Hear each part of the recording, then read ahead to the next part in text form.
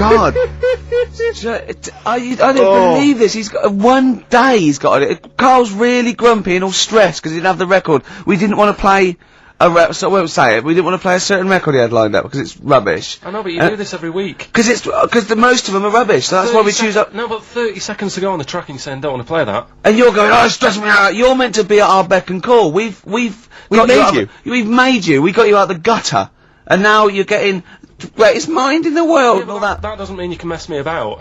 If you were a doctor and you saved me life, right? There comes a point. In a way, we have, Carl. Yeah. Where were you going? Go on, what were you saying? No, what was he going to say? He was going to say something wise then. No, I was going to say, right, if you were a doctor, and you'd saved me life, there's only so much that I could give back to you, right? Okay. What would be unreasonable? What would be unreasonable? Well, you know. Forget doctor, don't forget, because no, the doctor's, that's its job, right? Supposing I was just walking along and I saved your life, I gave you a kidney, or I, resuscitated you, or I dived into icy water. What could I hope from you then before you started going, hold on, what would you be willing to do for me until you sort of got, lost your rag a little bit? Because I was asking too much. So, didn't I know you before you've, sorted a lung out for me? No. I just gave you a lung, for example. Well, I'd be a bit I'd be thinking, why has he done that? Suspicious! But what I love though, Rick, is the idea of you jumping in icy water to save someone, giving them a lung. I can guarantee if someone was lying on the floor screaming they needed your help, you'd affect a foreign accent and go, I know, understand, and run off. Do you know what I did once, right? We went out a few weeks ago, right? And some woman had her handbag nicked, and she was all distressed. He said, chase the fella, Carl. You stop that. Let's be honest. Imagine Ricky chasing a criminal. Look at his little legs. He'd never get anywhere. He started to run, and then he passed Starbucks or something and nicked it. For a short How did this turn on me? Oh, I'm a bad man because I don't give lungs away. No, because no one would want my kidneys or my lungs for a start. Hello. Did you chase the criminal then? I did for a bit. He walked. No, you didn't, did you? No, I did a little bit. We sort of spread out. We missed him. Where was it, and what was the situation? It was. Did you see a bag get snatched? It was. No, she was sort of crying, and she was running. Some blokes came in, sat next to her, and then just ran off with her purse.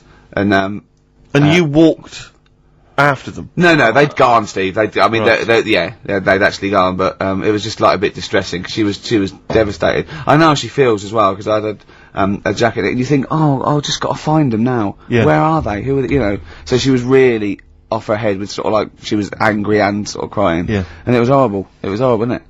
Wasn't it, Carl? He's broken his mic now. Oh, right. Play record. This is Carl, what are you doing, mate? I don't believe this. There's only 2 weeks to go. These should be special. Carl, play the record. We've asked you to play the record. Like you. Man alive.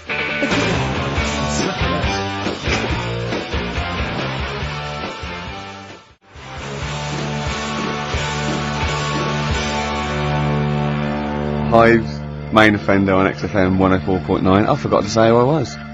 Go on, who are you? Gervais, who are you? Steve Merchant. And who's that little fella over there, little round fella? Tiny little Karl Pilkington. The funny little thing from the Smash adverts. Say, then they smash them with their metal knives. Oh. Yeah, you're right, he does. He does, doesn't he? Yeah. I was asking if I'd seen a rounder head than him, and that's the only one someone come up with. That's the only thing they come up with. Oh look, you're actually a little bit stressed today, aren't you?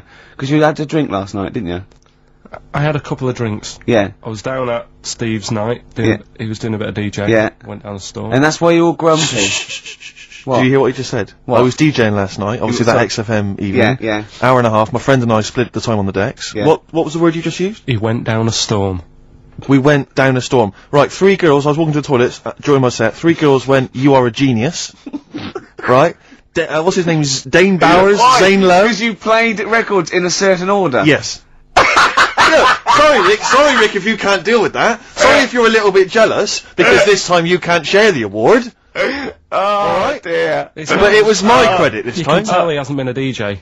Because it's not just about... It's not just about that. The songs you play, it's the way you play them. The way you play them, whether it's 33 or 45, very important. Yeah, leave your hand on them as they're trying to go round. But so 3 girls there, charmed by me, they loved it. Yeah. Zane Lowe, XFM DJ and MTV presenter, probably one of the coolest blokes alive. He came up, gave us massive respect. He said, I'm loving your set.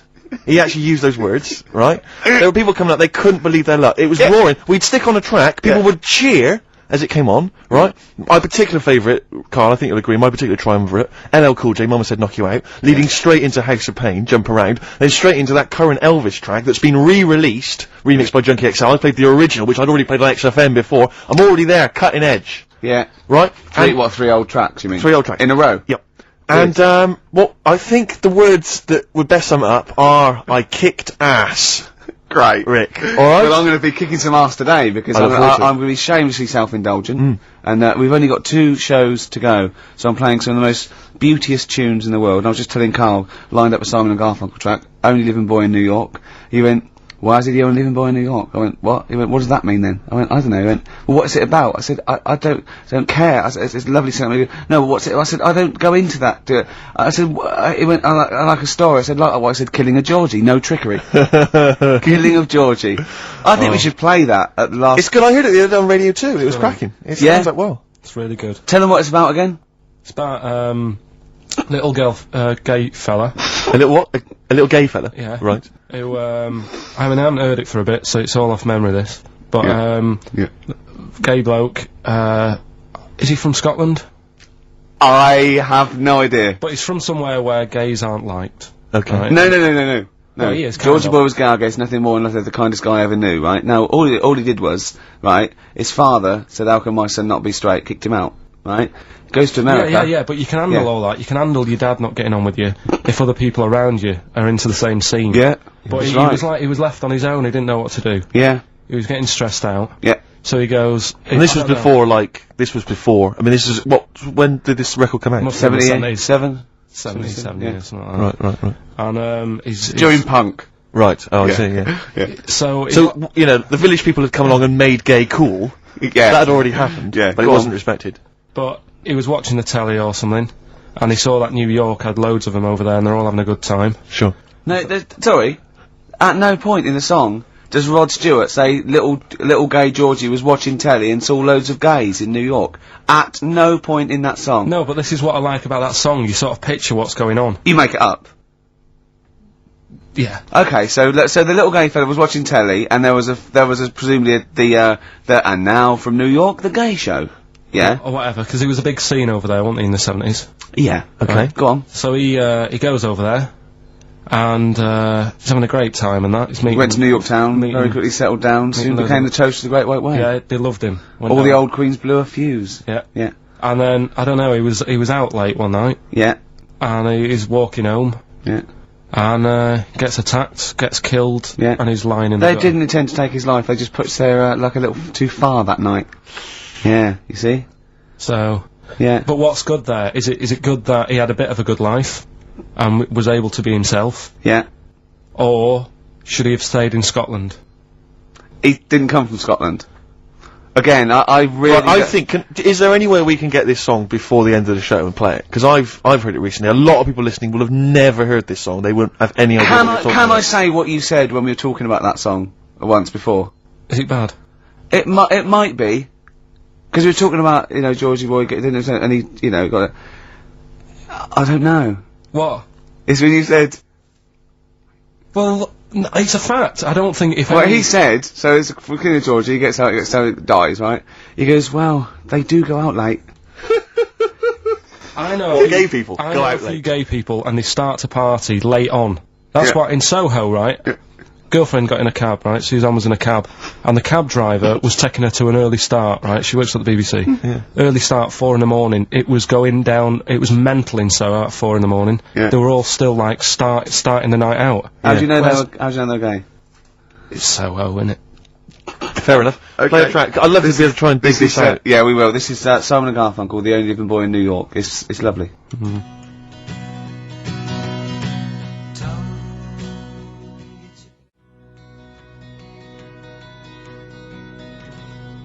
Only Living Boy in New York. Do you like that? It's got a nice feel to it. Simon and Garfunkel. Yeah. Lovely. Bit later I'm going to be playing a Cat Stevens track. It's one of the most beautiful tracks ever written. It's called Lily White off Mona Bone Jack On. Look forward to that. We've got Eminem coming up. We've got the new Eminem single as well, and a big giveaway, Rick, lest we forget. I think we should tell them what that is. Do you think so? Yeah, well, we all went to the BAFTAs, as you know, and we thought we could get a good prize out of this, so we got some celebs to sign the BAFTA bag they gave away. It's just a nice big chunky sort of cardboard carrier bag, you know. It's not the value that counts. This is what values it. Read out the sort of names we got. These are the kind of celebrity names that have signed that bag. Obviously us three, plus Graham Norton.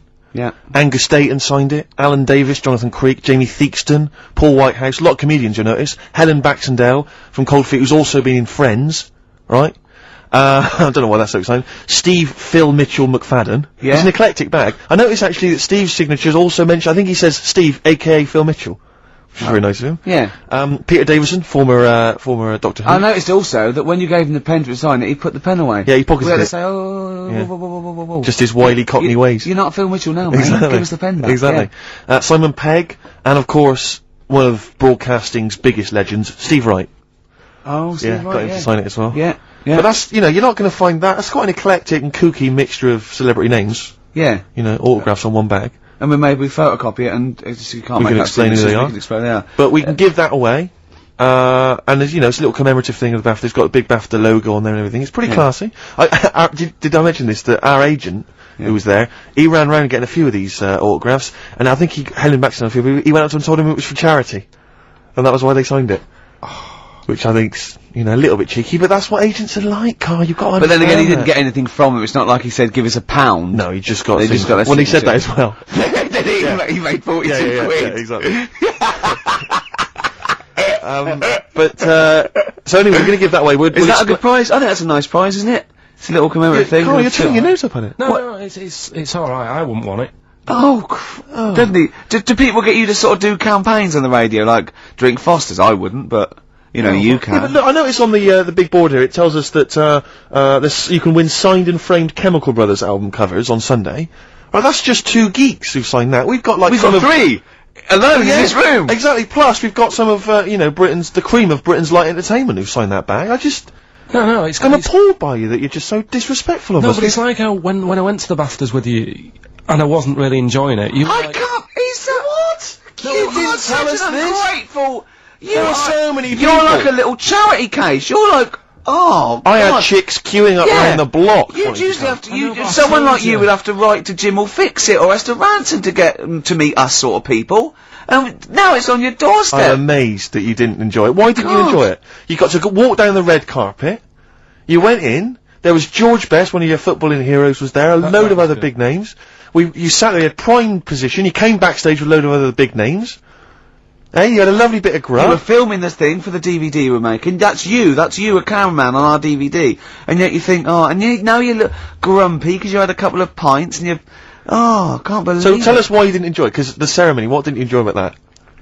It was interminable, wasn't it? Far too long. Wasn't it awful? 3 boring. hours. I'm sorry. I thought you were going to say something. Really? Sorry. 3 hours. Yeah. I mean, I suppose for you two, at least, you know, you were going to get something. Sure. Yeah. But with me, it's like, I mean, I've never graduated or anything, so... Have you not? I'm trying to think of a situation. Basically, I sat there for 3 hours knowing that I'm not going to get anything out of the night. Yeah. Right? Now... Sorry, when we invited you and you said yes, did you think you were up for an award? No. I thought we were going to be sat round tables, having a nice bit of food, whilst people are going up there winning awards. Yeah. But 3 hours of the same thing over and over again. I mean, if a film's 3 hours in the cinema, you go, well, it's long, but, you know, I wonder how it's going to end. Yeah. But this was just like the same thing over and over again. Some guy going up, thanks a lot, cheers for the bit of brass. And then going down, sitting down, the same thing over and over again. Honestly, right, I'd say it was one of the worst things I've ever had to do. I enjoyed the night afterwards when we did have a bit of lamb and a nice bit of veg and that. That was alright, and I went home and I was happy, and I got the little freebie bag that you're talking about that we're giving away. Yeah. Which wasn't much good stuff in it. Oh, alright! Right. No, what would you have done on that Saturday night? Suzanne what would you have done or the Sunday night rather, what would you have done had you been at home? I would have stayed in with Suzanne, right? Watching telly, having a nice bit of pate on toast or something, cup of tea, watching 24, But instead, I had to buy an expensive suit so I didn't show you up. Right? Yeah. How much did you spend on your suit? Well, in total, right, because, you know, the shoes and the suit and the shirt and the tie, it was about 600 quid. That's the most expensive evening ever. That's what I'm saying to you. And the daft thing is, it's dark in there. I don't know why you've got to wear a nice suit. You can't wear a tracksuit, for goodness sake. It's dark in there! No, just the shirt and that. It doesn't make you a better person wearing a suit. No, doesn't make you a better person, no. We're not claiming it made you a better person. No, but that annoyed me. Yeah. I mean, it was an experience, innit? That's why I went, because you think, if I didn't go, if I would have said to you when you invited me, no, Steve, I don't want to go, then I would have never known, right? Yeah. And that's my sort of thing in life, right? Yeah. If something comes up, you should take it, even if you're not going to like it. It's a bit of an experience. Right. You know what he said to me? I phoned him up because we had to meet up, and obviously he had to pose as my gay lover. Yeah. To get in, right? Yeah. He phoned, he said something to me like, I bought a suit, I'm looking good. He said, I'm looking good. People will think, how on earth did he end up with that good-looking guy? So he got into the role. That was what he said to me. Started getting into it. Such an insight. Play a record. I just must say that we've had an email from Daryl Foss. Lots of people have emailed in and said, well done on the BAFTAs and well done on your Room 101. They really liked that. Thank you. There's one guy, and it's Daryl says, Ricky, has your dad only got one D-Mob suit? Because I don't know if you noticed, but Ricky wears the same suit every single time he appears on TV, because he spent a fortune on it getting it tailor-made. I've only got one. It's a good suit, and I he know. wears it all the time. And it's winter as well, it's like a pure wall, so I'm sweating everywhere I go. Anyway, usually it's too much cheese. I won't be buying another. Huh? I won't be buying another one. Ever. Yeah, that's it. Yeah. Yeah. Suzanne told me today, right, because I've handed it in today to have the trousers turned up a bit. Why? Because it was a bit of a bodge job for the night. Yeah. Right. It was just some pins sort of holding it up the other night, but you didn't notice, and I didn't tell you because I thought you'd be getting on the stage and saying, "Look at that freak over there," with his pants hemmed up. But I took it to the plate to get it done. Suzanne tells me that I'm going to start shrinking now and getting to that age where you start going small. I know that must have been a revelation to you and a worry. Like, how small do you get? How small do you get? Oh, What are we playing now? I thought we'd have a bit of Marley music. Marley music. Oh, Okay. go on.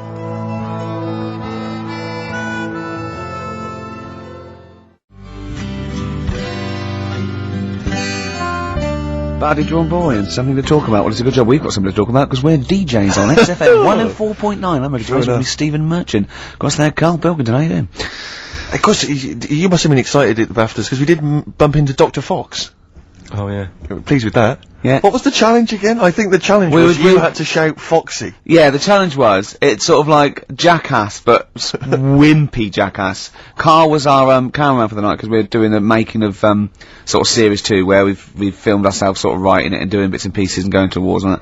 And, it's on me, and my challenge, which I think, was it me that set my own challenge? You did. I had to shout Foxy and get him over. Yeah. And I bottled out about 5 times. I just thought he was talking to someone. Yeah. I just thought, and then I did it, and where's the victory in that? Yeah. I shouted Foxy, and he came over and went, alright. I think, where's the victory? I remember Jackass, they dive off buildings and things. I was a little bit taken aback though, because even though he was joking and mucking around, he was swearing. You don't expect that from Foxy. Oh, behave. He was off Oh, duty. no, he And was, he's more than welcome, but you didn't expect it to him, because he seemed like a lovely bloke there, but he has got an enormous head. I mean, I'm not I've got I'm a not problem with disrespecting that. him, I think he's a lovely guy, but Yeah. his head is huge. But it's in proportion with his big body as well. He's a chunky wombat of a man. True enough. And so am I. It was a problem getting him on screen. Sure, because of the huge head. Yeah. I was struggling. No, I know. Well, I know that Popeye people have worries about that. They had to get special lenses. Yeah, yeah. I love the fact that us 3 freaks can take this out of anyone. Stop there though, Rick, because I was on TV briefly. There was a thing about The Office on Top 10 TV Bastards on Channel 4, and I appeared on there briefly talking about the show. And there's this girl who's a girlfriend of a friend of mine, and she's I saw you on TV last night. I went, yeah. She went, I'll tell you this, you're better looking on TV than you are in real life, and that's good for you.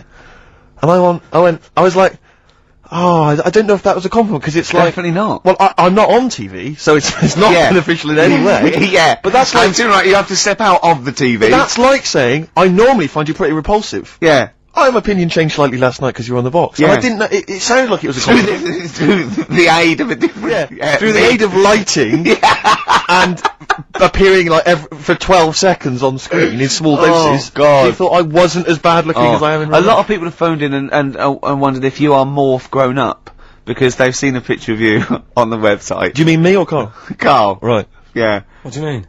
No, because people have seen you next to a picture of Morph, and it's if you draw honestly, Carl, if you lay you down and draw around you, it's exactly the same shape as Morph. Yeah. Or the Pillsbury Doughboy. Or, yeah, a gingerbread man. You do look like a gingerbread man. That's great. Oh, I love Carl. We think you're brilliant. We like looking at you, talking to you, hearing what you've got to say. We think of you, don't we, in the week sometimes? Rick, I had a bit of good news this morning. Go on. And I don't mean this in any way. I'm sure it's an emotional thing for her. But in the Sun it says that Dido, her wedding's off. Right.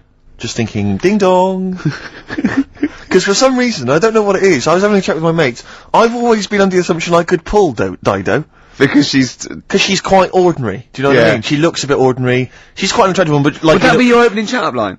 You look quite ordinary. Dido, I don't think you could probably get anything better than me, because you're not too hot yourself. Exactly. My name's Steve Merchant. I'd wear actually what I'd do is I'd go, right, I'm not going to meet you in the flesh, but I'm going to send a picture of you on video. Yeah, this is me on Top TV Masters. What do you think? See what you think. Yeah, and if you think it's good, well, I'm certainly no worse without the lighting and makeup, so don't worry about that. Exactly.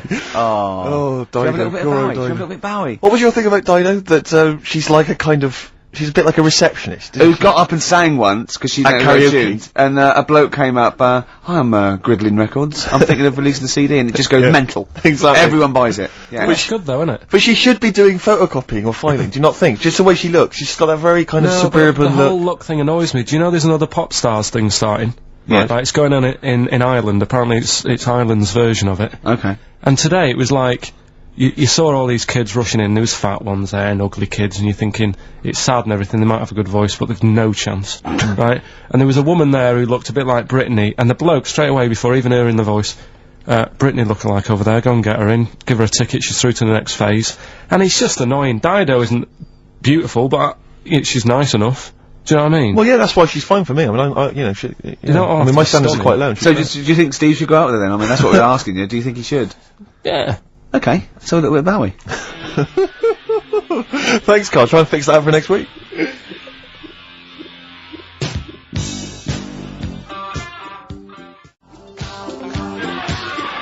Fashion, David Bowie. We were doing a bit of voguing, sort of cross with body popping there, weren't we, Carl? Yeah. Played that last night, Rick, during the set. Yeah. That was described by Zane Lowe as one of the best sets he's ever seen. Well, he didn't say those No, but I think Zane just sent an email and said he's giving up because there's no point. Yeah, exactly. When he hears stuff like that, he said, I thought I was a DJ. Yeah. After seeing Steve Merchant, I'm obviously not. Exactly. Yeah, exactly. No, so, yeah, Big Boy Jim was down there. Yeah, he Big Boy felt very Jim was going, wow, you know. I don't know what I'm thinking. Yeah. But I like the idea, because you know, Fatboy Slim did Brighton Beach, didn't he? And he had like 20,000 people in Brighton Beach. Yeah. And everyone was loving it. Just the idea of me down in Western Supermare doing the same. With the donkeys 86 people. Have you ever seen, have you ever seen that thing, karaoke challenge on Challenge TV? Yeah. It's great, they're all doing it, and it's sort of like, Jonathan, what's his name, from Jonathan Bread, Morris, and all those sort of, people there. And the camera pulls out, and there's about 8 people there. Yeah, but what I love about Karaoke Challenge is it's not even night fever. Do you imagine that? I mean, talk about... Wow. Oh dear. We tried to get on that once, didn't we? On Karaoke Challenge? Yeah, when we were doing that comedy we were lab. gonna do I was it, doing it in character, yeah, wasn't you I? were gonna do it, yeah, it's David Bowie. So we'd have a little bit of footage, but yeah, that'd be great. Yeah, they wouldn't even let you on. That was terrible. That was how minor a celebrity you were at the time. I remember once, right, this is how sad we were. We tried for about an hour to get on the Chris Moyle show. They were doing a competition. He was doing this competition. It was about golf, wasn't it? So it was like things with, you had to think of a song title, but you had to make it into a golfing pun. And people were calling up and going, no, what about Drive by the Cars? He was going, Drive by the Cars, very good. And it was like, things like, you know what I mean? Things like something T and that. And I wanted to phone up and go, hello, Chris Miles. Yeah, what about, Spandau Valley Golfy? Just me. And I was just like, we tried. We must, I was about 30 quid just to get on and do something stupid. How pathetic. And they wouldn't even let us on. What were the others? It's a good game, that. What? Oh, God. Phone in if you've got any amusing puns on songs and golf. Yeah, please. What did you say? What was it? A Spandau Valley Golfy. Yeah, do you like that one? It's a good little game. Yeah, you're thinking of what you're doing, Carl. What you're thinking on the radio. That's what you're doing. It's a first. You're actually broadcasting thinking. Can we just be quiet and just listen to Carl think? Yeah. Oh. Anything? Got anything there? Any golfing puns? at You all? know, some people say, Carl, it's impossible to catch yourself not thinking. Now, I reckon if there's one man in the world...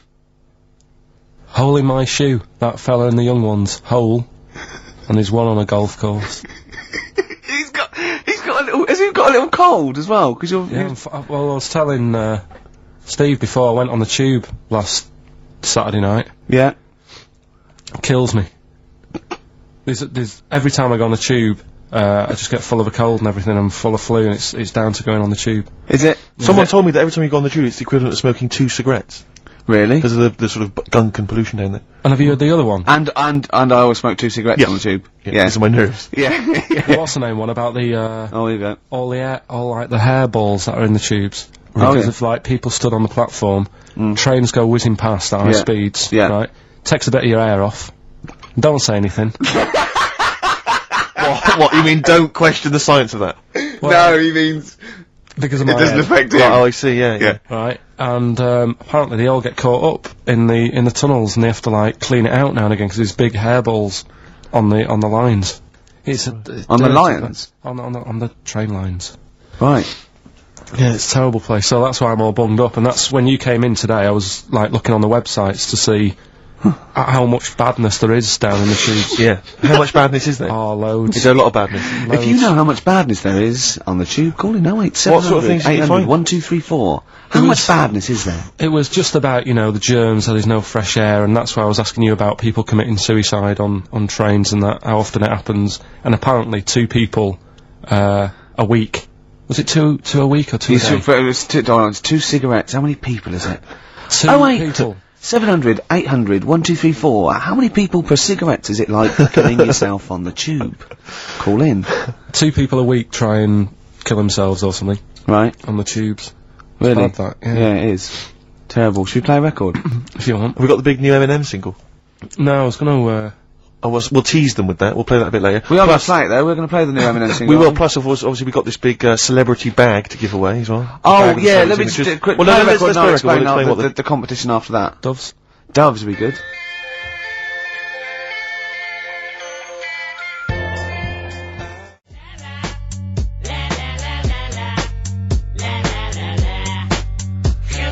Eminem, Without Me, on XFM 104.9. I'm Ricky Gervais, with me Steve Merchant. Hello there. Little Karl Pilkington. Into the last hour, 3 hours of broadcasting to go, Karl, for us. 3. Yeah? What are you going to be doing while 3 we're away? Musketeers. Because you'll obviously still be working here. You have a day job, don't you? What is it you do exactly? I make stuff. You make stuff. What, like furniture? Promos and stuff. Oh, right. Sort of a bit of in talk there, but basically like little trails for the station. Yeah. Yeah. That's what I do all week. Yeah.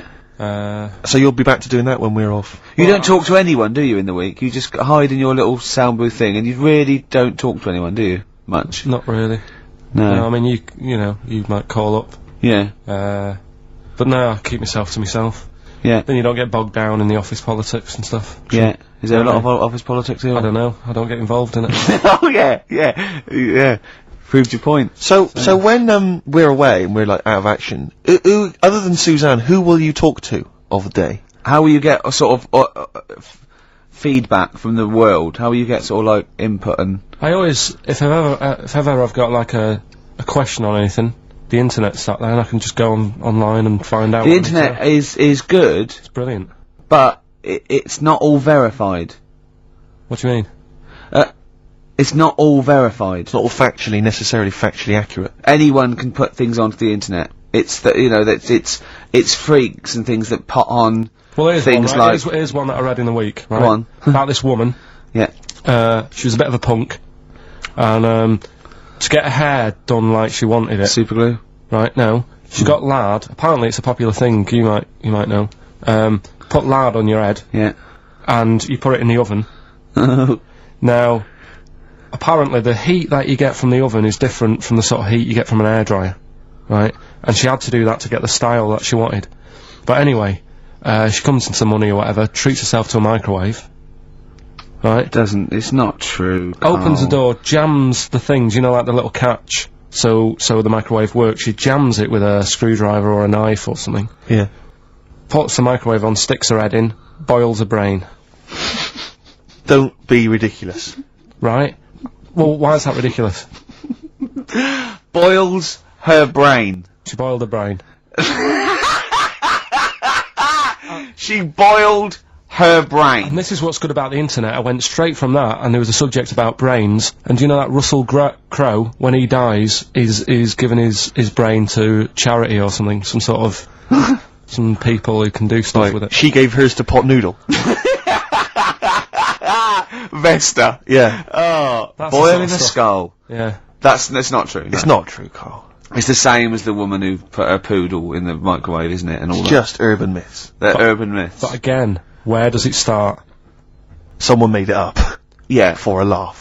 They're just too convenient urban myths. Everyone you can tell an urban myth's not true because it's always, this happened to a mate of mine, and when you say what happened then, they go, don't know, that was it. Was it? Was that it? Was it? Someone boiled a brain and that was it. There was no more story. Well, Were Were there any dates? Locations? Times? I think it was in Belgium. There's that one that a bloke, right, was gonna get a phone call at 4 o'clock to find out if his business was, okay, right? And if he didn't get the phone call, he knew he was, broke, destitute. So, dead on 4 o'clock, the phone didn't ring, so he went up to the roof of his office and he jumped off to commit suicide. And as he was passing his window, the phone was ringing. Oh, no. Carl, it didn't happen. Didn't happen. Think it through. Think it through. Who told that story? Who told that story? As he hit the pavement at 120 miles an hour. He's the only person who could have known that series of incidents. Also, why didn't And he he's wait? dead. As his life's at stake, why didn't he wait till 5 past? Actually, I'm gonna give it 5 minutes, just in Just in case the lines are busy. Yeah. And what sort of bloke goes out, I'll call you at 4, okay, if you're busy, well, call me anyway. No.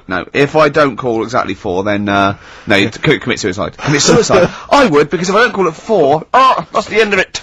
Well, call me anyway. No, that's not the way I work. Why can't you just call me and tell me the other way? Well, I'm telling you how I do it. If you're bust, I don't call. Can't you just call to verify in case something goes wrong? What if it's engaged? It won't be engaged. Just commit suicide at 4, please. It didn't happen, Carl. The other one, right? A bloke, right? He's on a train station, and I'll tell you how I heard it. He's waiting for a cruise station, waiting for, and he shits himself.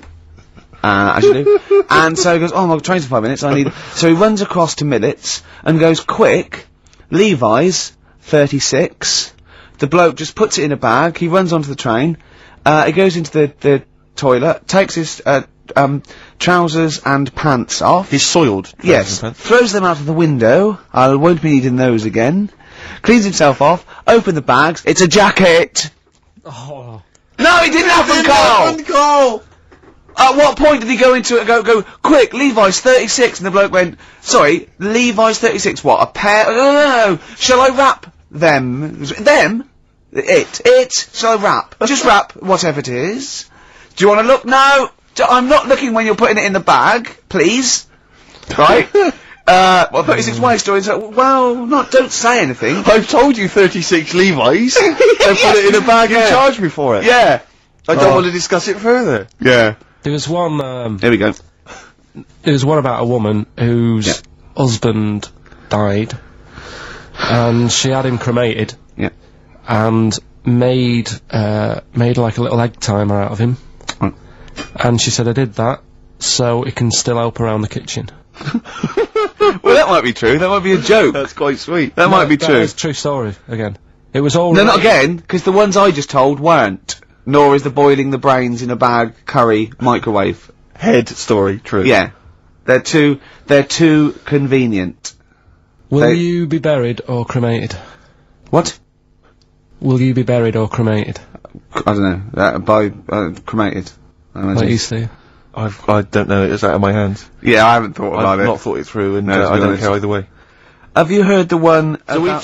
Sorry. I'm just worried that we're getting into a macabre world now of ashes, boiled heads. I think we should play some music, let people just calm down. Levi's. Just think about some of the urban myths they've maybe heard, assess them, maybe they are absolute bollocks, Yeah. and they can move on from it. Well, Yeah. it's just that the death thing, right? Yeah. There was an argument on there about, do you know that Twilight Zone or whatever it was, Tales of the Unexpected? Oh, yeah. Where the woman got buried alive. Yeah. They were saying how, like, years ago, they'd bury people thinking they're dead. Yeah. And they've recently, like, dug coffins up, and then the people who were in the coffin weren't dead, they might have just been, like, in some sort of deep sleep or whatever. And they've lifted the lid off. Yeah. And there's scratch marks on the thing. Yeah. And that's pretty scary. Makes you think, I mean, I hope they check these days. That's all. I'd like to play a beautiful song now by Cat Stevens called Lillywhite. It's lovely. A song for the lovers room? Yeah. The big cell.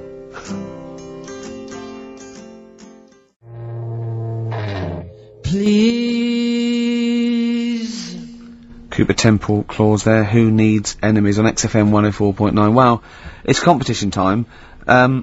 If you want that celebrity endorsed bag from the BAFTAs, Jane had a good idea. Go on. She thinks we should revive sort of swap shop, because a I love competition. Swap Shop, I think it's a great game. It's great. It was great, right? But a competition, or just saying why you need it, right? This way, you know, it's how much you can give, and I think it should be right. What will endorse Karl's life? A theme of the season, I suppose. We're ending a season now of this show, aren't we? And one of the big themes is really develop Karl, enhance Karl. Rejuvenate him in some way. What do you think Karl would want? Have you got something he'd love? It can be battling tops, you know, and you've got to say why he'd love your old battling tops. It can be a book. Sorry, what's a battling top? Was this something you used to take to school, like, with your hoop and stick? No, it was a little and your game. baked potato? It was in the wrist action. And Go on. it was like little tops, right? You'd have 4 players, right? You'd wind it around like with cotton, right? And hold a little, I'm getting excited thinking about it. I don't know what you're talking about. No, I know, I'm getting overexcited. It was just battling. Was this something like... And you pull it, I've had and it one. goes mad. Don't send one of them. I've had one. Don't give any clues. It can be some educational, it can be some personal to you that you think you might enhance. So, the competition is, basically, if you want that bag... So let's just explain what the bag is. It's one of these sort of cardboard giveaway bags that we got at the BAFTAs. It's got a nice big picture of the BAFTA logo. We got it signed by Graham Norton, Angus Dayton, Alan Davis, Jamie Theakston, Paul Whitehouse, Helen Baxendale, Steve, Phil Mitchell, McFadden, Simon Pegg, Steve Wright, obviously the 3 of us. And, you know, it's just a nice little sort of, you know, if you like kind of autographs, or if you're an autograph hunter or whatever else, or you just like the bag. Or you like the show, you know, or you then, want a little piece of Karl. Or you want to give Karl something, a bit of yourself, or to enhance his life. So let's get it straight. So it's something that you have, it doesn't have to be very expensive, it doesn't have to be necessarily a worthy thing. Could be something you've made. Karl has to go, I want that. Something that enhances Karl's life in some way. Something that will make his life a little bit more, special, a little bit better. Yeah. And this is a write or email only. We don't want your phone calls on this, because we're just too lazy. So what can make Karl's life a little bit more special? And we'll give it away next week, so you've got a week to email or write in with your suggestions about what it is that you'd want to swap for this, this celebrity bag. Is it karl@xfm.co.uk? Yeah. Or you can write XFM, PO Box 1049, London, WC2, H7XX. Yeah. Give him out again, Rick. Sorry, you ought to maybe mention something like, you know, Gervais bag. Oh, I think Karl Swap Shop. Karl Swap Shop. Or, well, let's not confuse it. Well, it's just good to have a good name. Okay. What are you thinking? Is this going to take as long Is as this the thinking on golfing radio puns? again? Is this thinking on radio again? Alright, we'll just do So, that. hang on, it can't just be Karl at XFM. Is it not Karl.Pilkington? Yeah, with a K. But the thing is, why are they emailing me? Because I'm not taking any bribes. They've got to send the stuff in. No, Of course they haven't. But 100 people send something and you send 99 back. No, I won't send... Oh, yeah, I see what you mean. Yeah, no, they just email or Leave write it in to with a us, suggestion. Karl. Make sure that you mention who you are if you're emailing, and leave a telephone number as well. We need a telephone number, we've got to call you back. Let me give you an example. I like the bag. I want the bag, right? I think this would enhance Karl's life because I am sending a Feng Shui book. Something like that. You know what I mean? I am sending Karl a teddy bear. You have to explain why, though. Obviously, Yeah, we can, why you think it isn't, you know. This And is it can getting be- so it much can more be- complicated than it needs to. I'm bored with it. It was such an easy idea before. Throw the bag, well, burn the bag. Give out the Burn addresses again, the Rick. bag. Okay. It's XFM, PO Box 1049. That's easy to remember. London WC2 H7XX. And the email? I can't remember. Karl.Pilkington at xfm.co.uk with a K. With a K. Alright, well done. Yeah. Man alive, that was exhausting. Any clues, Carl? What would you like? What would you like? I really don't know. I honest to God, I can't help anyone out here. No. You just see something you like when you see it. Well, there might be something out there that I don't know about, and yet it is. I'm sure there is. You know I'm sure there's something out there you don't know about. There's things in this room you don't understand. No, but Okay, look, we played it before once, and I know you were charmed by it. I'm a big fan of this. This is from Amy Mann's album Bachelor No. 2, and this is Red Vines playing.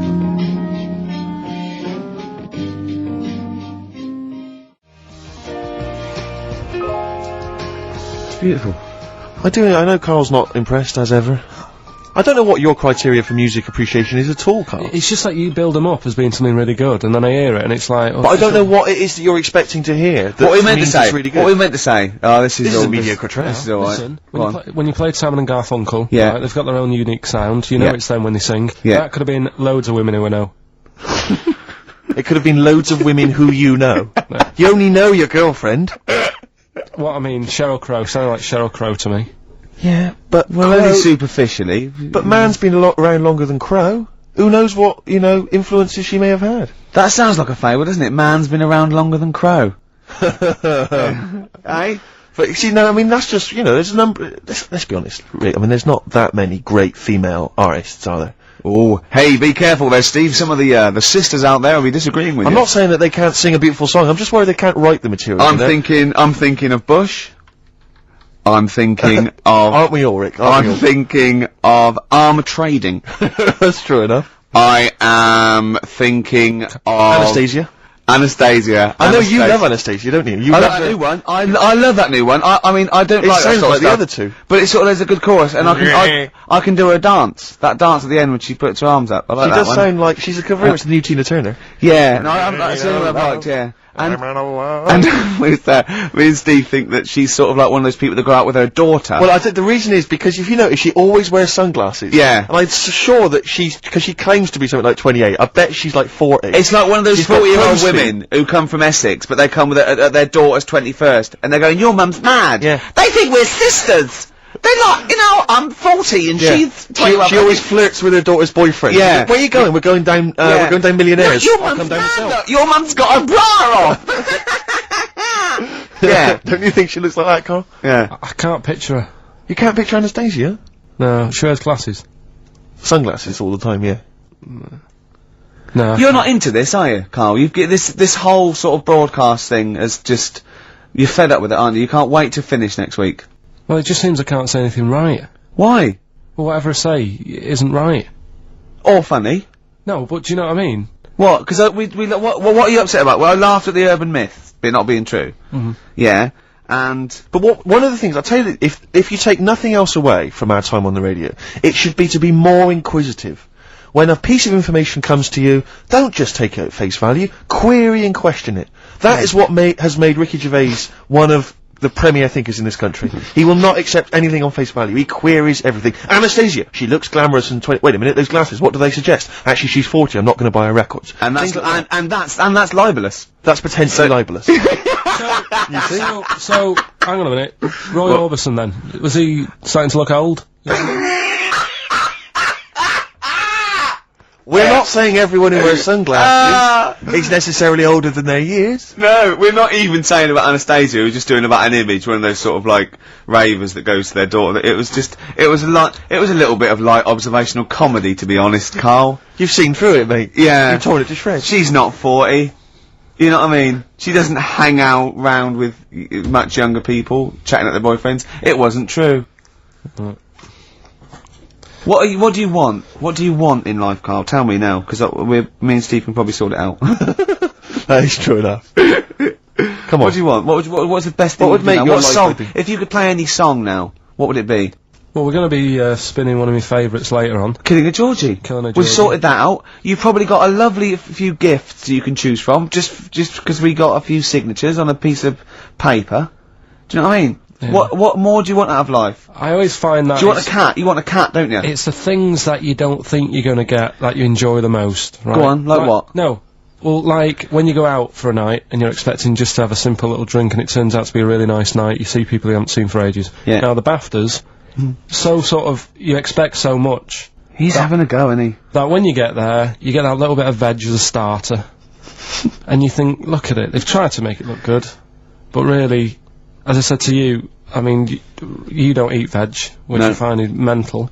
But like the starter that we had, that was like, how would you describe that? It was a veg pie. It was like, I thought, I was starving when I came in there, right? And from the, stairs, I could see the tables, and it looked like there was pate laid out, and I was getting excited, I was salivating. Got there, it was a vegetable pie. I said to Steve. So, vegetable pie. Okay, someone took mine, I gave it away. White House took mine, didn't he? Yeah, but Rick, you won't eat anything. We've discussed this before. All you'll eat is pizza and crisps. Do you know what he said to me in the week? I was picking up my food in the BBC canteen, and he went, right, I'm honestly thinking of stopping having lunch with you. I went, what? He went, it winds me up. I went, what? He said, it winds me up. It winds me up. You won't eat anything. That's a lovely bit of chicken there. You're not eating that. You're not eating that. It winds me up too much. Like you get irritated by people, noise. He said, you eating, it just winds me up, Gervais. And then he went, you're a cock.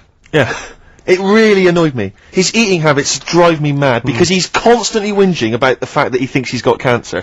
Every 25 seconds. Wait a minute, I can feel a lump, It's your cock. No, it's not, it wasn't there before, it wasn't there, it's a lump. I'm dying, quick to the hospital. How many times have you been to, like a doctor's clinic and sat in the waiting room, right?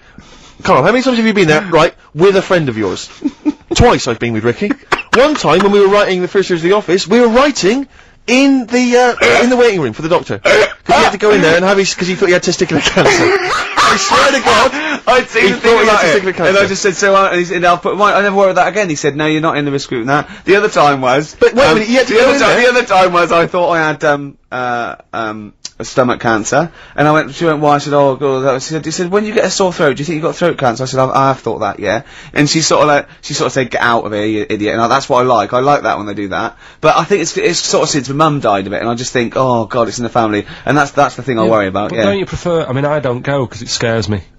I'm like that. I prefer not to go, because I always worry that, especially with cancer and things, that they'll go, you know, I'll go there with a sore leg or something, and they'll go, no, your leg's fine, but look at this we've found in your head.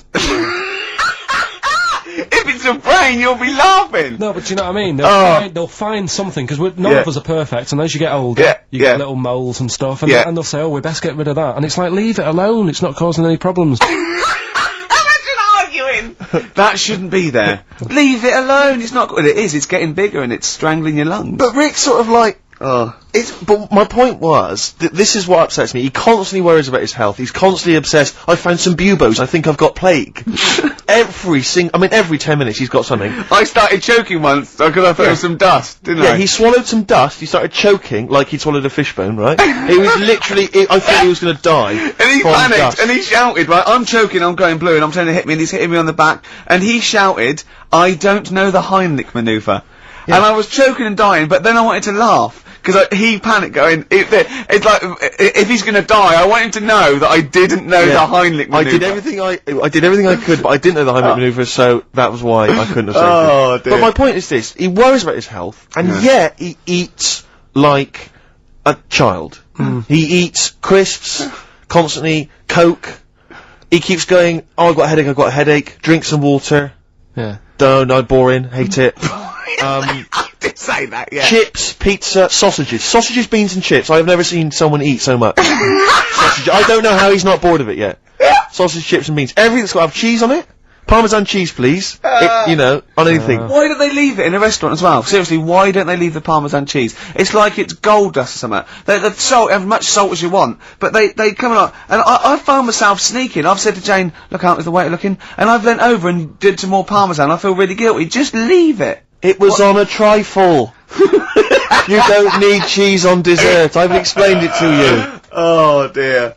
So this is why I get angry, and that is why I got, and this is, I'll tell you this, if I had to be on, I mean, Ricky was on Room 101, if I had to be on there, I'll tell you this, Ricky Gervais would be the first person in there. They'd be straight in there, man, because I got a list as long as you are. What did you think when I said, annoying people, like making noises? Unbelievable. So, you talked about, annoying noises, and that, people that make noises that are annoying. He is the most irritating man I've ever met, and I swear to God, I don't mean that as an insult, you really are, because you go out of your way to be insulting and irritating. Thanks. And that's fine, you know, but you'd be straight in there.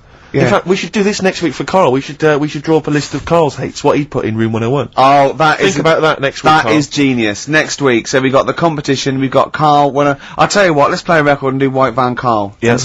And just let's slam dunk this mother. That's true enough. What are you gonna play? Some Alpine Stars. Okay.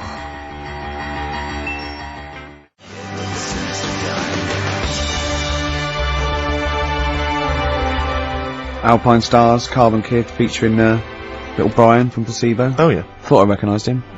Yeah, so like that. Right. White Van Karl. White Van Karl.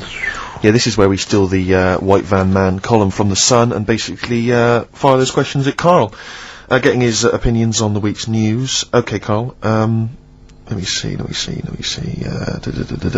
what do you make of this? The average woman, apparently, takes 27 minutes to get ready to go out. Did you know that? Are they saying that's a good thing, or...? No, they're saying that the bare minimum... Average, this is what they surely. said. No. But I remember reading, I'm sure they said that, it takes them 27 minutes to get ready to go out, at the very least, I think. It's not that bad if it's for a night out. 30 minutes is alright. If it's going to get to 20 woodbines. But, yeah, or, if the house is on fire, and it's like, quick, Yeah. get ready and get out. I don't think it's in a fire, no. I think, yeah, go on. I think that's 27 minutes, how long alright. I'd take about 27 minutes. I can take up to that. But do they include the getting up, having a bath? Doesn't give me any more details. No? 27 Well, minutes. that's difficult to go by. Difficult to go on that one, isn't it? How long does Suzanne take to go out of the house? Depends, like I say, if we're just nipping out shopping, The old flip-flops and trackies on? yeah. But if you're going out for the night, it takes a bit longer, doesn't it? Yeah. Yeah, you got wire in the trackies. yeah. Come on. Okay, no, really don't know what the ins and outs of this story are. Is Sven Goran Eriksson sticking with Nancy rather than Ulrika? Well, it's his wife and not his girlfriend. Yeah, I don't know if this story's true. No one seems to have offered any evidence for it. Anyway, Everyone remained silent. It's rubbish. And, okay, what do you make of this? David Beckham apparently was driving despite having an injured foot and, just further threatening his World Cup chances. Now, obviously you're a big football fan. Well, I'm not that big. I like the odd game. Sure. Would that hurt him? Would that hurt his foot? It can't be good. Is it in a plaster? It's not in a big cast, is It's it? better to drive than it is to walk on it. Good point. Fair enough, yeah. Go on. Can't argue with Can't that. get the bus, can he? Okay, and what do you make of this, fascist leader who's having a lot of success in the French presidential elections? What's he doing? Have you not come across this story? No. Right, this is one of the big political So stories. he's got a far right that got nearly 20%. He's a far-right fascist leader and he's, having, considerable success in the French elections. I don't think we should be asking Karl questions like this. Not something you've got an opinion on? I'm getting scared. There's all sorts of bad stuff going on in the world that we don't know about. You know what I Yeah. mean? But we know about this. Yeah, but you're better off not knowing because there's nothing I can do about it. You're absolutely right, Karl. I can't argue with that. Oh, God, man alive. fantastic. That is brilliant. Have we got it lined up? Bit of Rolling It's the one song I've been wanting to play since we've been on XFM, really. And, took me a while to track it down, obviously, in the XFM library. But here it is, Give Me Shelter from the Rolling Stones. It's an amazing track.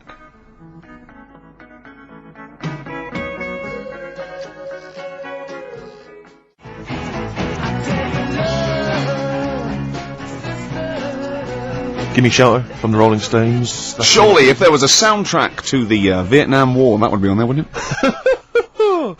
Can I just reiterate this this giveaway then? We got this bag signed by a number of celebrities, Graham Norton, Angus Tate, and different people on there. Yeah. And if you want to win that, then you have to email or write in with what you are willing to swap. Okay, so you need to swap something, and something which will enhance Karl's life. It can be anything. You could have made it, you could have bought it, anything. But you have to have it. You can send it to us in exchange for this this signed bag, and you can email Karl, Karl.Pilkington, Karl with a K, Karl.Pilkington at xfm.co.uk, or you can write to the bag or Ricky Gervais's big. I just bag. realised why I've been saying Karl with a K, because you can have Karl with a C, can't you? Yes, you can. As in Cox. Absolutely. You can write to XFM PO Box 104.9, London WC2 H7XX. All right. Okay. Right. Well, Alright. there's going to be a bit of a change, isn't there? Yes, that's absolutely right, Rick. Normally we would end the decided show, obviously, with just- a song for the ladies. But because it's sort of Karl's penultimate show, and we're going to play one of his favourite tracks, what are you going to... Yeah, I just thought we could play this. It is obviously the Killing of Georgie By Rod Stewart. by Rod Stewart, and this is that's there. And Karl Pilkington for the last time, Indeed. I'm afraid. Yes. So, you know, we're gonna have a little bit of a chat. We're sewing up some things with Karl. Indeed. We're giving away that prize, that BAFTA bag, and, you know. Playing some great music. And we're just, I mean, I'm bringing in my favourite tunes. I'm bringing the Smiths, Radiohead, Cat Stevens, David Bowie, Neil Young, the classics. Steve's doing the same. Indeed. Well, Karl, the last time for, apparently, someone's got it a bit wrong. We're not actually away for 6 weeks. We're away for about, we'll be back in, August, won't we? Bloody hell. Yeah. No, don't swear. Yeah, that's outrageous. On the last show, you have to say that. Already brought the tone down. Yeah. Cheapened it. And I think it's blasphemous as well. Yeah. No, it's not. No, hell isn't, is it? Isn't it? No, I don't think that's not blasphemy, is it? Taking hell's name in vain? Yeah. Yeah, but what was it you were saying the other week about the Queen Mum used to have the right mouth on her? What? I don't think we said that on air, Karl. What? No, but last week, you were saying about bad language, and I was saying, there'll come a time when bad language isn't, doesn't matter anymore. You can F and Jeff and stuff. Oh, I know what he's talking about, Steve. Really? Right, let me explain to you, the listener at home. Karl was worried about swearing, and as a joke, off air, it was last week, we were saying that in the 1940s and 50s, the Queen Mum used to say things like, and we were quoting things she'd said, like, something like, but putting F's and C's in there, and you believed us. So this whole week you've believed that we somehow had knowledge that the Queen Mum used to swear like a trooper? We were doing fake quotes from her, in her voice, but putting in F's and C's, and you believed us. I mean, I didn't even think, I thought you were going along with a joke, but it obviously made an impact. Karl, we've said this, you've got to question and query everything. You can't take things at face value, certainly not if they come out of the mouths of Ricky Gervais. Yeah. Alright. Yeah, sorry about that, Karl, it was a little trick. Is there any other things now that, as Is you there look back anything over we've the said that time you've been we've thinking about played that I can tell you now that was a lie? Anything you've maybe queried or questioned, you've thought, that doesn't seem right, that maybe Ricky's told you? Something might come to me later on, but... Okay. Well, what about, Karl, I mean, we love you, right, obviously, we know that, we've got great affection for you, we look forward to this, I'm gonna miss you, really, and I'll tell you what, you've got a heart of gold. Now, wait till you see what the record is, Steve, and you'll see what I've done. Is it a heart of gold? Yeah. Brilliant. Brilliant. Alright, that's why he's a bronze award winner at the Sonys. I don't get up for bronze. I don't get out of bed for bronze. No, that's a waste of our time. Karl Pilkington over there on XFM 104.9, winner of a bronze award at the Sonys Radio Awards. The Radio Oscars. So Man Phil alive. Jupiter said. That's what he called them on Liquid News. I'll tell you this, Rick, I'm not used to being on a table with losers at an award ceremony. No, I'm glad I didn't want to come in to do the final show. No. I went straight over and sat with Pete and Jeff, didn't I? Yeah. I went over Radio to 4. I went over with Paul Gambaccini. I went over to BBC World Service. Yeah. It's a lot funkier. A lot cooler. Won an award. Yeah, they award. swept the boards. Yeah. Bronze is nowhere. What was the mood? What was the mood here? Silver's, what was the mood here? Because the day after, because people were, let me tell you that, I think XFM deserved an award, and I thought it was criminal, actually. But what I did like, that we certainly had the room, because Pete and Jeff said good luck to us and Christian, that was really nice. And then someone else mentioned it, James Nesbitt. James Nesbitt said, XFM and stuff, so it certainly had the... He said something about it. Yeah, Did so it Gamba? It certainly had the room. And for a local, you've got to realise it's a local radio station, and it can't compete really with Radio 2 and Radio 4. But what was the mood the day after, here at XFM? It was alright. I think we expected a few more, but... you shouldn't take these things seriously anyway. No. But what I didn't never realise, take Rick, awards seriously. But what I didn't realise is you have to pay thousands of pounds just to nominate. Just to get into the running for an award. So you've already, they've squandered thousands of pounds. No, it's not thousands, is it? Well, it mounts up because you pay to enter. And then the table. You've got to buy, like, mini-discs and that to send your stuff in on. Sure. With Sony mini-discs. Oh, I see what you're saying, Karl. I'm not saying anything. No. And also then you've got to pay for the table. Right. And the food and the drink. It's a few grand. I swore on live television as well that night. Yeah. But I've never done that before. I've sworn before, but never accidentally. And we were being interviewed for, and Christian was sort of like, quite, being a bit boisterous, and he must have brought out the worst in me, and I just accidentally said the F word, and I apologised straight away. I didn't want to embarrass Phil Jupiter. He was doing a He good does job. that himself, yeah.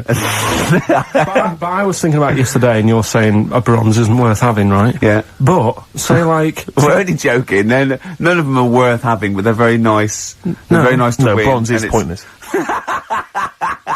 But you say that, because, like, bronze is, like, coming last, isn't it? Yeah. Yeah. Right. Yeah. Can you tell me the name of the person who won the marathon this year? No? Yeah, but that's because we're not sporty. Well, I'm sure listen. there's lots that can. But then, the guy who came last, who was in the swimsuit, people remember him. And No, I don't remember his name either. No, what's his name? No, but he was 6 days late. I mean, he was really Yeah, but what's his name then? You see, no one's remembering either. No, but if someone said who won the marathon, I'd go, I don't know, but there was that guy in the swimsuit. Well, I'd say I don't know. It was a woman. Yeah. She had shorts on and trainers. I'm just trying to make My point is, what they will remember is that we were losers. That's what they remember. They may not remember our names. Yeah. They'll just point and shout losers. We're all winners, though, aren't we? We're all winners, really. For taking part, sure. Yeah. And it's all subjective as well, isn't it? Go on. I mean, I'm not going to moan about awards because you've won a lot of them. It's like saying they don't mean jack. But Yeah. at the end of the day, right, there's some shows that won awards and you go, yeah, that's worth an award. I think you've got to treat it. I mean, some awards actually boost your profile or career or your cachet or everything like that. Some it's just a nice night out when it's nice to win, but I don't think you should really take any award that seriously. What worries me, though, Rick, as I mentioned on the night, is that when I was at school, I mean, you look at me now, you probably think he's an athletic kind of guy, he's a sporty dude, you know, but at school, bizarrely, that was not the case. No, what were you, a bit of a lanky beanbag? It turns out, You're joking. Yeah. Oh, right, okay. So, yeah, I got a silver, in the high jump. Yeah. And I've done better in the high jump, right? Did no training whatsoever, did no Yeah. practice, just turned up. You were 2.5 foot taller than every other person in your class. Yeah, but wait a minute, people think that if you're tall, that makes you easier, it makes it easier for you to do the high jump. Surely not, because I've got all that leg to get over the pole. That makes it harder for me, surely. Don't talk rubbish. What are you talking about? Well, of course, the taller you are, the more chance you got at the high jump. Well, explain that to me. being equal. Oh, what? Are you okay then? So, is it harder for a 6 foot man to step over a matchbox or a baby midget? A baby midget? That is tiny, Rick. Hang on. Here's something I've learnt, remember? Go Going on. back to, like, show 4 or whatever. Go on. What is it? Four. The flea can jump over the London Eye. No! No, it can jump the equivalent of, if it was a 6 foot man, it can jump about 6 inches high. A flea cannot jump over the London Eye. Yes, it can. Yeah, it can. And Tell your kids that. God. Oh, remember- Oh, a flea can jump over the London Eye, and an ant can lift 3 Volvos. But you're talking about fitness people and that. Remember Go when on. we were in the pub, right? Yeah. And your mate Johnny was in there. Yeah. I think it was. Yeah. And he was talking about that guy who got done, right? Because he entered a wheelchair race. Yeah. And and there was nothing wrong with him. His legs were all right. Yeah. Now he got done because he shouldn't have been involved in it. Yeah. But don't you think that really he's really good for doing that because he's not normally in a wheelchair. Sure. So he's not used to how they move about. Yeah. His arms aren't as strong as the other fellas who are always in the wheelchair. Sure. He had his mate pushing him, that was the Surely- problem. Yeah, it was motorised. I'd give him a gold plus. You know, you're taking a bloke who's not used to doing something. He does it the first time and beats the people who are at it. What about that woman, though, that was disqualified in the shooting, because she was in a wheelchair, and she was just in the normal, able-bodied Olympics, it was just, she entered, right? But she wasn't allowed to rest her elbow on the arm of her chair, because that was something disadvantage. So she was in a wheelchair, and she's shooting, but she was getting an unfair advantage, and they said, you cannot put your elbow on the arm of your Sneaky, wheelchair. aren't they? No, they are. You gotta be careful. You gotta be careful. Do you want to play a... Some of them aren't even disabled, it turns out. Hold on, though. We're talking about athletes, aren't we? What record should we play next? I'd love to hear that single that was out a couple of months Athlete. back by Athlete. Athlete. Let's have Athlete. Man alive. West Side by Athlete, a track that I know you and I have enjoyed. Yeah, it was one of our favourite over new the last tracks 6 of the or year, 7 that months. one. Yeah, Absolutely. very good. More of our favourite tracks to come on XFM 104.9. You know, With I me, was Ricky mentioning Gervais, and you, Steve Merchant, and, Karl Pilkington. sure, go on. You know, I was mentioning Shoot. the high jump. That Yeah. high jump. Do you know the reason I didn't get the gold? It's faintly embarrassing because the guy it was just neck and neck, me and another guy. In fact, he was slightly shorter than I was, and I was using the traditional Fosby flop. Is it the Fosby flop? Fosby flop. And he was using a method which I can only describe as the Superman, where he was running at the bar and diving headfirst over it. I've never seen this technique before. It's illegal, that's Absolutely why. incredible. Is it not Yeah. allowed? the flashlight only works because his shoulder and are going over before his head. Right. That's they got around the rule. You weren't allowed to dive over because it was obviously no one monitoring that. Yeah, no. Just the games teachers having a quick fag. Yeah, yeah. What was his name again? The fag. I think his name was Mr. Woodbine. But he anyway, so he's using this method, right? And it gets neck and neck, and I don't know how many chances you get to knock down the bar, but anyway, it got to the point where basically I had to get over the bar, or I was going to come second. Sure. And I decided at that point to use his method. Because he'd seemed to be doing so well with it, I thought, well, I'll try that then. That looks easy. Oh, dear. And ran at the bar, launched, didn't actually get my feet off the ground, just hit the bar like I was someone finishing a race, you know. Did you have... It's so pathetic, just clattered everywhere. I just want to get this picture of you at the age of, what, 15, 16? Yeah. 6'5" already, probably? Yeah, probably, yeah. Probably, what, about 9 stone? Exactly. Yeah. Did you have your glasses on? Of course I did. You must have looked pretty sexy. Probably a small bum fluff tash. Yeah. Yeah, as well. That must have been good. Was it true once, when you were about 16, you decided to wear a dicky bow to school? Yeah. That must have been great. That was during my PG Woodhouse phase. You thought you'd be a hit with the ladies if you were more sophisticated. Well, not only that, I thought it'd make me kind of kooky and eccentric. Yeah. Like I wasn't already. 6'7", goggle-eyed. Yeah.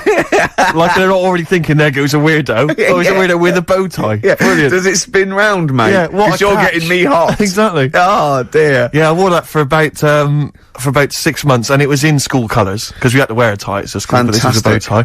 I mean, now I don't, oh, man. I can't believe it. I don't know what I was Carl, when you were, a little Pilkington, right? What was, if you had hair, what would it be like? What do you mean? Well, you obviously had hair then, back then. What was the, style? It was like, sort of, I had quite sort of, fine, sort of straight hair. Yeah. Right. Hairdresser once said to me, "You've got hair of a Chinaman." He was a wise man, wasn't he? What do you think that meant then? Oh. He just said, he just said, "You've got the same hair as a Chinese man has. Very straight, quite fine." Why is he telling you? I just imagine this pal going, "The Arsenal did well, didn't it, sir?" Should I go something on that? You have the hair of a Chinaman. I'm sorry, nothing. You're not the spy. No, I'm not. Thank you. Good night. Oh, you're not my contact. Yeah, lovely. You have the feet of a fish. I'm sorry, nothing. It's not you. Okay, next. You have the hair of a Chinaman. It was one of those barbers. It was a cheap one, just on a railway bridge. I don't believe that. Go on. On a railway bridge? That's why it was cheap. It was very low rent, so he could charge. That wasn't the barber. That was a man with some scissors. Yeah. Did you go? Oh, I have to move you there, sir. Wow. Okay, back in the chair, sir. I imagine them on one of those things you always see in old films where you've got to, you have to pump it up and down, yeah, like a seesaw. Yeah, That's not as good as that. It was just a normal chair, little wooden hut, and he did have to stop when a train came past because it used to. Well, because he had to change the signal. Just making a few extra bucks. Yeah, exactly. Yeah. Oh, I love that. That's Manchester for you. Oh, God. I always it wasn't Bernard Cribbins, was it? I always remember him saying, "Do you want your hair washing?" And I said, "Is it free? You know, does it come with it?" And he said, "Yeah." So I said, "Oh, go on then." He said, "Hang on now, I'll just have to wash these mugs up." He had like a sink full of mugs. Oh, so I'll God. just take these out and then I can wash your head. Oh, no. And that's why. Why did you go to this man? It was cheap. It was How like much was it? About £2. And when was this? God. At 88, 89. All right. Yeah. So what happened to your Chinese hair? When did it start coming out? You have the hair of a bald Chinaman now, don't you? You've got the hair of a Chinaman in a box now. I used to just work a lot of hours, and I think That's what made it fall out. yeah, of course. No, it's not. It's genetic. You can't stop It's it. not genetic. Of course it is. Is your dad bald? No, he's got more hair than me now, I think. Is your mum? Kojak's got more hair than you, Carl. Anyway, Don't have a go at Carl's hair. That's a bit harsh.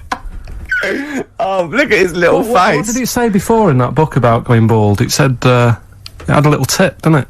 We'll go over them later. It says if you're going thin, doesn't it say cut your hair short and something like that? So it makes you look thicker. Yeah. Oh yeah, we got people are offering Karl lots of. We're coming up to that. In a we'll go through that. So obviously we to win that BAFTA bag. Shall I remind people what the competition was? Yeah. Last week we were giving away this bag that we got signed by various celebrities at the BAFTAs, and we asked you to email or write in with your suggestions as to what you have that you could swap for the bag, and it has to be something that will enhance Karl's life. We've had quite a lot of suggestions. I'll go through those a bit later, but they're some of them are quite eccentric. Meanwhile, I'm going to play one of my favourite songs off one of my favourite albums. I look forward to hearing it. It's Radiohead, it's the Bends, and this is Black Star. Go for it.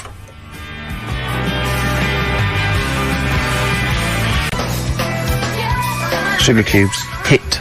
Yeah, on XFM 104.9. Our last show till August. Absolutely. Sorry about that, we'll miss it. We can't avoid it really, we've got to go away and do some filming. And, they're only going to miss you anyway, Karl. They can do without us now. Zoe Ball's on. Yeah, Zoe Ball. And who else is after her? She's not doing the whole run, is she? Yeah, I think so. Is she doing the whole 3 months, is she? Yeah. Tell her not to get too comfortable. Alright. Right? Don't let her feet, and don't let Big Boy Slim come in with her, because he mixes up the records, doesn't he? And ruins them. Yeah. Hey, talking of DJing. Go on. You know, I did that storming set the other night, for XFM. Yeah, sure, yeah. Go on. This was down at a little club, in case you weren't aware of it. Yeah. Anyway, I went to the Sony's the other night. Yeah. Karl Pilkington sidles up to me, slips me an envelope. Go on. 200 big ones in there. Did he get paid cash for that? Yeah. £200. Taxman won't know about that. Cash in hand. No, the taxman won't know, because, I mean, obviously no one who ever works in tax is listening to local radio. Oh. Yeah. Well, so... No, the taxman will know about it. Yeah. Because I'll declare it. I would. Put it, it's going straight down. I'll do it when I get home. Do it when I get in later on. And don't write off rubbish that you buy anyway, like, you know. No, I won't. No. I'll do it all above board officially. Fill it all in correctly. And so I'll send it now, I'll send it tomorrow so that you get it early. So it's not too busy for you, sir. Oh, never mind. Yeah, also, did you see, Liquid News last night? No. What is Liquid News? I don't really watch It's the Liquid thing News. on, Choice, right, and it's, sort of celebrity news, yeah? And, Julian Clary, was on, and, they were talking about the Sony Awards the night before, which we went to, and they said, something like, a relatively unknown had won the entertainment award that we were up for, and Christian, and Chris Moyles, and Jonathan Ross, said, beating off bigger people, not he was beating off bigger people. They weren't suggesting he was... Was Julian Clary beating off other Yeah, and it said, so, the people who didn't win resorted to silliness, and it cut, right, I don't know where the camera was, it must have been miles away, because it wasn't us, cut to me making a little hat for you out of a Budweiser box, a little dark thing, and then forcing it on your head, and you sort of struggling. Do you remember that? I do remember it. Yeah. But they're always watching. They were filming us? They were filming it, yeah. Scary. So, yeah. That's really scary, because some of the things we were doing... Because I was tying scarves around your head, wasn't I?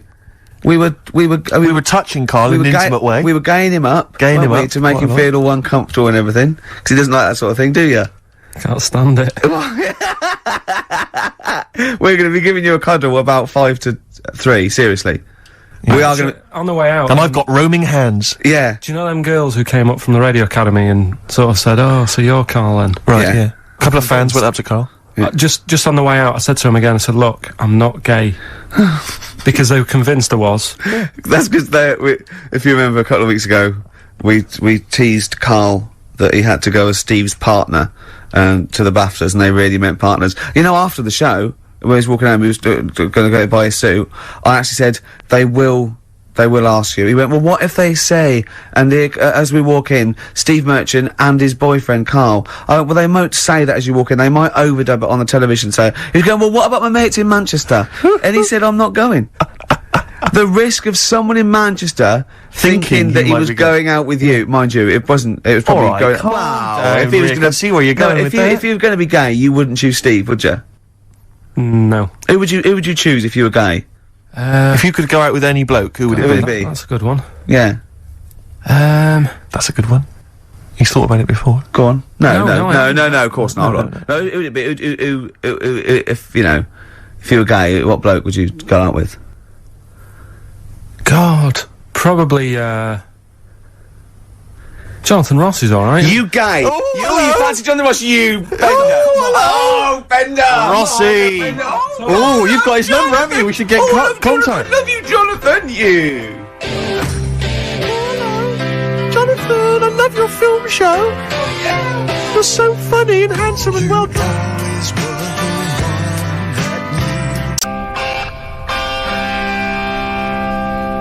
Rock and roll with me, David Bowie off Diamond Dogs. Another one of my favourite tracks. Cracking. Great track, isn't it? Well, it's time for Karl's Room 101. Karl was too shy to obviously ever do this for real, but we thought that end the run of this with things that Karl hates. Yeah, we know the thing he likes. We know that. So Karl, okay. We should just point out that we've been inspired by the TV show Room 101. We didn't come up with this ourselves. Yeah, we did. This is room 102. Yeah, we'll be Paul Merton, and you be Karl Pilkington. Right. You can chance to banish to room 101 all those things that you dislike. They're never to be seen again. Will you please welcome Karl Pilkington? Alright. Who? How are you doing? Alright. Karl, so what's your first... What does this represent? And imagine me putting some on the table next to you. Go on. Right. Well, first of all, right, it's dead hard to come up with, like, 5 things that drive you up the wall. Okay. Right? It's not easy, because there's so many things. Yeah. But it's just like, you know, picking 5, it's like someone saying, pick your 5 favourite records of 5 favourite films. Yeah. It's hard, so... You know in Desert Island Discs where you always get the complete works of Shakespeare in the Bible? Yeah. I think you should include Ricky Gervais. I think you should always be there already in Room 101. They don't have to nominate you. You always go in. Go on then. So don't bother putting him in. Don't bother putting Ricky in, Karl. He's already there. I'm already there, waiting. Yeah. Go on then. Right. Yeah. First of all, right, I thought of, like, things that we've done in the past. Sure. And, like, quotes and that you were talking about. Yeah. That quote that people say that, you know, money doesn't make you happy. Yeah. Right? We're just rattling through some here. Yeah. That annoys me. What? Well, the quote, money doesn't make you happy? Yeah, because it does. It clearly does. Right. Without it, life's pretty dull, isn't it? Yeah. Good. Right, so, okay. so that's like a little short thing, and you know, then that sort of makes you think about people with money. There was a programme on in the week, I don't know if you saw it, Steve, the one Posh Loaded. That was brilliant, wasn't it? That was a great show. So annoying. Oh, yeah. There was a girl on there, right, who's from a rich family and that, and, you know, it's not her fault she's from a rich family. No. It's like how posh people annoy people. That doesn't annoy me, because the way I sound is because of where I'm brought up and that. Yeah. And at the end of the day, if you sound posh, you sound posh. It's, you know, it doesn't change you as a person or whatever. Yeah, it's quite But this girl, right, did you see it, Steve? I did. You didn't see it, did you, Ricky, right? This girl goes shopping, she buys like 4 t-shirts and a crappy little handbag. Yeah. Spends about 1,300 quid. And she's just wasting it going, you know, the woman's saying, oh, you'll love these, you know, they're really in fashion. She said, oh, whatever, I'll probably only wear them once anyway. And it's just, that sort of thing annoys me. Yeah. You know, people with money, you know, who have grafted for it are good. But like, you know, people who just get money given to them from the rich parents trying to make the wall. There was another point, right, where she's in a shoe shop, right, and she's like got these big boots and stuff. But part of the problem is, right, she's quite odd looking and that, right, but she's got a lot of money, so she makes herself look half decent. Yeah. Problem is, she's got fat ankles. She's got what? Fat ankles. Right. And they drive her up the wall, because no matter, I mean, it's one of them things, isn't it? It's almost like God has gone, yeah, you can have all the toffees and stuff you want, you can have, like, your nice t-shirts, but at the end of the day, love, you're stuck with these ankles, and you can see these... I love the idea of God saying, right, you can have all the toffees you want, Yeah. and you have nice handbags and that, but you're stuck with these ankles. Oh, God! And I really wanted to get a job in that shoe shop where she was going in, blowing her dad's money, and she was calling up her dad saying, oh, Daddy, is it alright if, you know, I'm just out shopping, I've just bought some shoes that have cost like $1,000, and I really wanted a job in that shoe shop, just so I could sit there, and when she comes in, you go, oh, hello, love, whatever her name is, lovely to see you here again, got some lovely new shoes in, look at these nice new boots, everyone's wearing them, Victoria Beckham, and, you know, all the it girls are wearing them, yeah, try them on. Oh, you can't, because your ankles are so fat, you can't get into these. Never mind, here's some boots. She really annoyed me, and I'm not a nasty person. You're not. She brought it out of me. Carl, I'm worried though, this idea of you getting a job in a shoe shop, I'm not sure you're qualified. I like all that's the way round it. That some people go, oh, I'd like her to lose all her money or something. He'd like to actually bother go through getting the job in the shop. Yeah. And then just wait in there. You'd be too busy mucking around outside like, on some kind of trolley stuck in a little lake. Yeah. But interestingly, in that show, I was watching that show, and at one point, you mentioned that her fat heels or her fat ankles. Yeah. She said, I'd like to have various changes to my body, plastic surgery, I'd like to do this to my face, and da-da-da-da. And, her mum's there, and her mum's going, no, don't be so, no, you're my daughter, you're beautiful, da-da-da-da. No, you shouldn't, I'm not gonna let you have those, da-da-da. She went, I'd love to have an operation on my fat ankles. Her mum went, yeah, I do agree with that. What kind of a mother does that? Oh, how bad can fat ankles be? I know. What were these ankles like? Well, tell us, Rick, you must know. No, do you know what I mean, though? Like, if you said to a little kid, say a 4-year-old kid, draw a person, they'd draw her legs. Do you know where there's no sort of thin bit, and then it comes out a bit for your knees? Oh, yeah, and then goes just down to ankles. It was just like 2 logs. People go and say, I like your new flares. What do you mean flares? They're leggings. Cheeky. Awful, so, you know. So, okay, so you're putting in posh girls with fat ankles. Yeah. Okay, what's your next one on Room 101? Right, another quick one, really. Go on. People in supermarkets. Right. What, the people who serve? Yeah.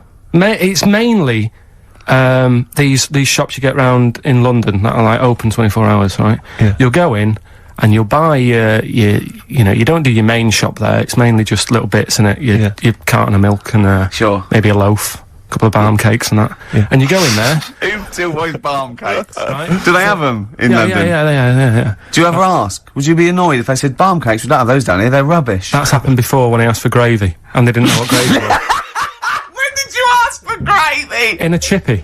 What do you mean? What do you say? Have you got any gravy? Just because you up north you have chips and pie and gravy on it, and they didn't have a clue what I was talking about. Right. Okay. So that annoys me actually. Stick that on the list. But, You've got fishmen up north. but listen, right? You'll go. We saw a sign in the north, right? It was a little shop, and the sign said, "We sell bread." And it was handwritten. It was like there was probably like a rush with loads of people in turbans going. What's this bread you talk of? Yeah, little their headscarves, little women running down with their little. But anyway, these shops, right? So you go in there, getting your stuff, and you'll go up to the till, and they don't say hello to you. They don't sort of smile. They just bleep the stuff through. They don't tell you how much it is. They just sort of expect you to look at the till to see how much it is, so you can get your hand in your pocket, give them the money, they'll give you the change, and they won't say goodbye. Yeah. So it's like they just can't be asked to have any sort of hello, how are you doing? Yeah. I don't want a big chat. I don't want to know what they're getting up to and what the dad does for a living and all that. I just want like, how are you doing? You're well, right? Oh yeah, this bread's popular or whatever.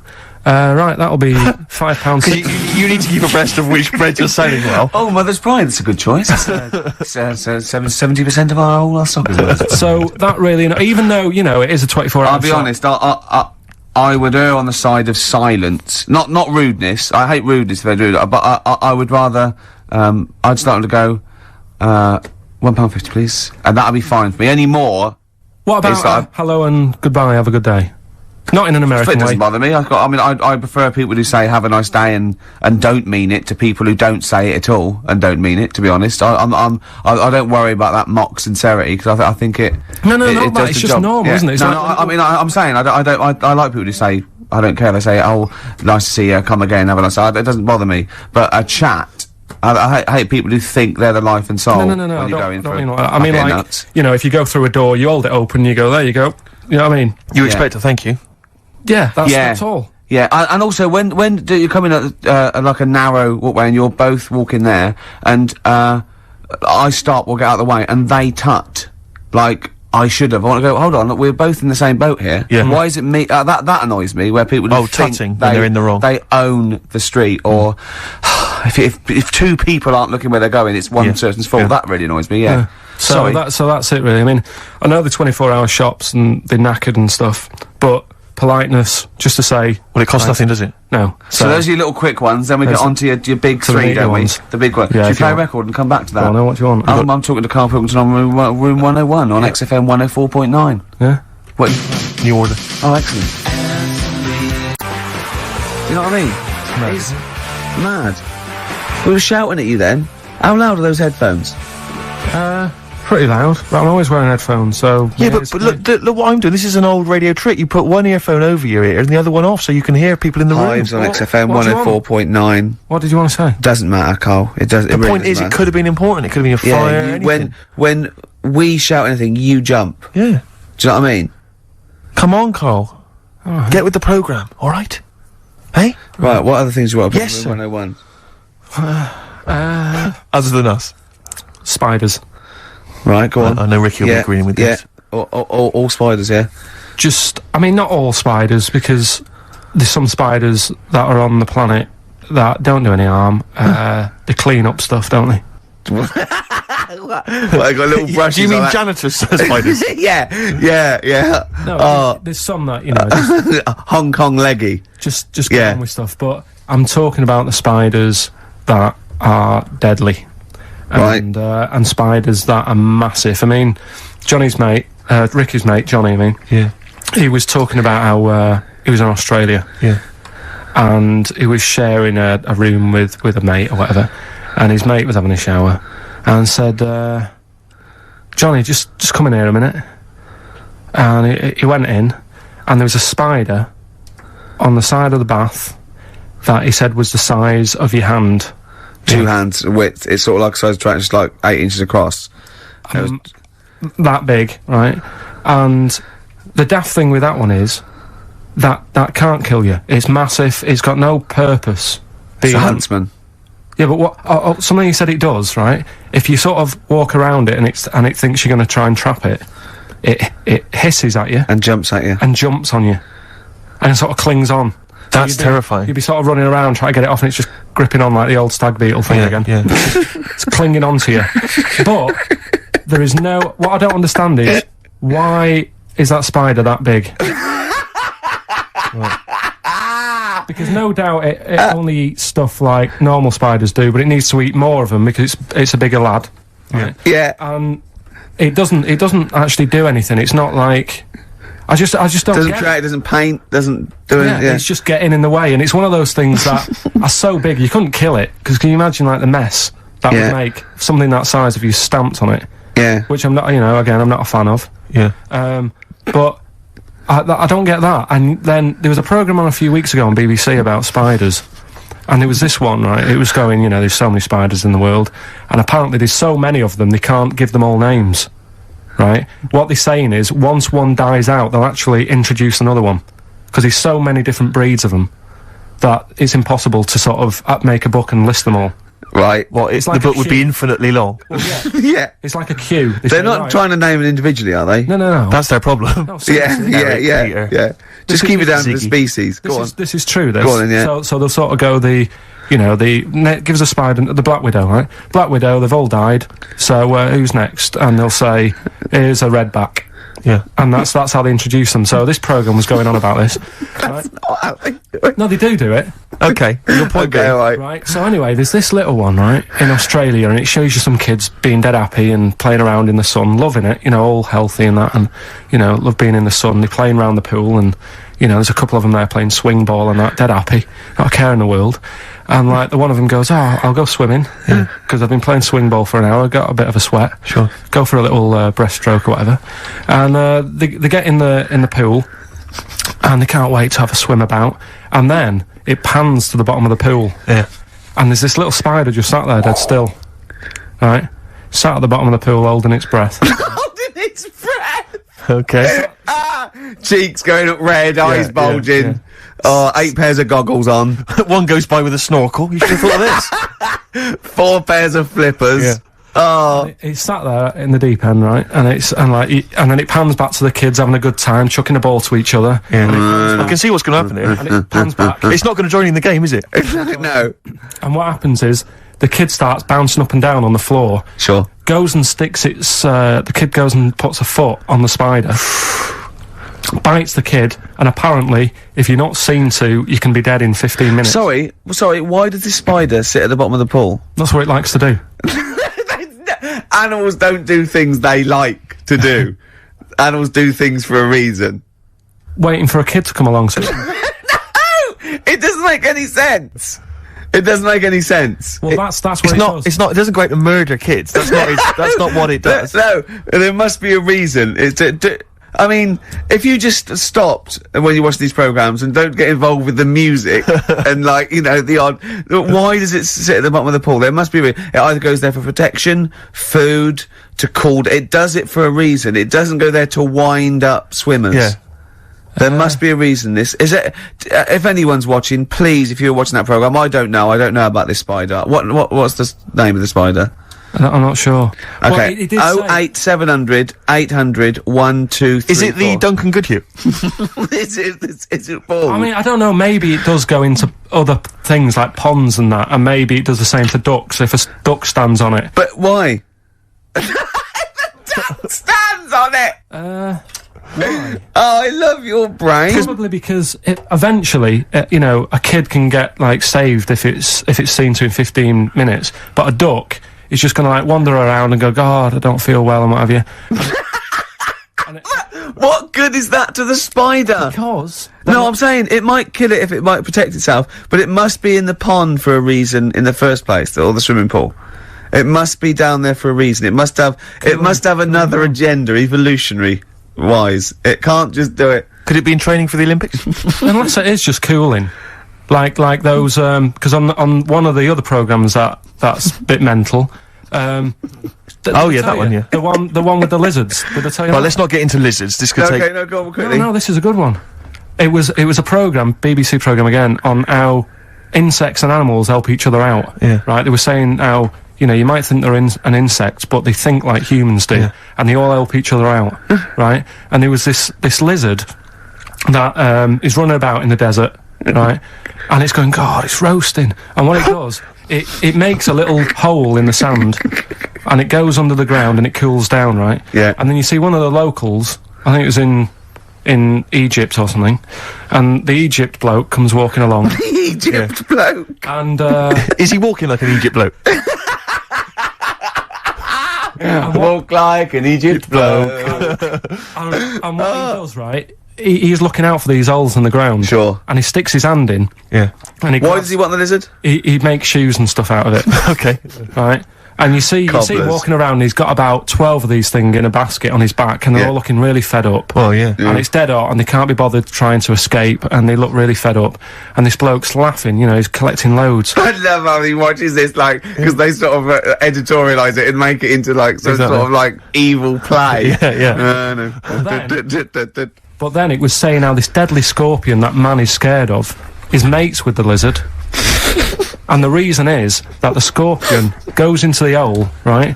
It can't dig its own hole because its arms are that big and it's awkward for it to dig a proper hole. Sure. So what it does, it goes into the little den that the lizard's made, right? And whilst the lizard's having a kip, the scorpion says, "Tell you what, I'll do you a deal. You have a kip, I'll walk up and down this hole here and sort of scare away any people." So the lizard's like, "Yeah, all right then, fair enough." Because the scorpion wants a little hole to keep out the sun.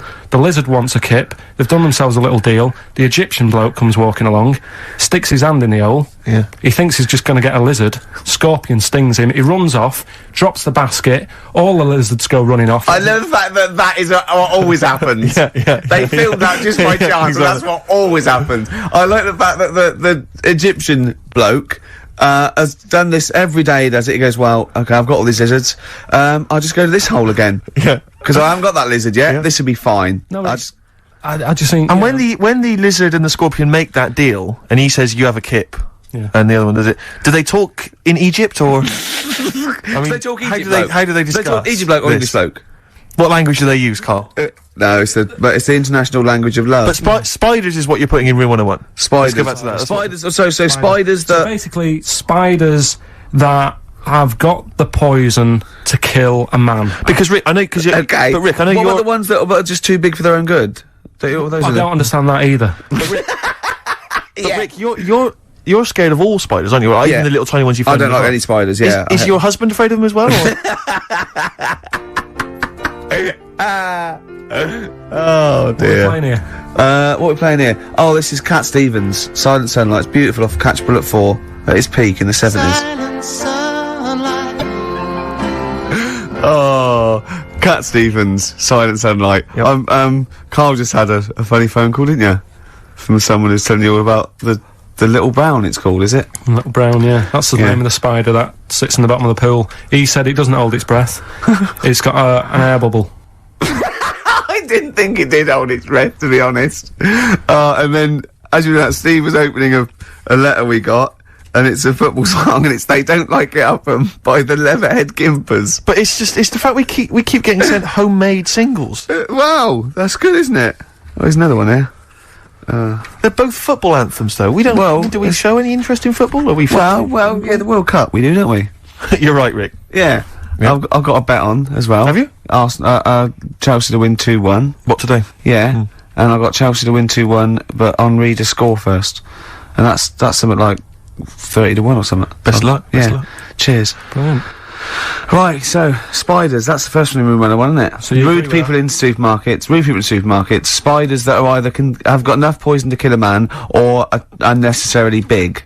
Yeah. Yeah. Go on then. Right. Good. Going well. Right. Next one. Yeah. Stars in Their Eyes. Blimey, it's a popular show. You might alienate a lot of people. It. Why?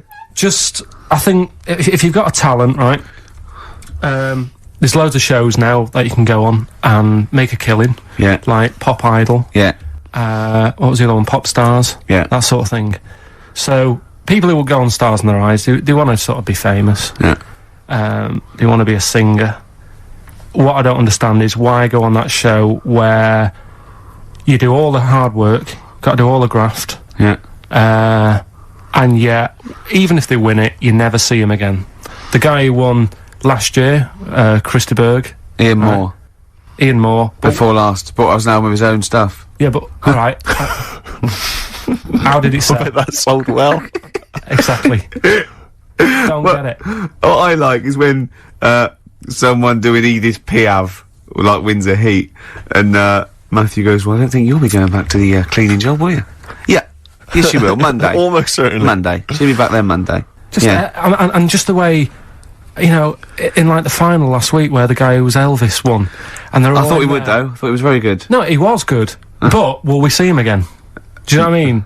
What is his job? I don't know. He'll be carrying on doing that. There's going to be no change to his life whatsoever. He's very good at what he does, but he's wasting his time on Stars in Their Eyes. So I don't understand exactly what your issue is. You clearly like the show because you watched the final last week. He thinks, I You think agree that people are talented. You think it's a waste of talent to go on Stars in Their Eyes because it's not a vehicle to be famous, whereas something like... Pop Idol, Yeah. Pop Stars, even Yeah. Big Brother. Do you know what I mean? Go Yeah. on that. Sit in a room all day, have a month off work. Because they're all big stars now, aren't they? No, but what I'm saying is, it's less work to sit in the Big Brother house. Now and again, just sing a song, and people go, oh, isn't he a good singer? You come out after having a month's rest or whatever it is you're having there. Yeah. You come out and there's loads of record companies, like, waiting for you to come out and give you a deal. And what happens then? When you get a deal, when you cut a record, what happens to that record then? Then it's either sells or it doesn't. And actually, what happened to it? It didn't sell. No, none of them did. But what I'm saying is, that is a lot easier to do than all the graft that you have to do on Stars in Their Eyes and the pressure. What would you rather do? Buy Craig's Christmas record Yeah. or Ian Moore's classics? Probably Craig, just because the guy on Stars in Their Eyes really thought he was better than Christy Berg. When he was singing, and I think I'm better than Christopher. he was singing, and Christy Berg came walking on. Did he cry? And he didn't stop and go, oh, I can't believe it, my big fan. He was sort of carrying on, like, don't interrupt me, I'll have a word with you in a bit. You think he should show the man he's actually making a little bit of living off? Yeah. Emulating. A bit of respect. A bit more respect. And the most annoying thing... I imagine them arguing, resting each other's floor saying, I'm Christa Berg, no, I'm Christa Berg, like two ventriloquist dummies, just having a fight in the dressing room afterwards. The most annoying thing of all with Stars in Their Eyes, people who go on and do people like, say like, I think last year, someone went on and did Lamal. Now, if you wanna, because the whole idea is with Stars in Their Eyes, you get work off the back of that show by, like, companies, don't you, saying, Yeah. who will we book? Yeah. You could get the real Lamal for about 30 quid. So why have an imitator? Well, it seems to me, though, Carl, the problem is that show's been running so long that all the big names have already been done, so it's going to end up having to be, isn't it, Lamal or some Yeah. old kind of 50s singer you've never heard of? Isn't that the problem? I remember when... I mean, it's just Eddie Reader was on there. You've had Eddie Reader. But it's just a karaoke contest. It's just... I think you're assuming that everyone on there wants to get, a recording contract. They do, Steve. Okay. In that bit at the back where they say, and the votes are coming in, let's have a look at the tension now that's going on. And they sat there and they really think they are Elvis. and they are Luther Vandross. Sat there, and like, if they were all sat there having a laugh... Woke up this morning, looked at your picture just to get me started. Filth. If they were all sat there, sort of thinking, oh god, this is a bit of a laugh, innit? But they're not, you can see that they all really want it. And it's like... But so what I'm saying is, who are you putting in Room 101? Are you putting in the people who are just there to have a bit of fun? Everyone involved in that show. Including Kelly? Yeah. He's a talented guy. You don't care? No, he's going in as well. He's in there first, and then everyone else, everyone who enters it, the people who go and sit in the audience, everything. But what would you do Saturday night? You love the show, you watch it every week. It was just on when I was getting ready to go out, and there's nothing else on at that time. Sure. And it was the final on Saturday night as well. Yeah, you got to watch the final, the live final. Yeah. Well, who would you do if you went on the show? Moby. I'd probably do... Ooh. It's not that you look like them though, is it? No, you sound like... Because they wouldn't let me on as Tracy Chapman. I was furious. That's annoying. Because I sound just like her, but they said... No. Bowie. You do Bowie? Yeah. Can I hear your impression? No. Well, come on. No, because you just said if you could go on and what have you. I'm saying that. Well, it's got to be someone you can do. I mean, obviously I'd go on as Will Smith because I can do the rapping. Yeah. I can't do it. I'm not a good singer. I've never really been into singing. I've never done a live singing thing before. Haven't you? No. Not even But if there was a talent show, if there was a talent show on, I did Walk Like an Egyptian by the Bangles and I mimed, dressed up as a woman. How old were you? It was when I was still going to school, so it was like... Well, I hope so. 12. And what, sorry, what was the, why did you do that? What did you mime to, and why were you dressed as a woman? Where's the logic in this, is what I'm saying, Carl? What sort of act was this? I think I was meant to get hold of some, like, Egyptian outfit. Couldn't. So I looked in my mum's wardrobe, and I had a dress. Dress in a fez, carrying some lizards, that'd do it, wouldn't it? I had some boots and a wig on. And how did you dance? Look, he looks confused. He's confused by his own act. He's suddenly confused. The best bit was it was like a proper talent show. Do you know where you cover it all? Yeah. So I did like the dancing and the miming, and then I also did a bit of magic, right? Where I had like a cloth, right, and I had it over my hand like that, and the crowd were like, oh god, what's he gonna do?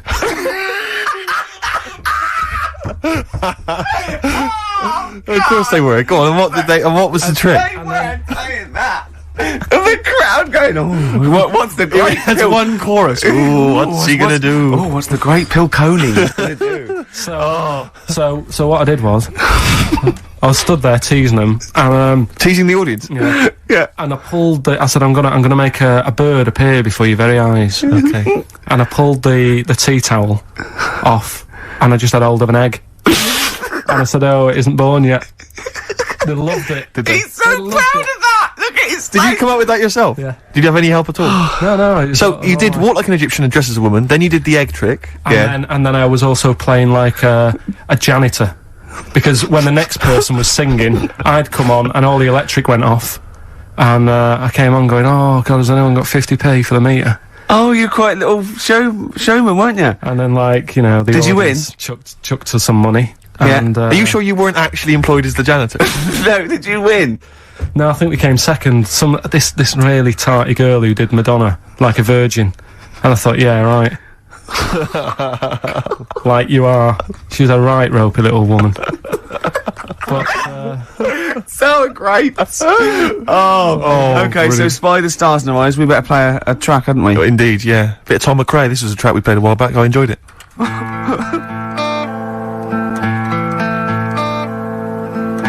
Tom McRae, End of the World News. Yeah, I love that one. I hope you're enjoying the music. We're loving it, aren't we? Indeed. Still to come, we've got another entry to Room 101, Carl's final entry, and then that giveaway, the famous giveaway with Enhance Carl's Life. Can I have some adverts though first, Carl? Because I'm getting a bit fed up with adverts for a little while. Well, Bandage One Boy, Once Around the Block. Classic, a retro cut. getting a bit sad now, Steve. 20 minutes. Indeed. Right. I've got so much to say. I've got so much to leave people with about Carl, all the things he's done. Looking back, Carl, do you remember when I put up the waste paper bin on your head? Classic. Classic time, yeah. Yeah, do you remember that? What did I do to you today? Well, you tried to bring the same memories flooding back to me by putting the same grotty bin on my head. But the annoying thing was, last time I did it, it was quite a new bin. Yeah. Did it today, it's rank, all sorts of stuff on What it. else did I do when I saw you go around the corner down there? Go on. I went to get the paperwork and that you need to produce the show. Yeah. And, came round the corner. Ricky was sort of hiding. And I was concentrating, reading stuff. And he goes... I don't imagine it was as soft and gentle as that. I imagine it was more like... Exactly. Like that. And I tell you what, I nearly exploded because he sort of hopped on one leg, right? And he sort of, I don't know why I'm doing this, but he sort of was walking out and on, we're looking down, and I went, and he hopped like that, and his weight Rest assured, listeners, that if you were here, it's not any funnier than it is if you were listening at home. It's only amusing to Ricky. It makes you feel really refreshed. He was going on and having a heart attack like that, and I was nearly having a heart attack laughing, and he went, I feel good now. He said, I can see why people skydive. He said that would be good for people that were ill. Oh, Carl.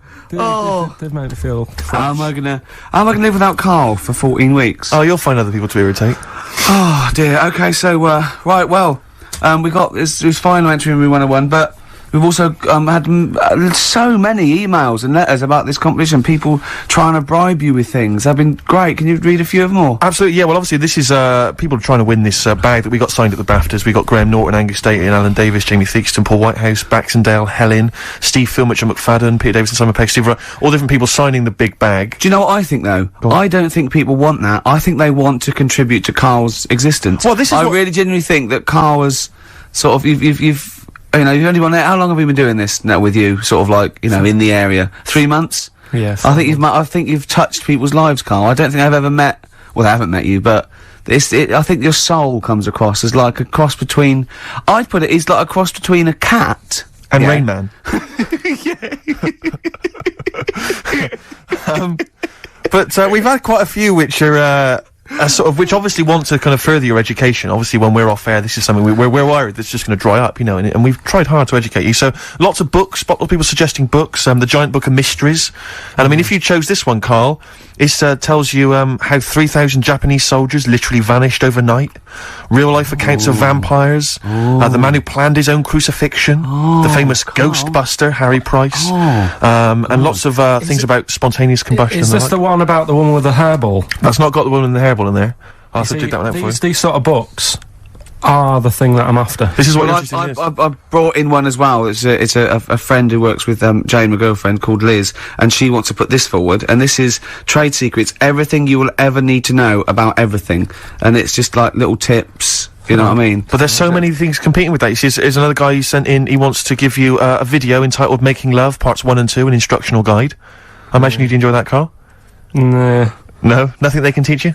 Nah. Sure. The Reader's Digest book of strange stories and amazing facts again. Other stuff here. Why cats have 9 lives, Carl. Well, hang on a minute. Why meteors are likely to destroy Earth in the next 100 years. You're wasting your time. Okay. In this Trade Secrets book. Yep. Listen to this for a tip. Make a necklace from electrical wire. That's a good idea. But don't plug it in. What about... Doesn't say that. What about this then, Carl? Because obviously we're concerned that you didn't get your GCSEs, or you didn't get as many as you'd have hoped. There's a guy here, this is Victoria, and she's saying she's more than willing to give you all of her awards and certificates. She's got 6 GCSEs, 6 A's and 4... She's got many GCSEs, in fact, 6 A's, 4 B's, 3 A-levels, and a master's degree in philosophy. She's willing to give you those certificates. She says you will be the proud owner of qualifications. As the owner of qualifications, she has found that anything she says is invariably believed, and that she's popular and very happy. She's willing to give you those qualifications. That's pretty impressive. You can claim they're your own. You have to change your name to Victoria, but other than that, I can see no problems. And you have to put a dress on and a fez. It's nice. More like an Egyptian. But you see, there's lots of educational ones. Then there's other things which are perhaps less useful to you. This is, doesn't say who it's from, but I think it's Ruth, and she's happy to give you a statue of an ostrich that she made when she was 7. What about that? Alright, you love birds, you love animals. Yeah, apparently statue. the legs fell off under the weight of the body, so now it's just a legless ostrich. But even so, even so, I've only got a small flat. Sure. Another woman here. I doubt if it's ostrich size. Yeah, it's just clogging up space, though, isn't it? This is Lauren. She's willing to give you some of her handmade blue tack animals. She makes animals out of blue tack. She can give you an elephant, a seahorse, a tortoise, a pig, a butterfly, fish, snail, even a stegosaurus, or anything you choose. See, I've got my art set on. You've got the books. You're excited by the books. Book. What about this though? This is a Lego alarm clock with a little Lego man who's got a variety of hats. It says here, including biker's helmet and cap. 2, I think, of the village people. I don't know, Carl, if again people are picking certain things up. A clear stiletto mobile phone holder with pink fur on it, flashes pink and green. I think people know that you are not gay. Listening in this book. Listen, right? In this book, little tips and stuff. There's one here about if your dog keeps nicking a remote control. Sure. The way to get it off it: ring the doorbell. Right, so you got to get off your chair, go and ring the doorbell, so the dog goes, "What's that?" And it drops the remote control, goes running to the door. Yeah. You run back and pick it up. I love the idea of Carl doing that, and then the doorbell goes, and Carl drops it and goes, and it's the dog pressing the doorbell, and it sits back down, and Carl going, "Oh no, not again." I mean, I really do want. Can't I just have this? You excited by that, are you? It's brilliant.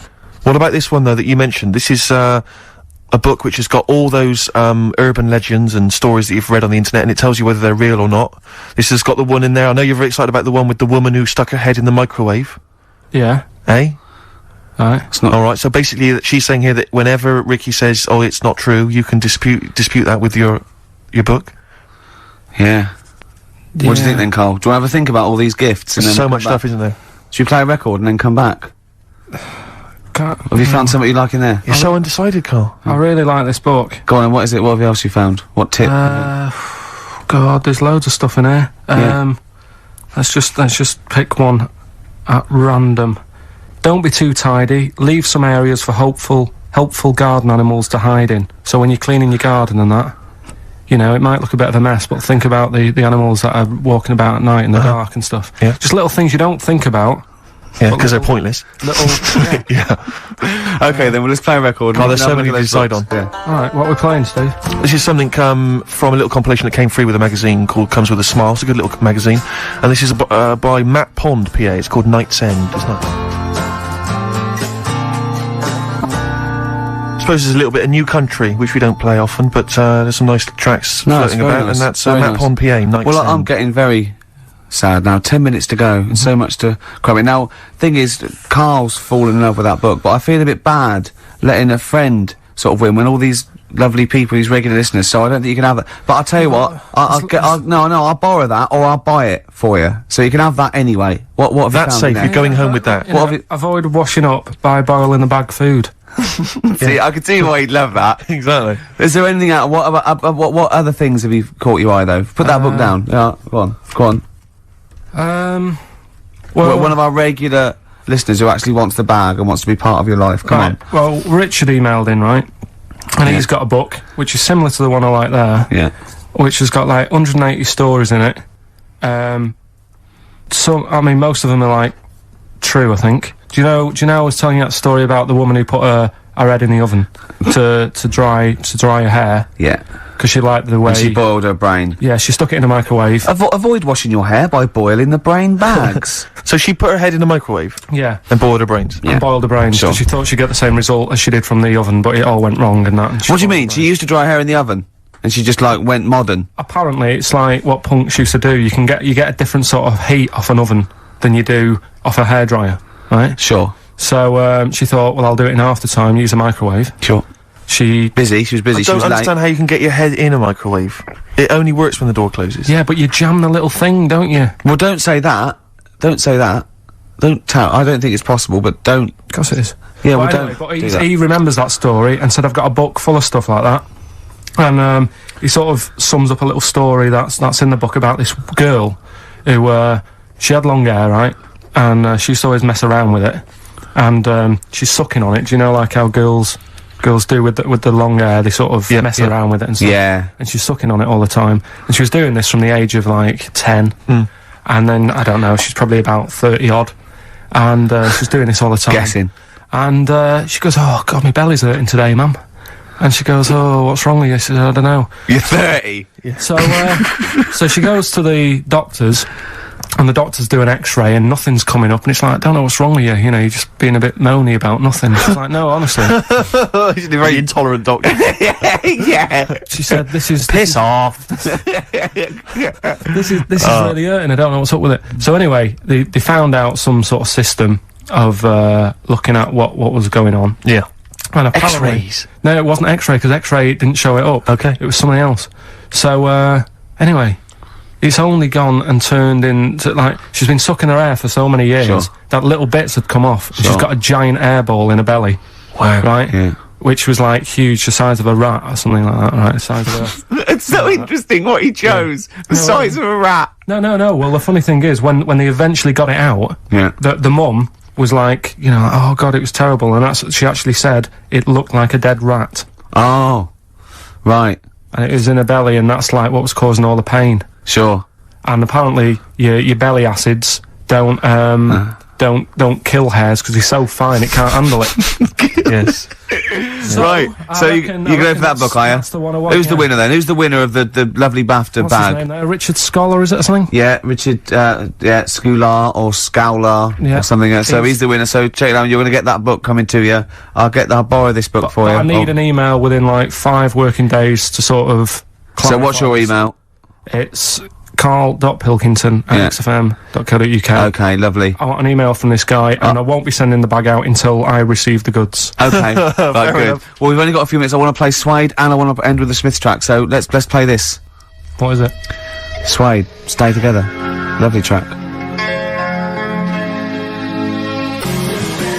My favourite Suede track of all time. There. Well, oh, that's nearly it, Carl. Right, what's your last Room 101? Oh God, it was holidays. Holidays. Well, You want to put holidays in room 101? people who are sort of annoying on holiday. Oh yeah. Do you know when you go away? Oh yeah. We've sort of touched on this before. Is this going to be the Scouse guy? Yeah. Go on. Oh, it's so long though. I mean, it was a holiday when we went to Tunisia. And the Scouser pissed you off, surprise, surprise. Yeah. Yeah. But the annoying thing was, you know, when you go on it was a cheap holiday, and like the lesson here is, you know, if you want a good holiday, you gotta like spend some money. Yeah. And we didn't on this one. We spent about, I don't know, 400 quid for 2 of us for like a month or something ridiculous. And we got there, and you know, you get to the hotel and you go, "We have made a mistake." You know, it's a ropey hotel. You know, you can tell like the blinds and stuff as you walk in, they're all dirty and stuff. You think, well, let's make the most of it. You know, let's not get down about it. It's a holiday. It's for a rest. And you try and make the most of it. And we had to meet. You know, like you have one of those things where you get to your destination and the rep says, "Right, you know, go and unpack your bags and that. Go and sort yourself out in the room. And tomorrow morning we'll meet up at 10 o'clock. And I'll go through, you know, the best sort of place to go for camel rides and, you know, the best deals I can get you. That sort of thing." Can anyone here walk like an Egyptian? So she says, "Right, tomorrow morning, meet 10 o'clock in the discotheque." So we get up and we have breakfast, and it wasn't a good breakfast. The kitchen was, like, bit horrible. The food wasn't good, and it was run by sort of midgets. What do you mean it was run? Not there's anything wrong with that. There was little fellas running around, and the annoying thing was one of them sort of started to fancy my girlfriend. How did he manifest his affection No, for you're her? not saying there's anything wrong with midgets, though, are you? Just No, saying it no, was not at strange that there all. was Yeah, a but lot- even midgets shouldn't be cutting in on Karl Pilkington's No, territory. I know, no. But it's also that thing of, you know, they've got little fingers, and it sort of God, I'm ruined- so sorry. No, I'm not. It is a bit of a phobia of mine. Okay. Do you know what I mean? They are nice people and that. Sure. Oh, God. But the annoying thing is, So what was he doing then? How did he... I don't understand how he was chatting up your girlfriend. Was he crawling under the table so you couldn't see? he just kept Whispering to her from underneath there. Stop it. Just so, you know. Wait, I don't want to get a complaint on our last show. There's not many midgets What's listening. going to happen? Can we just finish this and start up again in a couple of months? Oh, yeah. So if you want to know more about the midget theme restaurant, then we'll talk you in 3 months. Yeah. It's just. No, that's fair enough. Actually, Oh, you're yeah, absolutely no, right, sorry Carl. about That's your this. producer's head Listen, on. we'll see you in about a really, it's been a pleasure, truly, and thank you for everyone that wrote letters. Have you really? I've got you both a present, right? Oh. I got Ricky, do you know, like, we've done fables and stuff? Right? Yeah. This is like Mr. Ben. Oh. This is brilliant. Yeah. Right, and it's like little fables that Mr. Ben goes on. Oh, fantastic. So I want you to learn something from that for when you come back. Okay, brilliant. That's lovely, I'll tell you Carl. one of the stories I read this morning. It's brilliant. In fact, when you've done with it, give it me. Yeah. Because I haven't finished reading that. Okay. Thank you, Carl. And for Steve, a little chat up lines. A little book of chat up lines. That's fantastic. Carl. Well, we'll see you in 3 months. But carry on emailing Carl. Cherish Karl Pilkington. He sits in a little room by himself, so keep him in touch. And we'll see you in August. We're going to leave you with something that we all love. This is There Is a Light That Never Goes Out by the Smiths. Very apt, I think. Goodbye. See you later.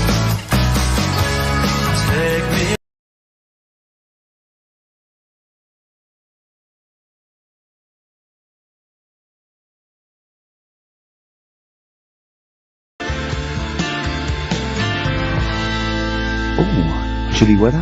Why not put on a cardigan? That was the Cardigans. And for what it's worth, a lovely tune there. Oh, that's a joy. We should definitely talk like that more. XFM 104.9, Ricky Gervais, Steve Merchant, Karl Pilkington, alright? Alright. Yeah? Well, we got a jam-packed show today. Go on. We got so many we got more features than Carl's got on his face.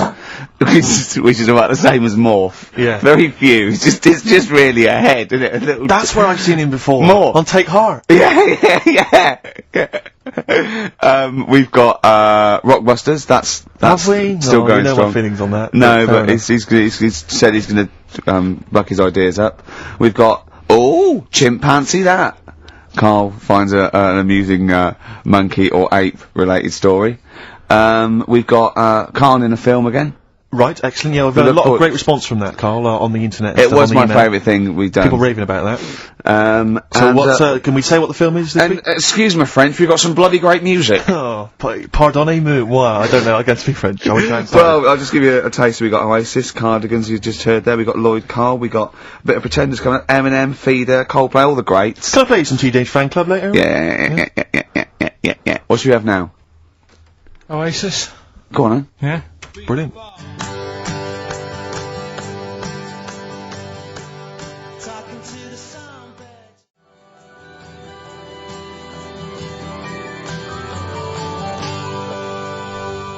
Oasis and Songbird. It's a nice little ditty It's alright, yeah. of a It's not so Saturday. bad. Yes, thank you. XFM 104.9, Ricky Gervais, Steve Merchant, Karl Pilkington.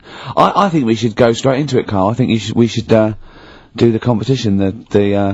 There's Carl in the corner. It seems a little premature. Do you reckon? Yeah, I Do you think reckon we so. save it? It's Yeah, so good. We should tease it out of Well, them. it's a big thing. It's just that I've got absolutely nothing to say. Sure. I haven't really. Well, I mean, like often I know you all have spoken to Carl in the week. This week, for some reason, I've been speaking to him. Oh, right. I spoke briefly to him about Michael Jackson and the documentary. Yeah. Now, of course, I thought that was extraordinary. Amazing, I asked amazing Carl's piece of opinion. work. Yeah. And he didn't mention to me the fact that Michael Jackson likes to climb up in trees. No. He didn't mention anything about his bizarre relationship with children. He didn't mention anything about his obsessive billionaire spending sprees. Right. He didn't mention anything about the mannequins he has in his thing, or the fact that he drives around his sort of 7 hotel suites in Las Vegas in a little kind of old people's scooter. The only thing of note for Carl was he said to me, "Did you notice how big his hands are?" I'll tell you what, though. I did. What? How you look at the man's got like a face that he's had reconstructed. Well, I can't I know. seem to tell that's libelous. Yeah, but, no, he hasn't. He's got He's an had two nose face. jobs.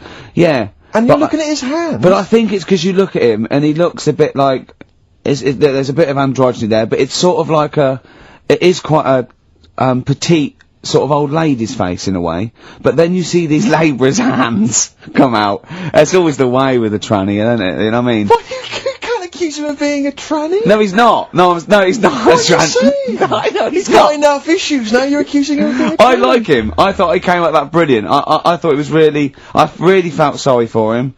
No, I think he cleared up a few things, as far as I'm concerned. I thought it was a fascinating piece of work. But, I did like the shopping spree. That was great. Extraordinary. Because just going around just pointing. I know it was bad taste, wasn't it? It was like one of those bizarre shops. Yeah. You know what I mean? There's anything, sort of a gift shop, but they're trying to make it look like Ming. But and it's sprayed gold. If he'd been living in a trailer park, he'd have been ordering, one of those, porcelain dolls dressed like a Harley Davidson bike rider, or, an Elvis commemorative plate. It was the kind of billionaire equivalent of that. But the hands were a giveaway. It's the same as those sort of transvestites. Well, it's like you get what was it about his hands? When you get like a cab driver or something, right? And he decides to turn transvestite about 60, and he goes on Kilroy. Do you know what I mean? It's that way. He's got a twin set of pearls, and he goes, "I've never felt so comfortable." But his hands are still big. He's got a little wig, and he's got the lipstick on, and he's with his teenage kids who are going, "Kill me." Do you think he's been having surgery on his hands to make them larger? Bigger, yeah. Was that why he was wearing that glove through most of it? Exactly, but I think he wants to be a goalkeeper. Right. And they said, you can't, Michael, you got a big hands. It would help him climb the trees. Yeah. And he can play tennis now without a racket. Yeah. So what did you make of it, Carl? Were you intrigued?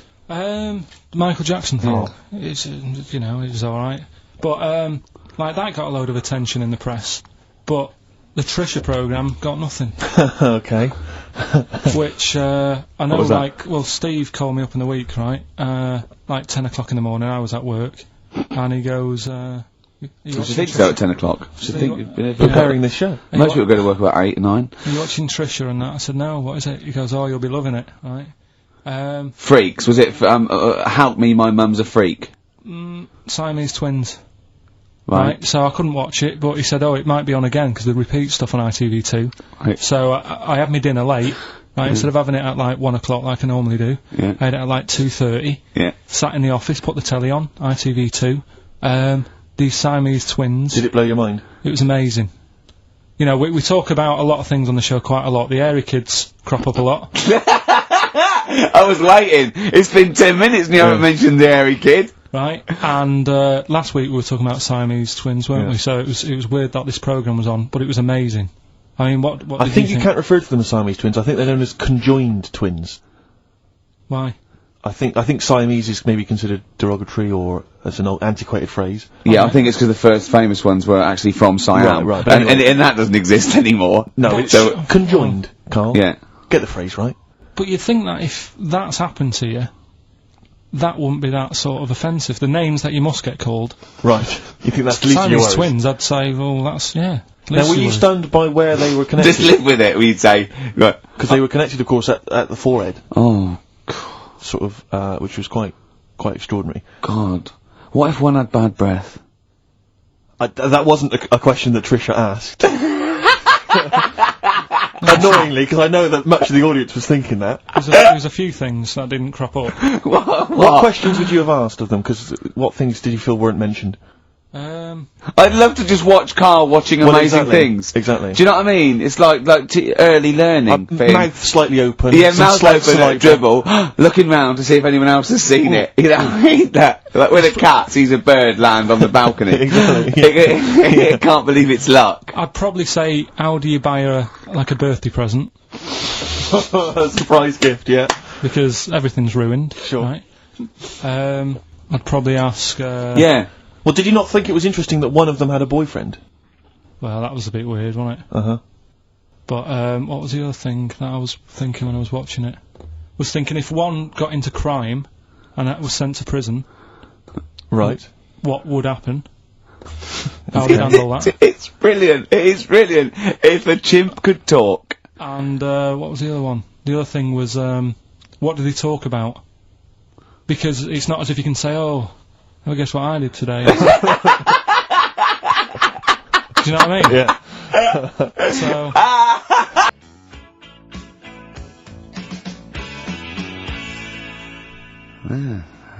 brass in pocket, and if they're pretending to be good, they're doing a bloody good job of it. I love them.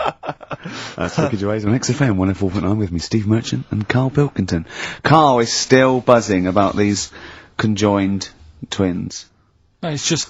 One of them, of course, had to be... Because one of them was sort of shorter than the other, and had to be sort of wheeled around on a kind of trolley thing by the other... This isn't Molly and Dolly, is it? No, they're not called... One's called Reba. Oh. I forget what the other one's called. Sheena, maybe, or something like that. Do you remember, Carl?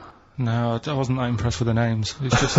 Yeah. So you immediately put them out of your mind. Those are rubbish names. I'm forget, Carl, forget them. They're gone. Were they British or American? Yeah, American. Oh, because I've seen some American ones on Well, bizarrely, one of them was apparently a country music star. This is Molly and Dolly. Well, they're not called The Molly one that and joined Dolly. at the Oi. The one that joined. But they're not. I think you've made up the Molly and No, Dolly. it was on Jerry Springer. There's a little one that sits on a seat, and the other one carries it round, her around.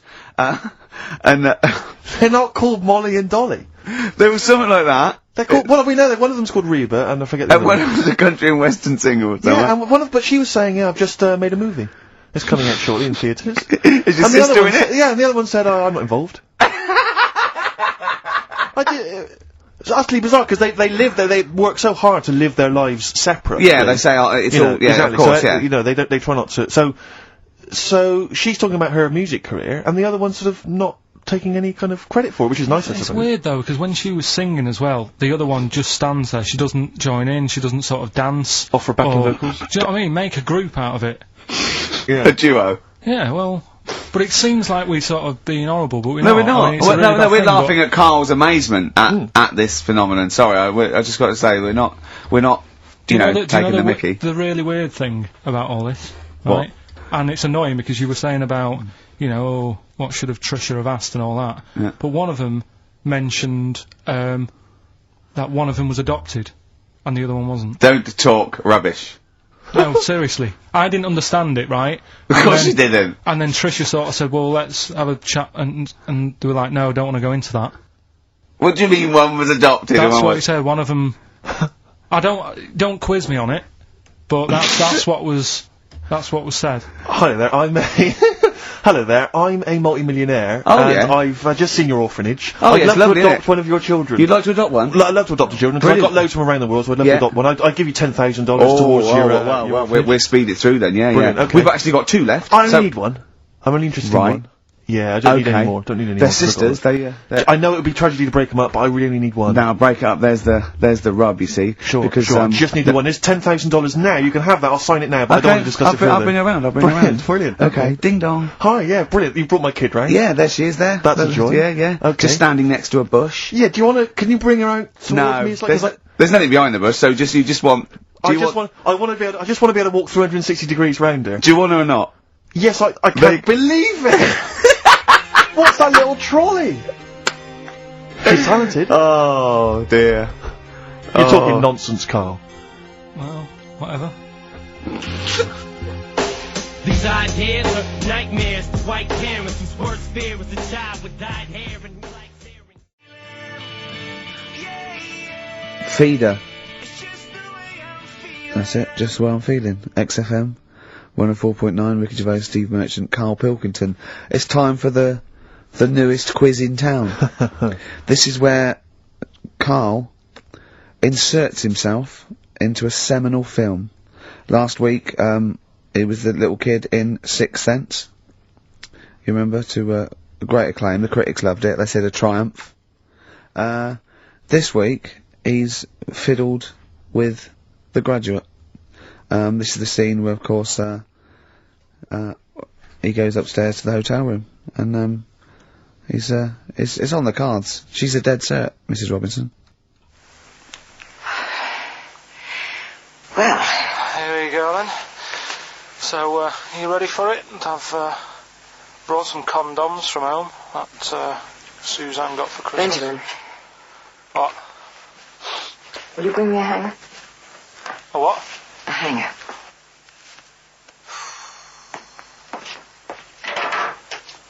Tell you what, I've got wood. What? Just saying, I've got wood. I've got metal ones as well. What sort do you want? Either one would be fine. All right. There you go.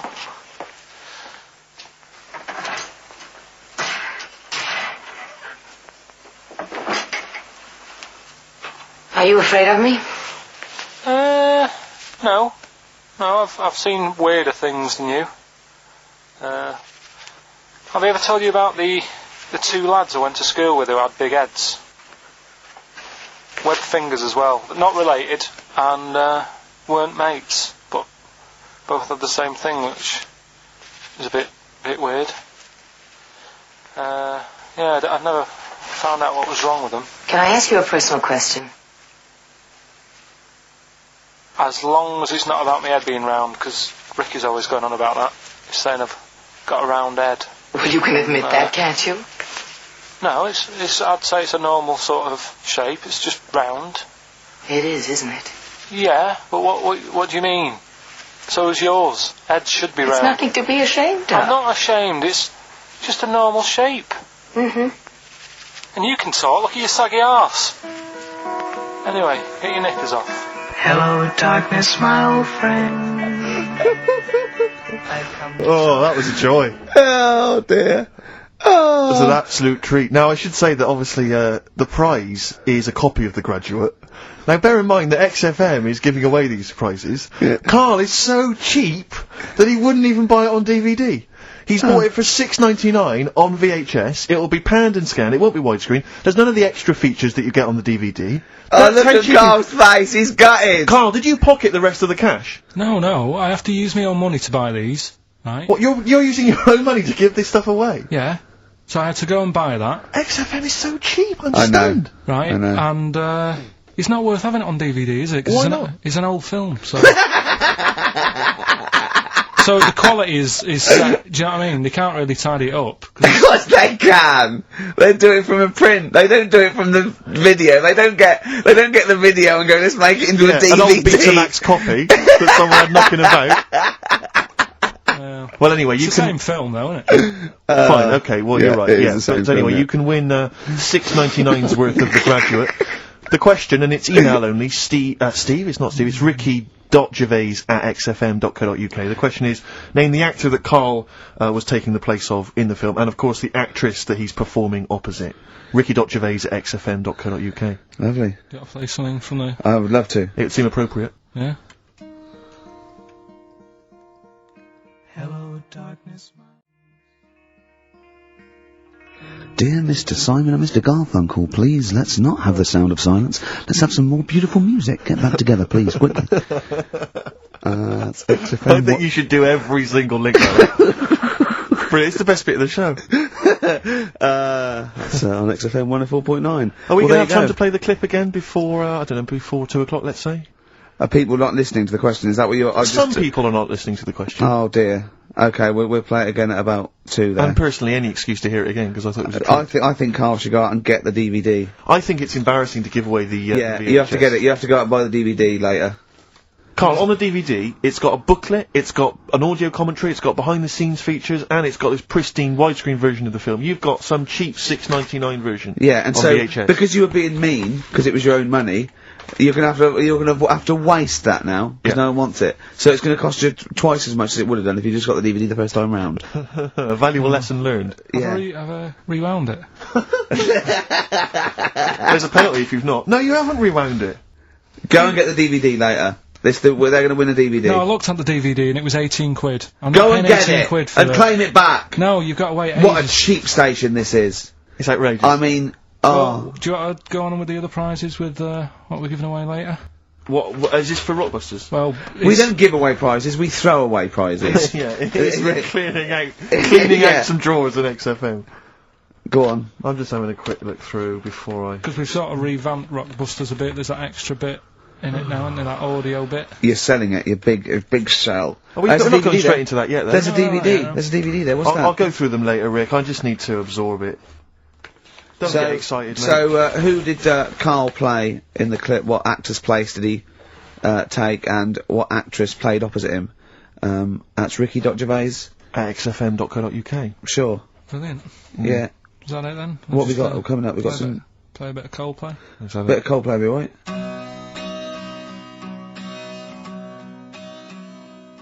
Pan and scanned. I've bought it now. That's what they're getting. Right. He put a downer on it. All the work, you know, that went into that, and then just gonna fob them off with a bit of old celluloid like that. Well, listen, still to come, right? We've got the monkeys thing. Oh, chimpanzee that!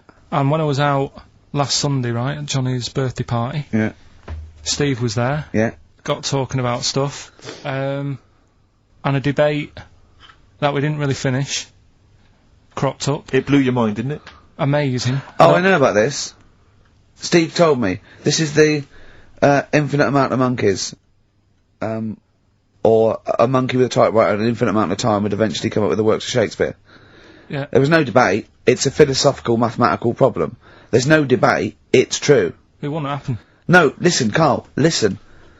Infinity sorts it all out for you, right?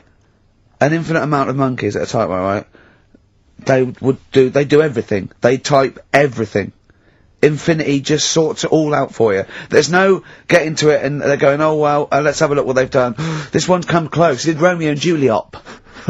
It would do it all. It would type everything ever possible, conceivable. Yeah, but... It's a mathematical... Well, infinity we've heard your side of the argument, Rick. And I'll be honest with you, it's a persuasive one. But let's hear Carl, because he heard about this in a pub last week. Yeah, so what's your he's got problem? some strong What's your ideas problem with himself. it? What's your problem with it? Well, first of all, right, you're saying it's a load of monkeys. It's not just one monkey that Depends. can live forever. No, wait. It's either a chimpanzee with a typewriter with an infinite amount of time.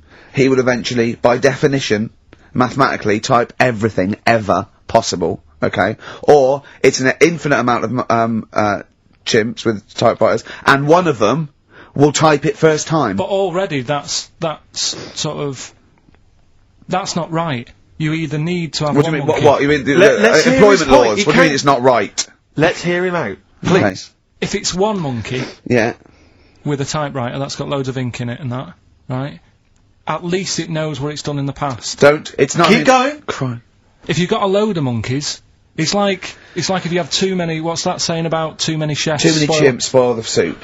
Right, well it's the same thing, it's like, well I didn't tell you to put salt in it, I was going to put salt in it, and it messes it up. Whereas if it's just one, they know what's gone on. So what I'm saying is... just leave him go. I can't be bothered, I want Steve. to hear the rest. This blows my mind. He doesn't know what this does to me. It's a mathematical problem. I want to hear the rest. Well, it's just, I just don't think it will happen. What do you mean you don't think it'll happen? Infinity works it out for you. By definition. Well, what's stopping them typing the same thing again? They would. In fact, the problem should be, if you had an infinite amount of time, that it would type that works for Shakespeare an infinite amount of times, and everything else an infinite amount of times. But, you know, that's not as... But not Shakespeare. Oh! Shut up! You idiot!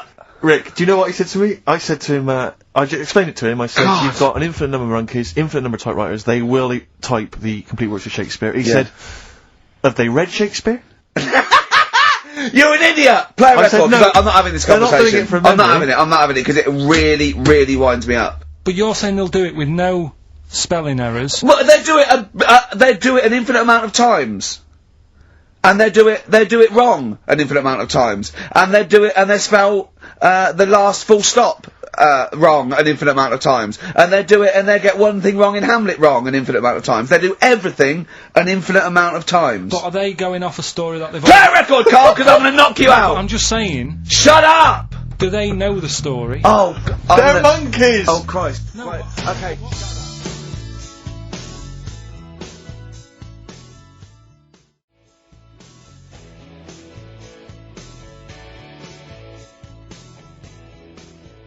Lloyd Cole, she's a girl and I'm a man. Good that, innit? On very good. XFM, 104.9, Ricky Gervais, Steve Merchant, Karl Pilkington. As Yeah. ever, Rick, there's always someone who steps in to defend Carl.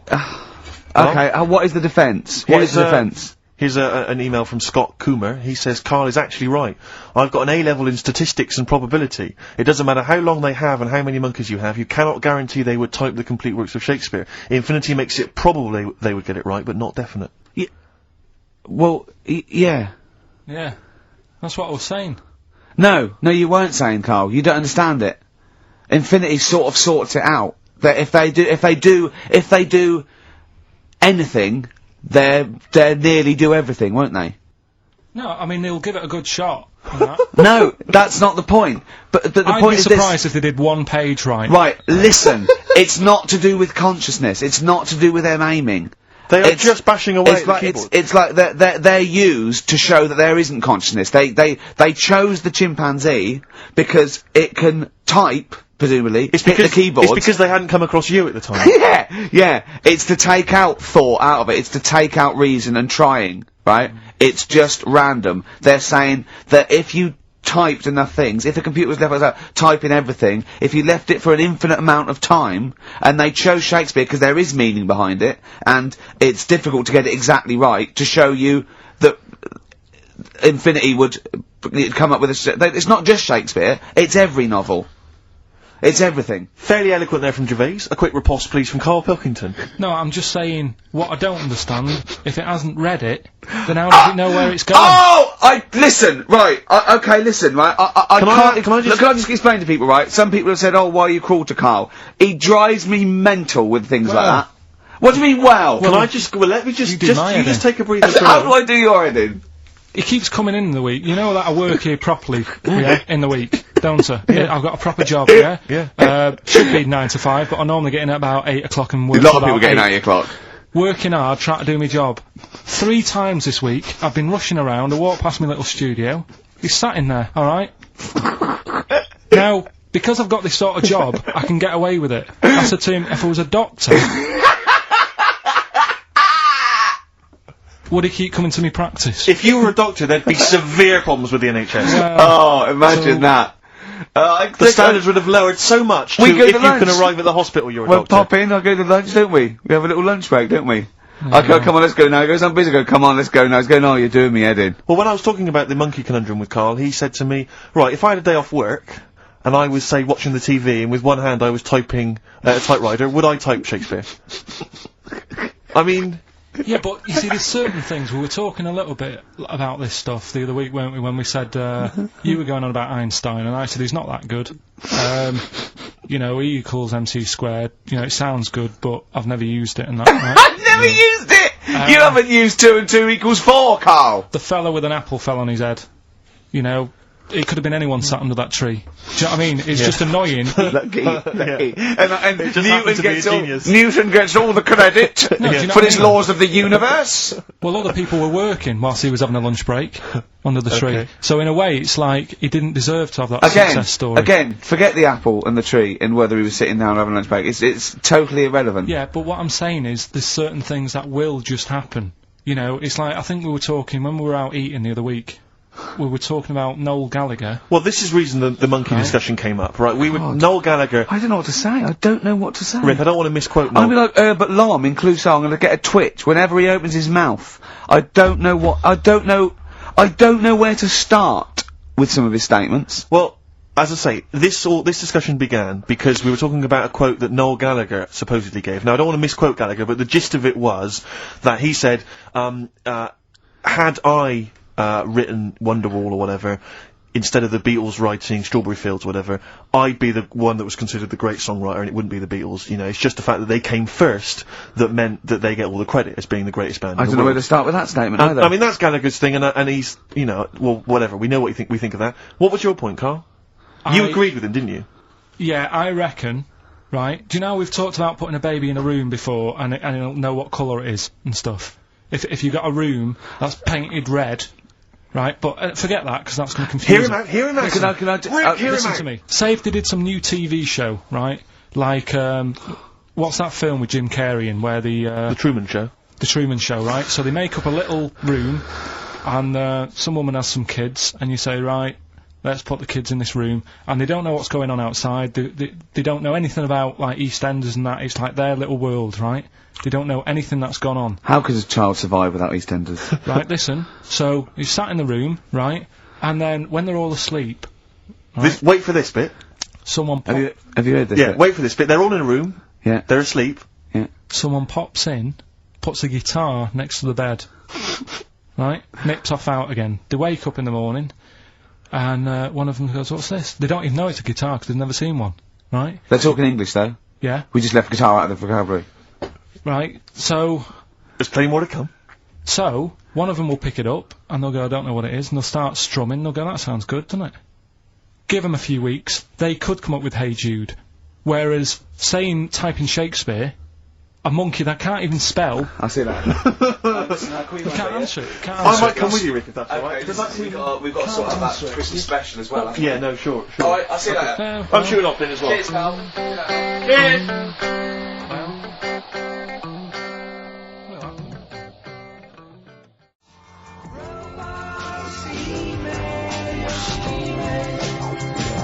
Flaming Lips.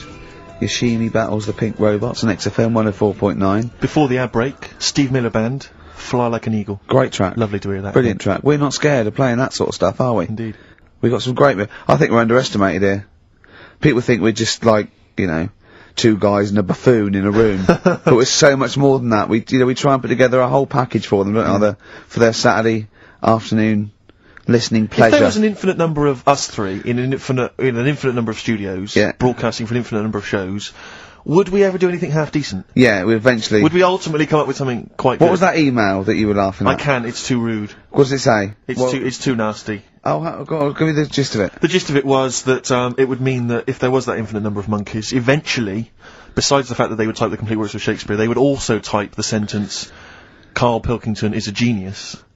But, the email also said it would also type, Ricky Gervais is I can't say the word, but, I know. Yeah. But the number of times they type it and write, Karl Pilkington is a genius, and Ricky Gervais is a cund. Exactly. Yeah, that would be there a lot. Yeah. Before we carry on with anything, I should just tell you, we're on the subject of emails. There's one emailer we're always looking forward to hearing from. Richie Anderson! Dicky Docky Doo! Richard Anderson, thanks for emailing. He's my biggest fan. He's now. one of the biggest fans. He absolutely loves me. But not afraid to offer some constructive criticism. Go on, that's the what's great he thing about Dicky. And from Anders this week he says, Ricky, I'm lazy, I talk nonsense, I'm badly organised, and I believe in ghosts. Can I have a job working on your show?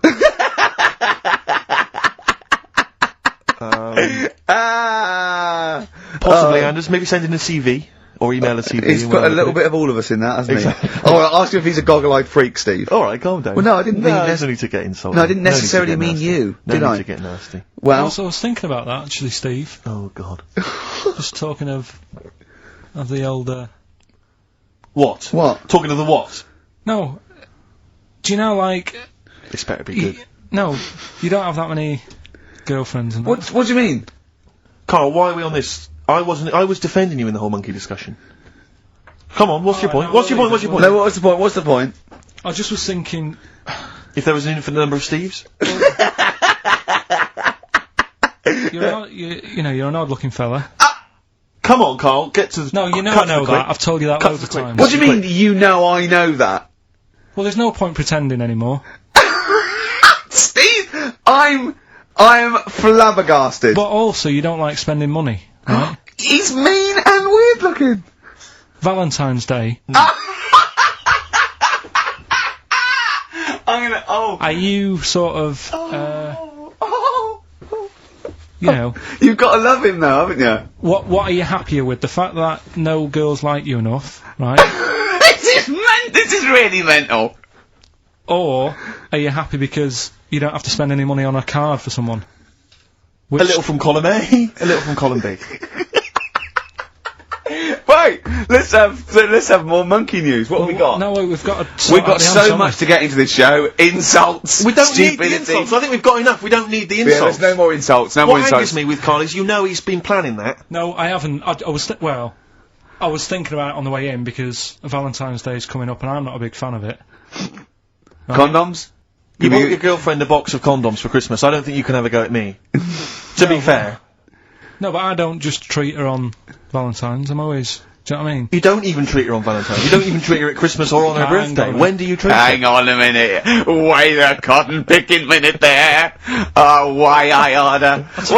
Wait a minute. What was that? Tiffany dog. I treat your girlfriend better than you, and I've only met her twice. I took her out last night and she enjoyed herself. Where'd you go? Until she had to write the cheque. Where'd you go? Where'd you go? To a chippy. A really... Play a record! To a chippy? No, a quality one. Right. Oh, God! Under a fiver for two. Oh, nice wrapping. Not newspaper, greaseproof paper. And bread. And bread.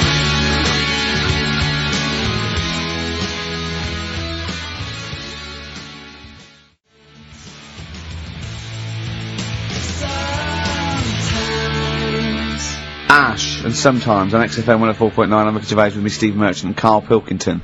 We've got so much to get through. Alright. London's shit, innit? Sorry.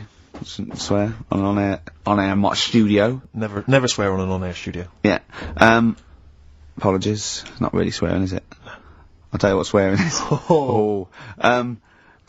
Yeah, Graduate. You're gonna play that again and give a winner. Give a winner. Well, let's hear it. So it's Karl Pilkington featuring in The Graduate. Yeah. Well, Here we go then. So, you ready for it? I've brought some condoms from home that Suzanne got for Christmas. Benjamin, What? will you bring me a hanger? A what? A hanger.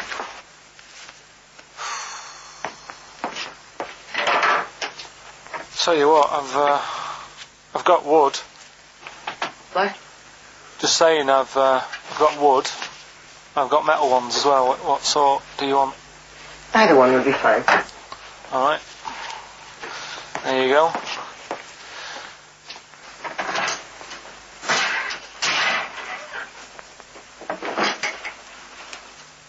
Are you afraid of me? No. No, I've seen weirder things than you. Have I ever told you about the two lads I went to school with who had big heads?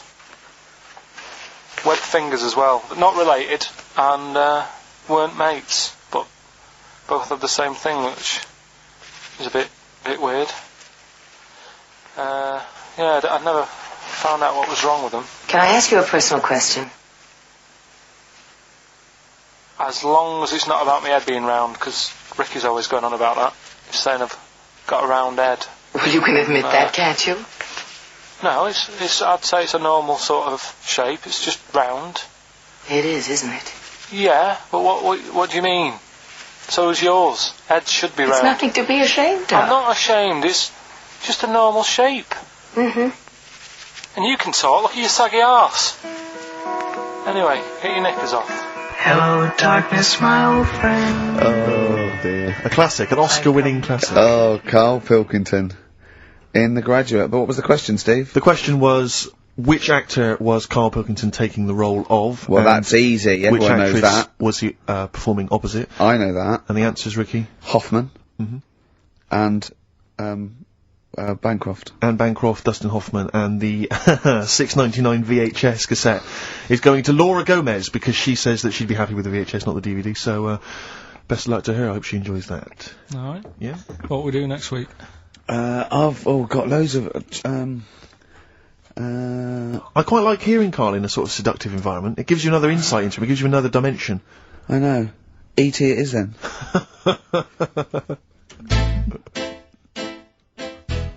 So it was just like Rocky or something. Shall we have a wrap off maybe next week? Yeah, The three yeah. of us. Yeah. Let's try and master the art of talking Yeah, I see what you civilly mean. to each other first before we start making it rhyme. Oh, Rockbusters, Karl? Yeah. I'm not a champion of Rockbusters, as you know, but I think it's overstayed its welcome. But I'm willing to go Well, I along think with Karl's just giving the fans what they want here. it. Okay. It's a popular thing, isn't it? Got some good The prizes. press Well- are behind it. Let me tell you what the prizes are.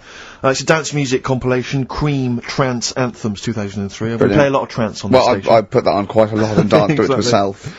There's the original motion picture soundtrack to the forthcoming film adaptation. When you've seen the film, I'm sure that will mean more to you. You But it's like a that, good- don't you? It's a good movie, yeah. Nicolas Cage I haven't playing seen himself it. and a twin brother. And it's written by Spike. It's directed by Spike Jonze. Joined at the, what? No, they're not joined at the hip at all, or at the face. And we've also got the best one-hit wonders album in the world ever. What have we got on there? We've got things like The Crazy World of Arthur Brown, brilliant. Nana, 99 Red Balloons. The Rembrandt. In fact, it kicks off with Nana. Sure. That's followed up by I'll Be There For You, the theme from Friends by the Rembrandts. Yeah. And of course, Breakfast at Tiffany's by Deep Blue Something. Brilliant. Deep Blue Something. Is What that the happened worst to name them? ever? I think it possibly is. No, Sixpence None the Richer. Sixpence None the Richer, That's a quite pretty bad name. Okay, again, I know we've got a lot of chill-out fans who listen to Yeah, us, so yeah, the best chill-out album ever. Yeah. Bear in mind, of course, all these prizes collated by Karl from, I guess, people's drawers. Yeah, maybe their looking in a bags. drawer, Oh, dearie me. What is it? The only thing probably worth having is a I mean, it's topical, if nothing else, Carl. A 7-inch by the White Stripes. Merry Christmas from the White Stripes. That was their, exclusive Christmas single, so if that's early, isn't it? That's, you get that. It is worth A lot of people have got to wait 11 months before that's released. Or is it last Christmas's? Exactly. And I have never heard of this DVD. Go on. I like to think of myself as being fairly familiar with TV and films, but I have never heard of Stephen King's Rose Red. Welcome to DVD. a place evil calls home. And it's on DVD, it's certificate 12, so don't imagine anything too shocking. And it looks appalling. Is Rose Red Mansion truly haunted? To find out, Professor... Okay, we've got the gist of it. They're not very good prizes, they're cobbled together, but if you've got nothing better to do, call in if you know the answers to these clues. It's Rockbusters. Let's not let them call in, Rick. Please don't let you- those people call in. No, they're not calling in, it's email only. Carl, don't interrupt me. I'm just... ricky.gervais@xfm.co.uk. Email only. I can't stress that enough. We just don't want to speak to you people. Right, go on. Right, so I give some initials out and a cryptic clue, and it makes up the answer and that. Well, sometimes it does, yeah. Go on. There's two of them, there's a new aspect, which I'll explain about in a minute. The first one is, cryptic clue is, well, if he would have been wearing an helmet, it would have been alright. And the initial there is B, right? So, well, if he would have been wearing an helmet, it would have been alright. That's B, right? Band or an artist. Second one, why are them Jamaican fellas swinging fish around their head? Okay. Alright, initials Just fills me with... DS. DS. Why are them Jamaican men swinging fish around their head? Alright? And the final bit to Rockbusters. It's a new bit. Last week I played you this.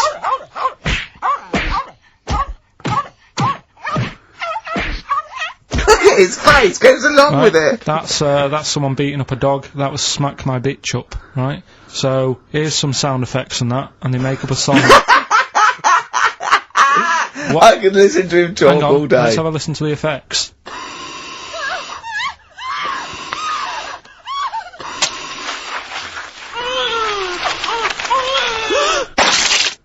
That's terrifying. Right, I told you not to play that one, it's rubbish. No one will get that. Well, we'll see. I heard that, I can't always say, I said it's rubbish, no one will get it. No, it's not the one you think it is. Ah, right. So, email in, ricky.gervais@xfm.co.uk and you win that stuff. I'm a little bit confused. I'm here. I've heard what you're saying. We've discussed this in the past. I don't know what's happening. What's that? Is that a clue? That's a cryptic clue, screaming to a song, is it? To do with screaming. Well, don't say it! It should stand up by itself, don't give him any clue! Hang on a sec. So this is the name of a song. It's not a band or an artist, Yeah, the sound that's effect. So the song. first two are bands or artists, and the last one is the name of a song. I said we should abandon this! I said we should just pack it in! What, the show? Yes!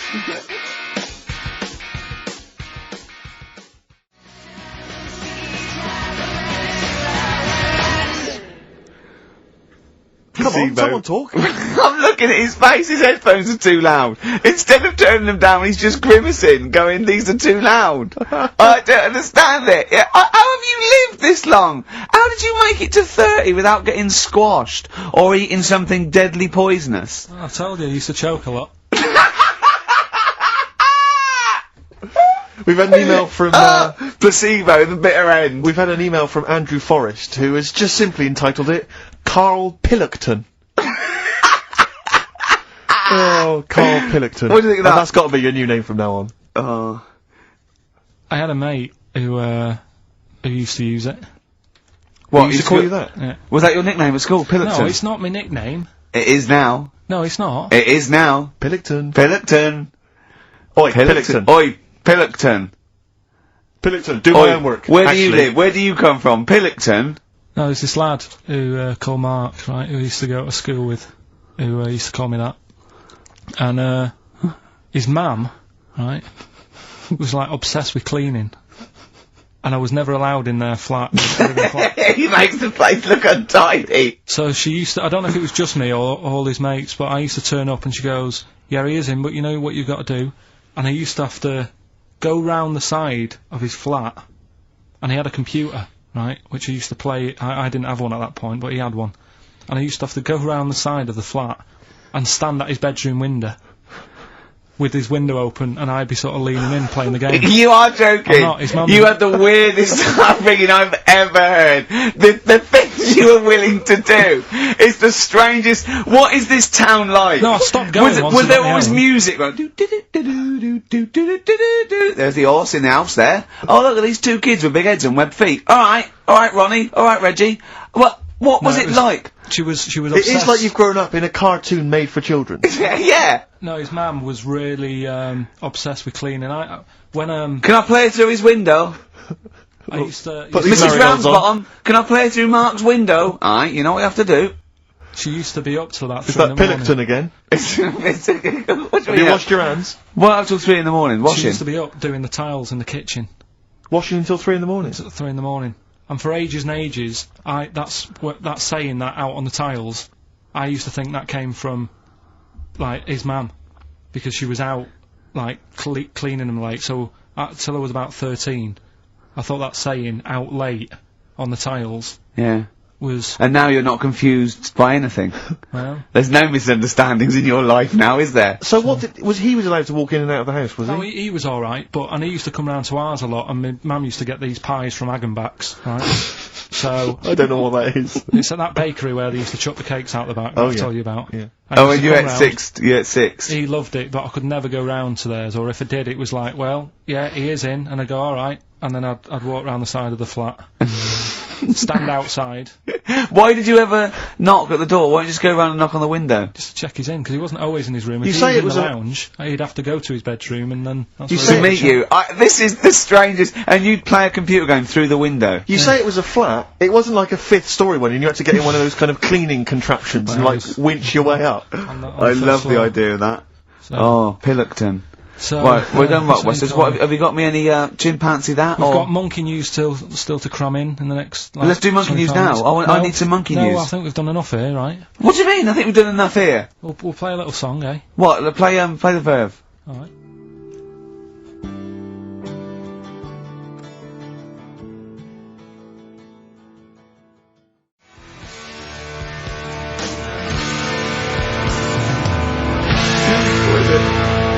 Eh? Go on. He's getting all stressed because I screamed. Sparky Stream, Teenage Fan Club. I'll tell you, I'm sick of the screaming, Rick. I'm sick of that. I mean, no wonder Carl hates you, and that is the word I don't use often, but he does, and I've spoken to him in the past, and he loathes you. Monkey news. Give us one of the screams so the audience at home gets a taste of it. I'm taking my headphones off. No, and I'm not stepping going to away. scream. Go on, let's see what...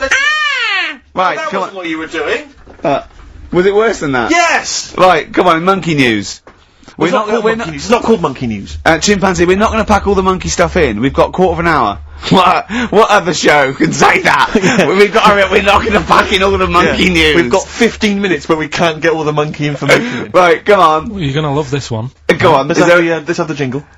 Oh, chimpanzee that! right? I don't know how recent this was, Oh, God. 17th century? but it happened in Hackney, right? If you're outside London, that's in a place in London. And it's this monkey that's going about Hackney, nicking DVDs. Even the monkey didn't go for videos. Even the monkey knew. Well, there's no point in getting on VHS. Grudge on VHS. You're having a... Throw it back. Right, and there's a girl called Lisa who works in our office here, right, and I mentioned it to her because she lives in Hackney. I said, you familiar with this? And she said, oh, I remember something about it, which annoyed me. The fact that a monkey's running riot, but she didn't know the full story, and she lives there. What do you mean a monkey? Do you mean a chimpanzee? Or a monkey? I don't know, is there a zoo in Hackney? Is there a zoo there? I don't know what sort it was, but it was like... Is there a zoo in Hackney? I don't know, that's what I was asking. So, right, get on with the story. So anyway, yeah, it's been robbing stuff, and the other bit that really puzzled me, right, is the fact that And you're not easily puzzled by monkey news? they took fingerprints. What do you think about that? Well, they took fingerprints, presumably because they didn't know it was a monkey to start with. No, they did. They saw it, nicking stuff, and they said, get fingerprints. So that means there's more than just one doing it. I'm gonna have a heart He attack. had to fax them to Interpol. Yeah. We know that is. Yeah. It's Brian the monkey. Yeah. Yeah. So Sorry, I that's- don't understand. He was stealing DVDs, specifically DVDs. DVDs, I think it said watches and stuff. What, breaking into homes? Yeah, in Hackney. Maybe. Are you sure it wasn't a kid with a mask on? No, seriously. How was he breaking into homes? They're good, Up aren't the they? drain pipe. They're good, aren't they? They're good, aren't they? But how would they do So that? is that the news? Well, that's how much do you want Is that monkey news? for this week? Well, I don't know that it's true. Again, I've got nothing to... There was other stuff. There was another story that I found about a monkey, but I would like to know from someone if in Hackney if do you know what I mean? And I missed that one on Crime Watch, which would have been good, right? But there was another story about one that kept getting on buses, not paying its fare, and just sat in a corner reading the paper. Reading the paper, Carl. You're an idiot. But that wasn't in London. You're an idiot. That was in America. It wouldn't read the somewhere. paper. Why would it read the paper? Because it was its way of sort of going, oh well, if I'm reading something, maybe the inspector. The inspector will notice my hairy hands. Oh, Carl, you're such a fool! Well, Pilkington. Carl We've just had a news flash that an infinite number of monkeys in Hackney are nicking an infinite number of typewriters. Yeah. We don't know what for. At this stage, we've got no more information. And they've taken back an infinite amount of graduate on video. This is rubbish.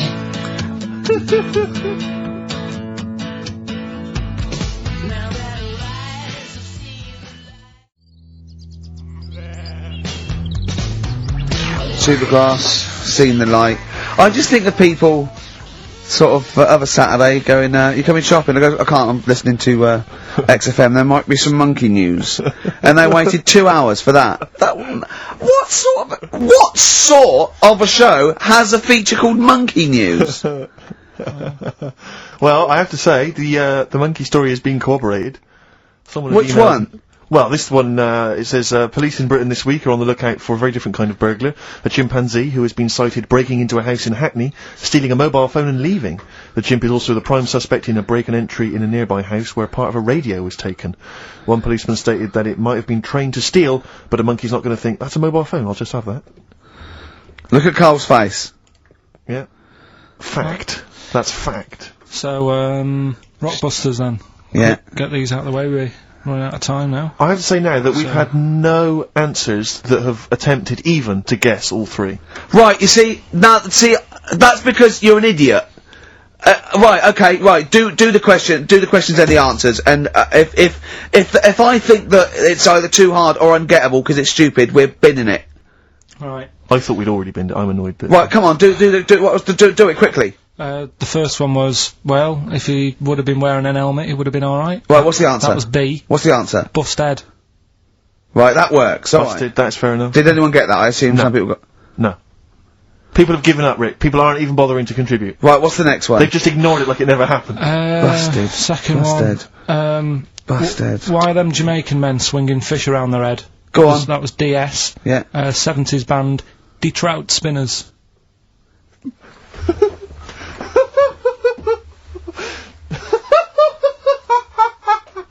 The Detroit Spinners have become the D-Trout Spinners.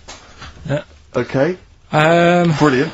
And then the final bit, I'll play you some effects. They Let's went hear like this. this. Let's hear this.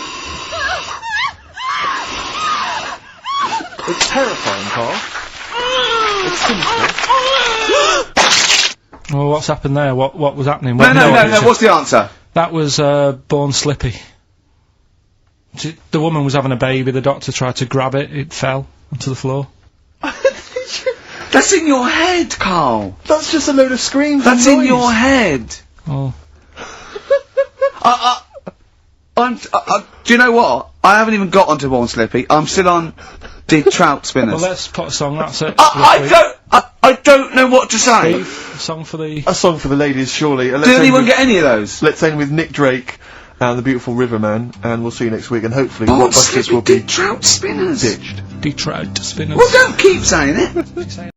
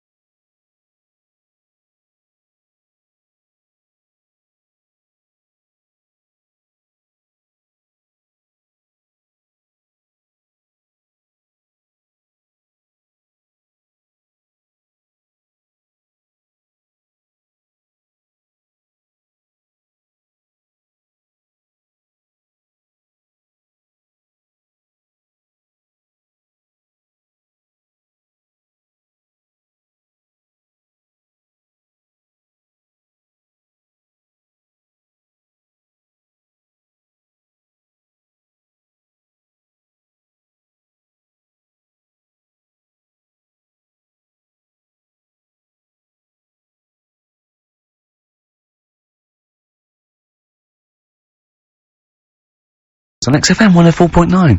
I'm Ricky Gervais. Joining me is Steve Merchant and Karl Pilkington.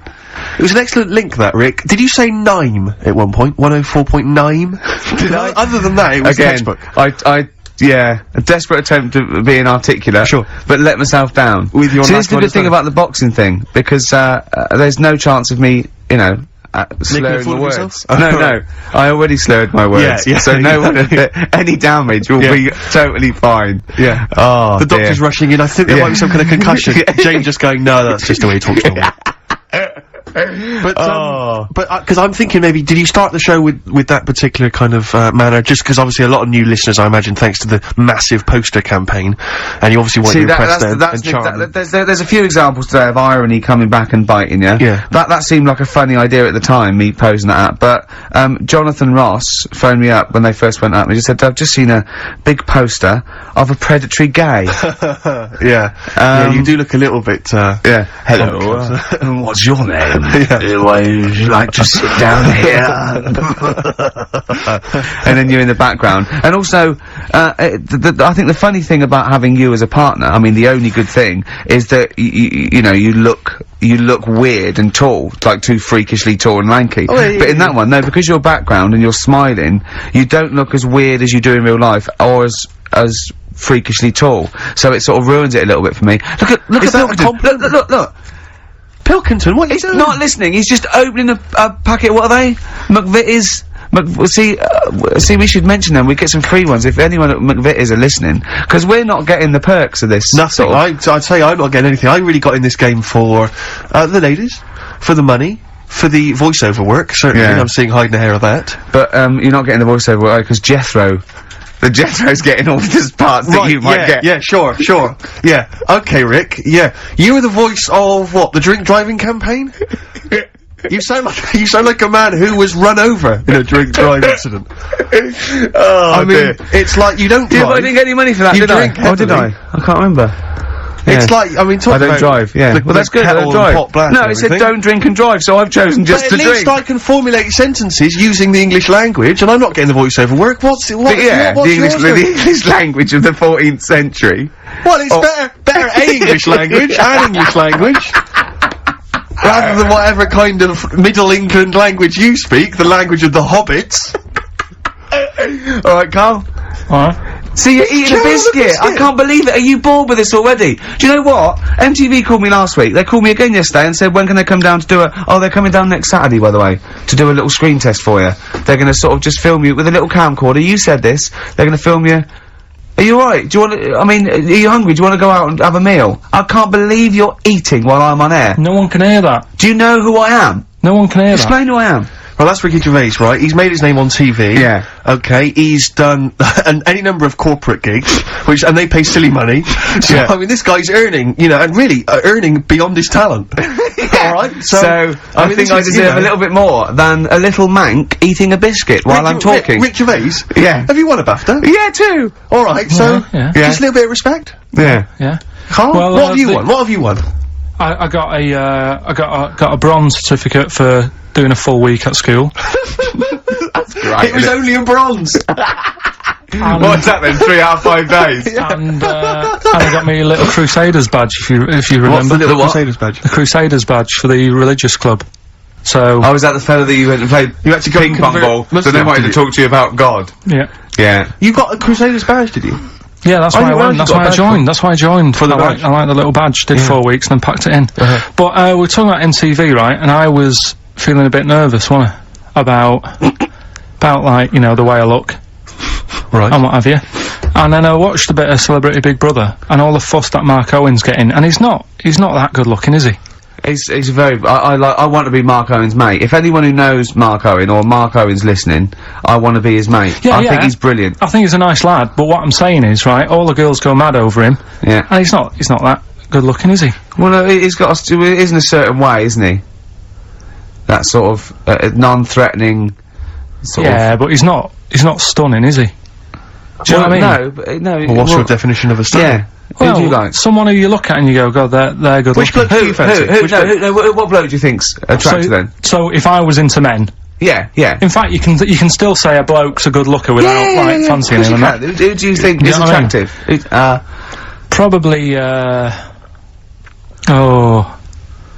mean, it depends what you're looking for. No, just look. There's different looks as well. Of course, isn't yeah. there? Would you say it was attractive? Would you say it was like stunning in your definition? A good-looking lad. Yeah. Good-looking lad. Oh, look at him over there. He's. Ooh. Do you find, Robbie Williams? Do you find him attractive? Boy Next Door. Look. No. Who do you? Carl, hurry up, because it's we've only got 2 hours. Probably. Do you know? I can't think of one offhand. Mark Owen is pretty good looking then, really. Well, there's not. Just name one bloke that you think's an attractive guy. There must be one bloke that you've either met or that you've seen in a pub Who do you or think on a is poster. attractive? Tell you what. Go on. Tell you what. Works here. Young Alex Zane. Alex! Well, we know Alex, maybe we can fix you up. Oh, I love you, Alex! You got some.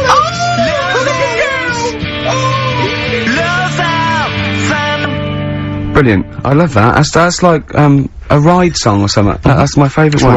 Ride-ish. Feeder. Just the way I'm feeding on XFM 104.9. Rick, quick question for you. I'm thinking, a lot of people maybe are tuning in for the first time because of the advertising campaign. Sure. Should we reintroduce Karl again? I know we've done this a few times in the past, but just worried that people are going to not really kind of get the measure of him. I'm Ricky Gervais. I'm the one off The Office. Yeah. Steve Merchant. He's not the one in The Office. He's not Gareth. Some people think he is. He's got a funny, weird West Country accent that actually Mackenzie was affecting for the role. Steve wrote it with me. He's the tall, lanky fella. Karl is our sort of, I say producer, but he's the one that pressed the buttons because I was too. Body. Yeah, but I mean, it was just because I was too big to run the desk. Yeah. I used to have to do. Literally too big. You couldn't get it. Yeah, and then we discovered that. He looked a bit like a boring sort of, alright, yeah, but then when we sort of, poked him with a stick, he came up with, he doesn't realise, but some of the I think, some of the funniest things I've ever heard. Say hello, Karl. Alright.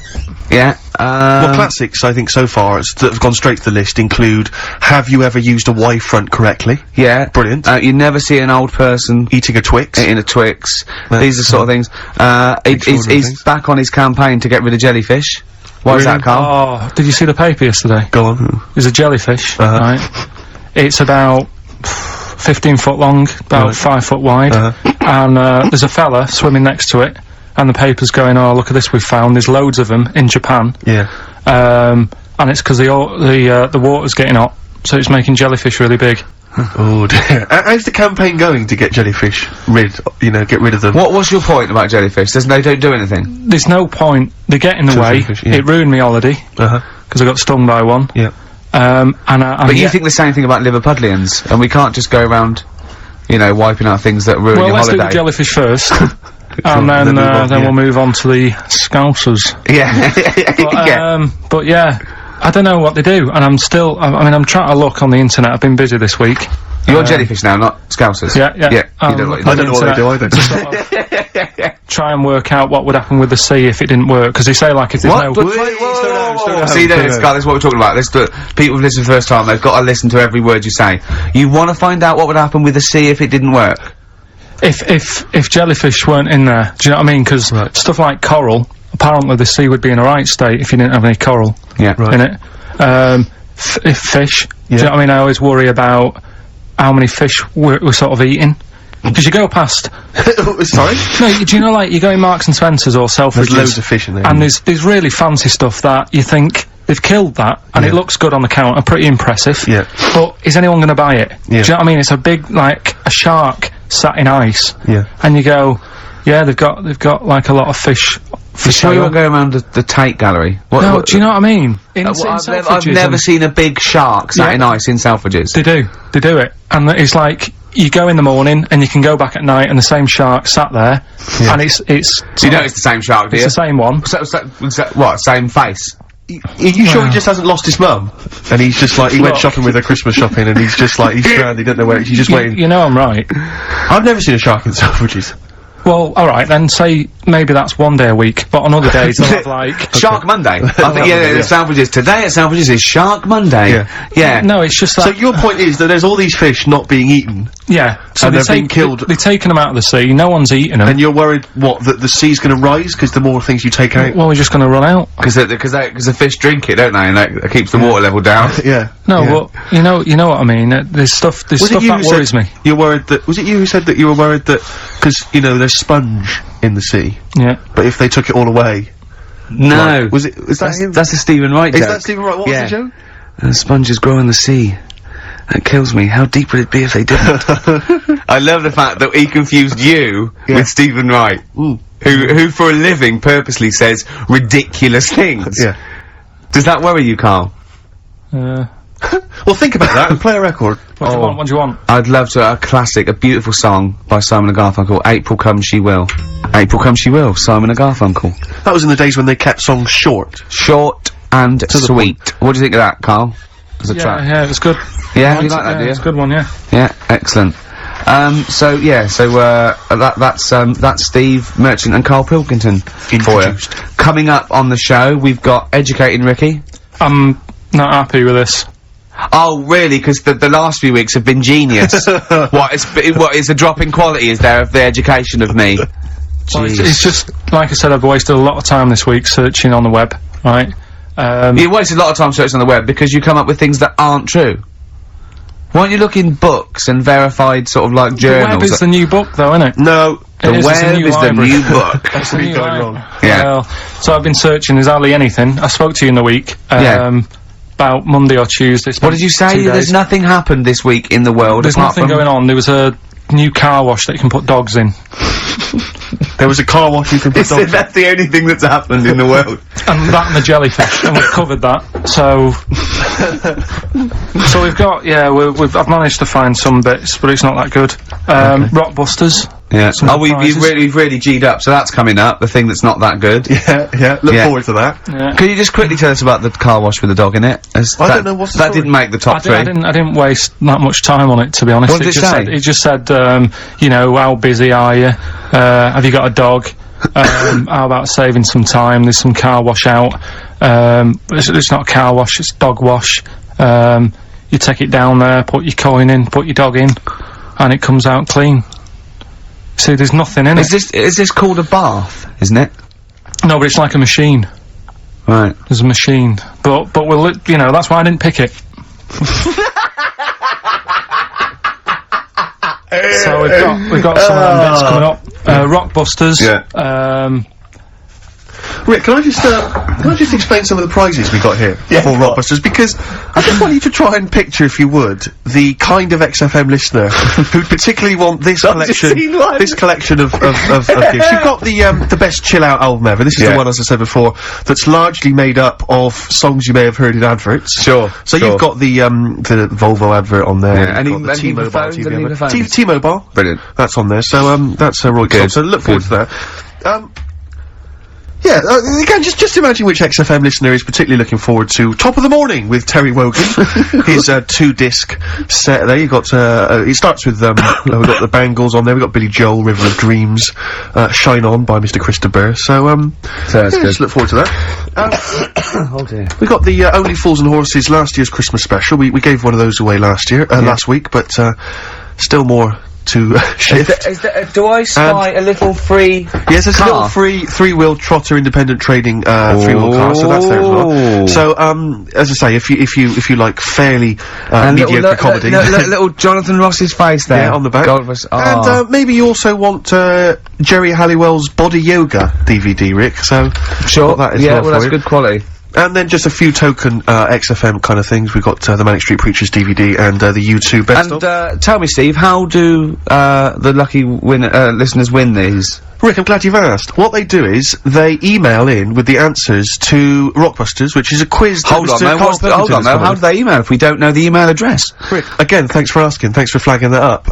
Ricky.Gervais at xfm.co.uk. That'll be coming up shortly.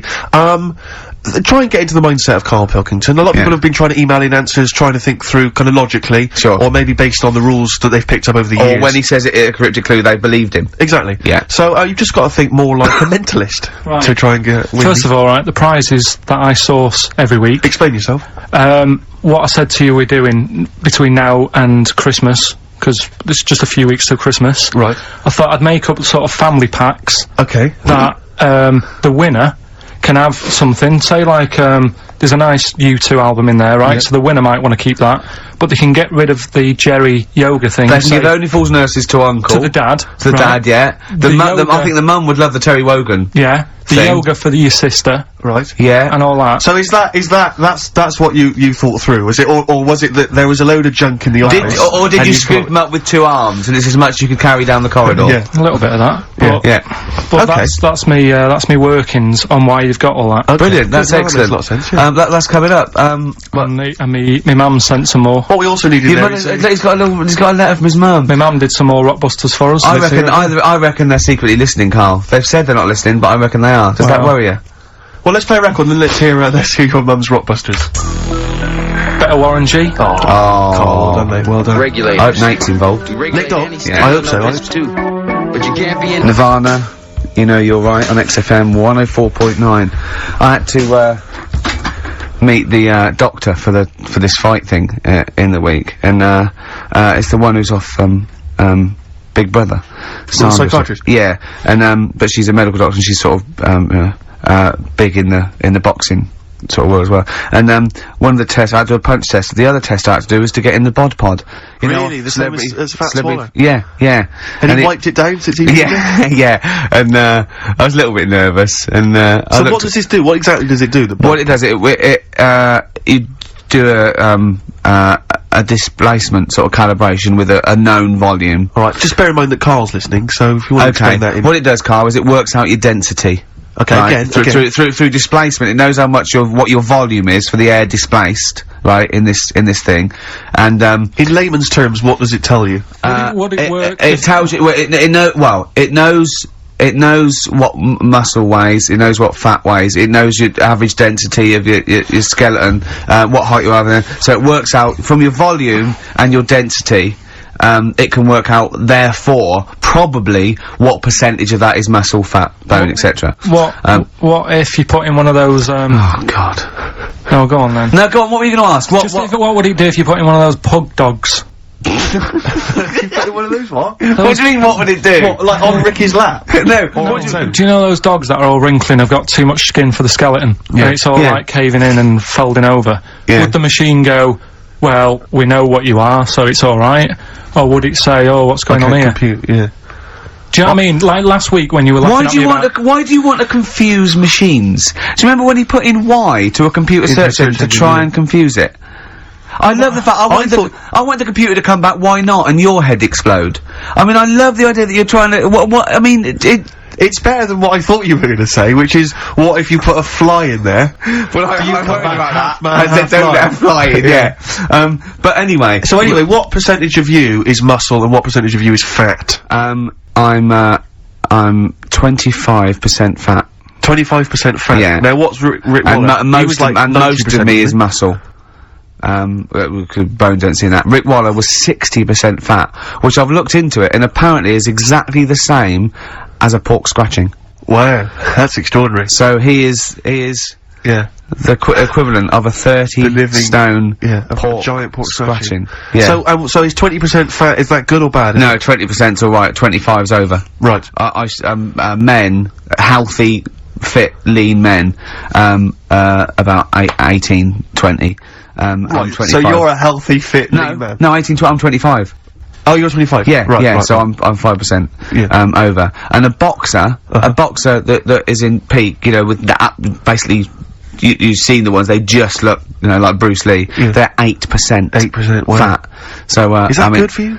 Well, I don't think it's that bad for you. I mean, you know, you need a bit of fat. Because Bruce Lee supposedly, I mean, there's so many rumours, I'm sure you're fascinated by them, Carl, conspiracy theories surrounding Bruce Lee's death. Yeah. One of which is that his body was, it's at the peak of physical perfection. He had an aspirin because of a headache, and it reacted with his, because just the impurities in the aspirin killed him. Yeah. Yeah, because it's sort of like quite interesting and a bit weird. Yeah. He'll have yes, that's fact. He'll have, Well, are you aware of the fact that supposedly he actually cheated death, he actually faked his own death so he could work undercover for the Hong Kong police? Are you aware of that? Yeah. Do you believe that as well? Not so convinced. Dunno. Do you believe he could kill a man by putting all his energy into a trembling hand and touching him and every blood vessel burst? Well, it's just another form of trickery, innit? I mean, you met up with Darren, didn't you? Met up with Darren Brown, yeah. Darren Brown. Yeah, he's incredible. Yeah, he's probably the Britain's best illusionist, if you don't mind me saying. Yeah. Oh, You can put that on a poster if you want. Tell you what, though, right? Changing the subject a bit. We were talking about a fly getting in that pod. Yeah. Read in the week when I was searching for stuff to educate, the Educate Ricky section. Yeah. Which we will be Do you want to answer that phone, because it's annoying me? Who's phoning? I don't know, it's obviously someone who doesn't know that you're talking at the moment, so leave it. Let him finish the point. Let him finish the point. It could be, leave it. It could be the head of... Leave it. Yeah, go on. Could be the head of XFM? Yeah. Oh, I'm so scared. No. We must I won't be embarrassing him. I going, don't call me when I'm working. Nice. We're fighting against the machine. High five. Yeah. Raging against the machine. Yeah, right. We were talking about flies getting in a pod.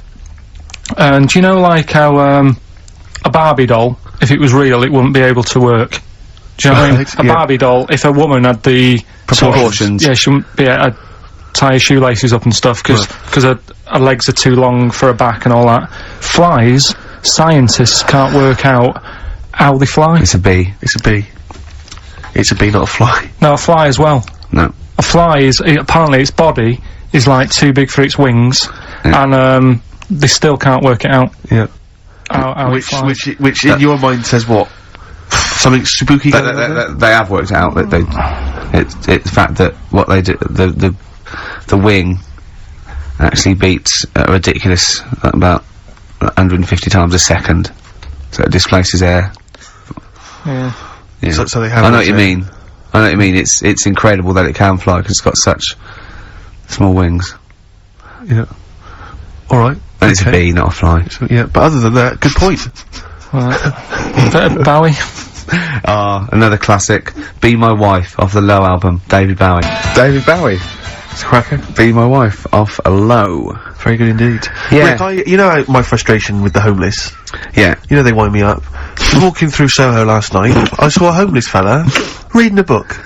Yeah. Well, I'll tell you this, if he's got the wherewithal to read a book, right, he's obviously, he wants to keep himself occupied, his mind educated. Yeah. My point is, why not, instead of reading a book, have a quick look through the job vacancies section of the Evening Standard, or maybe just take the time to fill in some kind of application form for, maybe, a job or something you're confusing like that. there was is the ability to read with the ability to house yourself. Well, no, because what I'm saying is, it seems to me he's obviously got a certain, grasp psychologically of, his where they're he's not mental, people who haven't got houses. A lot of them are, Rick. I've seen them dancing and shouting and screaming, and pissing in doorways and stuff. Yeah, again, you're confusing homelessness with trampiness. Well, again, some people just have left home and they haven't got a... Gervais, I'm not a sociologist. No. Sorry if I can't spot all the clever distinctions that a trained expert such as yourself can. Well, all I know is, there was a fella reading a book. Well, you know the ones that have got beards and sing little tunes and they smell of piss? They're my favourite. Right? They are brilliant. Yeah, and they're drinking special brew. Yeah.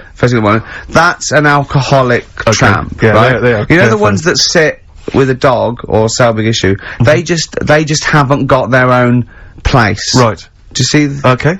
Well, again, I mean, because it is tricky finding a place, I know, because I had to move house recently, and it's a nightmare. I had to get, estate agents on it, and I had to go and see a load of places, and I was doing a job as well, and I still managed to fit it in. This guy's just lounging around on the street, so I'm surprised he can't find loads of places to live. I'm surprised he can't find the time to visit a couple of different residences. Yeah. Because there's some pretty cheap ones, if you go kind of a bit farther out of London. Maybe it's because he wants to live in the Soho area, and frankly, it's expensive. What I'm confused about is the number of homeless people that recognise me and say they enjoy The Office. They've got to be watching it through Dixon's window. I think that's probably demographic that's sort of hung over from some of your previous TV work. The 11 o'clock show? Yeah, or stuff like that. The ones that used to set fire to yeah, exactly. tramps and the French for me. Exactly, yeah. Some of the weirdos. Sure. Or maybe sort of people who watched, have watched the show and then have fallen on hard times since then, I don't know. Unless it's not necessarily linked. I wouldn't have thought so. Carl's lost in this conversation. Carl, are we boring you then? No, it's just, I don't know, it's a bit tight, innit? What? Because it's like, I sometimes think it could have been me when I see homeless people and that. I just think, I nearly killed a man once. It could have totally changed my life. So, whoa. You want to slow down there. Just want to back up for a second.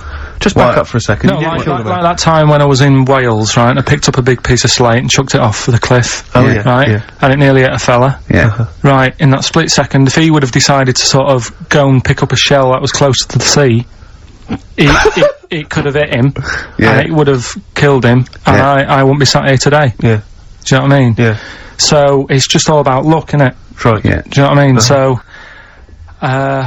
don't know, that's about it, really. That's the point. That's the political. What was the point again? That you there for the grace of God to lie? Yeah, no, he's saying, you know, we should count our blessings because, you know, anything can happen. Yeah, you never know what's round the corner. Sure. Yeah, It's like, if Karl hadn't met us, he'd still be in that little room making jingles. Now, he is a respected household name. Do you think he packed the book before he left home to become homeless? He thought, right, I need the clothes, I'm gonna need the cigarettes, I'm gonna need the dog and the piece of string, and I probably gonna need some reading literature as well, because I'm gonna get pretty bored, like, just sitting in the street begging all day. Maybe it's so one of maybe those- I should take, I wanna catch up on, some of the stuff I haven't read, you know. Or maybe it's one of those themed holidays. You know those trendy middle-class people? Right. They go on, like, the adventure holidays and danger holidays. Maybe the latest one, amongst sort of, like, yuppie types, is, homeless holidays. Exactly, yeah. They pay, like, £10,000. Exactly. And they really Get a little the area of experience. sort of the streets of Soho. And people come up to them and abuse them. Yeah. They're all Shout paid, at they're them, all actors. Yeah. They get beaten up at night when they're sleeping under a bridge. They, you know, they get to try a really safe sort of form of heroin. Sure, yeah. That they- sounds brilliant. Now that's worth marketing. themed Rick. holidays. Themed holidays like that. You could have homeless. Yeah. You could have like rent boy holidays. Find out what it's like to be a rent boy for 3 weeks. Yeah, and then they have to And make a little bit of money on the They side. have to wean them off it. Exactly, At the yeah. end, they go, no, don't keep sucking it. You can stop You're finished now. You're a bank manager again. I've just got the taste for it, to be honest. Can that happen? No, it's worth knowing if that is a possibility. Carl's worried. What? We haven't said anything. We haven't said anything wrong, Karl. There's be no complaints. We haven't said anything. The words suck, as far as I can work out. No, it's not a banned word on the radio. Is it Rockbusters time? Okay. Yeah, Rockbusters. Well, let's play a tune, then we'll come back with Rockbusters. do you want to Are we play? gonna hear your mum's before we have Best yours? holiday I've ever had. I'm getting a taste for it. That's a new American band called My Morning Jacket from the Sweat Bees EP. That's called Lowdown. Like that. Yeah, nice. It's good, yeah. I brought in some adverts, my favourite adverts to play. Really? Yeah, they're all new ones as well. We got those now? Can we hear them? Do you want to do them now, or keep them listening, do play it. them later? No, do them now. Yeah? Oh, yeah, they are good. Ready? XFM. XFM indeed, Steve. Absolutely. Sorry, I'm just fiddling around here. What are you looking at? Well, I'm just looking at some of the emails, and if I can find it, I got an absolute treat from you. Go on. Dickie Anderson. Is he, Anders, he's emailed in again. Richard Anderson, our biggest fan. Biggest fan. He said, Dear Ricky, sorry for not tuning in recently, only I've been busy watching a puddle evaporate. Glad to hear you haven't tinkered with the show's winning formula by trying to introduce any quality into it. That's from Richard Anderson. So, good to have Dickie Anderson listening again. Oh, Because he just keeps us on our toes, you know. Yeah. And, good work, Rich. Thanks for that. I wonder what he looks like. Dickie Anderson. I bet he's a good-looking guy. For some reason, I've always imagined him as being slightly older, with maybe a beard. Oh, no, You know I what I think, mean? Like I think of him sort of cords and now and sweater. Definitely chords. I think he looks like, maybe the Proclaimers. Yeah, but Right. again, with a beard or at least a moustache. Yeah. I don't know why I'm seeing some kind of facial And hair. he's sort of like, he's sort of, he likes the Cure and the Swiss Nut, but, he snarls at everything. He thinks everything's puerile. Yeah. I bet he prefers Radio 5. Do you think Radio 5? Yeah. 5, yeah. Yeah. And yeah. 4. I bet he's a real music snob as well. I bet there's certain bands, it's like rubbish. The Blazing Squad, rubbish. All pop music, rubbish. Britney Spears, rubbish. Is this defamation of character? He slagged you off enough times, Rick, and the show. I don't know if I'm that's only all- saying it's my opinion, I Exactly. imagine, so, Yeah, I mean, you we know. don't know. I mean, you know, he could be a lovely guy. To be honest, I'm getting to like him. What I like about Richard is he's willing to say what he thinks. Well, it's more than that. He's a bit like Eminem. No, it's more than that. He actually hits on the truth too often for my liking. Yeah, well, that's- I mean, this is a shoddy show with very, very little to offer. You got to remember though, it is a bronze-winning show. We did win a bronze award at the Sonys last year. One of the most coveted of the awards. Yeah, bronze. in my opinion, the bronze is slightly better than the gold. Well, a lot of people don't win the bronze, Rick. You got to remember that there's not many people who you see, win the bronze. gold, gold's got no intrinsic value. It's just a currency, and in my opinion, Bronze is better. Well, yeah. In a way. Carl, Rockbusters, your mum's... Carl. Yeah, no, Listen, we did get a bronze, but this year we introduced Rockbusters. Things will be changing. So, Hey, we didn't introduce Rockbusters, Carl. Please don't tar us with that brush. Yeah. You introduced And also, do you remember the show that got that bronze was the show with the complaint that was upheld by the radio authority? Was it really? Yeah, the show that got the award and was nominated was the one with the only upheld complaint we've ever had. Do you think if we hadn't discussed that particular subject for quite as long, we could have got the silver? I think it was the mention of, and I say this meaning male birds, of all the cocks. Right. Yeah. But do you think the Sony committee was going, I enjoyed the show, if they hadn't mentioned cocks, meaning birds, birds, yeah. I'd have given it the silver. Yeah. So, Carl getting nervous. Rockbusters then. Yeah. Chance to win all that stuff Steve was talking about before. We give initials and a cryptic clue, and it's a band, and there's 3 of them, and you email in ricky.gervais@xfm.co.uk. Yeah. Right. Do you want some of me mums? Well, I think before you give us your own, we should hear your mum's, just to sort of set the tone and for people to get their heads around the whole idea. She sent some more, they're still not that up to scratch. First one, this group are nice on toast.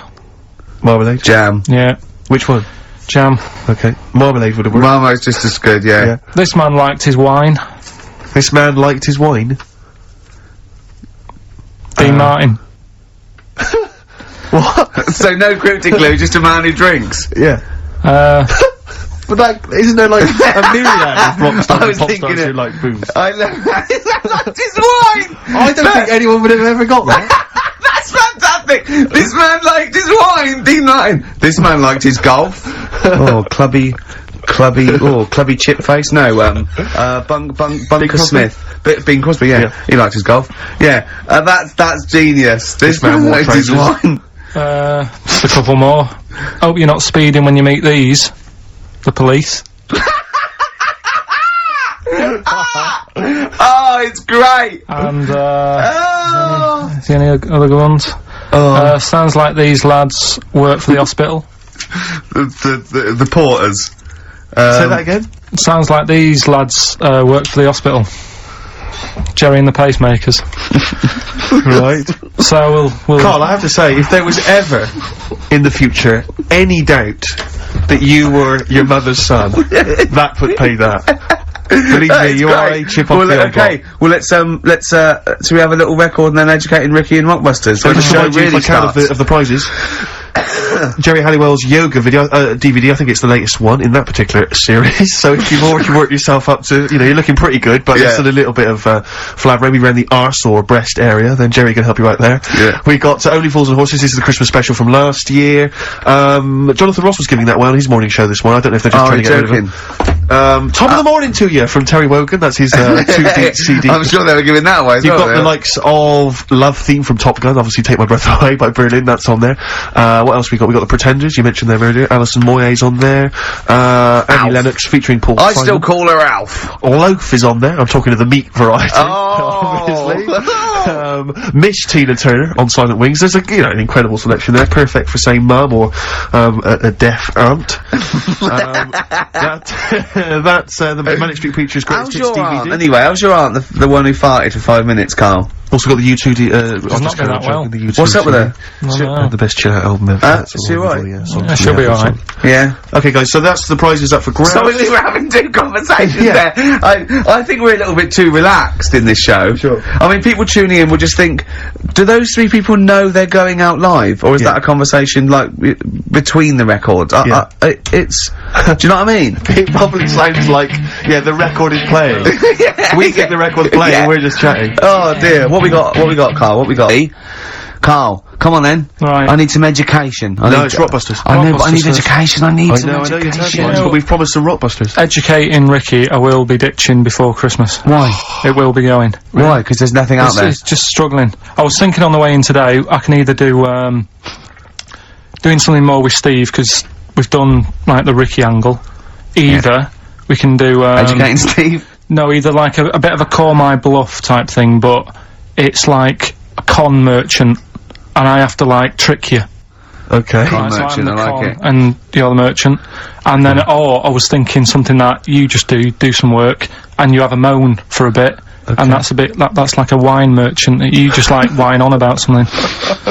Again, the pun comes first with you, doesn't it? You've worked out that first. Yeah. That's like, I told you I've come up with a couple of sitcoms for me. Go on. One is I've got an imaginary navy called Merchant's Navy. I've got a navy. And the premise is I've got a navy.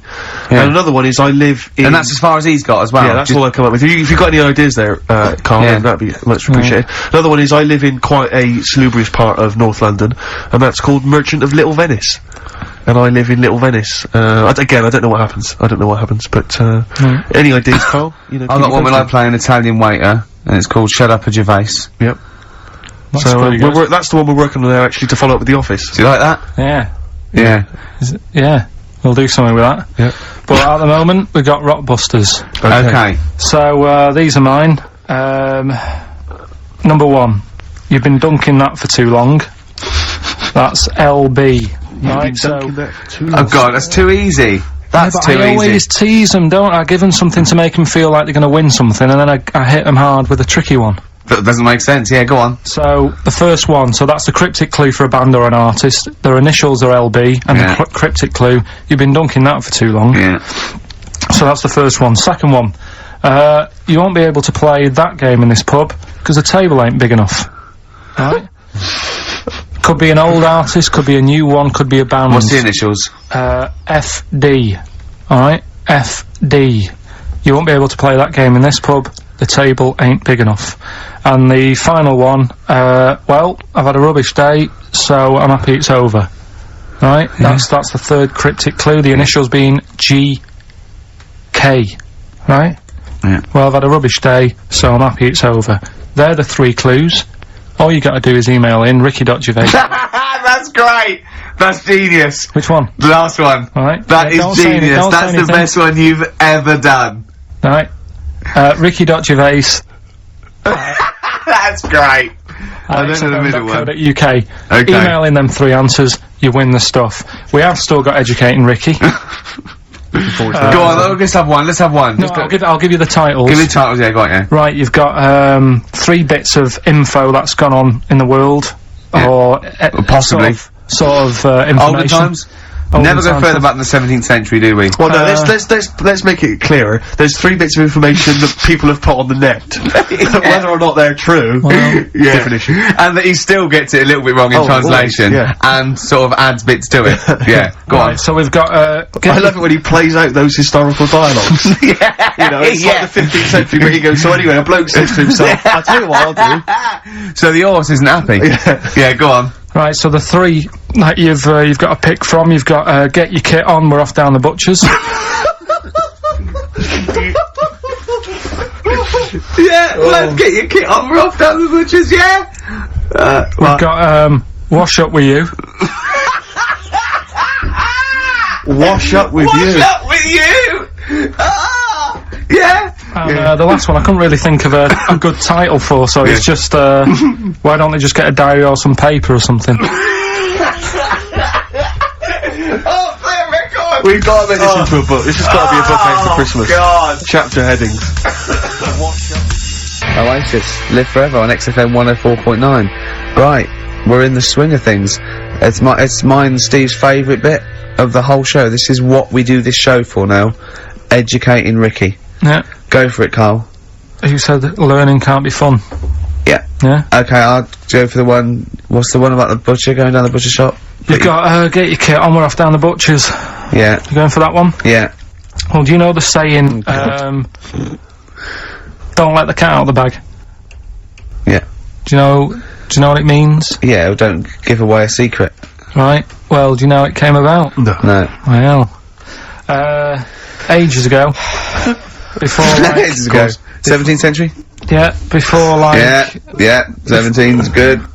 Yeah. Before, like, you know, proper butchers and Dewhursts and supermarkets and that, you used to get these blokes who sold meat. Right. Butchers, they were called then, I think. Yeah, but the difference was they didn't stay in the same place, they moved about. Right, so they'd turn up on a street corner, and he'd have, like, loads of carrier bags of, like... Carrier bags? yeah, with meat in and that, and people would Plastic be carrier bags. Yeah, Well, with whatever. mobile butcher on them. Yeah. like, right, so, And an people, email address. Yeah, go on. people went, right, yeah, I need some meat, right, so they'd go up to this bloke, and, say, what have you got? And he'd say, well, I've got a, you can have a bag full of pig, or you can have, whatever, a bag full of chicken, whatever.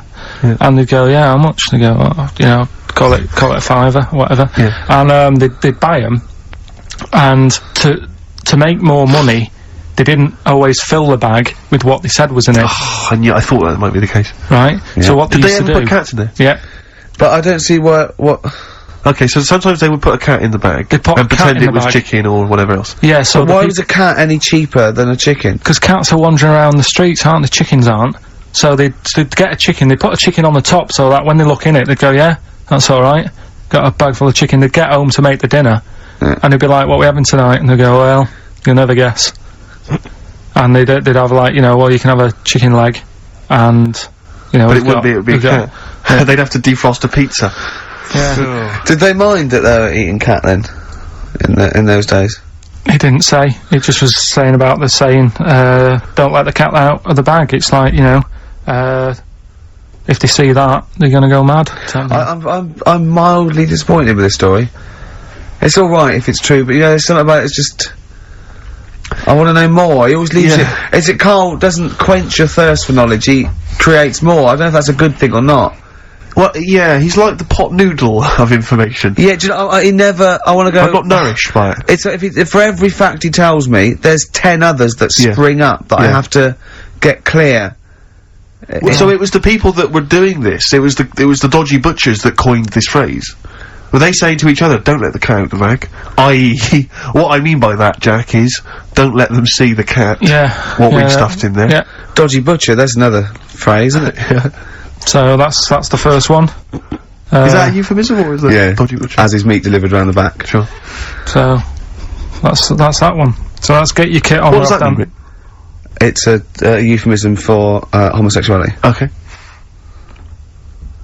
And meat, presumably, in that means different things. It doesn't. It's a word that is also a male Would it bird. mean chicken or cat necessarily in that context? Or well, I suppose it could. Yeah. Carl's look at him. Carl looks at you like a cat. Yeah. Whenever we leave him behind, if we don't talk like straight at him and let him see our lips moving, and it's monosyllabic and very done. Look, he's lost in that conversation there. He just drifted off, didn't you, Carl? No, I just was also thinking on animals and that. Something else I was going to use Go on. was This isn't a radio show, is it? I just suddenly caught myself. This is I nothing. told you that before. It's been bad today. No, but I mean, it's the way, this casual way that it's like we almost have no regard for our listener. And I'm not proud of that. I just don't know what to do about it. Do you know what I mean? I don't know how to do this properly. I mean, we're just chatting here. I mean, it's only Anderson who's seen through us. And that surprises me, that more people haven't. I mean, what are the figures like? Do people listen to this show? I'll find out for you. You keep saying that. But, yeah, there's this parrot. And, apparently, it lives in- Rick, it's unique, if nothing else. I mean, when you wake up with Woken tomorrow, you're not even going to hear him start a line with "there was this parrot." Go on, there was this parrot, yeah, go on. and it can talk and that. Someone's obviously, taught it out how to speak and that. And, it flew away. And it's living in this church. Right? And, people are at the church doing hymns and that. And then Trouble's brewing. in between the If that hymns. parrot was owned by an old miner who used to swear a lot, Yeah. Well, then the vicar is what going was to be really annoyed. That vicar, that vicar's gonna go on. I just hope he stays quiet, Rick, during the vicar's sermons. Yeah, go on. have you read it? No, go on. Have you read it? No, go on, no, go on. 'cause that's what happens, Go right? on, tell us, Carl. During the hymns, it's sort of effing and jeffing and stuff. Jeffin. Yeah. And everyone's like going, oh, it's quite funny, really, it doesn't know what it's doing. Everyone's having a laugh. Yeah. But it's causing a havoc at funerals. When did this happen? Not years ago. John was a much loved man. He was a wanker. Yeah. So anyway, so that was another story. What can you say about Uncle John? Bollocks. Oh, Carl, I love the fact that when you look at things, you go, that's interesting. A parrot that swears at funerals. That'd be a nightmare. And it stays with you. You see, for a simple man, you retain an awful lot of knowledge. It's just all rubbish. It's all Do you know what I mean? If you just replaced all this rubbish with good stuff, you'd be an intellectual. Yeah. Really. Because, I mean, your retention is fantastic. Yeah. So Did I lose you again there, did I? So Was it the word retention? we've still got, Wash Up With You. yeah. Should we play a record and do Wash Up With You? Yeah, we'll play a bit of Aqualung then.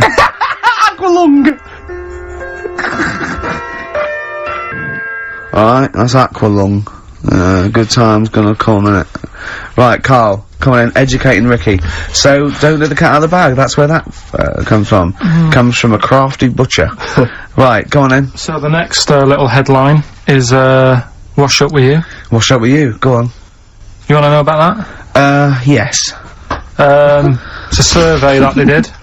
Survey that they did this week. They? Yeah, some university did some survey. Brilliant. Did a world test on washing up. Yeah. And each country were given 140 pots to clean. Brits were the quickest. Yeah. Yeah. Turkey were the slowest at washing up. The Turks. It's not because the little fellas that work in the kitchens with no... Is it? They can't reach.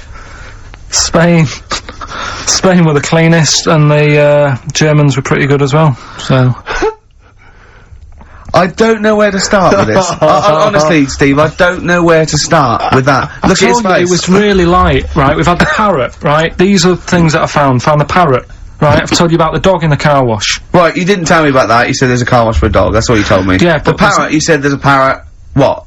It's a problem at funerals. Yeah. That's nothing. That's nothing. It's nothing. Do you understand? And They used to eat cats. what else have we got? There's an elephant in India with sore feet. Why? There's an elephant in India with sore feet. Now I'm interested. Why? Tap dancing. Why? I didn't write that He's much trying down to about it. break Roy Castle's record. He's still going.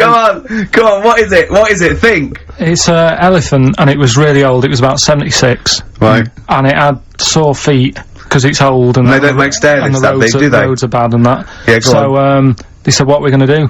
And the town was like, oh, you know, we're used to seeing it around, it's part of the thing, you know, we don't want it to have sore feet. Yeah. So they got some slippers made for it. And it had like a picture of the elephant looking happy wearing some slippers. I love him! I love Carl, his world! Think of it, where did you see this picture? That was on the internet. Right. That's a lesson though for any elephants listening. You know, don't wear stilettos to work every day because it can do your feet in. So that But it's don't elephants have really bad memories? no, they have great really good memories. memories. Oh, do they? Yeah. Oh, that's good then. No, I just thought they'd forget where they put them. I thought there was something about elephants having bad memories and that. It goes on, where's my slippers? Yeah. I'm sure I left them by the Tesco. So sorry, there's an elephant walking around wearing slippers. Yeah, there's that's in What India. kind of slippers? Those sort of old man ones with the sort of checkered Well, round design. ones, I imagine. Yeah. Big round ones. There was that going on. And is it happening? Is it happier? I mean, does it feel No, more it satisfying? looked it. Did it look? How can you tell? How can you tell the elephants, please? What else is there? There was a woman who's had a breast insured for 150 grand. Right. Okay. Okay, Any it's more what? information there? What? Third party fire and theft? Don't know, it had a picture of her with them, like, you know, out. I just thought, yeah, you should get them covered. He's done another real joke! Brilliant, that's a proper joke. He's done, look at his little face, he smiles! I'd like to see you on one of the sort of TV panel games. If they could bring back sort of celebrity squares, Yeah. it'd be amazing as the centre square. Oh, that would be Wouldn't that be incredible. extraordinary? Or on that countdown in Dictionary Corner. I imagine him in Dictionary Well, Corner. I'd come up with cat. If that Yeah. helps at all. Yeah. Memblent. Yeah, what does that mean, Carl? Just anything you want it to mean. Oh, what I've got, there's a dog that's got a cough in Singapore, because it smokes 20 a day. Right, okay, another one. So no, it's the last one in it, so we'll save it. The last one we've got is why don't they just Sorry, what was that? Wash up with you, that was it? But was that it? The survey of washing pots and I pans. didn't understand, you said Italy were the cleanest. No, Spain. No, Brits were the quickest. Yeah. We were the quickest, but Italy was the Spain was the cleanest. Turkey were the slowest. Yeah. Spain were the cleanest. But why weren't we cleaner? Because we were washing up, why were we not paying attention to the We did it rubbish, we did it quick. We did it quickly, but I don't understand what it was being rated on. Who was doing it? Was it Lynette Newman or Ainsley Harriott? She's quick. Both of them are quick. Yeah. Well, they've got like kind of loads of slaves that do it for them. Did we use fairy liquid? Dunno, it didn't have Did we all use that. a whole bunch of boy scapes? Didn't say that. It just said, you know, that. Who had the softest hands? Who had the softest hands? So it didn't say. I didn't. Why is it we don't get notified that this is taking place? I don't know. When I was a kid, no one ever said, you know, we need recruits because we're doing a survey on who can wash up the quickest. Are you disappointed in yourself with that one, Carl? It is pretty dull, to be fair, and that is why we've got to bring in either con merchant, or a wine merchant, Or shut up at your face. Yeah. Would you be able to, if I put you on the spot in the next, sort of after the next record, would you be able to give an example of how con merchant would work? I mean, is there something you could do just to sort of experiment? Should we play a record? Should we play a record? I can do better than that. What? Ads. Go on. Travis on XFM 104.9 on Ricky Gervais with me, Steve Merchant, Karl Pilkington. We're doing Educating Ricky. Right, final one. Come on, Karl. Right, what was it? It was, why don't they just get a diary or some paper or something to write on? Yeah. Yeah. Because snappy. I couldn't think of a heading for it. It's basically, Go on. people who have tattoos, I've never understood it, right? That they have something put on their arm. Right, sorry. Have we started the educate? Is this part of it? Are you educating me? This is something that will be useful in my life that I didn't know about. Yeah. Go on then. No, it's just like they've got a machine out, right, that, does tattoos. You come up with a design you want, and you sort of, this machine scans it, and, you put your arm in this thing, and you press print or whatever, and then it does the tattoo on your hand, or on your What, like loads of little needles that follow a pattern? Yeah, computer, basically, yeah. Is it a real tattoo? It's a proper proper one. The fella said, well, as long as it goes out, it pierces the skin with a I just wondered if it's one of those kind of, you know, those kind of... No, it must be lots of little needles or a moving needle that can go Sorry, along but it. how is this cleaned, like, in between each person? Dunno, probably, I don't know. Well, no, it's only that if it's one needle, it's just the head, isn't it? If it's one needle that moves and does it like like loads of little... What are we gaining from a machine doing it? Just because you know they're gonna sort of mess it up. But hold on, how do you keep your arm still? Because your skin moves slightly, so the machine it's sort of strapped to your arm. Right, and so the it's fella, spread... I mean, the fella said that the tricky thing was in all this, it was the fact that, you know, nobody would let him test it out on anyone else, so he had to do it himself. But did it work? Because the thing is with a tattoo artist, they yeah. can see when your skin's moved and they can see what they've done and they keep wiping it and looking, whereas a machine's just got to trust itself. Yeah. So, I think one needle could go wrong. If it was a lot of needles, that it just came down, like, you know, 1,000 needles that was an imprint. Yeah. But, No, obviously I'm asking someone who's, hasn't delved any further than there's a machine that can give you a tattoo. That's all you've got at the moment, isn't it? Well, yeah, basically. That's all you've got. I mean, that's what I've got, because I'm not a fan of tattoos, I don't... But where did you read this again? This was... Internet? This was on the internet, yeah, it was, yeah. Okay. And I just don't understand why people do it. That's what got me attention. Because me, Sorry, what have I learned from this? that if you wanted to get one, you know, you can get one done by a machine now. You know, people say machines are sort of taking over and that, and there's another one. But it's just the fact, I mean, I don't know, So give us the snappy title of this education again. why don't they just get a diary or some paper or something to write it on? That's what I always think when I see people with loads of tattoos. Like there's that fella who we were talking about the other week in Scotland who was covered 99% in tattoos. It's just like, what have you done that for? Yeah. Do you know what I mean? You can't get rid of it now. You've done it now. Yeah. One of my uncles, right, Tattoo Stan, he's just caked in them. Tattoos. Right. I don't think he's my proper uncle, but it's just like me dad's got Tattoo Stan! no, my dad's got That's a province in Russia, isn't it? My dad's got loads of mates who. When you say he's not your proper uncle, do you know how, like, when Just a bloke who someone used to comes hang around round, by the school? alright, Uncle Stan? Yeah. Do you know what I mean? And my dad had loads of mates like that. There was John the Screw. right? So he either works in a prison or he likes to have sex. Cabbie. Cab driver. Okay. There was Jimmy the Hat. I don't know what he Jimmy did. the Hat. Yeah. And, Did he wear a hat? No. No. There was Fred the Veg. You sure he wasn't a relative? Sorry. Fred the Veg used to get us, like, big bags of potatoes and that. Fred Veg, okay. And there was Tattoo Stan. Right. And he was just caked in them. And I used to always look at him thinking, why have you done that? I must have only been, like, 6 I or suppose 7. if you're born with a name like Tattoo Stan, Exactly. you're destined, aren't you, were really? they like a 1950s gang? I'm worried just about, like- I'm worried about, doing a bank job. what was his name, the Hat? What was his name? Jimmy the Hat. I'm worried about Jimmy the Hat. Yeah. Not having a hat. I don't understand it. Are you sure he didn't have a hat? Not when I met him. Did he ever wear a hat? I didn't see him that much. Do you think it was a joke, like, when, your mate's sort of like, 8 foot and huge, you call him Little John or Tiny? Do you think? Well, the fact that he never wore Yeah, a they hat. went, hold on, I've noticed something about Jim. Go on. No hat. And I go, oh, true, let's call him Jim the Hat. Jimmy the Hat, yeah. But me Uncle Stan, he had, like, loads of them. He did them himself. Oh dear. And it was always that thing. God. What was it things like? It was, he had, like, the cross. cut here one. Cut here, on made the in neck. Britain. And if you're going to do them yourself, I'd say at least make sure you're sort of a good drawer. Yeah. And don't do it in a mirror so it comes out backwards. Well, that was the other thing. But, like, I remember he did, names are alright. He had, like, all his kids' names down his arm. And, what were they called? Yeah. oh, God, it's... Tattoo Stan Jr. Yeah. And, Paul shits the bed. I'm trying to... Oh, Wabbai Kate. yeah, yeah. But he had... Frankie never amounts to anything. Oh, go on. So he had, like, Johnny, I don't think he's mine. so he did all this... I don't even know why I'm telling you about tattoos. No, nor do I, Carl. Hey, to be honest, I don't know if maybe you just have to picture this, but my sister had to take a photo once. She was working in, like, a factory, not to denigrate people who work in factories, but there happened to be a particularly oddball, kind of lank-haired, weird guy working in this factory, and he did his own tattoos, and she took a photo of it because she was so extraordinary. He'd drawn it himself. Now, bear in mind, it was the kind of thing you saw when you were doing art when you were, like, 15.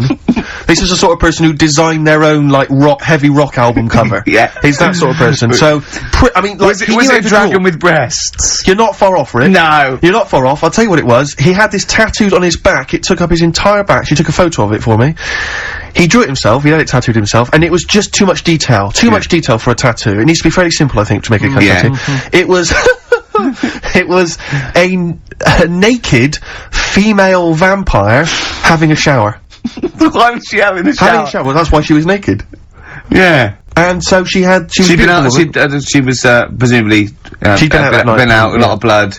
Yeah, well, she was naked, so you could see her naked body. Yeah. She's quite a beautiful vampire, relatively speaking. Yeah. Although the symmetry of her face was somewhat off. Yeah. The only thing I think that gave it Well, he away had a bad spine. was that she did have some pointed teeth. And I think that was how you knew she was a vampire. Right. Was she looking, But the fact that she was having a shower was very specific. weird, isn't it? But he'd sort of drawn in all the... He said to the eye, he said, listen, I want a naked bird, right? But I don't want it to be gratuitous. And he goes, well, you can put her in the shower, because then they went, pop her in the shower. That at least gives some kind of justification. That's the plot. I mean, it's justified within the story. She's in a shower. Sure. Okay. Yeah, we'll have that. Carl. So... Yeah. Okay. Any other nicknames your friends of your family had? What was your nickname, Carl? Just, Pilky, really. Because for a minute I thought Karl the Veg would have made a lot of sense. Yeah, Karl the Veg. And why has your dad got a little tattoo, dopey twat, on his arm? Right, we'll do the answers to, Rockbusters next, yeah? Brilliant. Buzzcocks. Still sounds brilliant, that. It is a cracker. They're from Manchester as well, Carl. So they got a little bit of pride there, eh? I think one of them's, one of my mate's dads. Really? Yeah, I think so. What's his nickname? Well, his name was, I don't really want to say his name. Oh, okay. Laurie, his first name was. Yeah. Still is, probably. Yeah. He was a good lad. Well, you know those little fellas at school that didn't know each other, weren't related and weren't friends, 'cause it'd be too obvious, that they had webbed hands and big heads. Yeah. What were they? Did they have any nicknames? Again, too obvious, isn't it? Yeah. Go on. Well, oh, big head, or, you know. Sure. Oh, I bet you're good at juggling, or... Frog twins. Yeah. Can I just interrupt you guys, because we've just had an email here.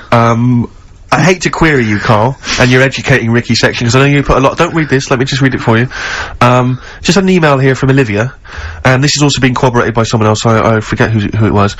She just tuned in, and she just heard you explaining the expression, letting the cat out of the bag. Sure. It's all to do with cats that were put in bags by dodgy butchers, possibly the 17th century, we're not too sure. Anyway, she claims— well, let me see, she says, she uses both the words twaddle and crap. In relation to your definition. She says letting the cat out of the bag is an old shipping expression from when sailors used to get flogged for their misdemeanors. The cat letting the is cat, the cat of nine tails, which is a kind of whip thing that they used to keep hanging in a bag below deck. If it was discovered that a sailor had done something wrong, the cat would be let out of the bag and he'd get a whipping. Hence, don't let the cat out of the bag, meaning to cover something up to keep She's talking nonsense, no, right? she's not. That's the truth. That's because the one I read about that was there's not enough room in here to swing a cat, right? And that was people who worked on a boat. Yeah, but that's the same one. Well, that's fine. They could have two expressions for the They're same not going to thing. keep going on about people working on a boat to get loads of sailors. You can't have two phrases about the same thing! They're not going to be going to do with their time. Think how many— just coming up with stuff. Think how many metaphors have birds in them, and, you know, it's ridiculous. Why can't you can have as many sounds as you like about anything, Carl. Yeah, There's not a rule. whatever. They don't go, we've made one up about the cat and nine tails. Well, cheers for that, Oliver. Olivia.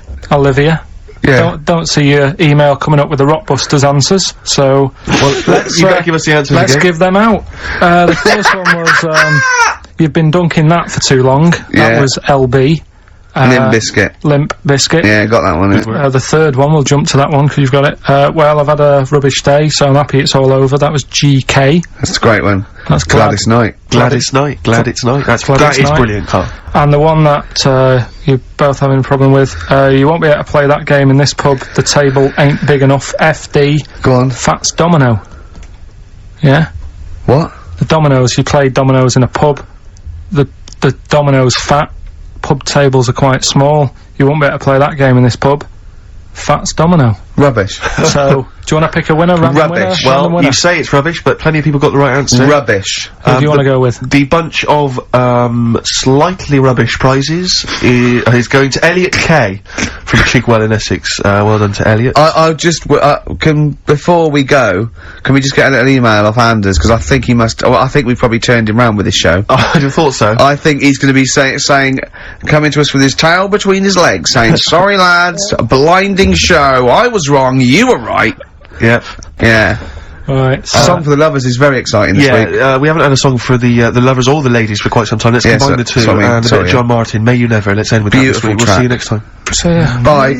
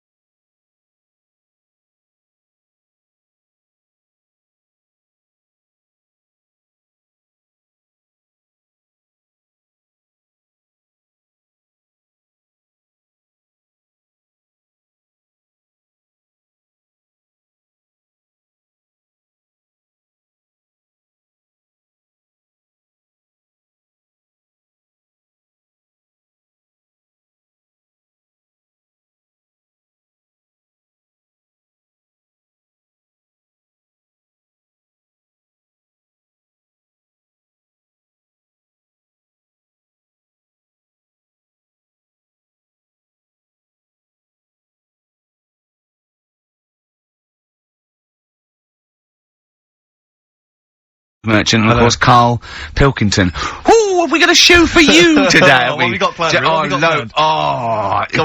Loads of stuff, and 2 hours of it, right? And all the records. Specifically, what sort of stuff have you planned for us? Because I know you've been working hard. What have you done? Because well, you know, I've been busy this week. I've been house hunting. I've been various things, but I know you've had the whole week off, right? So what have you been up to, Mike? Go on, Karl. Karl, tell them what we've got. Tell them what we've planned. All the stuff you've done. What have you got? But Rick, specifically, what have you come up with? Quick, because people are getting bored. Tell us what I've come up with the music. Right. Obviously we've already planned that. We planned that last week, so that's all done. But what have you yourself contributed to today's show? I got a text message today from Ross Noble. You know Ross Noble, the comedian, who's on. Have I got news for you? Right.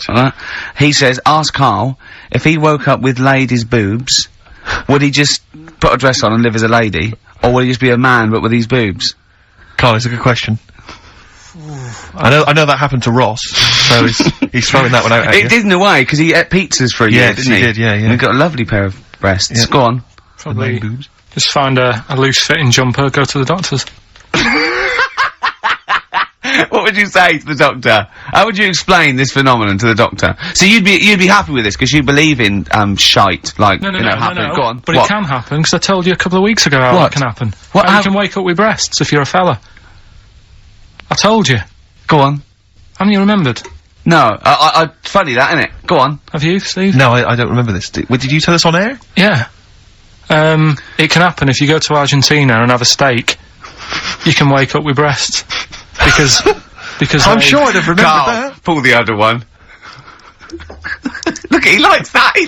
Is that what you've come up with this week? That joke? Yeah. Brilliant. Play a record. It's going to be a dynamite show. Listen, look, I'm going to play some classic tunes today. I'm going to educate the youngsters, Steve. Right, now, you've all heard of Lou Reed, you've all heard of Velvet Underground, but, you know, have you heard of Venus in Furs, Karl? Shiny, shiny, shiny boots of leather.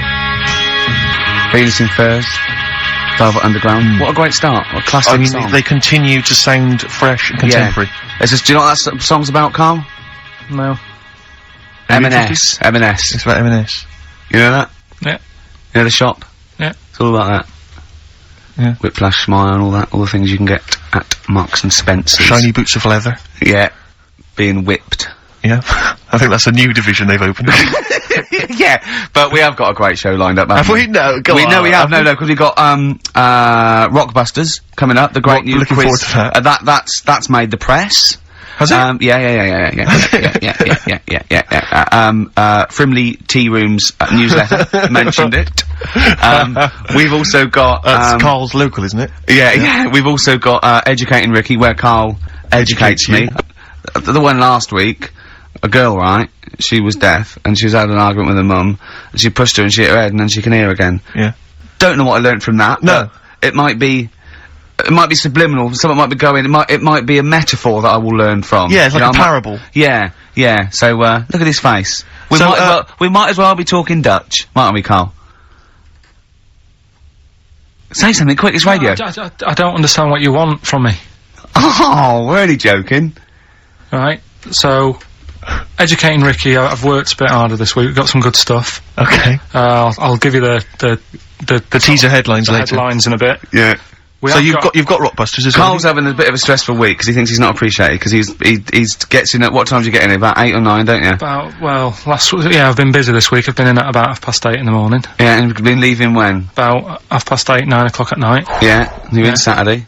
Yeah, I'm in now. You get paid, don't you? I'm busy at home at a lot of people work late, Karl. A lot of people work 12-hour days. Why are you busy at home, Karl? What are you up to? Because we're trying to sort out a move. I've been trying to call round this morning to get someone to buy a futon on a table from me. Yes. Well, we could put that appeal out now, couldn't we? If anyone wants to buy a futon or a table. Just think, a futon that Karl Pilkington slept on. How much you asking? Whatever. Well, you need for the two. You've got to take the two. I don't want, like, different people coming round and that. Sure, wasting your time. You've got to buy a futon on a table. It's quite specific, isn't it? Someone has to want a futon. Yeah. The specific futon you're selling and the table. It's like a tea's made, isn't it? Alarm clock and tea maker. This is futon and table. Looking for about 100 quid. And it's good condition, the futon. Yeah. Right, no stains, so you haven't pissed yourself in the, No, nothing? And what kind of table, what sort of table is it? Are we talking like a table for a lounge, a dining table? No, for like a computer, and just, you know, something... Has it got any drawers? Are there any drawers? There's no No, drawers. it's just a nice wooden table. Right, is it kind of solid. oak, or is it sort of an IKEA sort of thing? No, it's like oakish. It's oakish? Yeah. Okay. So 100 quid. The futon is it was just the mattress and the pallets. Yeah. Yeah, but it's not. You see, you get cheap futons, don't you? This is But a good one, this is is it? a good one. It's How much would that have retailed for when you purchased I think it? I paid about $2.50 for Right, it. so it's a bargain Well, for people. if you look at it, if you... And how long have you had it? How old This is is it? a whole new strand. Well, isn't I'm it? thinking I this don't is a think great- it's legal. I don't think we should use. I'll tell you what I'm interested in, Rick, is just finding out a little bit about the sort of thing that Carl's got in his home, you know. I'm interested in if people will phone up to spend £100 just to go round. Carl's house, No, yeah. no, I won't be... No. What? No, they'll come here, I'll bring it to work, and they can pick it up here. Don't I'm worry going to bring about a it. But they can meet you. futon and a table to work. Don't you ride a bike So hold to on, work? we need someone with a van now. Yeah. So we need. Is anyone who wants to? But they're not allowed around your house. Can they meet you next door? Someone with a van. Could they meet you in your street somewhere? Hold on, could they meet What you? if you- Hold on, what about the little Chinese fellow that lives across the road on the two bouncers and the old woman who's dead reading a book? Could you meet him somewhere? I've got an idea. What about if you meet at the end of your street, you blindfold them, like they do when terrorists take the negotiator to the the hideout, the big cheese, and so you could do that, and so you know they could piece together maybe where you live With from the sounds. sounds and stuff. Yeah, yeah. But what about that, Carl? That's actually a great idea. Yeah. And would you sign the futon for people? Do you think? Would you give them a little signature, or maybe at least a Sign bill the of pallet, purchase? couldn't you? You could sign the pallet. Yeah. Or, I could try and get work to buy it off me, and then we give it away for Rockbusters. Do you think they do that? Do you think they do? I think they'd probably do it for Foxy with his big. Well, imagine hog. how big that would Imagine be. if he wanted to sell his hog. Yeah. That is a motorbike, isn't it? Yeah. He's been selling his hog for money for years, hasn't he? Oh dear. So, right. well, we'll see about that. See So, we get any if interest. people are interested, maybe email, ricky.gervais@xfm.co.uk if you're interested in a futon. By Carl's and- futon and a competition, £100 ONO. Exactly. Yeah? Yeah? What gear have we got anyway? I never knew what that meant. Oh, I know. I thought it went sort of Oh, on no. the nose. On the on the nose. Oh, that's good, yeah. yeah. Well, tell them what we've got to give away, Steve. So quick. actually, I have to say, you've excelled yourself We've got this the week. Richard Ashcroft's single coming up soon after this. Go on.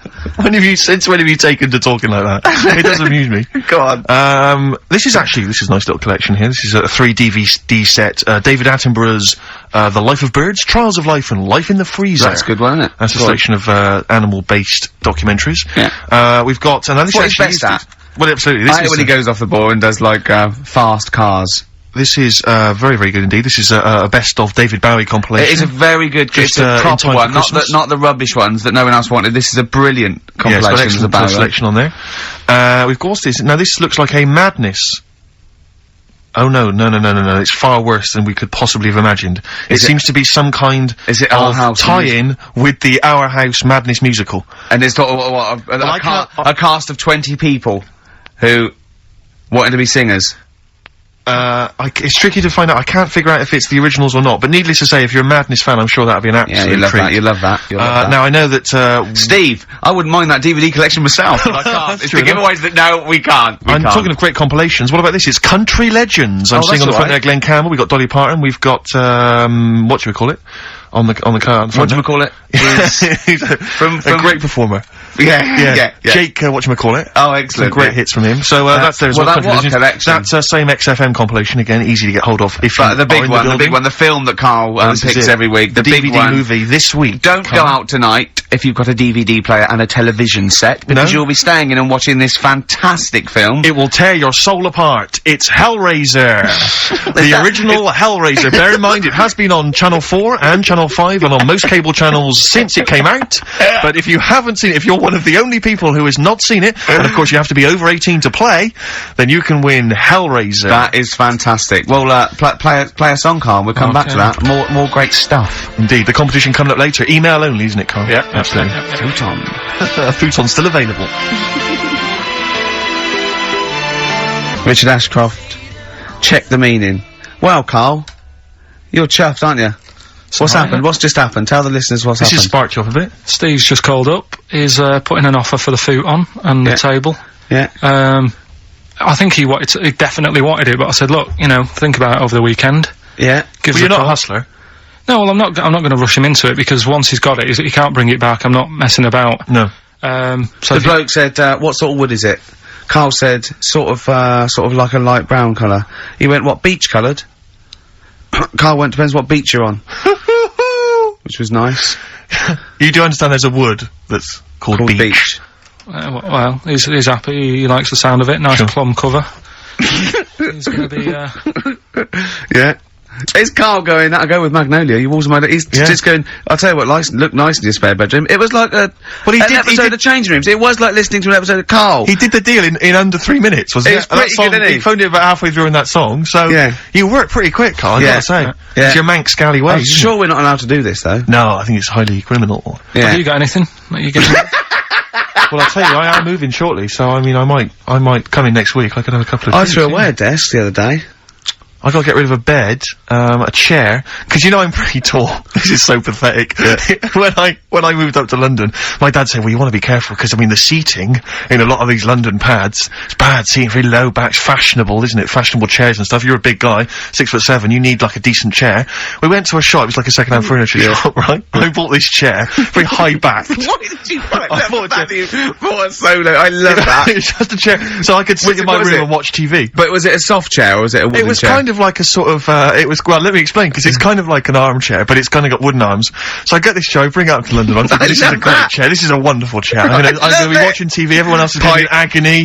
You know, but I've got this lovely chair. Right? And I brought it up, and someone went, they looked at it, they went, isn't that an orthopaedic chair? And I looked at it again, right, and I realised, it's kind of white cleanable. It's made of some kind of fabric that allows you to just mop it down with a wet cloth. Why? Because I think it came from an old people's home. Oh. You know when you see, like, old people in some kind of social room in an old people's home, just sat watching a little crappy old TV, and you can wipe everything clean. It's one of those chairs. Oh, that's fantastic. So if anyone's, maybe they've got an elderly relative. Didn't you keep slipping off? And it's also the most uncomfortable chair I've ever, because unless you've got chronic back pain, it's just the most uncomfortable chair. It makes you sit bolt upright, if not slightly forward. You've done a good sell on it. I think, either the phones are going mental. How much do you want for that, Steve? If you've had a recent accident, or you've got a disabled, or someone in the house who's just, elderly, then you might want to get in touch. I'm happy to, you can take that off, man, for 25 quid. This is so wrong. 25 quid, I'll take that. Maybe you're setting up an old people's home, you know, it's a little pet project. Yeah, you don't get a lot of grant. We can help. Exactly. We can I mean, because though Steve's such a high flyer, I mean, if it really is a good cause, they just give it to you. Well, let's not rush into anything, really. I like to assess each case, you know, individually. Yeah. But certainly if you are a charity, then I might go for 20 quid. You take off my hands for 20 quid. But otherwise 25, and I tell you, it's in good condition, because I haven't really sat on it. 5 quid off if you really are. You know, and there were some stains, I've wiped them clean. Oh dear. Well, that's fantastic. So I tell you what we should resuscitate next week, Swap Shop. The multicoloured Swap Shop. Honestly, it's a great format. But there's a couple of things I've always wanted to get back at. Swap Shop is one of them, and the other one is Superstars. I don't remember Superstars. Superstars was great, because it was like the people of their time. So you'd have like people like nowadays, you'd have Beckham and what's his name? Who's a tennis player? Rosetsky. Yeah, Rosetsky, and they have to compete, so all these people have to compete at each other's sports, and they have to choose 7 out of 10 sports. And there's a leaderboard, and there's a big final. Oh, Keegan came off his bike. It's Brian not Jacks like always it's used to win it. No, it's real sports. It's proper sports. It's 100 metres, tennis, weightlifting, all the real sports that you can't do your own sport. Well, I know you're a pretty big, guy now in British TV, you're a bit of a big shot. What do you reckon? Pull some strings? Let's get it back on there. Superstars. Superstars, sounds fantastic. Me, Johnny Vegas, Peter Kay. For the bigger fella, I think, maybe. The comedy superstars. What we got next? We've got a bit of Springsteen, haven't we? Let's play Springsteen. This is a track from his current album, The Rising. A lot of people think Bruce is a bit MOR, a bit middle of the road or whatever, but, you know, I just think, piss off.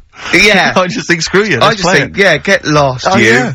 Imagine this, you're open top caddy. Yeah, you're just going around Route 66. You're going home maybe for Thanksgiving. Yeah. To see your folks. Just turn up the radio if you are. Play the tune. Probably not, though. That just reminded me when I brought so stop it for a second. Just realised when I brought a woman back and she saw the orthopaedic chair. You bring a woman back to your pad. Oh, it's embarrassing. And the harness. Yeah. And exactly, the truss. Yeah, and can you give me those 2 splints? I'm sorry? Those 2 splints there. Well, I've got to go. Have you? Is this a potty under the bed? The Rising title track from Bruce Springsteen's current album, Great The Rising. track. Yeah, it's a good tune. Great, it's that feeling of, it's melancholy and uplifting. We've had quite an interactive show so far, because we've got a call that Superstars is coming back. It's due to come back in the BBC schedules, which is great. It apparently was Steve Redgrave is one of them. I just don't think, will professional footballers be allowed to take part these days, though? When they're on 50 grand a week, you can't really have them falling off bikes and their ankles, can you? See McCaskill last night. Yeah, I'm slippery thick glove, yeah. Ian McCaskill. Oh, he fell off his haven't bike been about watching 3 times, didn't he? Oh, did you see Celebrity Thick No, Glove? I haven't seen it. There was a great moment where they had to go into a thing called a bod pod, and you sit in it, and looks quite space age, and it analyses you, and it tells you percentage body fat. Now, I think, men are meant to be about, sort of, 15 to 25% body fat, women are meant to be like about 20 to 30 body fat. And they all went in there, and, it went in there and it said, Ian McCaskill, and it came up, 34% body fat or whatever, slightly overweight, I'm gonna come to the 38% overweight, then it went, the other one, 45% body fat, obese, then it went, Jono, Did it say, I don't want to tell you? Yeah, and then it went, 50% body fat, very obese. Then Rick Waller was sat in there, and it came up 60% body fat. And I wanted it to come up slug. Oh, God. But it came up more, but it's 60% fat. So 60% of him is fat? Yeah. 60% of his entire makeup. That's extraordinary. It is, well, you know my feelings about Waller. Well, let's get on to it. But that's the reason I don't watch the show, actually. I do feel a bit sorry for him, and he is, I think he is trying, although the fella there, thinks he's not trying. So I don't know who to believe, Steve. Sure. Yeah, I don't know who to believe Waller, and he does get pains in that, and he is a bit... The problem is, right, he does like his food. Yeah, we all like our food. But if he didn't do the exercise, he wouldn't be as hungry, and he might not get fat. This is a whole new nutritional outlook. Absolutely. So you're saying, don't exercise and carry on eating, and that's interesting. Let me write that one down. I will send that to the British Nutritional Organisation. Yeah, no, that's good. Karl Pilkington. Okay, well, no, it's a good... I'm no doctor or anything. Whoa, Yo, come off it. Stop Stop being so bloody modest. Please. You are a doctor. You're not a doctor, seriously. You didn't qualify. That's interesting. You dropped out early, or? That's mad. That is mad. I mean, you're as good as doctor, you just didn't get the paperwork or whatever. You just didn't turn up for the exam. He was just saying that Bruce brings him, depressed him a little bit. Yeah. Because it reminds him of when he worked in the supermarket. And, I said, it's funny how a song can do that, take you right back there. He went, yeah, nothing else can do that. I said, well, actually, smell is the most evocative sense, because smell is linked to memory in the brain. And he went, yeah, they probably said that before music, though. And now all science are going, we better revisit this, because there's music now. Yeah. We've had this theory knocking around for, 10,000. I went to see Bruce, you'll be pleased to know. I just want the fans of the show to know that I did make it to Bruce Springsteen's concert last week. And, he started with that song we just played, and it was dynamite. I mean, he never let up. Almost 3 hours, he rocked the joint. He's 53, he was sliding across, it was pure rock and roll. Pumping our fist, sliding across the floor on his knees, he was jumping on the piano. It was real Jerry Lee Lewis rock and roll. And, it was dynamite. And, I just was looking around though, and when I am the trendiest person at a gig... Oh dear. Then I'm in trouble, do you know what I mean? And there was some of the people there, I imagined, on Amazon.com, it says like, people who bought X also bought Y. Yeah. And I think people who bought tickets for Bruce probably bought tickets for Martin Knopfler. Yeah, Dave Gilmour. Yeah. Pink Floyd, without Pink Floyd. But Stevie Nicks. But there's also, but then there's also, all the monsters rock. They probably buy Stones when they visit, Yeah. And probably Tina Turner. It's the blue wash jeans. Yeah. You know, it's the small waistcoats. Yeah. Over a denim shirt. Plaid shirt. Maybe sort of like Timberlands. Nothing wrong with Timberlands. that's libelous. Sure. No. Sure. See, I've done it again. Yeah. But so it was hell getting out. I couldn't find, I went to the tube and it was a nightmare because some of the tubes weren't running. I just said to my friend, I'll sod this, stormed off, trying to find a cab, couldn't find a cab, wandering around Wembley, just livid. I mean, fuming because I couldn't find a cab.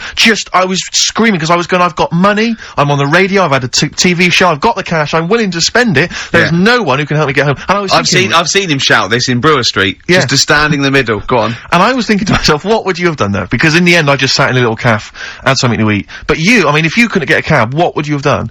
Just because there's a couple of, there was a couple of hotels near Wembley. I was thinking you'd have just checked in. Yeah, and just stayed till the morning. Yeah, when there's a cab, let me know. I was thinking, because you were thinking of going, would you have booked a cab beforehand? Yeah. Would you have thought to do that? Yeah, I'd have got a cab there and I'd have booked a cab somewhere. Wouldn't the helicopters just took you back home? Yeah. Oh, he's having a dig, isn't he? He's having a laugh, isn't he? Blimey. Yeah. Yeah. Play the ads. Death in Vegas. Scorpio Rising. Featuring the voice of, is it Noel Gallagher? Liam, innit? Is it Liam? Sounded a bit like him. Liam, yeah. Yeah. Alright, innit? Excellent, yeah. Right, okay, let's get this show well and truly on the road. We better start, educating Ricky next, Carl? What have you got for me? I can't wait for learning. I need learning. I need education. We should just Teach explain, me something. obviously, for those that have just tuned in, Carl, tries to teach Ricky 3 things each week. Based on the pun title. And yeah, Educating each of them, just to tantalise Ricky, is, abbreviated into some kind of headline. a cryptic tantalising. clue involving a pun. So what have you got for us this week? They are really cryptic this week. Okay. Yeah. First story, little headline, is, don't worry about him, he candle it. He candle it. Yeah. Sounds a bit like he can handle it, but it's not. Brilliant. Second one. Get a lobe of I'm Get a lobe of this. Some classics. Who can forget? Get a load of this. Yeah. Coming soon. And Stocking Aitken Waterman. Go on. Second one. Yeah. I'm committed to this treatment. I'm committed to this treatment. Yeah. Alright, tantalising. Yeah. And the last one, the police are causing a bit of a stare. The way he looks when he says it. I wish we could see. Can't we get Carl on telly? There's got to be a way. We cannot. With all the cable channels, anyone can get on telly these days. Let's let's phone up. Let's get you on Choice or something. Just Carl. What are you going for? Oh, he can handle it. I think. Don't worry about him. He candle it. He candle it. Sorry, Okay, yeah. let's hear this one. Right. Are you familiar with the phrase "burning the candle at both ends"? Yeah. Do you know how it's come about? I know a man Well, who does. I assumed that it was to get more light in the room. How would that work? Well, they'd put it sideways and light both wicks, so out of one candle they could get No. two. No, go on. No. What it is? I know what is, it means. It means you're doing too much. You're staying up too much. Right. You're not getting enough sleep, and you're Well, years ago, yeah. when they didn't have light bulbs and that. Oh yeah. What year is this? Literally ages ago, specifically. Yeah, quite a bit back. Okay. Didn't have light bulbs and that, so they used to have candles When in did the light bulb come in? Because I can't remember at the moment. don't know. Okay, go on. So, yeah, so they've got a light bulb. You're not. You wouldn't know. You're a doctor. You're not a historian. Go on. And people who worked a lot of hours, yeah, How many? Literally lots. they get up early in the morning because they have to be up early, Yeah, and it's dark outside, so they light the candle, sure. and they wear it out a bit, and then they'd be getting in late as well, Yeah. and like, they'd be like, oh, it's dark, I'll have to light the candle again, and they're burning candle at both ends of the day. So that's where the saying comes from, burning the candle at both ends. So, Alright. that's a little lesson. Yeah. Lesson one. Okay. Can I have? No, you can't have You another can't one rush yet. into them, Rick. You've got to. I've got to soak you've in got, that. You've got to soak that one in. Any questions for Carl off the back of that? What do you think? So people were. I mean, basically, where this comes from is people were. They're literally burning the candle at both ends of the day. Sure. There you go. So we've still got, Go on. I'm committed to this treatment, and I can't wait. This is like Christmas Rick, I Eve for should me. just say- It's like Christmas. I've got to open another present now. No, I'm afraid we've got to save it. Rick, listen, we often get a lot of email correspondence during the show, Rick, which I don't sort of pass on to you because, I mean, you're busy, you're planning the show and stuff, Sure, you've got a lot of sure, ideas, you've got sure. music and stuff to worry Yeah. about. So I check the emails, and we get a lot of response, a lot of people that obviously, want to give us feedback. Just a sample one, from Richard Anderson. He's just emailed us in here, Rick, because he's been listening to the show. He says, Ricky, your show is appalling. Are you actually aware you're on the radio, or has someone just secretly stuck a microphone on you? That's from Richard Anderson. So that's typical of the kind of feedback, Rick, we're getting Really? today. So, Is that good, is it? So that's the kind of, high positive praise that we're getting. So, I'm keep, glad going Anderson's the same listening way. because I wanted him. Yeah, no, I mean, I was gunning for him as a fan. I was worried that Anders, early on in our career. So absolutely, but, I think he's hooked now, though. but thanks, Anders, for getting in touch. Good work. He's sitting through it for Hellraiser, though, isn't he? Yeah, well, that's still to come, Still of to course, come. Rockbusters. Still to come. What we playing? A bit of old dirty I can't say the word, it's offensive. Old Is it ODB. bollocks? Is it old dirty bollocks? No. What is it? Old dirty. Old dirty big cock? What is it? I can't tell you, it's offensive. Breaks up. Brilliant. Yeah? Yeah. Funny word, isn't it? It's a funny word. What other funny words are there, Although Carl? XFM's a funny word, I just say the letters out, because the word doesn't make sense. Just, let me just check Richard Anderson's email again, just to remind myself of... Go on.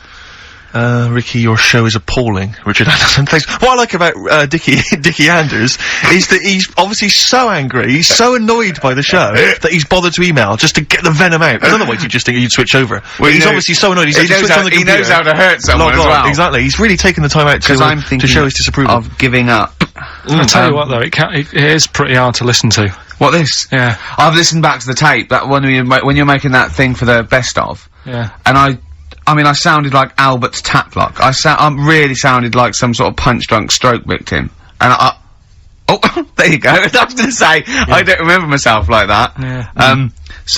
Yeah, I do apologise. It's not a great planned show, slick word of articulate sentence, is it? But I mean, then who is? But I think, there's so many shows that are, nowadays on radio. I think there's a lot of stuff that's heavily formatted, and there's with, I don't know, presenters who are professional and have got some sort of degree of talent. Yeah. And an ability to sort of string a sentence together. I'm thinking Chris Moyles. Yeah. Predominantly. Yeah. But I mean, I'm bored with those slick exactly. people, I think we need a little bit of Carl in our life. I'm just thinking actually, I've just suddenly struck me, if you want to get rid of your furniture. Got a buyer. You've already got a buyer. Got a buyer. Because if there's any other stuff, we were clearing some stuff out of our place recently, and we just dumped some stuff outside on the street, because we were going to take it and take it to the tip later. Just dump some stuff outside.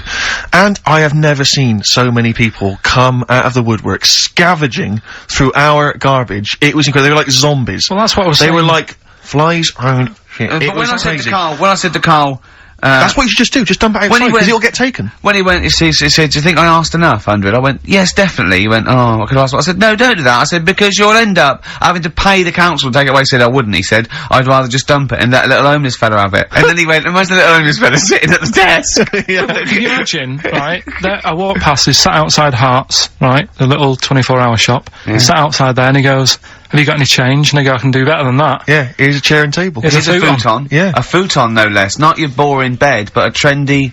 Yeah. Well, but the thing is, amazing the number of people that would stop to look at our junk. There was a car driving by with a family and kids, perfectly respectable, just driving past, on their way to somewhere, stopped, got out, got the kids out of the car, come on kids, let's just look through this junk. But I like the idea You said we were going to Alton Towers, Dad. No, sorry, no time. We're not going to the zoo, let's look through this rubbish. We're not going looking through people's rubbish Put these gloves on, look through this shit. Ow! That's a needle! That's a needle. It was, who does that? It was like a Saturday afternoon. Kids were just gonna go and look through some rubbish. And one guy, this is the most incredible one, one guy, I caught him going through the bins as I came in. I said, alright, what are you doing? He was one of those homeless guys who likes to remain dignified. Why did you say, what are you doing?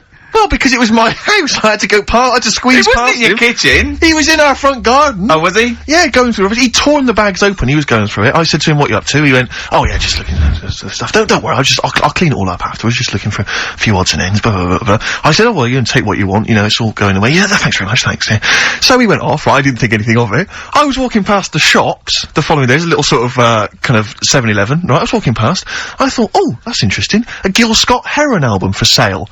And I looked, I thought, wait a minute, this is all our rubbish. And the guy had set up like a little car boot sale outside the 7-Eleven on the pavement. He'd taken our junk, he'd marked on prices. There's like an old RAC book from 1976 that had been lying in the house, a Yellow Pages, and he'd marked up the prices. How much is Yellow Pages? So I'm glad you asked. What year was that 50p, I snapped it up. I thought that's a bargain. And, it was incredible, the cheek of just selling our junk outside. Enterprise, Carl. You did that. What did you used to do? You didn't used to sell flowers? I sold flowers. I sold fizzy drinks at school. Did you? Yeah. What that you made? It was Soda Stream, yeah. Made some, Well, of course, when you were doing your Pilkies Making Music, your disco, you used to go into Mum's bedroom and find a pair of tights and a cigar. Yeah, they'd be prizes. Did your dad used to smoke cigars in tights, or your mum? No, which one of them used to... Go on. Right, let's, Yeah, we're educating Ricky. No. We're teasing that.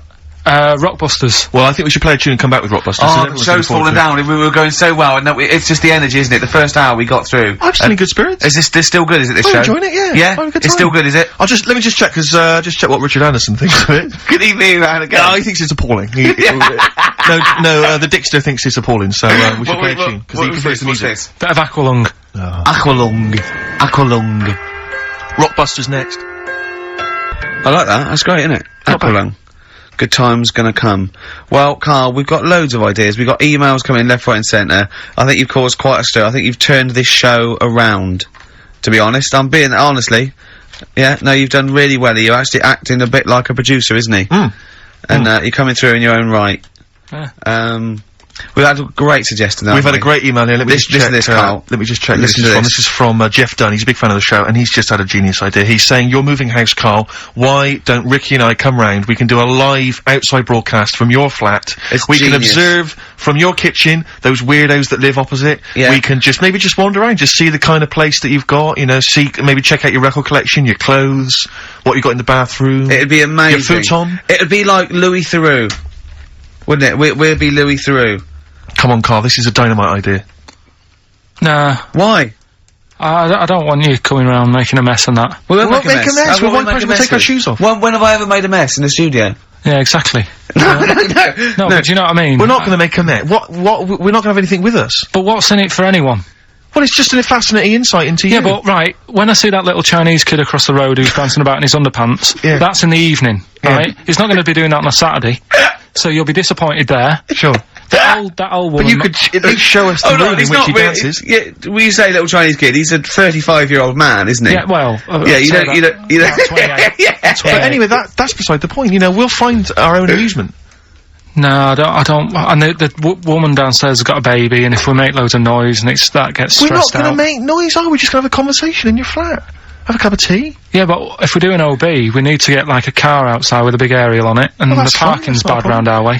What do you mean you have to do what do you mean?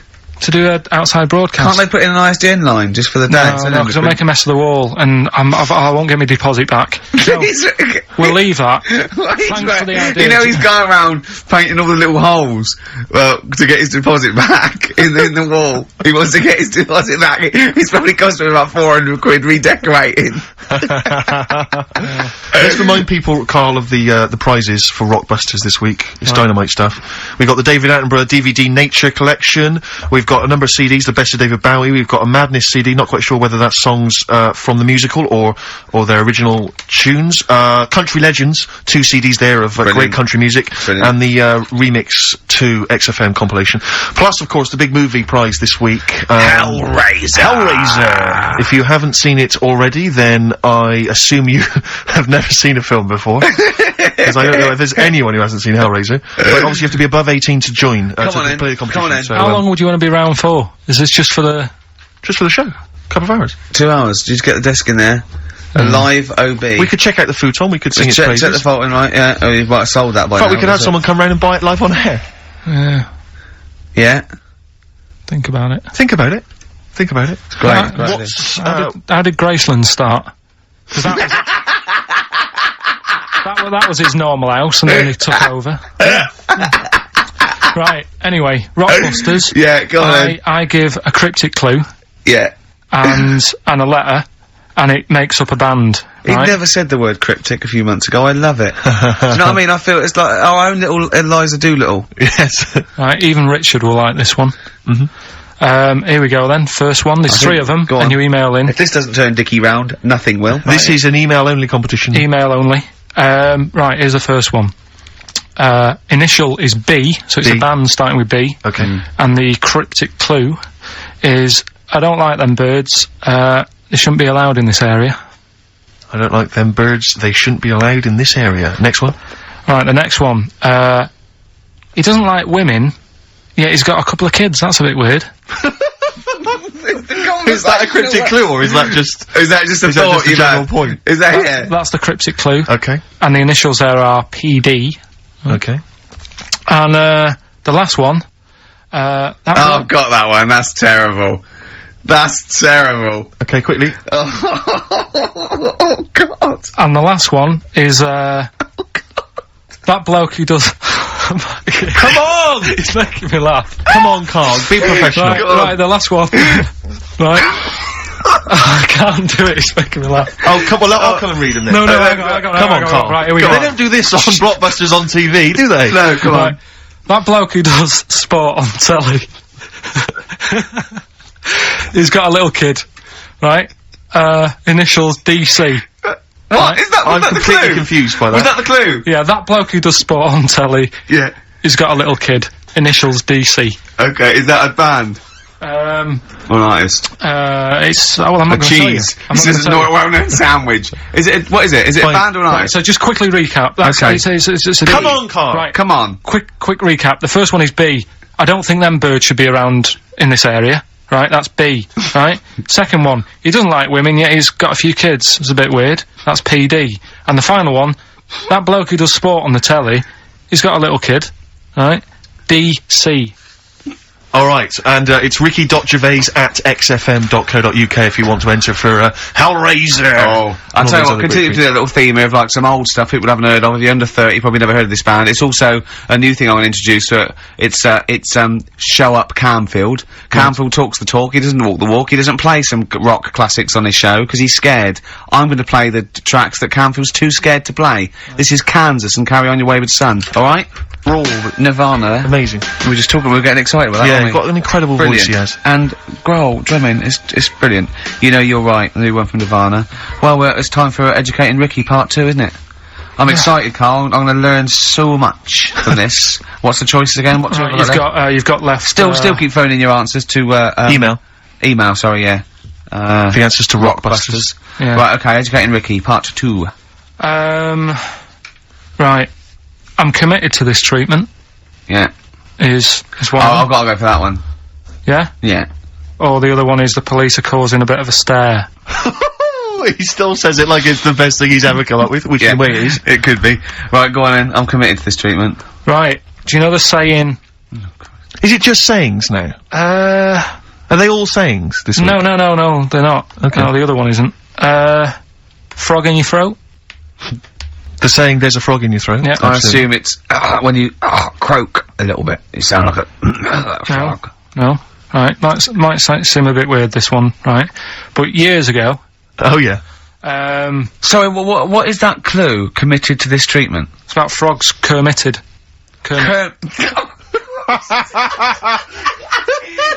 Probably works better with a K and an ER written down. Well, also, if you'd pronounced it Kermitted, yeah. but not committed. Committed to this treatment! Right, go on then. That's Right, genius. So yeah. Well, what? You go to the doctors and you go with throat hurting a bit. Right. And what they did ages ago, Ages ago, what year was this approximately? we are going back quite a bit with this Oh, one. okay, go on. And the doctor would say, He got did history. Imagine years ago, go on. and the doctor would say, right, keep your mouth open, I need to look at your tonsils. And the jaw would ache a bit, because they weren't as quick back then, because they didn't have the technology and stuff, and they'd have to, like, stare at it and study it and stuff. And, like, they get an achy jaw, right? Keeping their mouth open. Yeah, like, you get, you know, Yeah. when you eat a Mars bar or whatever, it's a bit, so, they'd sat there, and they used to always close their mouth, and it used to annoy the doctor, right? So what they did, they used to get a toad, Right. and put it in the mouth, Rubbish. Okay, keep talking. Keep talking. and that way they couldn't close the mouth because either they'd squash it, Right. or apparently you're not allowed to lick a toad's back. So the doctor would have them for breaking the law? No, but it's poisonous, right? A toad's back. You should never lick a toad's back. or put it in your mouth, really. Oh, just stop no, for a second. Wait. What? Can I just ask one question? Go on, Can I yeah, just go ask on. one question? I've got a few, but No, go on. sure. My initial thought is, it sounds like a brilliant bit of sort of medical, knowledge there. It's a great idea. Yeah. My only thought is, how does the doctor see past the toad at your tonsils? What's he actually looking at with the mouth open? Surely the toad is Isn't in it the like way. hopping around in the way? It didn't say. Sorry, and my first question is, was this on the internet? Yeah. Yeah, okay. Carl, that is bollocks. That is, I mean, Well, alright then. Let's turn this round. Where does the saying, you got a frog in your throat come from? probably because you sound a bit croaky. Probably that. Probably because you sound a little bit like a frog when you've got a sore throat. Carl, did you not question it just for a moment when you read it? Just for a second, didn't you think, that seems an odd approach? Firstly, why a frog, of all the different Because species? it's poisonous. A toad. So it's a toad as well? Yeah, well, it worked. I'm committed. Worked. No, my point is it's frog in the throat. I was going to change it to, have you heard the news Toad Day? But I went with the frog. Oh God! Right, so that's think rubbish. about it. So that's rubbish. Next, can I have, Let's play a tune, let's come up with the God. last one. Oh, Can I just Chloe? say, no, just play it. yeah? Yo, Carl. I have to thank my mate Dave, who sent me an incredible 4-disc compilation. That was one of the tunes on It there. looks professional. It's amazing. It's incredible, The yeah. effort Oh, is he's gone to too much commendable. effort. Ben Queller, it's a track called In Other Words from his album Sha Sha. Open wide. Oh dear, that's interesting. Oh, here, Doctor. You've actually got a frog in your throat. I didn't get there. I put it in there. That's the most ludicrous story I've ever heard, Carl. Why don't you think when you read these things? I think there's always going to be a bit of truth in all of these. I mean, that fella called up, didn't he, and said, I'm not sure about the, putting a frog in your throat if you've got, problems with your tonsils or whatever. But he said, years ago, if someone had toothache, they'd get hold of a frog and strap it to the face. Yeah, sure. So, maybe, down the line, maybe they did. Maybe they didn't do it for long. I think Caligula made his emperor, a horse and emperor as well, but I mean, it doesn't... Go on. Dick Anderson's been back in touch. Excellent. I think, so he's obviously... We've turned him round, he loves it now, he's been tuning in, he loves it now. He says, Ricky, thanks for a really forgettable 2 hours of radio. I think I'll spend the time next week counting my feet. That's from Richard Anderson. So, we've turned him round. Do you know where the phrase counting my feet comes from? Well, in the olden days, right, and I'm talking ages ago, when you really loved something, you used to, as a sign of respect, like, say, a radio show, you'd count your feet. And that's where that comes from, Carl. Well, what about the frog thing with a poisonous back? It's rubbish. That's true. No, the toads have, the secretions in there. Why? They didn't put it in people's mouths. No, so, well, I'll tell you why. When a badger or a heron tastes the toad, it's horrible. Ugh. The toad might die, but it's for the good of the species, because then, think how many toads, looking like that heron could eat in its lifetime. So, the fact that one toad sacrificed itself, all those other toads, in that heron's manner, will be safe. Why? I mean, we've talked about animals a lot on the show, right? Yeah. And when God made a toad... Sure. Right, okay, well, I'm gonna stop you there, straight away. Don't. Just let him carry on. Right. Okay. Like, there's annoying things out there, jellyfish is a big problem with me. I don't understand what they do in the sea and stuff. Right.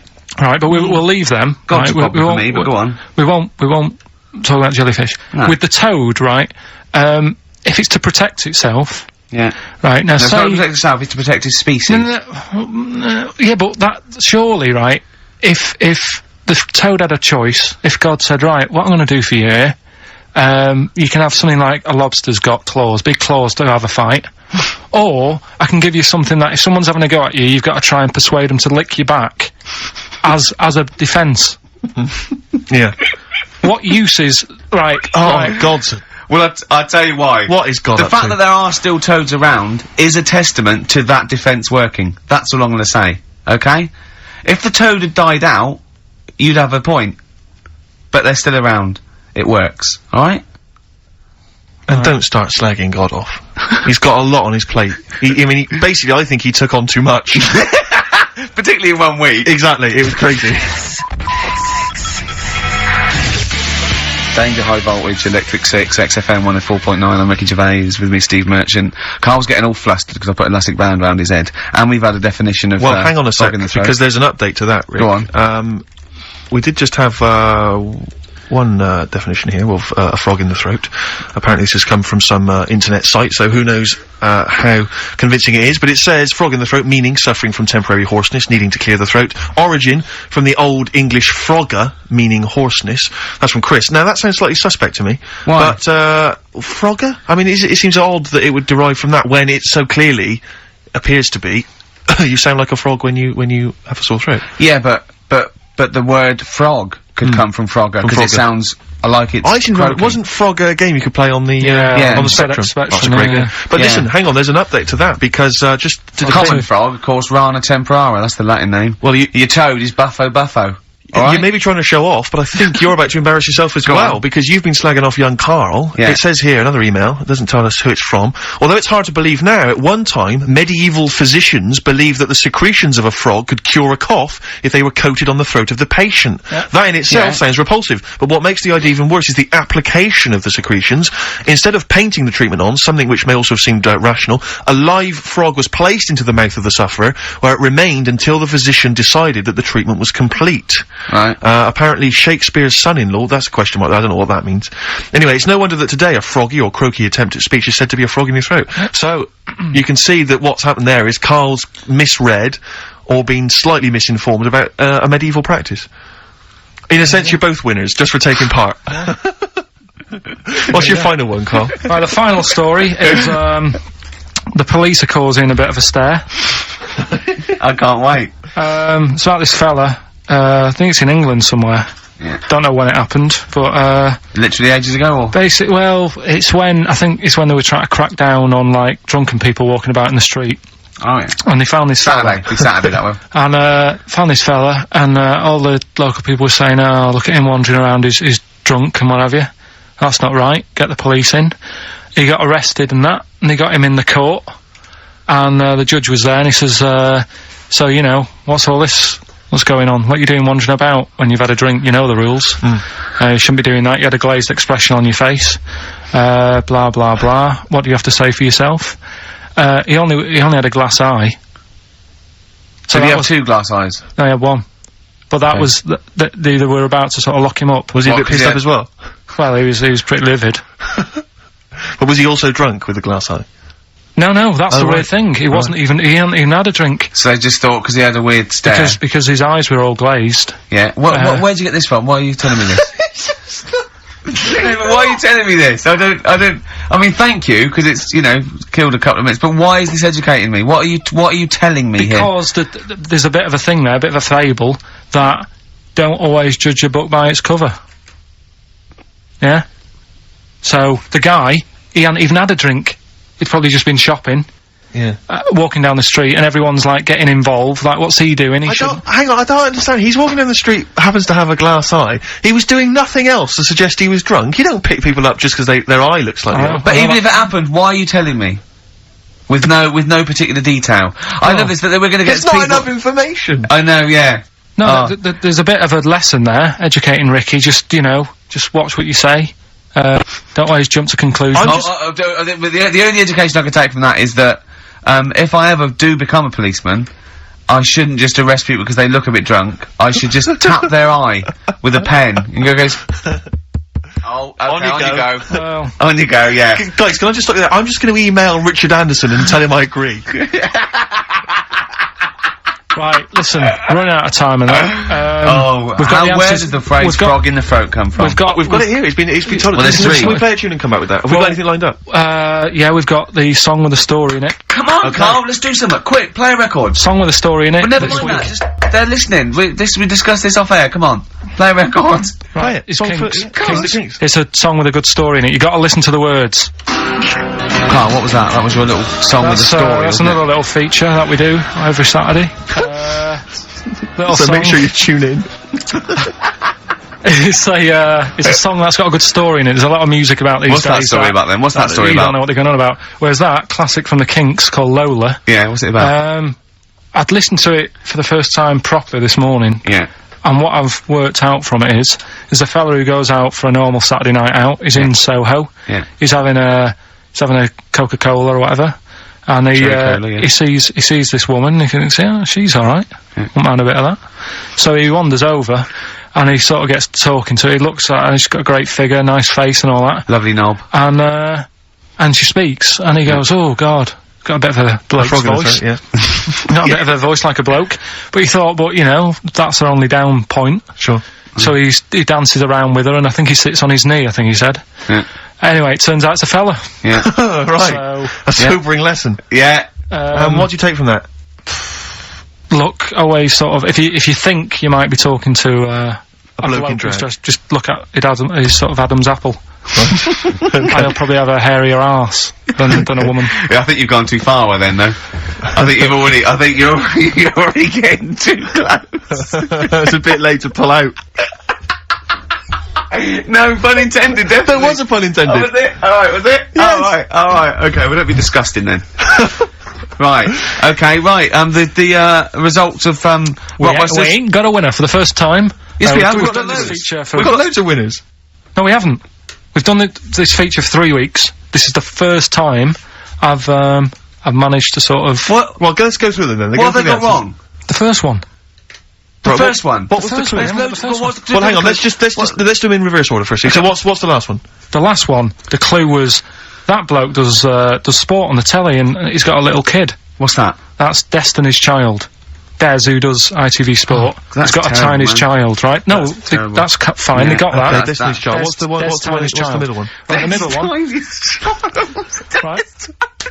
Child. The second one was, he doesn't like women, yet he's got a couple of kids, that's a bit weird. Yeah. Right? That was PD, that was Puff Daddy. That is offensive. Go on. But it's not Puff Daddy. It's Puff Daddy. And he's not even called that anymore, he's called P. Diddy. Well... Okay, fair enough. But they got that one. Yeah.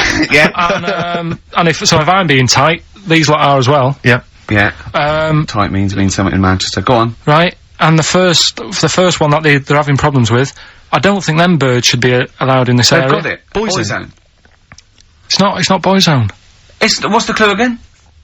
I don't think them birds should be allowed in this area. That is perfect. A boyzone.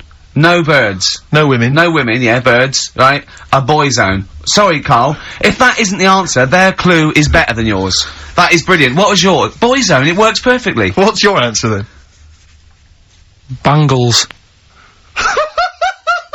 What? I have no idea what that means. Like seagulls. So you don't want them in this area, so you're banning them. Bangles.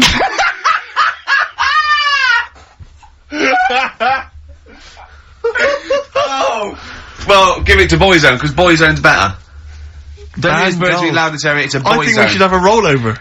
Carl beat them. Carl beat them. You have to use his logic, surely. But theirs works. You can't do what am I thinking. No, that's not what I'm thinking. It works perfectly. I think you've got to give it to the ones that got the Boyzone. Well, how about, right, because they didn't actually get into my head. Wow, heaven forbid. How about we just keep back the David Attenborough, and they can have, I'll chuck in the Hellraiser, right? Okay. Nice of you. And, Blondie album and the Madness one. Yeah, okay, pick a winner at random. Pick a winner, Steve. I'm gonna give it to Paul Sloman, who got those answers, and he also says, P.S. Carl, you're a moron. So, I'm giving that to Paul, and good luck to him. Right, well. He's got a crazy night tonight. If we can rush these over to him, he's got a cracking Saturday night. Well, if I'm a moron, I might get your address wrong when I send them to you. Ooh. Oh, coming right back at you, Paul. Yes. Right. John, play your song. Is this Carl's annoyed because they didn't get banned goals. A song for the ladies. I think we seem to have missed this a lot of weeks, but this is I've been wanting to play this. It's not for like ages. us to forget things like that. This is a band Frente who kind of came and went, and no one was particularly interested. But they did this lovely acoustic version of the New Order tune, "Bizarre Love Triangle," and this just shows you how incredible the melodies and the words and everything are. Brilliant. New Order. Just play this. Good night. Songs for the ladies. Is this the week? Do you reckon Richard Anderson will be back next week? Yeah, Richard Anderson will not miss this show. Excellent. Every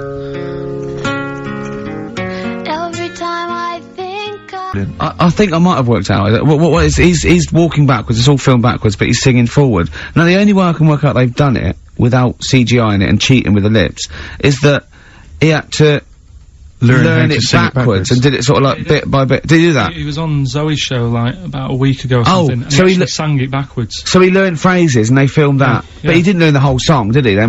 He couldn't possibly have learned the whole song. He must have like stopped it and... Don't know. It's a great video though. They always do a good video. No, it's very good indeed. So it was, The Scientist on XFM 104.9. I'm Ricky Gervais with me, Steve Merchant and Karl Pilkington. I had a bit of good news this morning. Go on.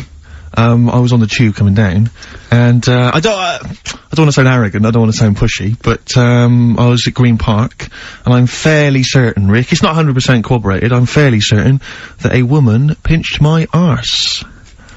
So what do you think of that? Yes. There's a lot of pickpockets around Green Park. No, my wallet was still there.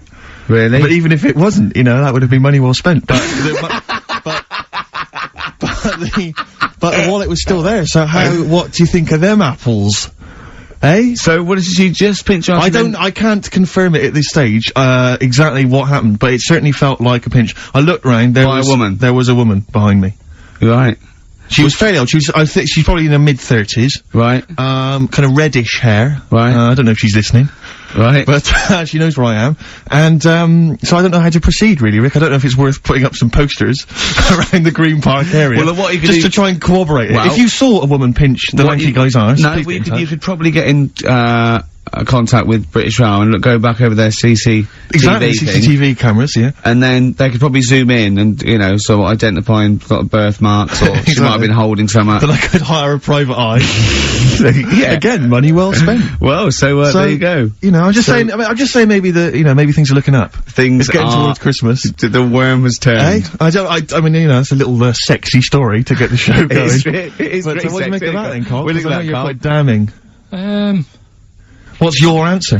Well, I mean, you're quite a tall fella. Sure. So, she must have really wanted to sort of reach up and have a pinch. Mm. Do you know You think she was a dwarf? She did it with her teeth? He didn't say she was a dwarf. No, but Steve's taller than, his arse. Yeah, but his arse isn't 6'9", is it? His arse is about 3 foot off the floor. 4 foot? What? 4 foot off the floor? No, I don't think so. About 3. She'd have to be a midget to have to reach up to pinch Steve's arse. He is very tall, but I don't know what your point is there, Carl. You're just trying to, you're just. I think maybe just a little bit jealous. Just a little bit of jealousy. Well, do you know what happened to me on the way in? Go on. A homeless person called me a dickhead. How did he know? Do you know him? Is that what? He's like the local big issue fella. Oh yeah. Yeah. And he knows me. He sees me walking up and down the street. Oh, that's how he knew you. Right. So so normally I have a bit of a chat with him and that, and I walk past him, and I can be a little bit cheeky with him because I've been cheeky with him in the past with stuff. You pinched his arse. No, just saying stuff like, "God, you're always there. I mean, you got home to go to," and stuff like that. Yeah, no, just breaking the ice. Go on. But he knows, and he'd laughed at that, right, last time, so I thought I can be a bit cheeky, right? So he goes, do you want a big issue? I said, no. He said, come on, I've got loads of them, right? So I sort of said, when I was a kid, and I used to do a free paper around the free papers one, I said, just put them in the bin and go home, right? And he went, yeah, but how am I going to get any money doing that, you dickhead? You see, I can see his point. He is homeless and having to sell newspapers to get 50p or a quid or whatever. Yeah, and sometimes I treat him, right? And today I didn't have any money. I had a takeaway last night and I normally give them a quid, and I felt bad not being able to do that because I didn't have any money on me last night. Right. I couldn't look him in the eye. Did you explain this to the homeless person, the traumas of the takeaway without the tip? Did you explain that, you've had it hard as well? I go, look, you don't I had food delivered to my warm flat. Yeah. It was a nightmare. You don't know what that's like. You don't know what the trauma is because you can't have food delivered to your flat because you haven't got one. So please don't look at me like that. You should have said. But most people ignore him. At least I gave him a bit of acknowledgement and sort of... took the mick. Yeah. I didn't think I was. I just was being friendly. No, I know. You gotta be careful with the homeless, because this is true, and this is, when the clocks went back recently, so you got an extra hour in bed? Yeah. And, I was at Cash Point with a friend of mine, and there was a homeless person sat by the Cash Point, and, we would get some money out, and she said, spare some change, and my friend sort of, he's a bit awkward, he just trying to make conversation with her, he went, clocks go back? Extra hour in bed? Oh no. I gave her £2. I felt so bad. He didn't do it intentionally. He didn't realise what he'd said. Just making conversation. It's tricky making conversation with the homeless because there's so many areas you've got to avoid. What was on the telly. Yeah. Although I get recognised by homeless people and think, I don't know where. Well, you got to remember that's very much your demographic, Rick. Yeah. People who watch TV through the window of Dixon's. In Dixon's. Yeah, there was the Ricky Gervais is on. Yeah. They can smell the alcohol on you. They think you're one of them. I've had to cut down on that. I've been really good with this training thing. The boxing. Play a record and I'll tell you about that. I had my first week of training. I'm in trouble. I'm struggling. What do you want to play? Oh, we've got a bit of, have we? Stone Roses, classic. Feeder, Come Back Around. XFM 104.9. Ricky Gervais, Steve Merchant, Karl Pilkington. Alright?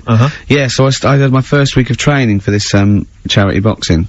For those people who don't know, I'm fighting Grant Bovey. Anthony Turner's husband. It sounds arbitrary, but it's actually because he's, at 41 and about my weight, a bit taller, I think. But, and we've never done it before, but, no, it'd be fun. Battling someone for charity. Yes. No, but, it's, and I can't believe my luck, because I've been a fight fan for like 30 years, and they took me shopping, they bought me all the gear, and, the training's great. It's really hard. I mean, it's, I imagine it'd be really hard, and it's probably slightly harder than I imagined. And the only bit I like, so I don't like all the exercise and all the stuff you've got to do. I like the bits that look a bit like something I've seen in a Rocky film. Right, sure. You know, we did that thing with the string along the ring and I have to pop up and punch and that. Right. That was great. Right, nice. Skipping's not bad. I'm trying to get good at that. I like that ball that you go. Yeah. Are you any good at that? Is that? I'm getting good at it. Uh-huh. And what's that teaching you, that particular thing? It's just the rhythm, is it? It's rhythm, and of course your arms are up for that long, so you've got to keep your guard up all the time. Yeah. So that teaches you to keep your arms up. And you were up at 6 this morning. You broke some raw eggs into a cup, and then you ran up the steps of the town hall, didn't you? I know. With loads of people following me, and I shouted "Bovey" at the top. No, I'm not going mad. I'm not going mad. Just you know, once every other day. But I'm struggling now. I woke up today and it's like I'd been hit by a car. Yeah. Just everything aches, so the muscles you haven't used. But, anyway, I had a meeting, the first time with the people, the program makers, because they're following me for a month and everything, and Grant as well. And they said, you need a sort of nickname, just for a laugh. And I went, what's Grant using? They said, I think he's gonna use Gorgeous Grant Bovey, or Grant. I went, I don't know, so I better go against that. What about, Ricky Gervais? Yeah. Right? Yeah. And, yeah, so, anyway, I had a freaking with Frank Maloney meeting the next day, and, it's sort of like, you know, you've got to do this nickname. And the bloke said, I checked out that name, you can't call yourself Jippo. I went, well, of course I can't, I was joking. He went, well, I said, well, it's racist. I was joking, I was making a joke about me, and he went, I don't know. And then, I went down to get the, buy all the gear from this shop. They'd have the dressing game made? Yeah. And I was picking all the stuff, I was going, look, that's like Naz wore. Oh, look, that's like Ali wore and I'm going, I'll have that, picking all the gear and everything. And, there was a couple of boxers down there, sort of like looking at me thinking, who's that fat bloke taking up boxing at 40? And, I said I wasn't, and the bloke went, yeah, how you doing? I went, yeah, so how long have you been in the game? He said, I've been boxing 20 years. So how many fights you had? He said, about 40. I said, yeah, help me, I've got to think of a nickname. And I thought, Ricky Balboa Gervais. He went, right. I went, or Ricky Marciano Gervais. He looked at me and went, what about Ricky Martin? Oh dear. Absolutely justified. Yeah, I'm not respected yet in the boxing world. No, sure. But I mean, it's only a matter of time. Once they see you fight, Rick, everything's gonna change. So, have you actually punched anyone yet? Have you actually? No, I haven't punched. I punched pads and I punched the bag and I've sort of sparred and that. I know you're gonna get a chance to punch someone. As I suspected, my punching power's alright, but my fitness is, I mean, it felt like I was smoking. Yeah. You know, but there's, you know, bits of lung that haven't had oxygen in them for 20 years. Yeah. And it's ridiculous. And also because it's not only it's being filmed, but there's other fighters there that are ridiculous. They're like machines, right? And it's that thing I can go, right, I can come out on top, but die now of a heart attack, but never give up. Or I can sit down and go, I'm sorry, I feel ill. And I chose that one, and of course they took the mick. Well, of course. But I mean, you know, soon, you know, as I said, I haven't got the respect yet of the boxing fraternity, but how long have you got then before? 4 weeks. Okay, so, and do they think that they can turn you around health-wise in that time? No, they're going to be coming out on a Zimmer No, they're gonna, you know, they're gonna teach me the basics and see how it goes, you know, but I mean, you know, and each round is 4 seconds, is that right? Yeah, yeah, 2 4-second rounds. with a 2-hour break in between each one. Sit-down meal. So, give the number, I want serious suggestions of my fighting name. Nothing insulting, something we can actually use. Well, let's give out the email, that's always the easiest. Ricky.Gervais at xfm.co.uk. What's the number, Carl? 08700 800 1234. And it doesn't have to be in the middle, it could be at the beginning, like,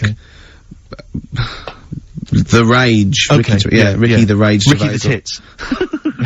Sure. Ricky the Man, play a record. Big It was a favourite good of day, ours. yeah. Ice Cube talks to me about my life. In the pub. Yeah. A No. couple of emails are already coming in. They're flooding in, Rick, Yeah. inevitably, as boxing name suggestions for you. This is one from Matt, I think. He's given a couple, actually. Ricky the Pudding Gervais. Ricky Big Mac Gervais. There's a theme here. Ricky Pasty Gervais. The pasty. I quite like the pasty. Here comes great, the isn't it? pasty. As Carl said, he said the thing is, if you have a really good nickname, it's embarrassing when you lose, whereas if you just call yourself, it's not so embarrassing when you lose. Carl, this is doing no good for my ego. Do you know what I mean? If you have, like, Killer Gervais. Yeah, and then you end up, like, vomiting, choking on your own vomit upside down, hanging out the ring. What happens if you win? Do you have to do something Whereas proper? there goes the pasty being stretchered off in the first 2 minutes. Yeah. It's not such a problem. There he is, being lightly basted. And chucked down a mine. What do you mean, what do I have to do? Say if you beat Grant, say. Yeah. Say if that happened. Yeah. Yeah, right. What happens next? What do you mean, what happens next? What? Do you think, this is a contention fight for the big one? But do they, yeah. Well, then we make Ricky 2. No, but, you know, do you know if they're planning on making more money? Because it's for comic relief, isn't it? So what happens on the night? No, it's for a charity of our Comic choice. relief would make sense. Yeah. Well, Yeah. whatever, right. Yeah, it was last time. I think it was last time. Is it sport relief? It's not sports It was relief. last time, right. yeah, but I think this is a programme where And how do you make money for charity from this? Do we pay to sort of, for how many punches to the head you're gonna take? Or No, I just how think long you're gonna last? I assume the BBC donate money, or someone, or a sponsor or whatever, so I don't know, just donate, because it's actually a programme. This is more about a programme with a charity angle. So, yeah. So as if you get, like, killed, there's more money and food to go around. Maybe. But no, I mean, the thing is, what's the next step? Because if they go like, right, yeah, well done, you've won, thank you very much. Carl, what do you expect? That it's winner stays on? Yeah. Like in a fair, where I go out there and I'd let people punch me in the... Bernard Manning. Yeah. And then my twin gets up. Yeah. It's just it's a programme. He's it's not like, gonna turn pro. It's like faking it. Yeah, but what's the point if it's not gonna go anywhere? Well, look, A proper boxer. Sorry, him fighting Grant Bovey in a ring is not entertainment enough. yeah, what's the matter with you, Carl? Grant's gonna get his face pummeled in, that's gonna be No, but, hilarious. right, when I did boxing at the youth club. Once, when he did boxing, he fought once, he fought a little weak kid, because it was his first day, battered him. Next week, it was someone else's turn, and he got battered and he left. Yeah, I said, right, I've had enough. But there was Yeah. there was a ladder there that I had to work, right? And I decided after the sort of the first step, I thought, it's not for me, this. Yeah. But if you win, it's all kind of like, right, well... Yeah, the world's There you your go. oyster. But it's a programme. It's just a one-off programme, isn't it? It's like, it is like, you gotta treat it like faking it. Yeah, but faking it, right? That little gay fella who ended up being a doorman, he's actually doing that as a proper job now or something. He loved it so much. Do you seriously think I have any intentions of getting into the fight game and leaving entertainment But behind? what's the point then? What do you mean? What's the point in what's the point in watching television? It's entertainment. Or educational? I watch it to sort of soak in Well, information. this is educational. I'm learning a lot. I'm actually learning a lot, and I can't believe my luck. I've got professionals telling me, you know, hopefully how to lose weight and punch hard. That's just fun. It's like having golf lessons. Right, but say, I mean, here's an example. Go It's on. It's a nice way to plug it. We've got Rockbusters coming up in about 10 minutes or something, right? Now, Look forward to that. people email in, and they don't just do it for fun, they do it because they know they've got some good prizes lined up. Right. So they're doing it because it gets them something. Yeah, my prize is that I've learnt something in life. I've gone through an experience, and hopefully I'll come out in some way better if I don't get mashed. That's it. That's the prize. That's why we do anything, isn't it? I think this is example of you, Carl, is that you give up too easily. Yeah, you know, and you you took don't- up you the don't- boxing, you you gave see that up that- straight away. You think there's no point in anything? I did Crusaders for I think I lasted that out for about 4 weeks. What's that? Crusaders? Well, it was my mate, right? He was religious. Uh-huh. And I'm not, really. But No, I mean, you believe in ghosts, though, and shadows pushing people off bikes. But go on. it's the same time, I think I told you once before that I went to the church with this lad because Right. I swore and he said he was going to tell me dad. Yeah. That was effing and jeffing. So he said, if you come Is that how they get people to church nowadays? I love that one kid that he hasn't got the idea of the protection game. There's nothing in it for him. Either you turn to religion or I tell your father. Right, so I went to church with him and that, and then the next week he said, I know that was rubbish and you didn't enjoy it. It's when I got kicked out for messing with a tennis ball in the pews, right? I don't think we've heard that, but I don't think we could possibly go into that now. Summed it up. Yeah. So, Well, no, come on, we'll come back to that. You had a tennis ball and some pubes. No, in the pews. In the pews, right. Yeah. But anyway, so I went there and I said, I don't think much of this church thing, it's a bit boring. Sorry, and so you went to church and you ended up in the Crusades? No, it's called Crusade? Crusaders. What it is, it's meant to be the fun part of religion for kids. Right. And my mate said, oh, you want to come along? It's, you know, you go on a Friday night and do it on a Sunday as well. Right, so I went on the Friday night, it was brilliant. They had Sabutio, played table tennis in this dead big old house. And what do they do at the end? Say, I hope you enjoy yourself. Remember God gave you all this. Well, it's sort of, you know, enjoy the simple things in life. You don't need computer games, you can play table tennis and that, and talk with your friends. Yeah. And blah, blah, blah. So yeah, that's alright. I think you'd be happy in a young offenders institution. You get to clean the toilets there. But don't forget, Carl, I think God invented Nintendo too. Right. Well, anyway, so that was alright. I loved it on the Friday. Yeah. And my mate said if you go for 4 weeks in a row without missing a day, you get a free badge. And I was and like, salvation. I don't like all this sort of being stuck in stuff. Do you know what I mean? That's what I don't get tied down. Do you know what I mean? It's like, oh, every day. Right. So, anyway, so you've got to come again on Sunday. So I thought, well, we'll have another game of table tennis. It'll be alright. Yeah. So anyway, I go on the Sunday. Who was this servant of God? Right. I go on the Sunday, it's like a totally different club, there's no table tennis. That's how they trick you. No Sabutio. Yeah. They start handing out Bibles. Oh. It's like a timeshare thing. Hang on a minute, right? They trick you. So I didn't go again on Sundays, just go on the Friday. Just go on the Friday, brilliant. Brilliant. I'm amazed no one else saw through that.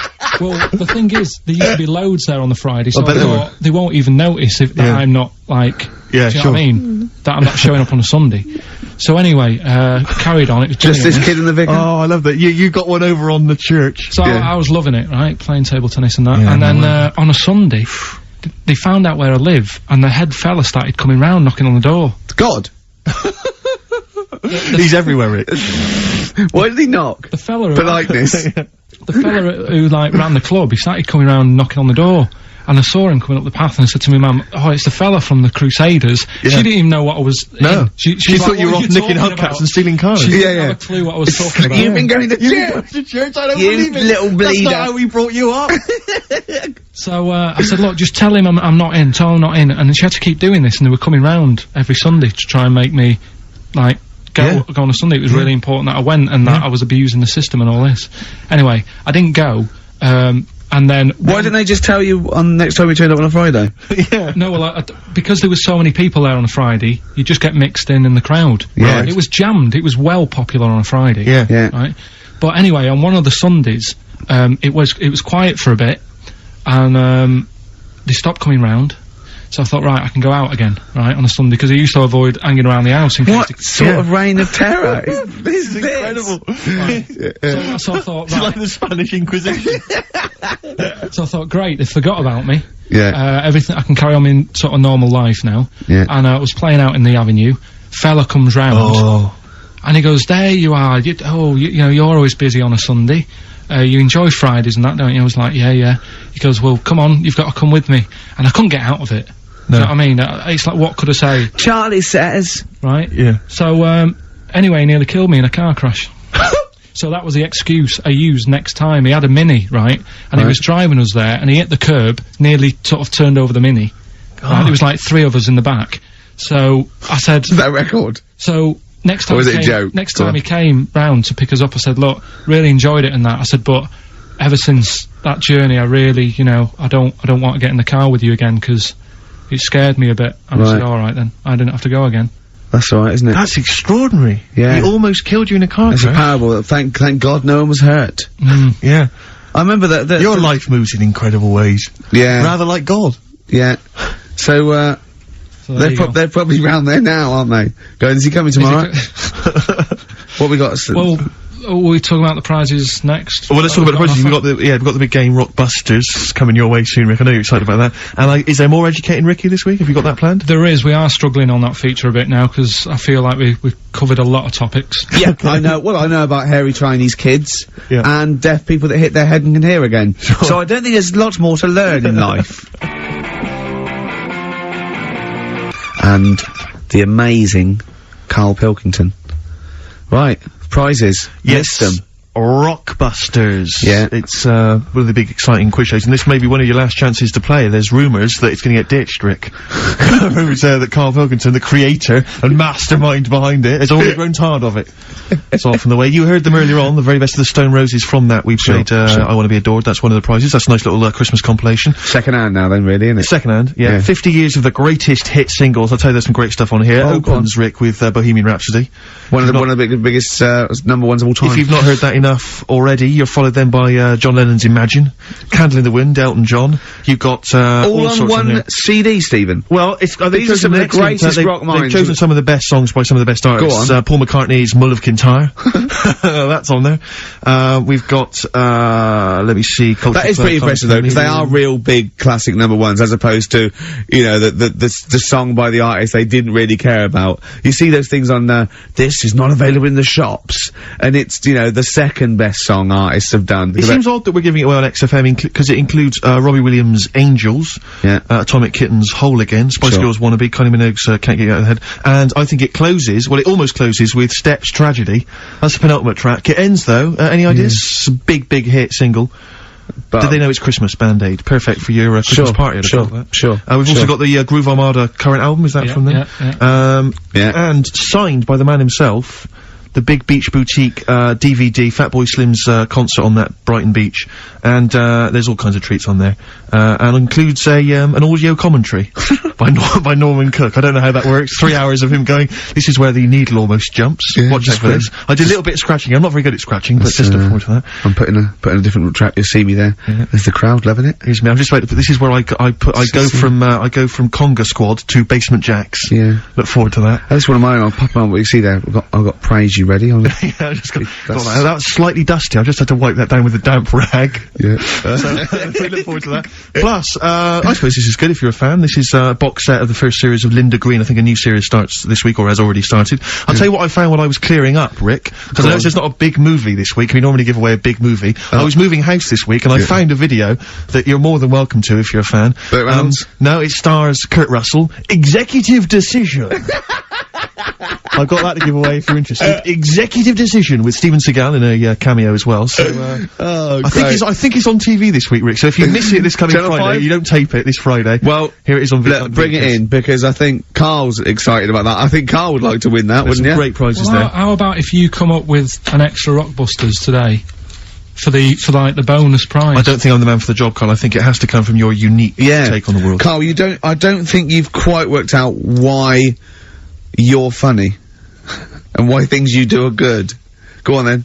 Right, you ready then? So, just in case, you haven't heard it before, I'll give you some initials of a band or an artist. We're not doing Rockbusters now, are we? Yeah, I thought, well, we've just... Oh, then we keep that going, then we got... Well, I love Educating Ricky, that's my favourite thing now. Well, what do you want to do, Steve? I mean, let's hear the clues. It's just like it's sort of bigged up the prizes. And so this is only by email. Give the email address out now, for people to write it down now, Carl. Right, it's ricky.gervais@xfm.co.uk. ricky.gervais@xfm.co.uk. Only entries on email. Yeah. You're gonna get 3 clues. You've got to get them all right. And you win all the stuff. You win all those prizes we just said. Okay, Carl, go on then. Right, and just a quick example, one of the first ones we did, it was like AK, and the clue was Exploding Pet. Yeah. And it was Atomic Kitten, right? Yeah. So you understand how it works now. These are your clues. The first one, that army has got some nice trenches. That army has got some nice trenches. Excellent. Yeah. And the initials there are DW. Do you write some of the questions for 15 to 1? Go on. So that army has got some similar phrasing. Trenches, okay. Okay. The second one, what were the initials there, Carl, on that person? DW. DW. Yeah. Right, the second one, the top of them curtains are all wrecked. All the materials all worn. He acts it out though. We've got to get him on telly. We have got to get him on telly because his little face and his gestures. That's the second one. The initials being HV. Okay, the top of those curtains are wrecked. All the material's all worn out. Right, HV. And the final one, here's the final clue. I was in Texas the other week, right? I tripped and landed on my knees in a puddle. What's the initials? WH for that one. So I was in Texas, I tripped up, landed on my knees in a puddle. So that's WH. Incredible. I've got it! Is it great? It's fantastic! It doesn't work! Okay, time of drawing the record, time of drawing the record. Remember, you're playing for these compilation albums. We got the Fatboy Slim DVD, Linda Green on VHS, and of course, Executive Decision, starring Kurt Russell as well. Oh, God! Bob Dylan. Just Like a Woman on XFM 104.9. Couple more names, boxing nicknames for you, Rick. I think this is from Josh. Ricky Blue Eyes, I quite like. And he's also put Toad Rage. Which I quite like. I'll tell you, our number one fan has emailed again, I'm pleased to announce. Who? Richard Anderson, Dickie Anderson, he was in touch last week. Back. He loves this show. He's such a fan of the show, and this week he's emailed in, what actually is the point of your show? Is it to confuse, irritate, depress, or what? All of those things, Dickie. Thanks for noticing. Oh, he loves this show. He's such a fan. He's such a fan. He's Because last week, you remember, Carl, he emailed in to say that he'd rather spend his time counting his feet than listen to this show. Presumably he's done that. Yeah. And he's decided to email in. Wonder how many feet. Incredible. Yeah. No, but he loves this show. Good, yeah, so, thanks, R.A. Thanks for listening. See you later. Missy Elliott. Work It on XFM 104.9. Ricky Gervais, Steve Merchant, Karl Pilkington. Educating Ricky? Yeah. Should I do a bit of that? Well, the clues are coming in furious. The answers, I should say. Yeah. Yeah. So go on. Oh, this is what. Yeah, Rockbusters is well underway, Carl. Don't worry, you've done your work there. Okay. Right, come on. Right, Educating Ricky. This is my favourite bit now. You're just going to tease us, aren't you, with 3 headlines, if you No, I'm going to choose one, then we got the other 2 as well. Yeah, that's the way it works, and at the end of it, you learn some stuff. Like I say, I'm struggling a bit with knowledge. Yeah. At last he confesses. Yeah, go on. So the 3 headlines for you to pick from, we've got, first one, we'll have a big fire tomorrow. I got a feeling there's some vegetables involved. Yeah, go on. Maybe. Second one, he's a bit of a nuisance. Okay. Right. And, third one, I'll bacon in the morning, if you're sick of having me here. Oh, that one. I'll bacon in the morning, if you're sick of having me here. Right, I'm having that one. That's brilliant. Right, well, it's a saying. Do you know, cold shoulder? Giving someone the cold shoulder? Mm-hmm. Yeah. Alright, if you have someone round at your house, and, you know, you try to get rid of them, and they're hanging around and stuff, and you're like, oh, I wish they'd go, I'm tired and that. Well, years ago, when? Literally years ago. Well, ages ago. Sort of, Olden times. I think it said medieval times. Yonks ago then, yonks ago. Yeah, medieval, We're going back quite a bit on this Well, one. you know when you find out these books, why don't you just pop down when it was? Just make a note. I don't think it says all the time, it just sort of says, you know, a few years back. Yeah. No, it doesn't. Well, never. Alright, I'll make an effort next week. Okay. Right? So, it's annoying that, because my girlfriend said to me, just make a note at the time, they'll stop having a go at you. Yeah. Yeah? And I kind of thought, it's alright. Didn't listen? I don't think it matters anyway in this one, we're looking at the saying, right? So it's giving someone a cold shoulder, right? And what it is, right, ages ago, there wasn't enough houses for people. Right. Because there wasn't much money being made, you know, there weren't big businesses, people weren't earning good money like they are now. So there wasn't as many houses, right? So what you ended up getting is like, you know, the rich people having a nice place to live. Oh. And the poor people were like wandering about, you know, looking for places to live and that. And what they ended up doing is, they had like, people would go round to the mate's house and say, look, I haven't got anywhere to live. It's a bit cold, can you let me stay? Right? So they'd go, oh, alright, then you can stay a couple of days. But they ended up staying for like weeks. Yeah. Right? So, to sort of get rid of them, what they'd end up doing, they'd be making the dinner, and they'd, be making a lovely dinner, like, bit of meat, nice warm meat, and, nice veg, gravy, and This happened every time, did it? works. This is where the saying came This is from. what happened, Rick. This is happened every time. It was in that vague book. the book of vague sayings and stuff. Right, so they'd be making a nice meal, but what they did, they looked after all the family. Well, the person who won't go home, they just give them some, like, sort of a cut-off of cold meat. Right. So they'd say, you're giving them the cold shoulder. Meaning... Right. Okay, that's rubbish. Okay, absolute. Carl, why does that necessarily work? Yeah. Why do they always, in every situation when you want to get rid of a lodger, well, still feed him every day, but make the meat lukewarm. So they always leave then. Yeah. Oh, this food's lukewarm. I'm gonna become homeless and again, they go, wandering the hold streets. on, are you giving me the cold shoulder? Yes. Do you want me to leave? Yes, just say leaving. No, I like to do it cryptically. That way, in years to come, someone will have a little saying about it. Well, anyway, that was our bacon in the morning. If you've had enough of meat, we'll leave that. Well, Bacon in the morning! Oh, bacon in the morning if you've had enough of me! come back. What are the others? Just tease us again with the others. We'll come back to those. He's a bit of a nuisance, and we'll have a big fire tomorrow. Nice, looking forward to that. Nirvana, in their version of The Man Who Sold the World, the David Bowie tune. It's Good tune. Good taken from that new Nirvana compilation. I like that version, I like the David Bowie version. You can't decide, can you, Rick? You're torn. In fact, I like the Lulu version as well. Is there a Lulu version? Maybe we should play that one week.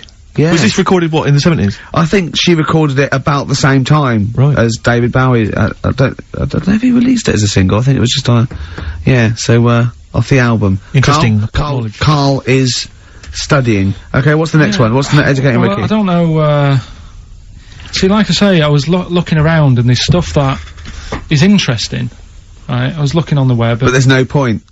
Well, it's just that I found one about, what's the point? About a lad who, 8 years old, but he's still breastfed. Now, I don't know if you can get anything out of that. Is that what his mum said?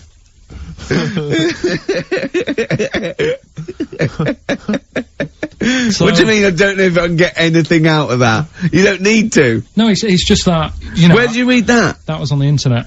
Oh, well, yeah. You're always unspecific when you mention it. It's just it was on the internet. Well, I'm trying to think what I put in. I think I put in Y to see if I'd confuse the computer. Go! You are... No, I did honestly. I did a search, put in Y, and it came up with funny things that, like, why is this person doing that? Why is that? And it had a picture of this 8-year-old lad, sort of, you know, on his mum's nipple. And, it was saying, you know, is this healthy? You sure that wasn't asking you that question? What? I put in Y just to confuse the computer. Like the computer go, what do you mean? Yeah. Stop it! Yeah. Oh, look, last week, I was walking, home with him, and I went, he was saying something stupid, and I went, I've got a competition for next week. Let's do a phone-in, and it's called Karl Pilkington, Genius or Fool. Yeah. Right? And he went, no. I went, why not? He went, well, it'd be confusing, because they say there's no difference between genius and being a fool. We do though, don't we? No, but it's rubbish, and people say there's a fine line between madness and genius, and, you know, it's a ridiculous soundbite. They don't say there's a fine line between a genius and an idiot. Well, the people who do are idiots. Yeah. So what would you do there, though, just to sort of wrap that little thing up? What would you do? That lad loves his mum's milk. What are you asking me to come up with? No, I'm just... A title for the story? No, it's just what would you do? Right. What do you mean, what would I do? Well, it's causing a bit of a problem in the area, right? What area? In America, I think it was. Oh, America are a problem, are they? George Bush is worried about this kid who's breastfeeding at 8. Imagine it like this, right? Right. But, so, Carl, what are you asking me? About this spurious story you saw on the internet? I saw it on the internet. There's an 8-year-old lad, he likes his mum's milk. Yeah. And it's saying, is this right? Should it? No, it's not. On? But what do you want Ricky to do about it? It's not his responsibility. Yeah. No, but the little town that he lives in, they're all causing an uproar, right? Going, this isn't right. You know, I can't let my kid play out in case he's in the garden with his mum getting a bit hungry, right? So, God. What should they do? Because his mum's saying, well, he likes it. Yeah. And he, you know... So what do you do? I don't know the laws. No, but I'm not asking you to sort out the laws. I'm just saying, if you lived in that neighbourhood, what would you say? If you went up to him and said, look, everyone's getting a bit fed up with this, look. I'd say, what would I do? What do you mean, what would I do? What are you asking me? Right, it doesn't matter. No, what are you asking me? What are you asking me and Steve and the public? I'm just saying, say if you live next door to this woman. Yeah. Right? The kid's hungry, 8 years old, he's out playing on his bike and he goes, Mum, I'm getting a bit peckish, and he goes, alright, son. She whops one out. And he starts having his milk, right? You live next door, you're putting your washing out, and you see this going on. You're getting a bit sick of it, because it's gone on for months. 8 years, I assume. Why is it your business? Why are you such a nosy neighbour that you're concerned? What would you do, Carl? Let's turn it back on him. Yeah. What would you do? What's your solution? What would you do? Well, I thought I'd say, right, why are you doing this? And she'd say, because he likes it. And I go, alright then, put it in a bowl first. And you think that would sort that out? No, because I was thinking about the whole thing, right, and you do that when you're a baby, and everything's alright, innit? Yeah. No one bats an eyelid at a little baby having a bit of milk from its mum's breast, right? Yeah. You'd almost say it was natural. But you grow out of it. It's like, you don't see. It got me thinking about things you don't see. And you don't see.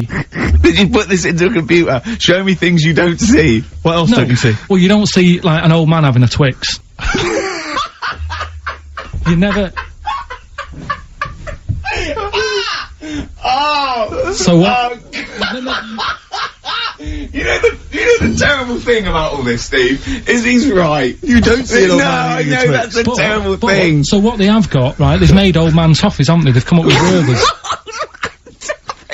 Is that a song? Oh God! You don't see it. No, listen now.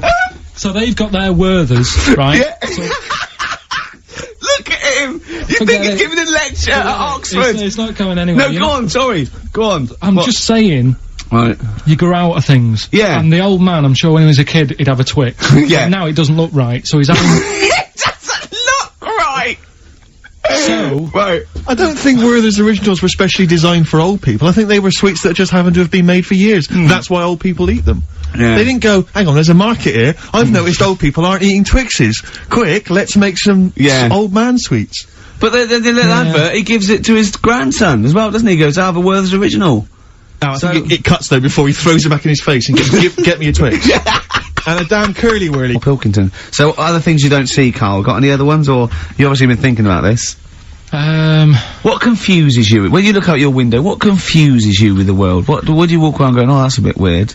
I remember, when you were in, Edinburgh, you were confused because you saw someone putting a parking ticket on some rubbish. Which confused you. Yeah. That was weird. Yeah. The world's a crazy place, isn't it? I mean, whatever you look at, you can... Do you know what I mean? Like what? Like what? Oh, anything. I mean, you could look out the window there and you'll see something, you go, why are they doing that? Yeah. What are they doing that for? Yeah. I'll tell you this, maybe we should bring back White Van Carl. There's some interesting questions this week, Rick. Yeah. We could pull that out of the bag if you're interested. Shall we do that? Just, get, Carl's take on, the world's Let's do it, views. let's do it. I'll tell you what, we'll do that in a second. Let's have another Educating Ricky, because I think you got sidetracked with your talk of Well, just the other thing on things you don't see. Look at the way when I went to school, there was 2 kids with them big heads. Now, you don't never see them. Sure. Yeah, but no one else saw them anyway, Carl. It was only you that saw 2 of them, not related, and wouldn't hang around with each other, because you think they thought it would be too obvious. Webbed fingers and big heads. That's amazing. And there was a kid with a pigeon chest, so... Oh yeah, and the lady with the head like a bag of spuds. Let's not go through these again. It just that. raises too many questions that can't be answered. Yeah. Right then, so, we've got, we'll have a big fire tomorrow. Yeah, go on. Is that the one you want? Let's go for it. Right, I think this was like round the 1700s. Bluffing. And... Just bluffing. Who was the king then? Dunno. Go on.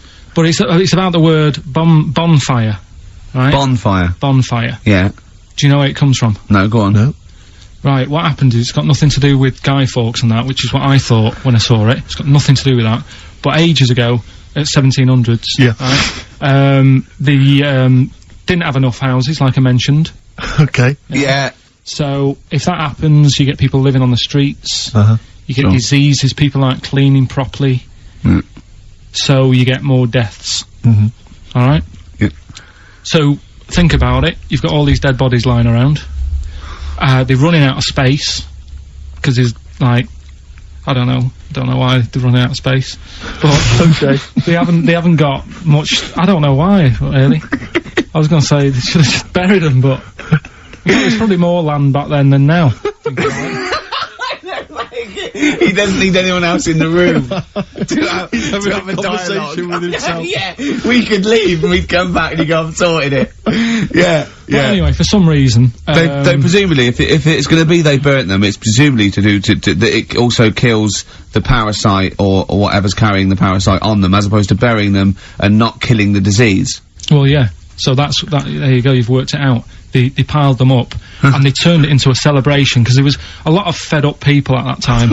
Is this to be the word bon, meaning good? No, I'll tell you in a minute. Go on. So, you've got all these people who are, like, going around, and like, oh, you know, so-and-so died the other day, and, you know, nearly every week someone they knew was dying. So you can imagine, like, just constant, like, being depressed. So, and they've got all these bodies lying everywhere. It's like, oh, God, what are we gonna do?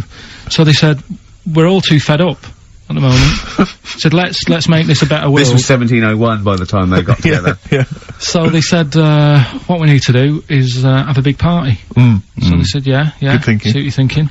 So they go, right, well, we'll put all the bodies in a big pile. And they're all diseased and that, so they set fire to the bodies. And they said, let's have this as a celebration to remember them by. And, you know, we'll have a drink and that, and have a chat.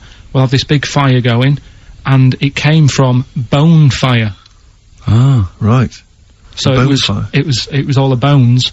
Bonfire is bone fire. Yeah. Excellent. Yeah. Yeah. That's interesting. So that's how it came about. Yeah, in the 1700s. Yeah. That was. No, probably. I reckon it was 1600. Probably earlier. I reckon it was the plague. I reckon it came from. But interesting stuff. Interesting. Yeah. So stuff. that's Did you celebrate Bonfire Night? Is that a big celebration for you? Do you like the fireworks? I'm sick of fireworks. I just think they're rubbish. I'm not impressed. I've never been impressed by fireworks. Even as a kid, you know, you have to go to, like, sort of community kind of gatherings with a bonfire and fireworks, and some local vicar or whatever would come out and... But I also think the adults think the kids love it, and if they just got together and said, should we go this year, they'd all go, no. Let's not absolutely. Let's not go this year. What would be better is if the vicar had wheeled out like a massive rocket, climbed in, gone last one to the moon is a bender, and then fired himself off. Now that, I'd pay to see. That's a firework display I'd like to see. As it is, it's just rubbish. Dear. Yeah. That's your feeling, Carl? Yeah, I'm not keen. No. Sorry, what clue was that? We'll have a big fire tomorrow. Bone marrow. Bone marrow. Genius. Play the record. Oh, God! Right, what's this? Go on. What? Tell them, go on, just get on with it, because I just can't believe what you just said. What are we doing? Are we, final one? Yeah. Right, the last one, like I said... No. Say the record. Say the record you played, go on. This is, free association. Yeah, brilliant, I wish I had a wooden art. Yeah, and what did you just say to me just before this was ending? He just looked over at me and went, are there any animals without a brain? No, but hang on a minute. No, right. And I went, yeah, there's animals that he went, I was gonna talk about this, but it's sad. There's a lad born without a brain, and he laughs a lot, and his hearing and his sight's okay. I'll go, well, that's impossible. If he's without a brain, all that is impossible. And he went, well, it was in the magazine. No, it was in a book that somebody sent. Right. And I didn't want to bring it up, because it is a bit sad, really. Like this, you know, young lad, there's a picture of him sat there with his mum, and, Carl! Well, Carl! I forget it. It's impossible. Well, there must have been more to the story, He Carl. can't not have a brain. Hearing and sight is a concept within the brain. That's all it is, right? The ears are just receptacles. They're just, So, but that's why it was in this book. It was a book of mysteries. Carl, you know, if you're reading a book and you see a photo and you guess at what you think the story might be, that doesn't make it true. That doesn't make it fact. I looked at it because I thought he looks like an happy lad. Sure. And I read about it and I thought, that's weird. Like you've said, the fact that he hasn't got a brain but he can see and he can hear. No! Impossible! Well, Impossible. Okay. Go on. Well, I don't know who to believe. Listen, we haven't done it for a while. White Van Man. I thought there's some interesting questions raised today, and I think it might be nice to just throw them Carl's I think we direction. set Carl up again in the last hour as a person that people want to know they wanna his know what he's opinions on thinking. the world, If you're not familiar with it, on Saturdays, the Sun newspaper, asks a typical white van driver questions, his opinions on the week's news, and we thought we'd throw these in the direction of Carl. Now then, what do you make of, this teenage thug, Carl, Mickey Carroll, who spent 4 months in jail, and he's won 9.7 million on the, lottery? Is that justice? When you think of all the good people that are going hungry? And there's a lad there, and he's won... Did he buy the ticket before he went in? No, I think he bought it once he'd come out. So he's done his time. He's done his time. Fair enough then, he's been punished. Yeah. Right? He's bought a ticket. He's had a lot of bad luck. Now he's having a bit of good luck. Good luck to him. Next one. Are you concerned that now he's got all that money, he could turn into like a sort of mastermind villain? You know, like a James Bond style villain? He's got a criminal streak, we know that. Is that a concern for you? I mean, Well, we imagine don't. that. He could build some kind of underwater We fortress. don't, with my lawyer's hat on, we don't know that. Yeah, well. God. Well, he'd have to prove that he didn't have a criminal streak. I'd say that you've been in jail for 4 months. Yeah. Sometimes people are bad because they haven't got any money, so he might be Interesting an point. angel of gold now, or whatever the saying is. 1 in 5 children aged between 11 and 16 go on booze binge sessions at least once a week. That's terrifying news, isn't it? Kids, they know too much now. Yeah. You compared to you, despair. No, right? Yeah. Listen to this one, right? Go on. My dad had me niece in the car, right, running her to school one day, and she was in the back of the car with a mate, and they chatting away about stuff like kids do. And they got onto the topic of one of the mates who they said, I mean, you've got to remember, niece, this point was probably about 5 or 6, something like that, right? In the back of the car, talking about My Little Pony, whatever it is they play with. Subject changed. Oh, that Lisa in our class, she's a lesbian, isn't she? Right. That was that's what they were talking about. Yeah. Chatting away about it. Just openly talking about lesbianism. And probably, you know, this is the topic that they're talking about in the pub when they're having one. Out drinking. Yeah. Yeah, but they might have thought a lesbian was a funny word or something. You don't necessarily know the ins and outs of it, do they? It's weird though, isn't it? Because when I was younger at school, you didn't like. I mean, you swore a little bit, but it wasn't like major swear words, and you sort of did a little bit of nicking, but nothing like they get up to now. I mean, if my girlfriend, when she was about 7 or 8, she was walking to school with her mum, and she called her a C-U-N. Right? you are Joe. No, she said, because she thought it was a big. She said she thought it was a big furry animal. So she was being nice, and I remember, where'd you do that? Where'd you do that? Like, just heard it at school. So they might not know what it means. Well, I tell you, I'm gonna have to use kind of euphemisms here to tell this story, but when I was at school, I learned, the stronger version, it's not the same word, but it's very similar with one letter changed. I'm gonna use twit. Yeah. You know the word I'm thinking of. Yeah. But I'm gonna use the word twit to replace it, right? And I went round... You think they're twat? Yeah. Alright. That's what I'm thinking of. And, so can I say it? Am I allowed to say it? No, it's weird though, because hang on, some people from Cornwall use that like saying twit. So if people listen in Cornwall, Do you know what a twit is a pregnant goldfish? Well, I learned the stronger version of twit. Yeah. Twat. For those that aren't sure. I learned this at school when I was like 10 or whatever, and I didn't know what it meant. I thought it was just a stronger version of twit. Yeah. I thought it was just if you were really annoyed with someone because they were a real twit. Because I is worse than I. Exactly, apparently. So, Carl would be a twit. And, Yeah. and so I started using this at home, because I didn't realise what it meant. I started using this at home, oh, you twit, you're a twit, and saying it to my dad, you're a twit, but not saying twit. Yeah. And my dad didn't know what it meant either.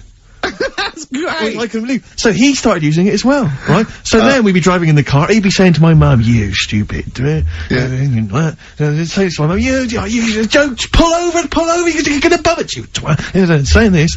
Then I learned at school from Mark Johnson what it really meant. Yeah. Stopped using it, obviously finding out it was quite an offensive word. Yeah. I didn't want to bring it up to my dad. I didn't want to sit my dad down and say, Dad, you know that word we've been saying? Yeah. You know what it means? So now, to this day, I've never brought it out with him. So we'll be driving, I go home for Christmas, we'll be driving around, he'll be calling my mum that word. Left, right and centre. I think she knows. I think she's just embarrassed. Or she's just upset, and she knows what it means. She goes, why does he keep calling me this terrible word? But he's the only one, I think, in our family who doesn't know what it means. No one's got the guts to say, I don't know whether I should tell him this Christmas. What a twat. I know.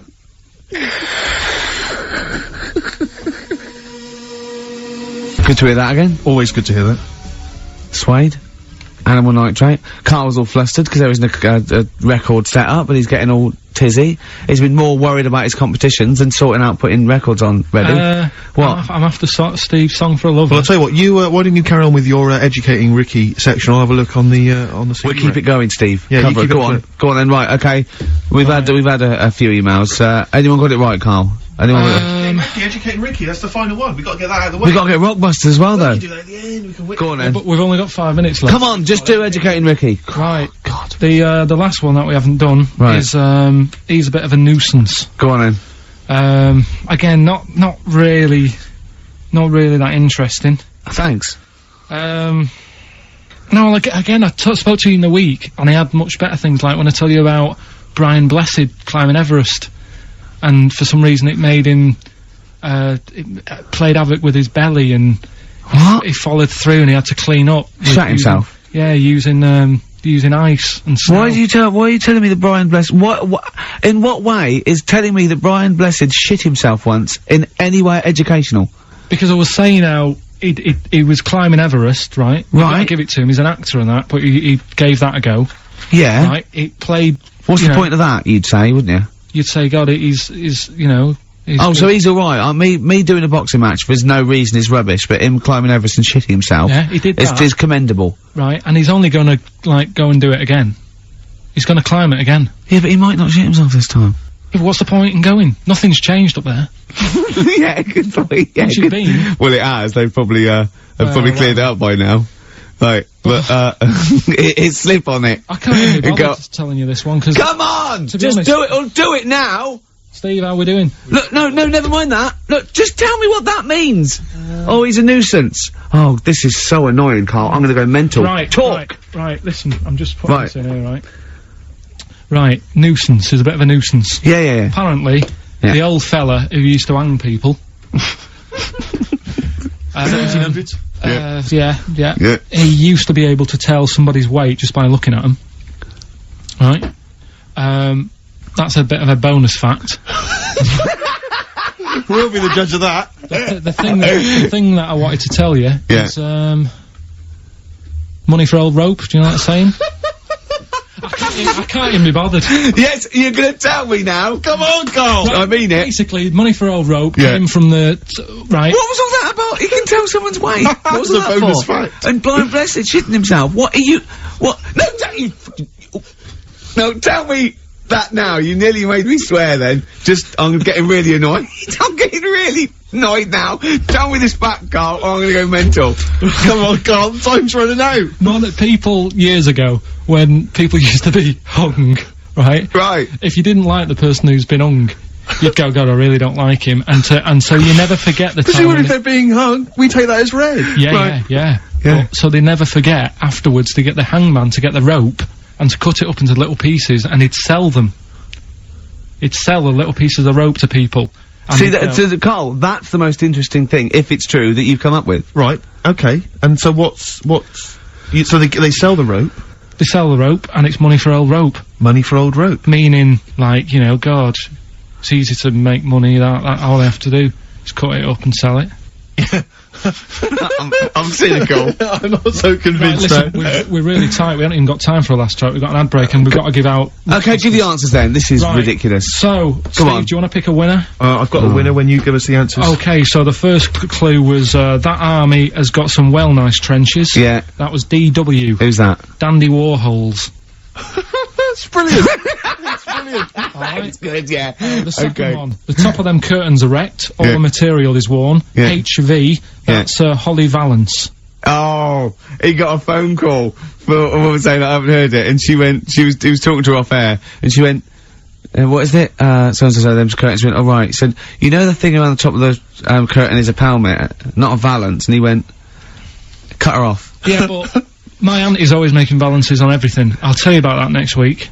Right? I'm looking forward to that. Right. Is this the one that farted for 5 minutes? Yeah, the very same. Yeah. Right? So, we'll talk about that. I was in Texas, I tripped up, I landed on my knees in a puddle, WH, Yeah. wet knee Houston. right? Whitney Houston. Yeah. So, You're a maniac. So, who's a winner? We've got Pete, Catherine and Laura in Newcastle upon Tyne. They're listening online, I assume, and they're on going to Sky get Digital. those great places. And remember, they got loads of stuff. They got the DVD here. They got Linda Green. They got Stone Roses. They got another compilation and Executive Decision. What did you read about Brian Blessed? Is it actually true, or have you lied with someone else? It was an interview with him in it. And what did he say? Come on, what did he say? He said I climbed Everest and I played havoc with me belly. Let's talk about it next week. We've really run out now. Oh, you're a fool. 104.9. Oh, it's all going well already, isn't it? Microphones fell apart. Carl's shouting because he got headphones on. His music's turned up too loud. Canfield level. God, it got pre-out. Look at him giggling. Look at him. Look at him laughing. That's so funny because I got a letter here from who was it from? Mike Heel, who sent me a little picture of a little Japanese fella from a film who said looks like me, and he does a little bit.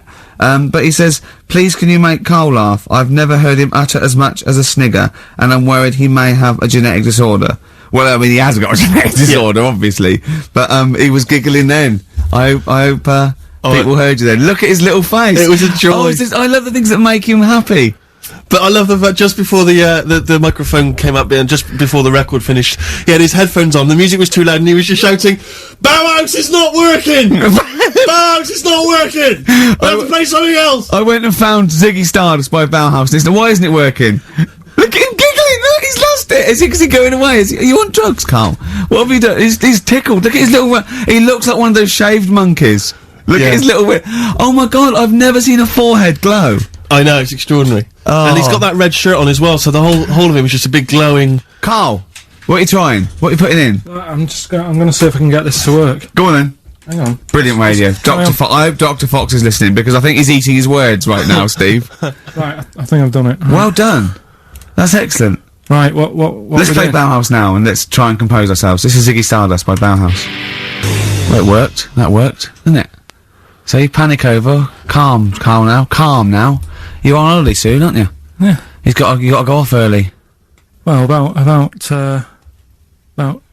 How many holidays have you had? Because I only ever have time off when I'm working, like doing another job, like, you know, filming or something. But you seem to have a lot of holidays, just like, and you were sick as well. You were just like, because you had wet trousers, which is a little bit. Do you not care about the job? I mean, I've got to ask because, you know what I mean, if I was in charge, I'd worry about your motivation or, because yesterday we were trying to work out what you enjoyed doing, and we got to, Manchester United and moaning. And that is the two we came up with. I don't know where you get the moaning thing You're from. always whinging. About what? Everything. When did I last have a moan? Just before we came on air. Right, and why was that? I don't know, I can't remember. Because we were in good mood. We were in a good mood, me and Rick. I'll tell you why. Go on. Because you brought a song in at 10 to 1. Yeah. With a load of effing and jeffing in it. Yeah. And saying, can you edit this? Yeah. Yeah. But that's your job. You could have brought it in yesterday. No, I couldn't. Why not? I hadn't thought of it. But why are you whinging? That's your job. And I didn't come in 10 minutes before. It was a good 20 minutes before. It just took you ages because you were whinging and moaning to even get started. I'm not being dragged into this. You are always... I'm on my holiday now. Well, not yet. No, you're not on yet. You're still working. Well, that's what's funny. This isn't even work, right? And yet it should be. Compared to what I do in the week, this is a doddle. Well, that's because you're not putting any effort in, clearly. Where are you going anyway? Where are you heading? Cornwall. Yeah? What's happening down there? Well, there's a monkey world. You're excited about that? We're going to go and see that. Probably go twice to that. Yeah. Whilst I'm down there. How long are you waiting for? The whole week? Yeah. Yeah. So, this is with your parents, isn't it? Yeah. Taking them out. Your father, what do you think your father will be up to? What's he going to be nicking on this holiday? Well, Tin. There's a lot of tin in Cornwall. Since they've shut the mines. He's just called Suzanne, said they've got there, said it's a nice little place. Mm-hmm. There'll be no towels when you get there. So what are you going to do? Just going to chill out and sort of like go to the pub and stuff? Yeah, like I say, I mean, all I've got planned is probably probably Tuesday and Thursday at Monkey World. What about Wednesday? What were you thinking of Wednesday? Just wandering around? Just sort of think about, you know... King Arthur and that. Where he was down there, wasn't he? I don't know, but I'll tell you something. Going? What town? I don't know. I don't know where it is. Doesn't Suzanne matter. sorted it out. Yeah, she sorted it out. I had you on the phone to her saying, well, pack 2 pairs. Poor woman. She's packing your bags for you. Yeah. Right. But, You'd spend more time at home if Steve didn't come in at 10-2 with a rap record with, like, obscenities all over it. yeah, well, we'll play that next week. Well, you didn't even get the job done, that's the thing. We can't even play it because you didn't get finishing time. I tell you what, that Method Man, if he doesn't stop effing and jeffing, it's the end of his career. In my opinion. All this F that and yo Jeff, I'm a Jeff myself. Yeah. Or I'm hanging out with my Jeffs. Yeah. It's terrible. Jeff, and we know you can't put out the J word on XFM. Oh, Mother Jeffer. Well, so we haven't got that, but what we have got, Go on. Monkey News. We've still got monkey news, have we? That's sorted out, that's coming up. Yeah. Rockbusters. Yeah. Well, last chance. Definitely your last chance this time. You actually improved a little bit last week. You did a couple of good ones. Yeah, same again this week. And, Cheeky Freak? The controversial cheeky freak of the week, where Karl finds a human being with some sort of congenital or imposed deformity, or So and we talk about that in a wry way. Do you think that's big and clever? no, but that's just it. It's never about taking the mickey out of someone, right? It's to make you think. I'll tell you what isn't big and clever. How lucky you are. A dwarf with learning difficulties. Nice. Yeah. Well, We'll explain it to you. That's the forthcoming single from British Sea Power. That's called Carrion. That's nice and retro. That's Yeah. like end of the 70s Bowie. That's great. On XFM 104.9. That's just some of the records that we've played so far. Do you know what I mean? You've had The Darkness, you've had Bauhaus. It's like, can it get any better, Karl, do you think? like I say, we've got Monkey News coming up. So. Guess what? I lost 400 quid cash this week. Gambling? No, that's tragic. This is why it gutted me. It wasn't even on your gambling addiction. No, I had a photo shoot, I had a suit, right, and I'd claimed back some expenses, and I'd had it in my pocket, and then when I took the suit home, it must have fallen out in the street or the cab, and I remembered it, and I went every pocket twice, and it was just the fact, I don't think about, oh god, that's terrible, that's a terrible blow, I think, oh god, if I had it back now, it would be free money. Yeah. If I suddenly found it now, I'd have £400 that was just free money, and I had a little nap to get over it, and I was... and you were fine. I was okay. But that was someone just found what a gift that is. Oh. Just, I mean, untraceable. Was it in a money clip? Was it rolled up in a money clip? No, it was just literally 400 quid in an envelope. And that's so a that treat. I know. See, I'd always hand it in. I genuinely would, unless I found it in the middle of a forest or something. If it was in the street. Do you know what I mean? No, because a bear dropped it. Yeah. But I mean, if I found it in a pub or a cab, I'd just hand it to anyone who was rummaging through. Yeah, exactly. Yeah. But I'd hand it in. Well, but there's no way. If they found it in the street, there's no way they could do it. It goes to the police station and it sits there for 6 months. But yeah, exactly. Well, it's not. It's a waste of time. Pocket it. But because when I was younger, I remember being outside a post office once when I was about 10 or 12 and finding a purse. And thinking, oh, that's nice. And opening it up, there was some money in there, and a pension book, and so it was obviously an old lady. I found an address, I sent it to her, and my mum said, you've been so good there, you'll probably get a little reward. She'll probably send you a little reward. Nothing! I got maybe a thank you note, but no cash, no moolah, nothing. Really? And I was livid, because I'd been told that I was going to get a reward. I thought I've been a good Samaritan, nothing. So, many moons later, when I was at university, I learnt from that, and this is the most bizarre thing. This explains a lot, doesn't it, Karl? This is like the Mary Celeste. I went to a cash point to I thought, I can't get my card in here. And I realised there was already somebody's card in the machine. They'd put the code in, but then they just disappeared. They'd been kidnapped or something. So it was just there, waiting, sitting, said, what do you want to do? And it gave you a number of options. I thought, interesting. Steal or go to heaven? Yeah, exactly. He went, oh dear. Yeah.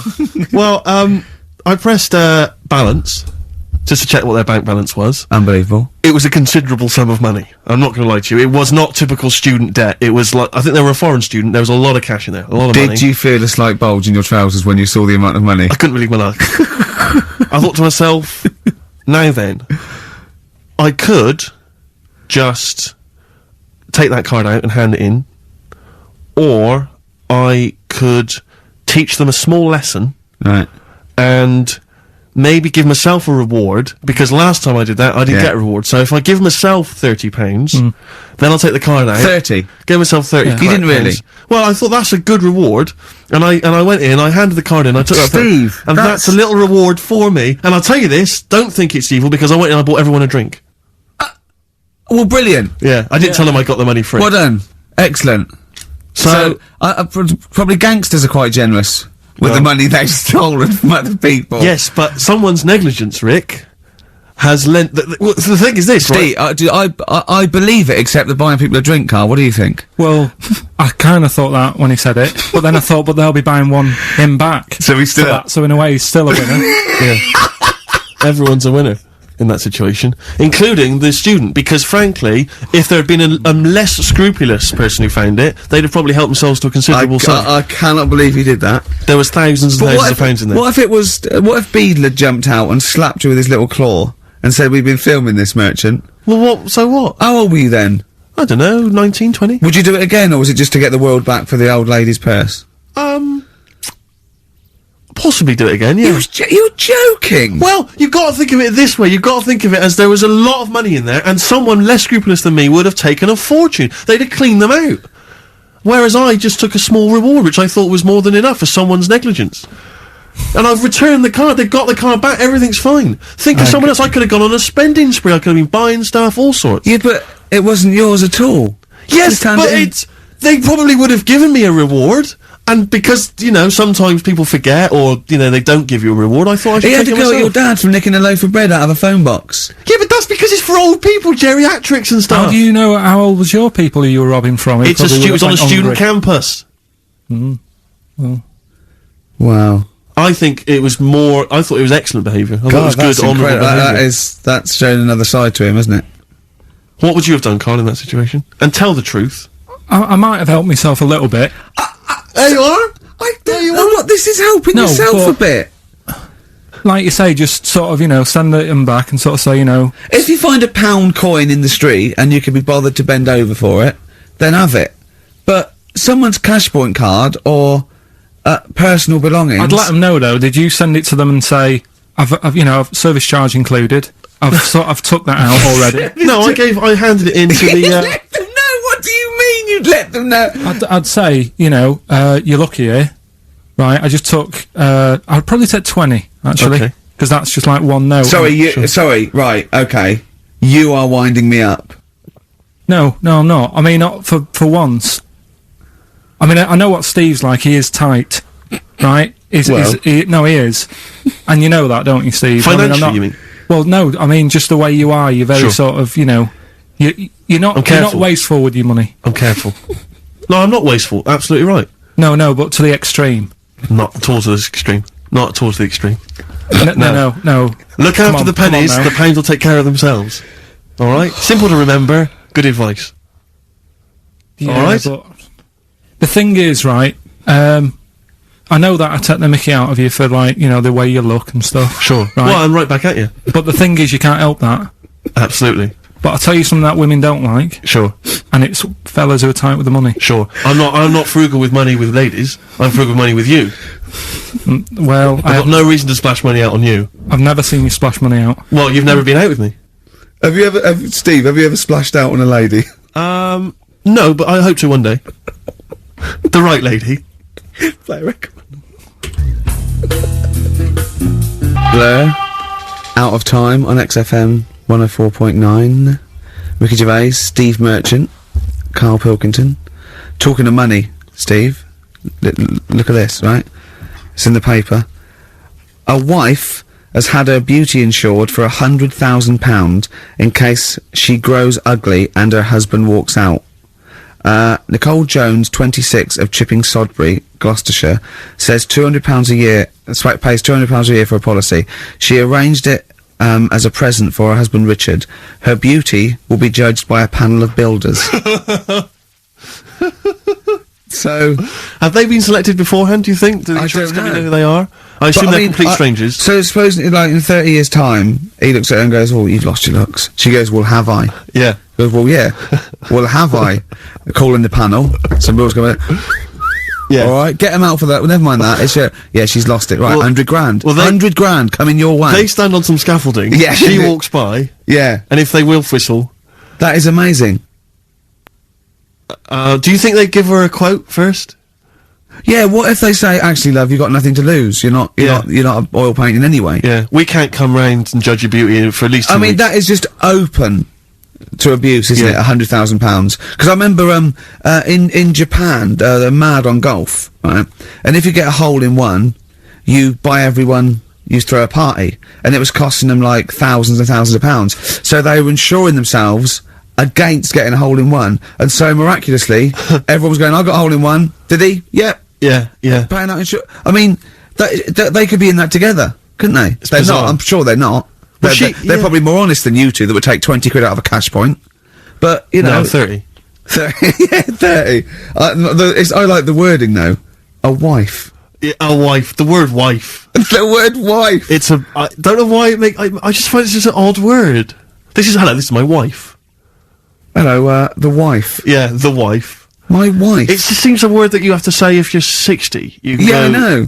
Have you met the wife? And even then, ironically, unless you don't know exactly, are you married? Yeah, my wife is from, you know what I mean? that makes sense, but it's the people wife. People go, oh, better get back, I'm meeting the wife for dinner. But especially when you know them. I remember bumping into someone, friends of mine, somewhere at a party, a couple that I knew, and I'd known both of them before they got married.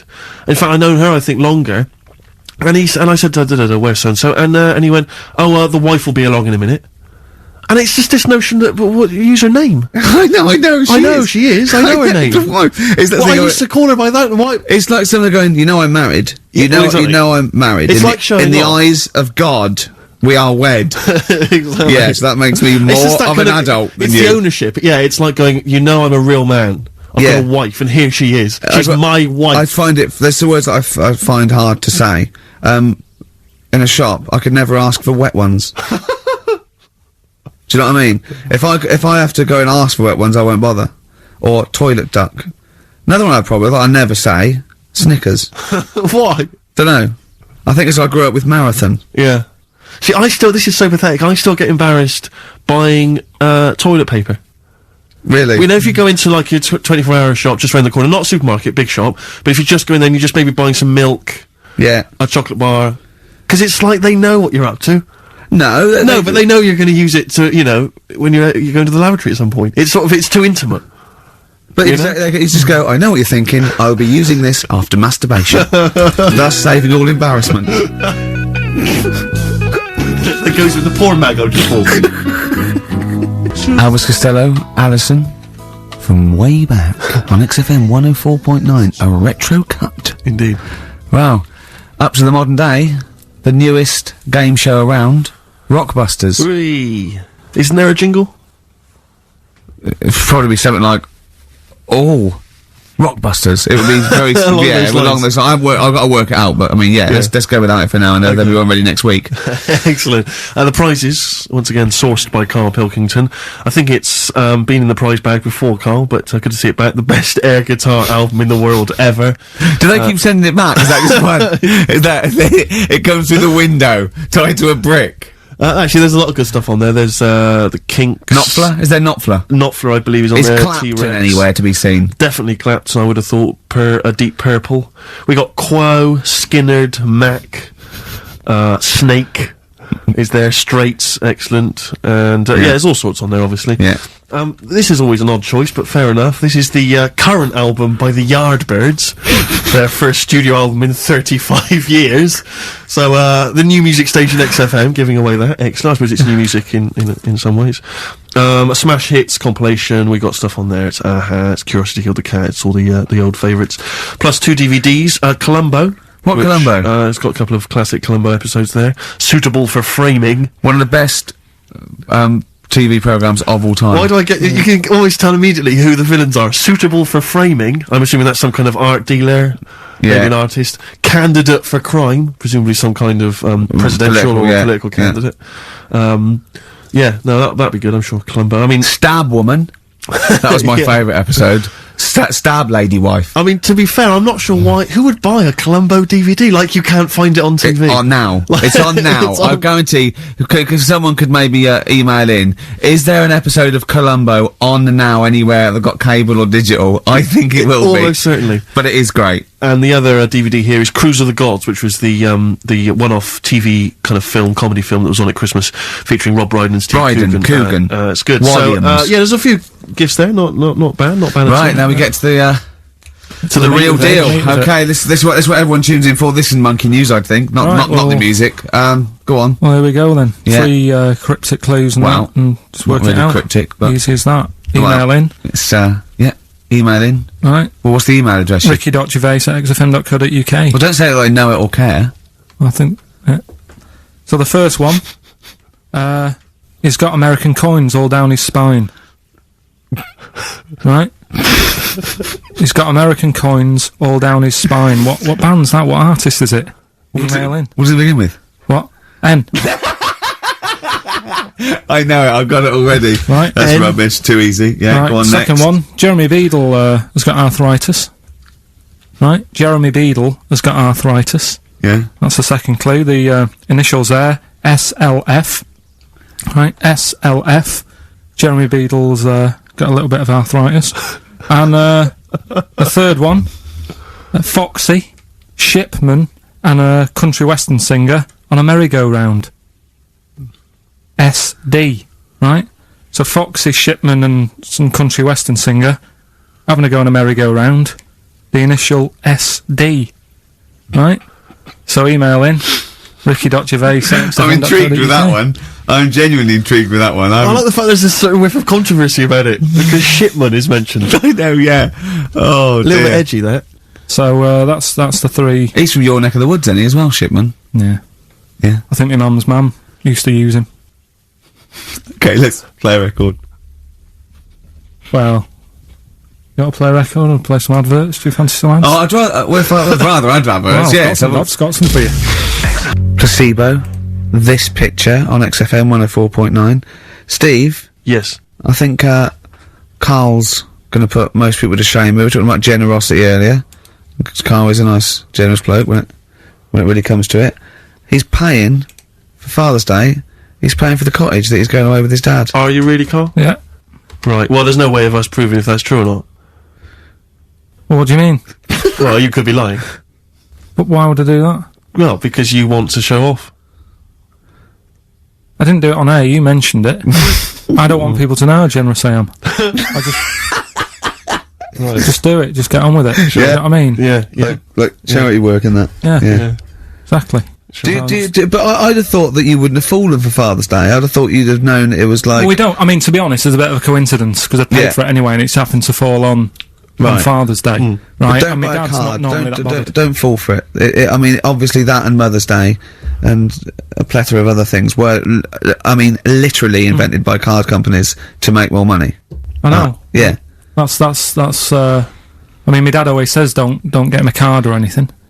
Because he hates it, with all these things that I'd like, rip-off times, really, just ripping people off. Yeah. It sounds a bit stingy, that. Well, no, I mean, he's right. Yeah. He's right, it's just, because fellas aren't bothered about getting cards anyway, are they? But the other thing that he noticed, helping out the flower companies, the Princess Diana thing, when she... Oh, sorry. Yeah. No. Jesus Christ. So when Carl, what do you mean? What do you mean? That's what he said. He said, "Oh, I nearly swore then because I was. You surprise me all the time. No, I'm but just, that is incredible. Sorry, what? I don't understand. What you're talking all about? the flowers that were sort of sold that day. Right. What, for Right. people to leave as a commemoration? Or Yeah, something? they made a mint, didn't they? Who did? Flower companies. Right. So what So are you you're saying? saying? You're So he saying was just saying, makes you wonder. what? Whether About what? it was Interflora behind the hit? Oh, So it's a conspiracy. It's a conspiracy by the flower I companies. would love to see you and your dad just sitting at home watching a bit of Channel 5 when apes go mental, right? With your roast dinner. When's that on?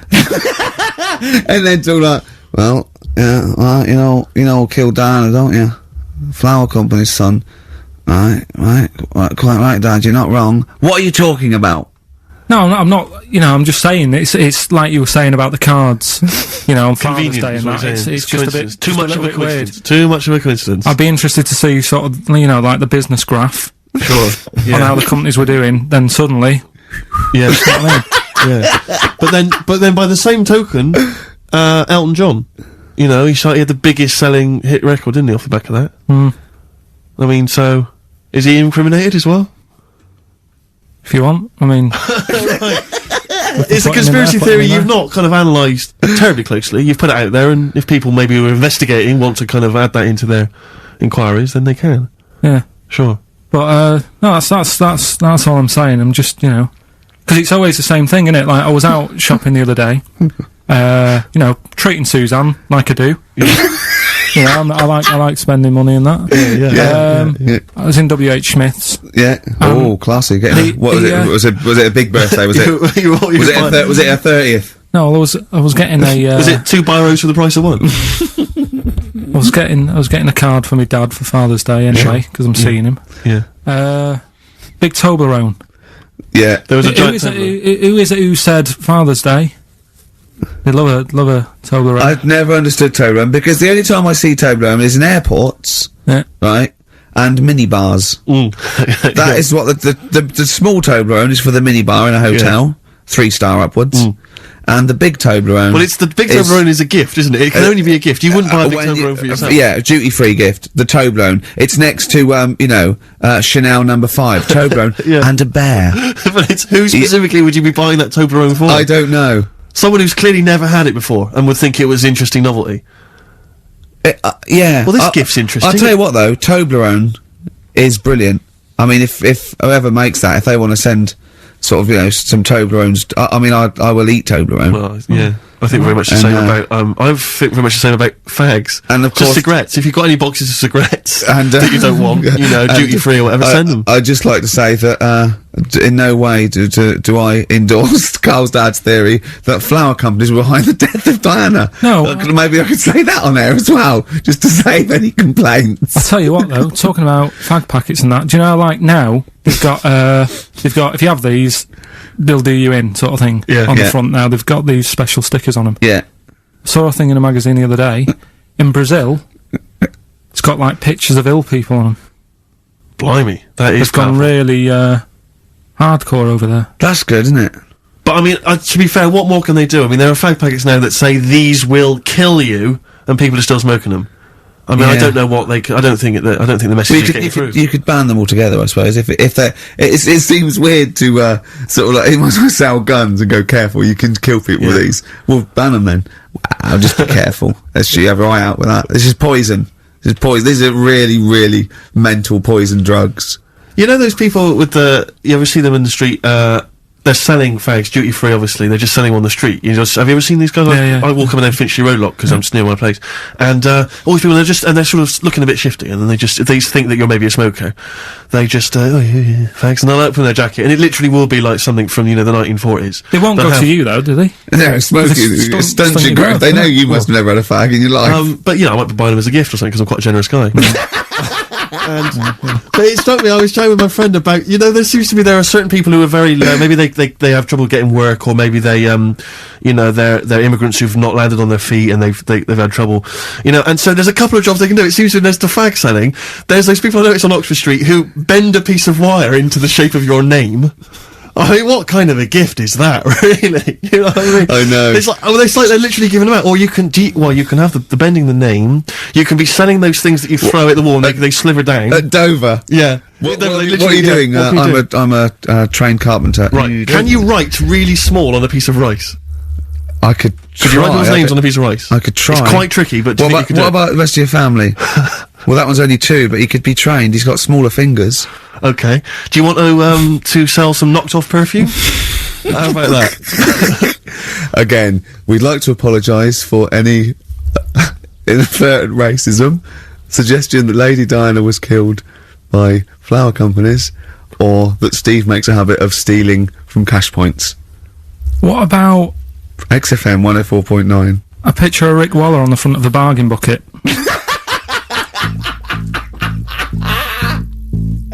Red Hot Chili Peppers, universally speaking, on XFM 104.9. I'm Ricky Gervais. With me, Steve Merchant, and, of course, Karl Pilkington. Now, people come up to me, and they say, is Karl for real? And I go, what do you mean? He goes, well, they want to say, is he that stupid? And the answer is yes, right? Some people think that he's putting on. Some people think that he's a character that we've invented, like we've got an actor in, like he's a Gareth Keenan or a Tim or something. And I go, that we've scripted. Exactly, yeah. No, he's absolutely real, aren't you, Karl? I go, where did he come from? Well, just to tell the story, we came here and, I was much too important to run the desk myself this time round. So they just gave us a tea boy. Steve came in with you, I remember that. Yeah. Why do you remember that? Well, Steve knows, I don't want to keep going over it, but it's just the way he looks, it's just Were you taken aback? a little bit. Yeah. Right.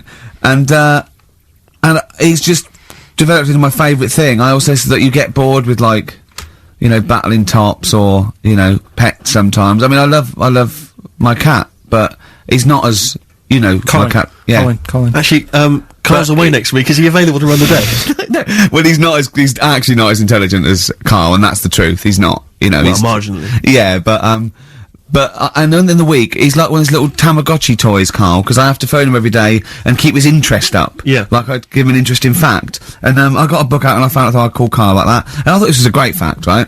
A 2-day-old gazelle can run faster than a racehorse. Right? I thought that was incredible. Sure. Okay. So I phoned him up, I said, a 2-day-old gazelle can run faster than a racehorse. He went, what does it do after that? I went, what? He said, well, how fast can it run when it's adult? I went, well, even faster. He went, oh, I thought it could just do it then, but then it sort of lost it. I went, what are you talking about? I went, you know, that's incredible. A 2-day-old gazelle can run. He went, well, no, that's what they do. I went, what? He went, that's what they do, isn't it? I went, what do you mean? It's 2 days old. Right? He went, yeah, but a 1-day-old fly can fly. I'm 30 and I can't fly. It's not what I do. Right? And I went, right. He went, a jellyfish can hold its breath underwater for hours. I went, it doesn't hold its breath, does it? It hasn't got lungs. So he went, what? I know I had him. He went, what do you mean? I said, well, they don't breathe, do they? He went, what do they do? I went, well, they get oxygen directly from the water via osmosis straight into their cells. And it just went quiet. And I went, a 2-day-old gazelle? And he went, yeah. Do you know what I mean? He was just thinking about the jellyfish. Yeah. Well, he was looking up osmosis, and then he was thinking about the jellyfish. But I just think, I mean, if Bambi's anything to go by, this little gazelle spends a whole day trying to stand, and the next day it enters the derby. And you don't think that's incredible? Yeah. See, you know the sort of things I find incredible. Go on. Mirrors. Shiny objects. Kettles. Yeah. Oh, God. Well, listen, remember the time when I told you about the baby that had a baby? The baby that had a baby. The baby that had a baby. Yeah. It's happened again. No, it hasn't. Well, it didn't happen the first time. It was in the papers, I think, on Monday, in all the tabloids. So it's a twin where one has grown and the other one is still at a fetal level. No, it wasn't, though. It had grown. He was saying to his mum... who was saying to his mum? The little kid, he was 7 years old. And he kept saying... Yeah. He was pregnant. And he was pregnant? Yeah. I know. What do you mean? And he was saying to his mum, oh, God, I don't feel well. And, like, his belly was all swollen, and they thought he'd just been eating cake or whatever. And he was saying, I can feel something moving about, and they were like, stop messing about, there's nothing wrong with you. Eventually, I think he was in gym at school. In gym? What, Jim was pregnant with him? Oh, no, it was like a Russian doll. He was at school, right, just about to do sit-ups or whatever they do at school, right? And flew out across the room. Teacher goes, you're a bit fat. You look a bit pregnant. And so best took to the doctors, took him, said, you're 7 years pregnant, or something like that. What? What? Or something like that? You're 7 years pregnant! Or something like that. You say to the doctor, Carl, why don't you think about what you say before you say it? See the reaction I get. Now, the gazelle, I didn't get excited like that. 7 years pregnant! Send it in. If someone's online at the moment, just having a look around, it happened on Monday or Tuesday. Because I told you at the pub quiz, didn't I, Steve? I said to you, I know the baby's had a baby. Yeah. And you were like, yeah, whatever. Well, I just thought you were talking nonsense as ever. Well, we'll find out. You're 7 years pregnant. Yeah. You're a fool. Play a record. Well, we've still got stuff coming up. Monkey News? Rockbusters answers. We'll have to get that out of the way soon, because we've got what else there? Have we got a cheeky freak of the week? Yep. Brilliant. America by Simon and Garfunkel on XFM 104.9. I'm Ricky Gervais, and I understand I'm about to read my words, Steve. Well, once again, there's always someone, and it looks like it's Mike Lamb who has come to Carl's rescue. Lambo's let me down then. Doctors have removed a £4 baby boy from the stomach of his 7-year-old twin brother. Yeah. Alan Jan twin Niamatilev brother, was yeah. born with the freak fetus growing inside him. For 7 years, it lived like a parasite until a school doctor became alarmed about Alan Jan's bulging tummy and took him to hospital. Surgeons who gave him a scan operated immediately, unaware that the baby was attached to the boy's blood vessels and still alive. They saved Alan Jan from certain death, but knew the 8-inch fetus was doomed. So there we are. Boy pregnant with his own twin brother by Barbara Davis. That was in the Mirror, apparently. So, I've read on and all the facts are right. They took him to school, the parents didn't realise. And that isn't even this week's Freak of the Week. I mean, that's You still got to that for come. free. You've got that. You can have that. That's the free freak of the week. Free freak of the That's, week. you know, that's giveaway. That's like 13.5% extra. Yeah. You know what I mean? That you might get with hairspray or something. So that, I mean, if that's just the throwaway freak of the week, there are 2 freaks of the weeks there. If those 2 freak, I can't wait to see what the actual freak of the week is that people are paying for. Is it incredible, Carl? I'll tell you what, something else you can have for free. Go on. Another sort of freaky thing, right? I was watching this programme in the week. Right? What? I don't know what it was. But it was about, I just saw this little fella on it, right? What do you mean, little fella? He was doing this history thing, Oh. right? Yeah, I know what you mean. So, is this he's found out that a Viking was a bit like him? Yeah, that's it, yeah. He was boneless or something, or he's... Well, that's the weird thing. What do you think of that, Steve? He's what? He's boneless? No, he was called Harry the Boneless or something. And Yeah, but you know what you're going to get there, don't you? That's what I mean. Always have a name, Elephant Man. You know, Harry the Boneless. Where is he? You know what I mean? I'm meeting someone. Waiter. What's his name? He's called Harry the Boneless. He's over there flapping around. Yeah. Yeah. Some He's over there revenge. in the bucket having noodles. That's what I mean. But do you reckon you could do that? Do you reckon you could have your bones taken out? I love talking to him. He's brilliant. It's like talking to a 5-year-old. I was asking Suzanne when she was watching it, and she was like, "Ask me later." Yeah, brilliant. She wanted to know about. What did you said? You were watching this programme about history, right? About Vikings. Something like that, You turned to your girlfriend and said, "Do you reckon you could have your bones taken out?" Yeah. I love that. What do I you mean, think? that is why you are my favourite. What do you mean you think you can have your bones taken out? Firstly, why would you have your bones taken out? If you've only got a small flat or something, and there isn't much room, Yeah. right? And what I mean is, would all your organs still do the stuff? No, they wouldn't. You'd just be mush. Listen, I'll teach you something now, right? The skeleton, right? Spam, yeah? Support, movement, anchorage. No, support, protection, anchorage, movement. Spam. That's what the bones do. Yeah? You couldn't stand up. You wouldn't be protected because they protect his rib cage, skull, of course. Anchorage, everything holds onto it. Every muscle is tethered to pull against something, like a crane, a pulley system, so you wouldn't be able to move at all. Do you know what I mean? So you'd be in a bucket. There'd be you'd die immediately, obviously. No, you can't have your bones taken out, Carl. I mean, why do you need to ask that question? Sorry, but Boneless Bob, or whatever his name was. Harry the Boneless. he presumably didn't have any bones. I mean, that's why he had that name, obviously. No, he did. No, He had- he's got the name. Yeah, exactly. No, he was just... he was... I've had an email here from Graham, Old Kent Road. He just says, I had a dream about Carl last night. Can I sue? I've no idea what he looks like, apart from the boldness, and yet he turns up in the middle of my dream. I don't need this, it's harassment. Yeah. But people are having dreams about you now, Carl. You actually, it's like you're one of something that was created by the Brothers Grimm.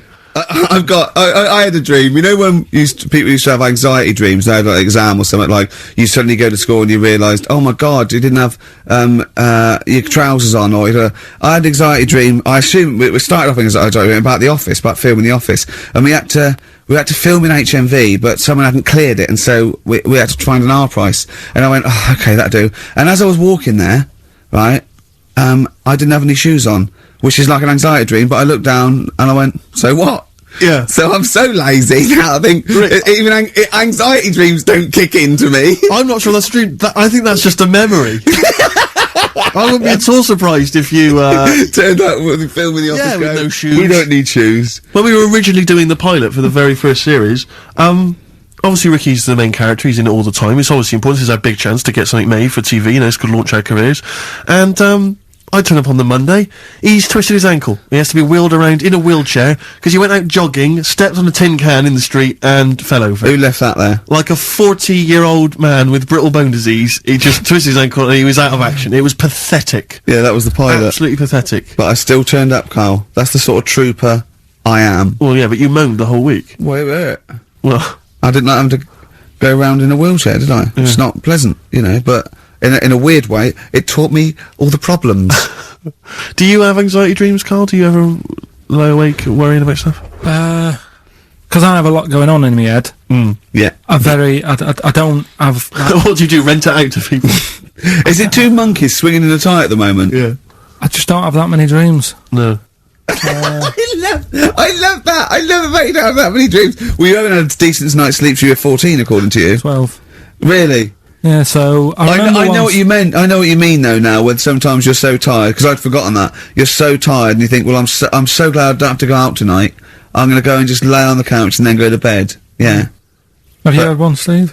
Anxiety dreams, I do have them periodically, yeah. It used to be a lot of, you know, things like running to get to school in time, but, you know, suddenly your feet are running in treacle and you can hear the school bell and you I can't haven't get had them for years. I just haven't had an anxiety dream for years and years and years.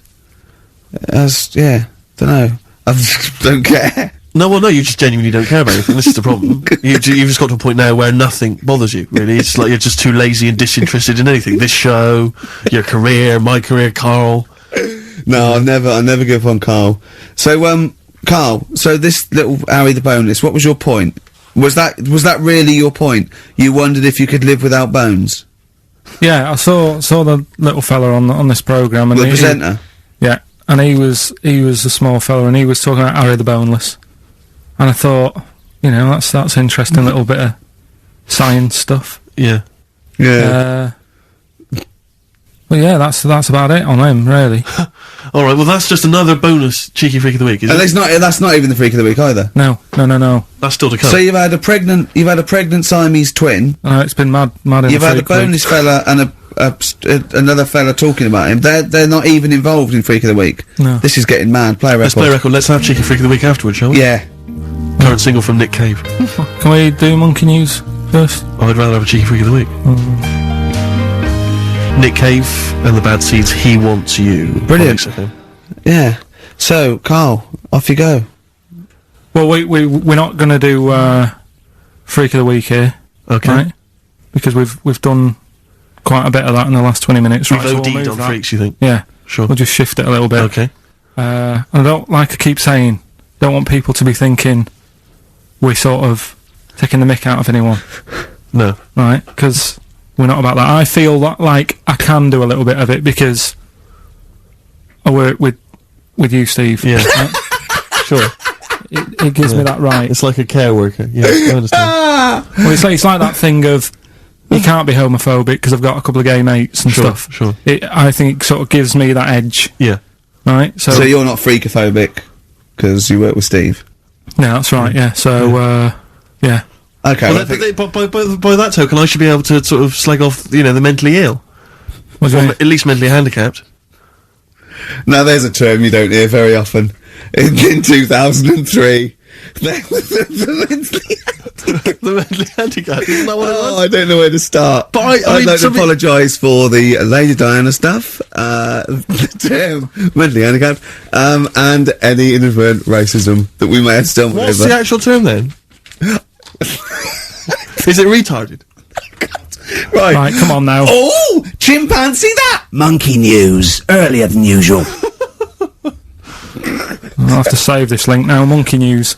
We've done a lot of stuff, right, on monkeys, and most of it has been Is bollocks. no, has been like happy stories. Oh, is this it's not. Is this going to be like our tune? Our monkey tune. Simon Bates, and welcome to our monkey tune. No, Go on. but do you know what I mean? We've done stuff about a monkey that robbed a bank. Yeah. Why is that happy? He had a great life after that. Right. What, in Marbella? Yeah. Right. We did the The one who saved someone's handbag in a railway station. We've had a lovely marriage, couple of marriages. Couple of monkey marriages. Yeah. There was the one who got a job in a railway station. Yeah, the hairdresser. The one who set up a business in Spain.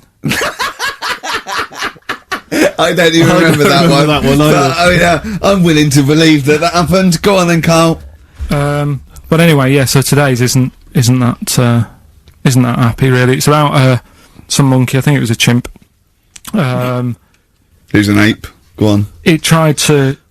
I mean, the story sets off at a sort of a weird thing. Yeah. It's something about he went to Russia to do some business. What are you talking about, Carl? It jumped past that bit though. It didn't start there.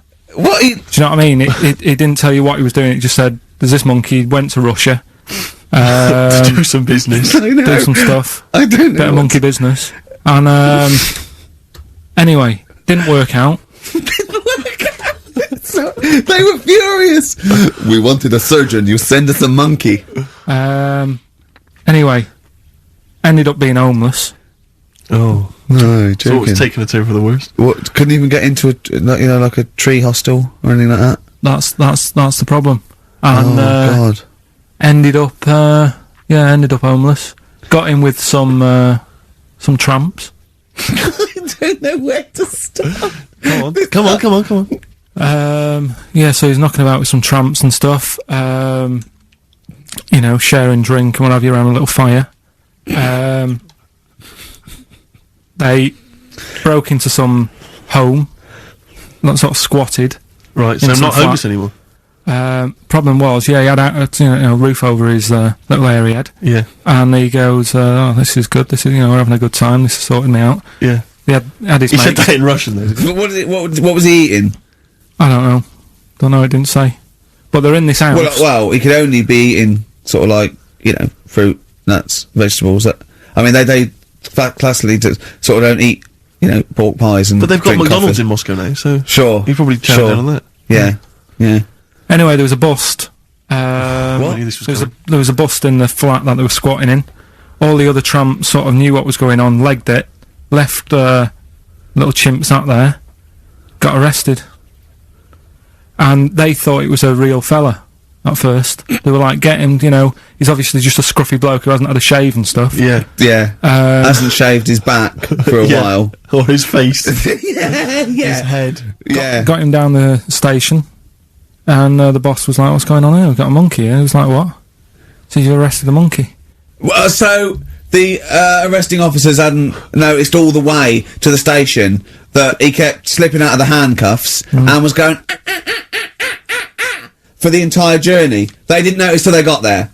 What, did they put a hood over his head maybe and just like, I don't know. I'll give you the story if you want. There's the headline. What is it? What's the headline, Steve? I don't want to see it, but... The headline, this is once again from supposedly reputable news organisation Ananova, homeless monkey arrested in Russia. Did you read on, or did you see the headline and make up that whole story? Most of it is there. What isn't there? What bit isn't there, then? No, I think Steve can have a look over it, check it out and stuff. Point out the embellishment for me, Steve, will you? Well, what it doesn't say is that the police didn't realise it was a monkey. That's what I was guessing. Really? That they got it back and they said, "What you done? We've got a monkey here." And they go, Yeah. Oh, God. There's some more monkey problems in the week. Have you seen the Alfords advert with monkeys in? No. There's a new advert out for Alfords, selling bikes and stuff. Yeah. Got some monkeys in it. It's caused an uproar. Why? People are saying it's, dressing them up in tracksuits and that is, taking the mickey out of Manchester. It's not nice for the animals and that. So there's been loads of complaints about it. Well, they get a free bike or something, do they, I imagine? I think they kept the tracksuits. Yeah. Shall I record that's after this now. cheeky freak of the week? No, I'm just saying we're not doing this to sort of, again, take the mickey out of the animals and stuff. These are true stories and that. But yeah, coming next, Freak of the Week. Kings of Leon, Red Morning Light on XFM 104.9. I'm Ricky Gervais, with me, Steve Merchant, and little Karl Pilkington.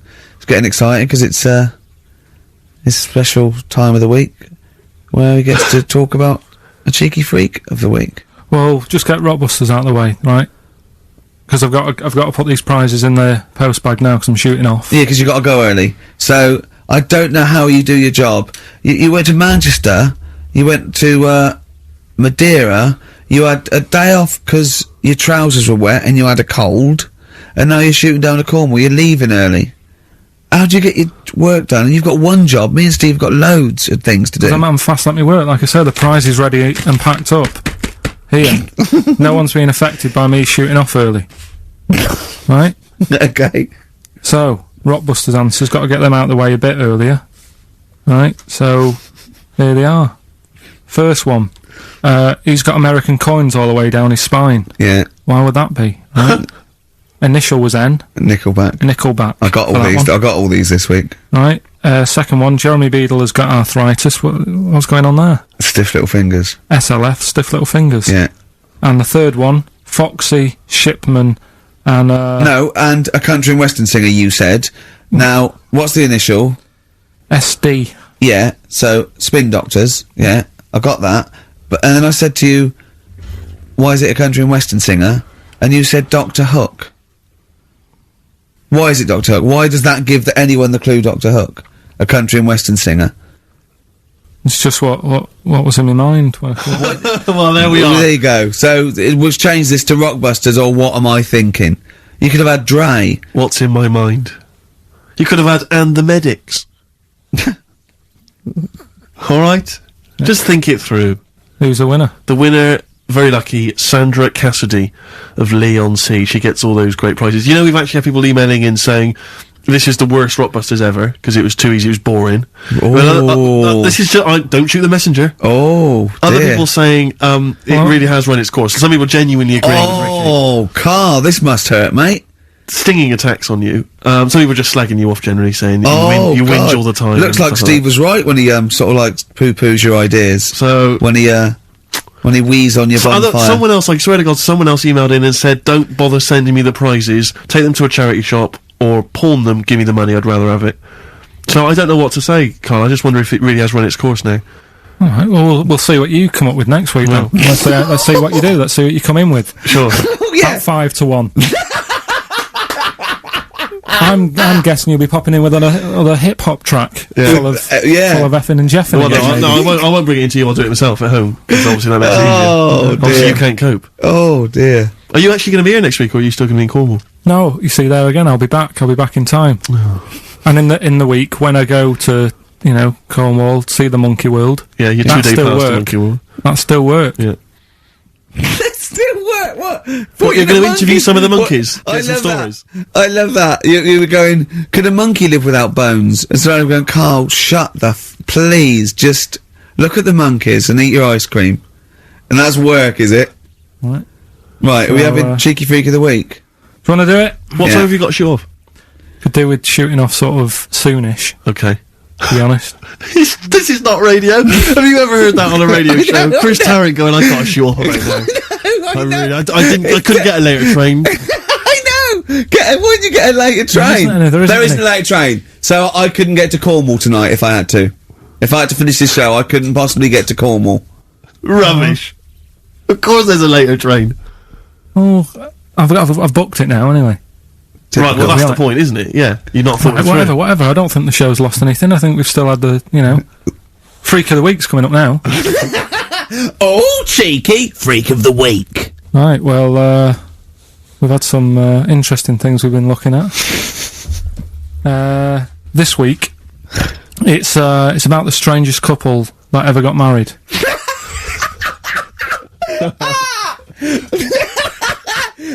and we've had 2 sets of chimps, so it's stranger than that.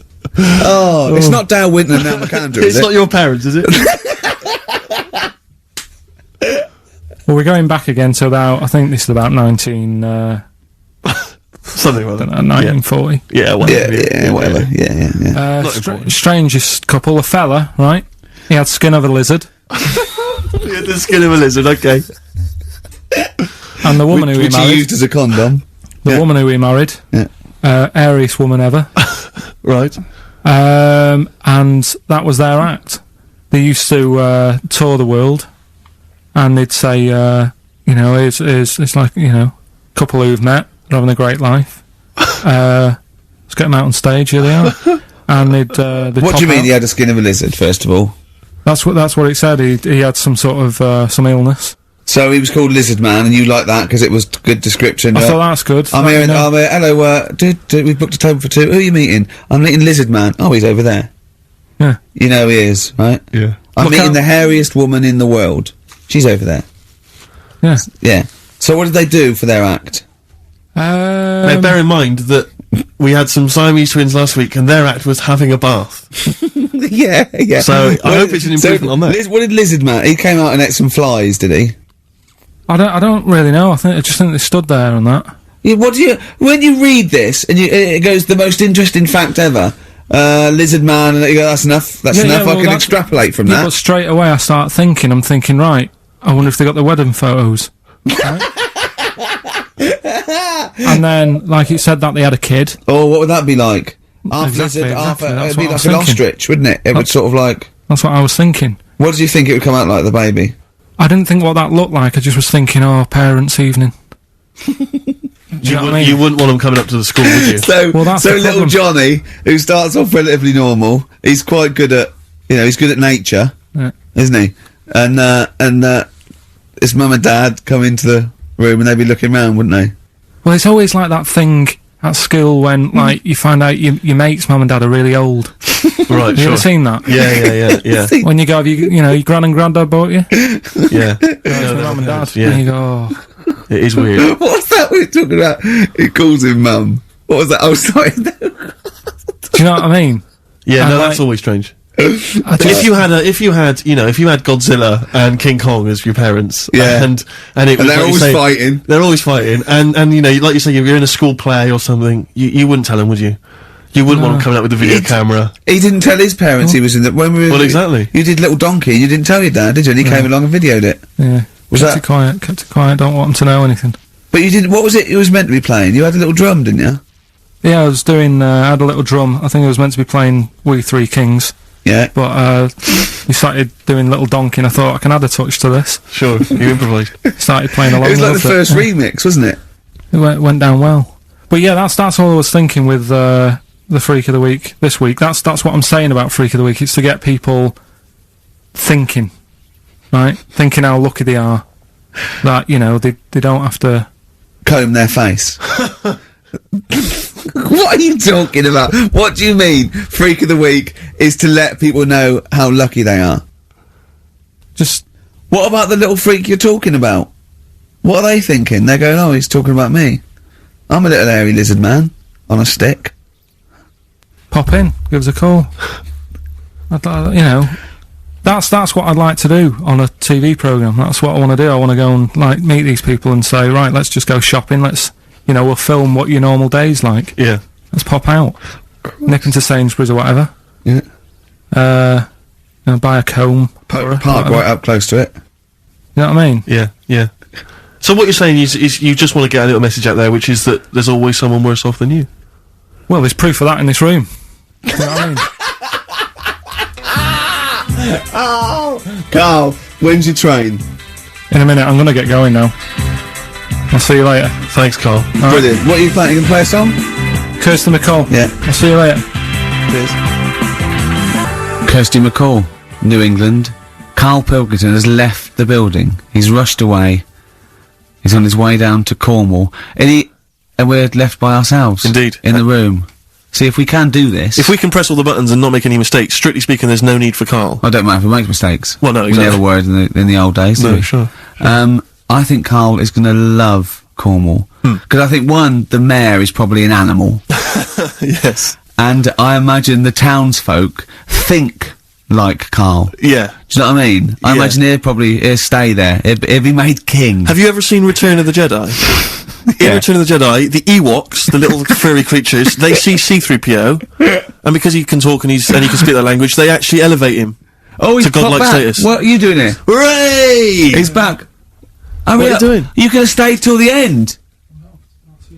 What are you Right, doing? what are you doing? Right. Right, well there he is, he's on his way. Yeah, down to if Cornwall. you're listening online in Cornwall, I mean, I can't imagine that's ever going to happen.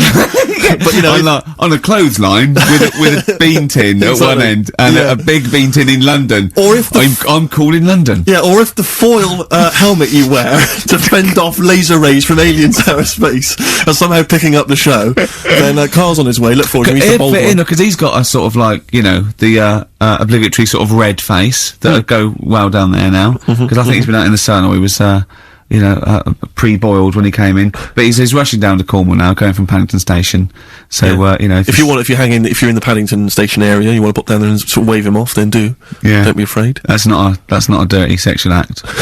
Wave him off. Yeah, I'd love to wave him off. And, call in the week as well, carl.pilkington@xfm.co.uk. Send him anything. Just clog up his email. Yeah. I mean, 'cause he gets stressed at work. So if you can send him 3 or 4 emails each. Yeah. Over the next week, so he's got to read them all. But disguise them, don't make them look rubbish, so at least he's got to sort of open them and look at them. Or, you know, some of them might be correspondence, so he will. It's, you know, just phone his, line as well, just ask for XFM, ask, Carl, and leave long messages on his voicemail. Yeah. So, if you can, just for us, just for me and Steve, remember, it is mine and Steve's show. Carl is merely like, you know, the icing on the cake. Yeah. If Carl can come back, maybe next Friday or Saturday or Monday, whenever he comes back, to about 250 emails and 200 voicemail messages. If you put down, when it says, what's the name of the message, the title of the message, if you put monkey news or monkey information, he'll have to open it then, because he'll be intrigued, even if it's not about monkeys. Yeah. Do that anyway. Yeah.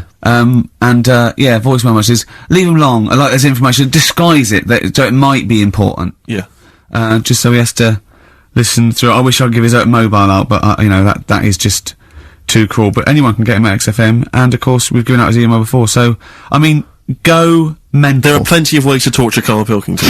I mean, we're doing all we can on a Saturday. But we're only 2 people. But we're only 2 men. You know what I mean? So, so listen, go berserk. We'll be back next Saturday, and we'll leave with song for the lovers, song for the ladies, whatever. It's a beautiful track. A song for the sunshine. Song for the sunshine. It's Lily White by Cat Stevens. And we've done it. We don't need Carl. Well, where's the darkness? They believe in a thing called love. Carl, do you? This is XFM 104.9. That is my favourite band at the moment. You love them? I absolutely love them. I think they're funny. I think they're straight down the line with a little bit of tongue-in-cheek. Ah, brilliant. Did you see them on Jules Holland last night? I didn't, sadly, no. Brilliant. Were they good? Yeah, absolutely jumped. Oh, I mean, Jules didn't know what to do. was he playing some Boogie Woogie? They wouldn't let him play Boogie Woogie over the song. That's what I mean. That's why he stayed back. But I can't imagine it was very good. Then. He shook the. I'm surprised you say they were good. It was. I thought. Hold on, this is missing something. Yeah. This is missing someone from Squeeze vamping over them. Exactly. But they did well without him. Extraordinary. Yeah. Well, here we are then. We're back. XFM 104.9. Carl had to leave early last week, but you stay to the end this week, mate. Or yeah. You don't need another holiday. Oh, he's started already. I mean, Steve's made you look like a bit of a twat already, and it's only 1:05. But the only reason you don't go on holiday is because you have to spend money. Oh, and he's gone straight back! Well, he's gone straight back! I can't come back to that. Oh, it's just dynamite. It's just absolute. That was. Although the last holiday Steve had, he sort of found a third world country so he could live like a king for a week. It was Cuba, wasn't it? Going to Cuba, amazing. You can almost rule the place. If it weren't for Castro, I'd have been in charge. Kind of cash I was flashing around. They do anything for $1 over there. It's extraordinary, literally. I mean, it's amazing. Yeah. Oh. Definitely, and I went to Kenya before that. So he thought to the prostitute said no. You were going. Yeah, well, it was $2. I mean, I'm not made of money. Did you have a good holiday, Carl? Yeah, it was alright. It's alright. Went down to Cornwall. Now you're going to the monkey some odd sanctuary. people down there, Steve. Well, don't look at me. I'm not from Cornwall. Well, you're from that sort of area. Well, not really, but never genetically he means. Right. They're weird. Well, you must have slotted right in. What are they weird? What do they look like? Just all sort of odd people. A lot of old people, but not just old, sort of messed up old. What do you mean messed up old? You can't just say that. There was a woman with a funny neck. Okay, in what way was it funny? Why did she have a funny neck? If you were writing an essay, you wouldn't say there was this woman with a funny neck. How would you describe it? She sort of had her head, like, pointed down all the time. Like Don't do it, it's his radio. No, but just for you, I didn't like that. Yeah. About, Yeah. Okay, right. So, brilliant. I don't know. I was saying to Suzanne, what happened, you know? What do you think? Because Suzanne knows everything. That's the good thing about her being with you. You just ask her, what happened to her? And Suzanne goes, Carl, I don't know. Yeah. I haven't been here before. Suzanne, your girlfriend, or mummy as you call her. Oh, sparks are flying. I got a little bit of chocolate. Can you just lick a tissue and wipe it off? Oh. Well, she said it might have been like, 'cause back in the olden days they carried stuff on the... The olden days. What do you mean the olden days? This woman was probably what, 50? No, she looked about 70. Yeah. But like I do on Cheeky Freak of the Week, right? I always turn it round and we get like something good out Something of it. positive, yeah. I said to Suzanne, I bet she finds a lot of money. Yeah! Always staring at the ground, yeah. Oh, It was dear. always Oh. good. So, you're Maybe back. she just had new shoes and she was admiring them. Yeah. Did you think of that? Before you point the finger and judge? Or a necklace was too heavy. Exactly. So, you're back refreshed. So, what have we got for this week? Have we sort of, because we didn't meet last night, which, we usually meet No, I called you and said it'd be good if we could, you know, I wasn't getting back into London Well, I was up until for it, I was up for it, 7:30, yeah. but... Yeah. Yeah, but we all need to be there. It's not Yeah. just me and you being there. Yeah, so, yeah. No, you're right. I mean, you're absolutely right that I wasn't there yet because I wasn't willing to just be governed by your particular schedule. You want to jet back in from another of your holidays It wasn't a at holiday. 8 o'clock. It wasn't a holiday, though. Well, so what? You What were do you out mean? of town. What do you mean it wasn't a holiday? What was it? It was a treat, wasn't it, for my mum and dad? So it wasn't a holiday. What, so you didn't enjoy the 5 days off? You'd rather have been here moaning 8 hours a day, 7 hours a day? You see, we said last week that you're always whinging. Here you are whinging now. I'm not And you're moaning. saying it's not even a holiday. You're saying it's not even a holiday. What was Right. it then? Would like a nurse who take sick children to Florida, would they say having a great holiday? Sorry, what particular ailment did your parents have for the week that they had to fly in Karl Pilkington, MD? Yeah. What are you talking about? Well, alright, it was a holiday. Well then, good. Now some honesty, now some truth. So you came back from your holiday, you wanted to start back to work straight away, Steve couldn't be bothered to meet. Is that what you're saying? That's what I'm saying. So we've got nothing prepared for this. Well, you can rely on Rockbusters. Right, that's We've coming got up. nothing. Monkey News. Even though you were away, you were still working. Still doing stuff. Did you go to the Monkey Sanctuary? I'll tell you about that. Tell us later. about it. Play a record. Tune. Alright. Do you want Smashing Pumpkins? Smashing Pumpkins. Yeah, I thought an yeah, old yeah, classic yeah. from them, Cherub Rock. Yeah.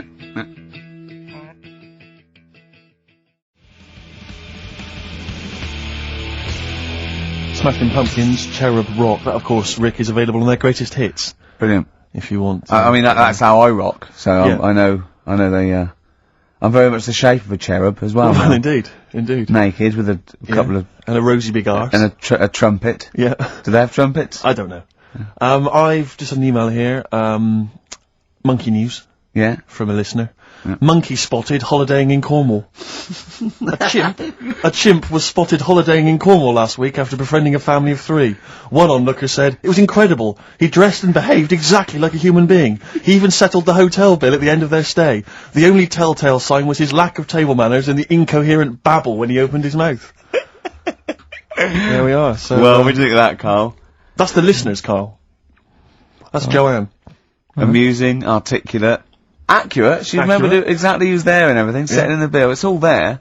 So I mean, even though people think that you're slightly simian, slightly less than human on the evolutionary ladder, they do listen to you. So I mean, I don't know who's more stupid in the end, you or the listeners. Well, you may recall, Rick, at the end of last week when Carl had to shoot off early, we issued a little request Yeah. for listeners just to bombard Carl's email with just pointless emails that really weren't about anything, just to clog up his email for when he returned. Yeah. Rick, they sent them all to us. Brilliant. I mean, that's the kind of listeners that we've got. We've got reams here on our email of just junk. I mean, it's like a Marx Brothers plot, isn't it? I It's mean, just ludicrous. listen. Listen to what we say. I got one, about a shaved cat. Well, that's not pointless. I'll be reading that later. Oh, yeah. I'm happy. That'll keep you going for a couple of weeks. I'll be reading that later. Did you get to the Monkey Sanctuary? Because this was the big thing. You were going down to Cornwall, you were going to visit the Monkey Sanctuary. I've never seen someone more excited. You had 2 days put aside for the Monkey Sanctuary. I know. How did it go? Monkey World? We were on our way, right? I found like a little, in the little cottage that we had, right? It's like a little folder, with little leaflets in saying if you're into mountains, you want to go here. Yeah. If you're into castles and that. the Little castle monkey world. on the leaflet, right? So I thought I'll be needing that. Took that out, made sure that's safe and Yeah. that, right? We get in the car, getting ready to go. My dad says, where is it? I look on the back. It's in a place called Low or something like that, right? Yeah. So, we're on our way. Can't believe me luck. It's going to be a great day and all that. Yeah. And then, start looking at the leaflet, right? And, noticed didn't have any chimps there. Yeah, it's not Monkey World. It wasn't a monkey world. Well, what was it called then? Something like, Monkey Town. yeah, it was just, it had like woolly monkeys in it. That's what. It had what? Woolly monkeys. What are woolly monkeys? Those things, Johnny Vegas off the advert. Right. Loads of them. They're dumped now since ITV Digital Yeah. went under, so they just put them in a cage. I don't They're understand. woolly. They're like they're sort of like little fluffy little baboon type things. Woolly monkeys. I mean, it's not your chimp. It's not your classic chimpanzee. So did the car screech to a halt? It was like, Yeah. it was like the mission in Armageddon. I just said abort. We're on the way back. So how far have you got before you bothered to read the leaflet? Probably about 5 miles away Right. from where we were. So what did you do with yourself? You must have been distraught. we Well, went they to, broke down and then they heard banjo music. No, we went to a, sort of an amusement place. Arcade. I'd love to see you in that. What with putting those coins in, so it has to roll down and they go flat, and then an arm pushes It them. was one of them. Really? But I I'd worked spent out years as a on that con. when I was little. Well, there's a new one. I can't be bothered explaining it, but it's a con. We went to this place, right? My mum and dad had been there before, and Yeah. they said, you'll love it. It's brilliant. It's got like a war bit in it. A war bit, right? Yeah, like, because they know I'm into tanks and stuff. Yeah. So you'll be loving that. So, sorry, I didn't know you were into tanks. No. Well, they're alright. Brilliant. It's gone from one of his childhood passions to they're alright. I know, yeah. Go on. And, but it was awful. I mean, my mum and dad had been there before, and he said, no, you'll love it, but it was like a really miserable day. Sure. Right? All the rides and that were broke. Yeah. Broke. It just reminds you of Manchester. My dad just ended up, he was more interested, there was a really fat family there. Well, presumably he was breaking into the machines, trying to scoop off the cash. I like the fact that those poor fat family were going, why are those people looking at us? Yeah. Oh, do you want to ride one? No, but they we're were not a ride. They were massive, and he just like, look at the state of that. A whole family. Yeah. Just, fat. Bloaters, yeah. All right. No, but because fat, there's no need for it, is there? And he was really like, oh god. And then he wanted to follow them into the House of Mirrors to see what they look like. But my mum had got bored. She went off to buy a little Snow White figure. She couldn't believe her luck. It was only $2.99. Yeah. She thought it was going to be really expensive. Sure, so she she's bought classy one of lady. them. Yeah. So she enjoyed that. And then my dad says, come on, we go in. It's rubbish, this. What, the fat family wouldn't let him play with them? So, he just said on the way home, he said, I can safely say that I never want to go there again before I die. So, that was that. And then we went home. Why would he ever give you that information? In case it was like a secret birthday present. You go, oh god, what if they get me a trip to here? Or if he's in a coma and you go, I'll tell you what, bring him out of it. That fat couple. yeah. By his bedside. But Suzanne said she now realises why I am the way I am after spending like a week with them. What, She they said- told her that they dropped you on your head as a kid, or? No, just like, the way they act and that. Right, yeah. I No, they think- were saying things like, Suzanne, so, why is the moon out at night and the sun in the day? Oh god. Yeah. Oh it god, was- there's 3 of them. Suzanne, can you tie my shoelaces again? It was the bit when my dad said, don't waste money on a coffin for him, just put him in a bin bag. Your father said that? About himself? Yeah. Oh, that's a great idea. I'm glad you mentioned that, because That is great. that gives me an idea.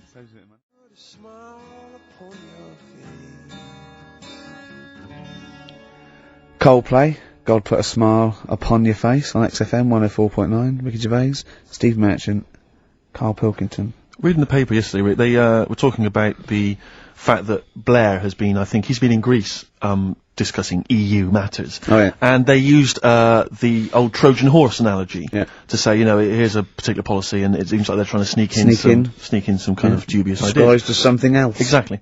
And it's always struck me, ever since I was first introduced to the Trojan horse theory, I never understood how it come about. Do you know what I mean? So, Carl has got a frown on him, like a thing I haven't seen. Yeah. Carl, do you know what Tony Blair is the Prime Minister. you know what the Trojan horse was? Go on. Have you come across it was it the before? Have siege you of- heard of it before? Wasn't that Ascot or anything? Go on. Well, the Trojan horse, what happened was, it's a famous kind of Greek story, about the fact that, the Greeks... In olden times, Carl, olden times Olden it is, times, you know, the specifically. 70s. Yeah. The Greeks laid siege to Troy for 6 years. Waiting. Basically, things had got out of hand. I think the Trojans had done something with Helen, and someone else was annoyed. Anyway, it all got very complicated. It got out of hand, and the You know, the Greeks- Helen, the one with the mashed up face, because they used to use it to launch ships. Anyway, the Greeks laid siege to Troy for 6 years, right? And they weren't getting anywhere. They were outside the gates. They were saying, "Let us in." They weren't. They were. Blah, blah, blah. So what they did was they all disappeared. They all They wanted to get in and kill everyone. Yeah, That's exactly. why they wouldn't be letting in. but they couldn't get inside the city walls. So what they did was they left as a gift for the Trojans. They left an enormous wooden horse, okay, as a gift, and then they all buggered off. Like 40 foot high, 50 foot long, I mean a big, you know. Big wooden horse. An arc of a And horse. the Trojans wheeled it into the city. So that's nice. Thought, what a lovely gift.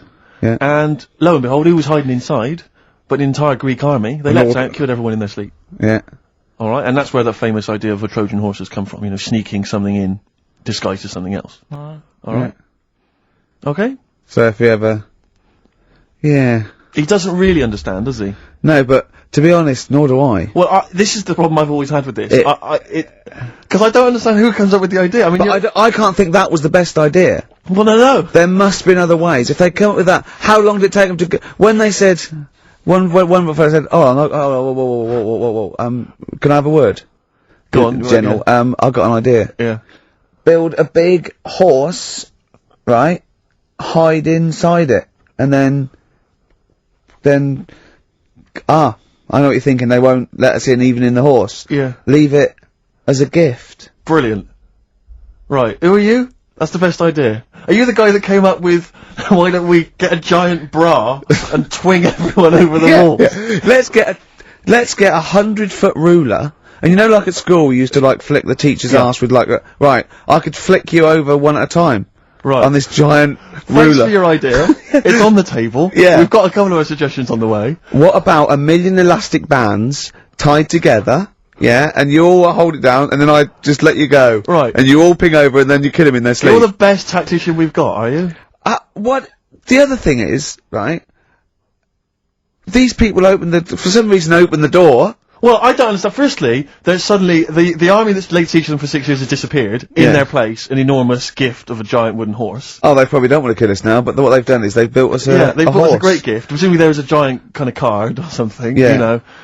Something for you know, sorry about the laying siege and everything, forgive you. Yeah. Here's an enormous gift, here's an enormous Trojan horse. We know it's what you've always wanted. We're not inside it. Why did Exactly. they write that? Yeah. That's suspicious. But it's- well, I wheel mean- it in anyway. But in terms of it as an idea initially, I mean, we're going to give them a gift. Well, what should we do? We could bake an enormous quiche, be inside that. We could have an enormous soap on a rope it's the fact that it's an enormous horse, an Yeah. enormous wooden horse as a gift anyway. I don't know if this was a popular gift at the time, but it's also the stupidity of the Trojans saying, brilliant, I've always wanted an enormous wooden horse. Well, what are we going to do with it? Where are we We'll going to wheel put it in anyway. Leave Just it. wheel it in Wheel anyway. it in. Let's go to sleep. Let's worry about it tomorrow. Exactly. That's yeah.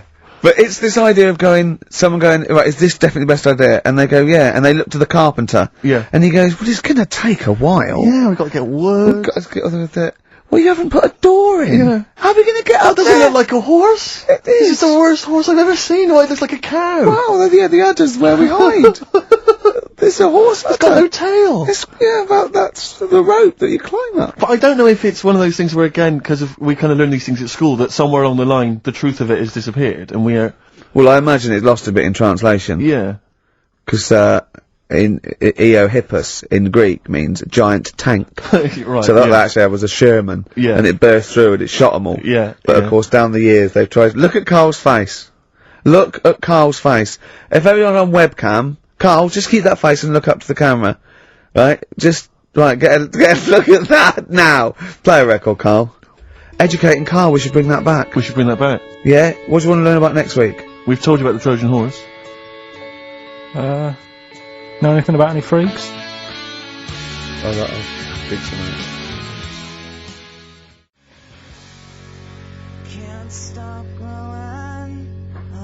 Placebo. This picture on XFM 104.9. I'm Ricky Gervais, with me Steve Merchant and Karl Pilkington. Right. So you've been educated there, haven't you? The Yeah, Trojan horse. Yeah. The Trojan horse. And that's of course where the phrase, beware Greeks bearing gifts, comes from. Silence again. Yeah. You ever heard that one? Go on. What's that again? Beware Greeks bearing gifts. Right. What do you think that means? I don't know. I mean, what is that? Is that used worldwide or what? Will he say that in Greece as well, or? Because imagine Christmas Day is rubbish. No, it doesn't actually mean beware of Greeks bearing gifts. It's more to do with, like, maybe it's too good to be true, or, you know. It's the opposite to don't look a gift horse in the mouth. Well, probably where it came from as well. Justin from Southend emailed in, he just said, for the Trojans not to have spotted that it was a trick, they must have been the biggest bunch of moronic, ever to have walked the earth. Does Karl have any Trojan in him by any chance? Cheeky, innit? Eh? What? Never mind. I think that probably proves it. I thought of another one like as well. I was saying, you may as well be hung for a sheep as a lamb. I've never heard, I don't think I've heard that. I have heard, but I don't think I've ever used it in common parlance. Well, it's like, if you're gonna do something, you know, you might as well go the whole hog, depending on the outcome. Because it's based on reality. That's why I like it, because obviously the poor people used to poach, and if they were caught stealing, you know, a sheep or anything, they would be hung. So if you're gonna get caught, don't steal a lamb, you know, at least feed your family for a few weeks. Right, sure. Kill a sheep. Yeah. Actually hung for killing a sheep. Oh, your dad would be in trouble, down in Wales, stealing stuff from that, from that phone box. Well, he has a couple of sayings, right? Your father? Yeah, I've never asked him what they mean. Why would you? Ask Suzanne. One is, don't try and teach your granny to suck eggs. Yeah. What does that mean? That means, it's patronising to, of course I know that. You're talking to someone who knows more about this subject than you. But how did that happen then? How did that saying come about? Well, it's not. It's a totally made up thing. It's like, your granny sucks eggs, doesn't she? Because she's older than you, and it's probably a lost art or something. Alright. And the other one, Sucks eggs? Sucks eggs, yeah. Sucks eggs, sorry, I thought you said something else. Don't nudge your granny when she's shaving. What? Sorry? Don't nudge your granny while she's shaving. Don't nudge your, sorry, say Well, that that's slower, I can't. Don't nudge your granny when she's having a shave. Well, what is that in context? Because I can't work out what the analogy is there, because that might just be you when you were little, you used to run up to your granny while she was shaving or something. But why is your granny shaving? Well, no, what context is that said in? Tell me the last time your dad ever said that, and I'll try and work out what it means.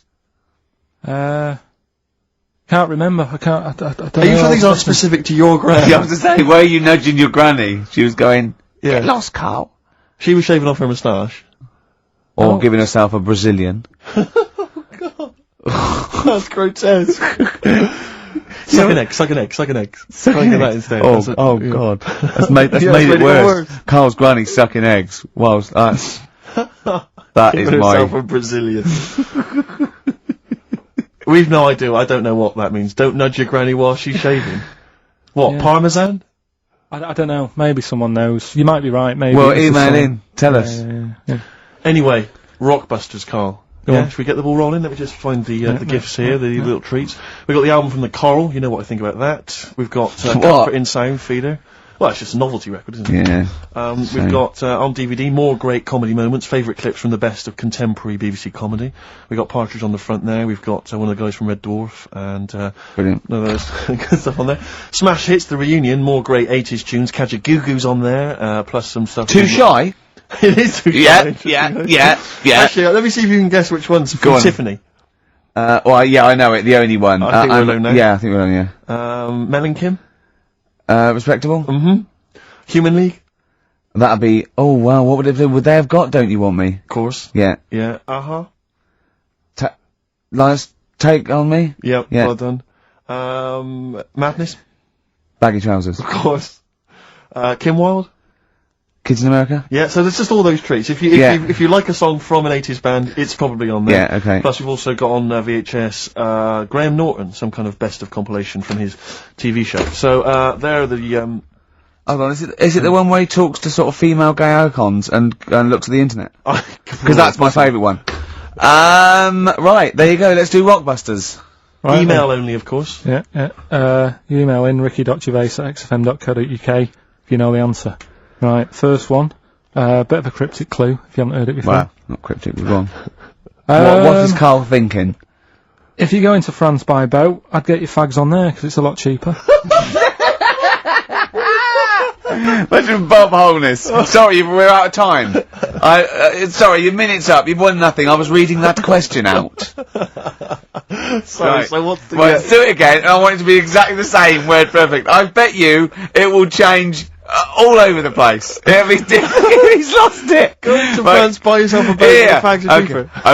Okay, fingers on the buzzers. You've only got 10 seconds to win the gold run. Okay, first up. Here, I'll tell you what, no, seriously, if you're thinking of going to France, well don't, because go on the ferry, get the fags there, because it's cheaper. Go on. Right, so that one again. If you want to buy some fags, you're going over to France on a boat, get them on there because you'll save a few quid. BF. BF. Right? BF. Okay. Right, the second one.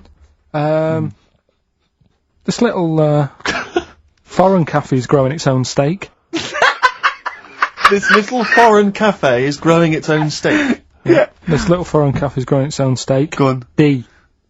Alright. Right? Okay. And the last one, Is that part of it? hang on. He's the best, isn't he? He's the best. The Jamaican fella might have screamed this on the Titanic. What? The Jamaican fella might have screamed this on the Titanic. Yeah. What's it start with? It's CD, that one. Jamaican fellow might have screamed this on the Titanic. Ricky.gervais@xfm.co.uk. Please don't phone in. If you can get those, we just don't want to talk to you. Better Nelly? Yeah, it's a summer tune. sweet. It's a summer favourite. Sweet.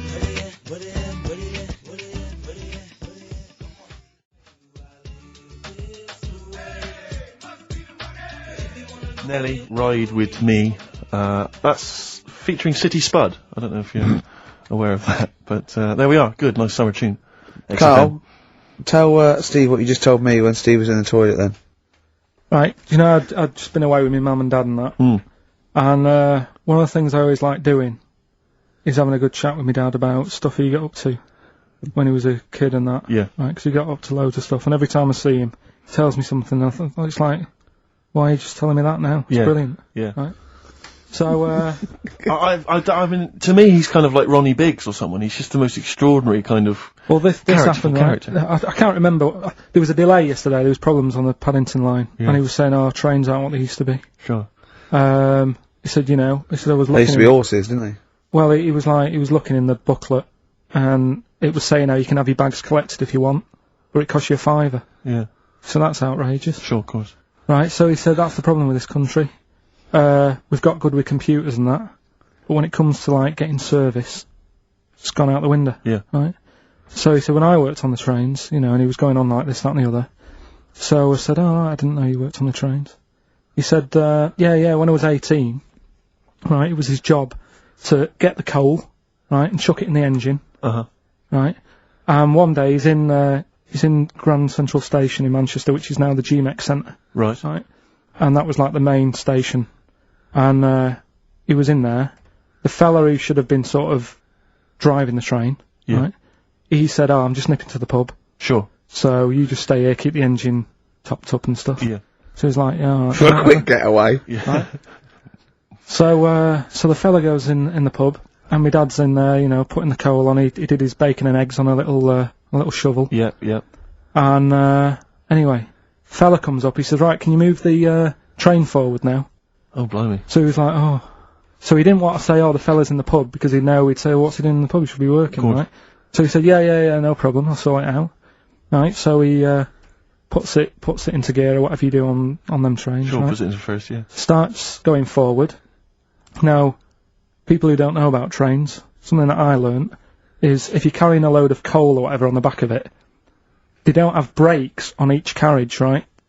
It's only the engine that has brakes on it. Uh-huh. So when you pull the brakes on the engine, the whole weight of what it's pulling is pushing you forward. Sure. Right? Yeah.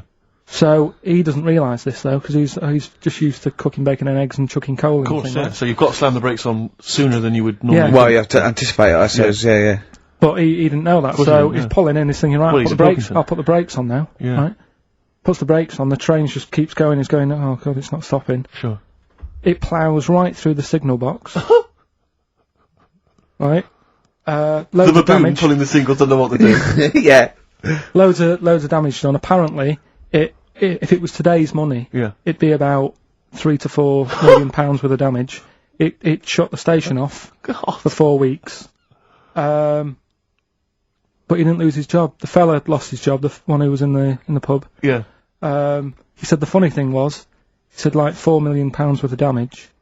He did his ankle, his wrist in. He had 3 weeks off sick and got paid. So it's brilliant. So I love your family. It's extraordinary. The Pilkington gene.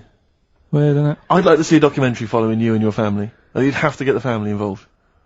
No, this is the sort of stuff my dad goes on about. They'd never put it on telly.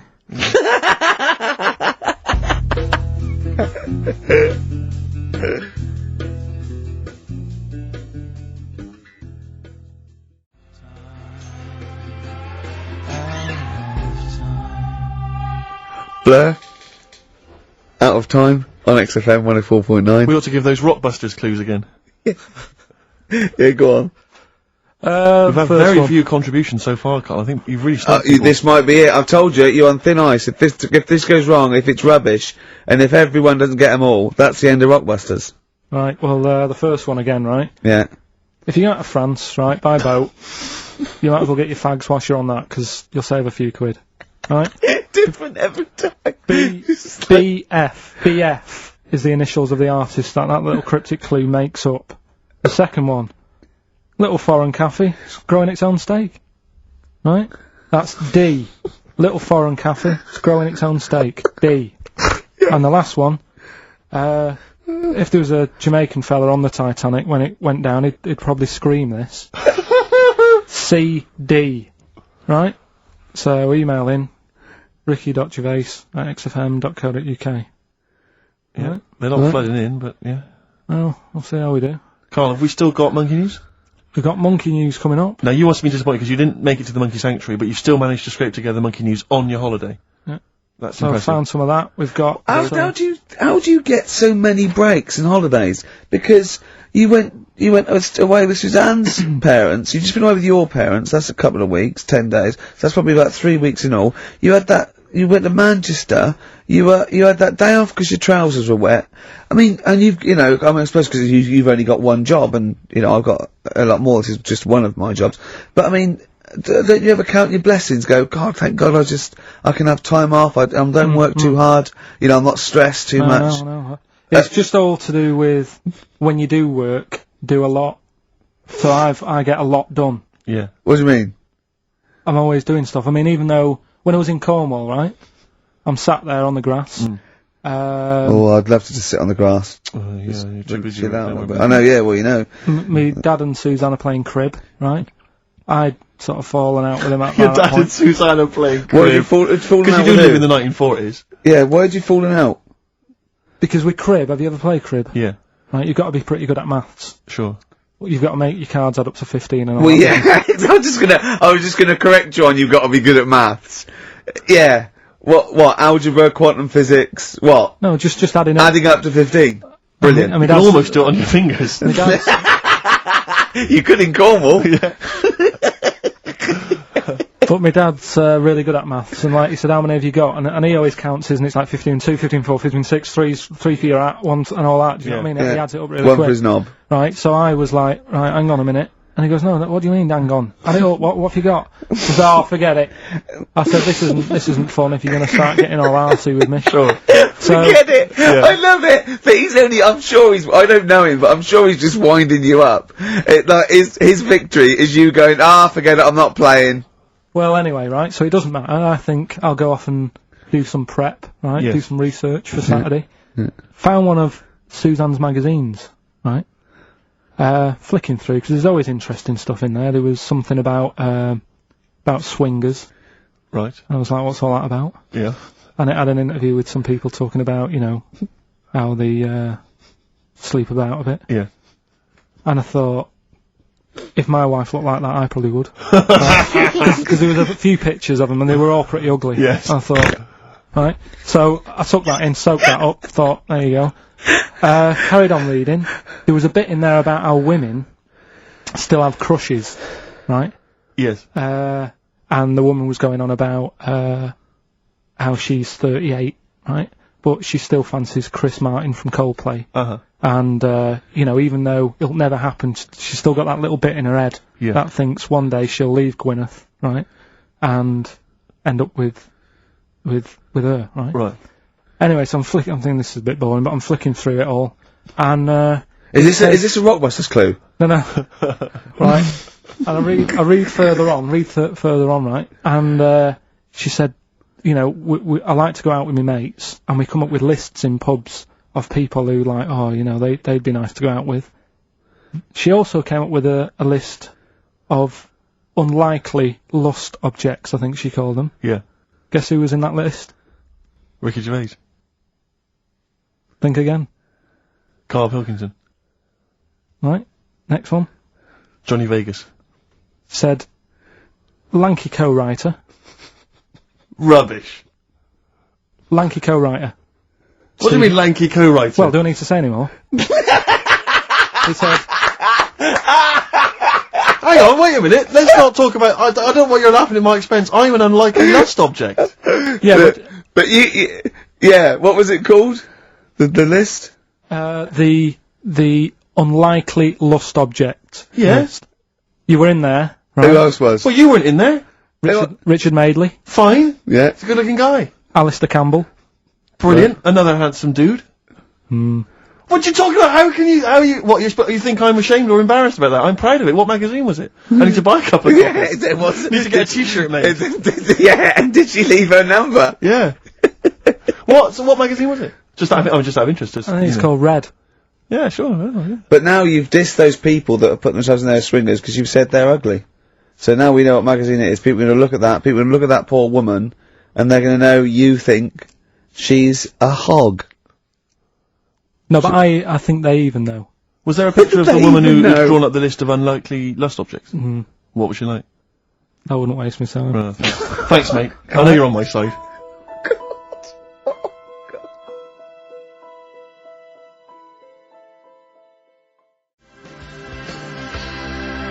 The Thrills on XFM 104.9.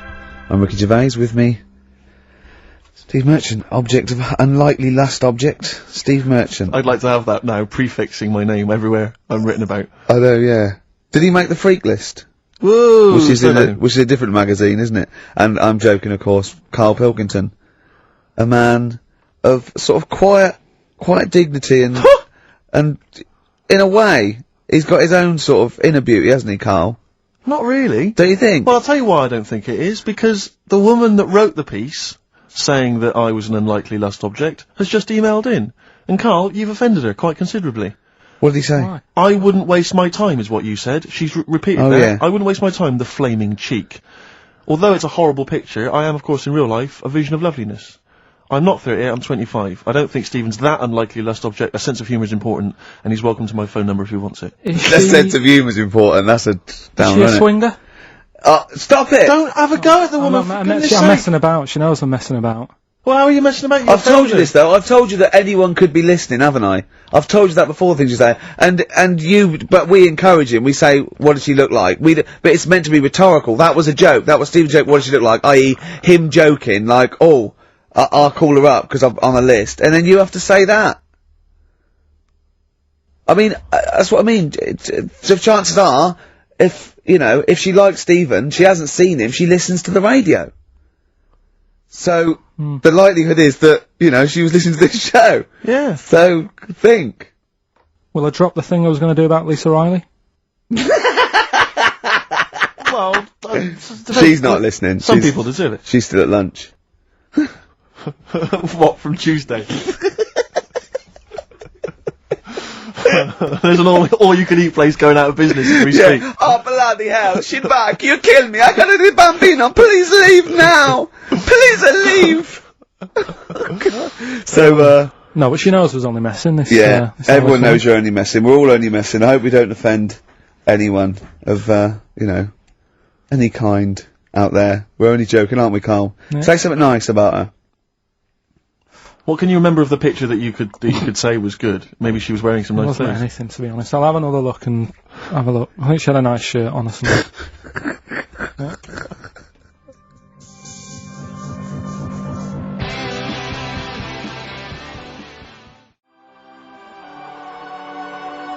Forthcoming single from British Sea Power, that's called Carry On. I love it. It's great. It's fantastic. On XFM 104.9. What do you make, Carl, of these people? I was reading a paper today. They've been queuing up for 12 hours last night for the new Harry Potter book. Oh, God.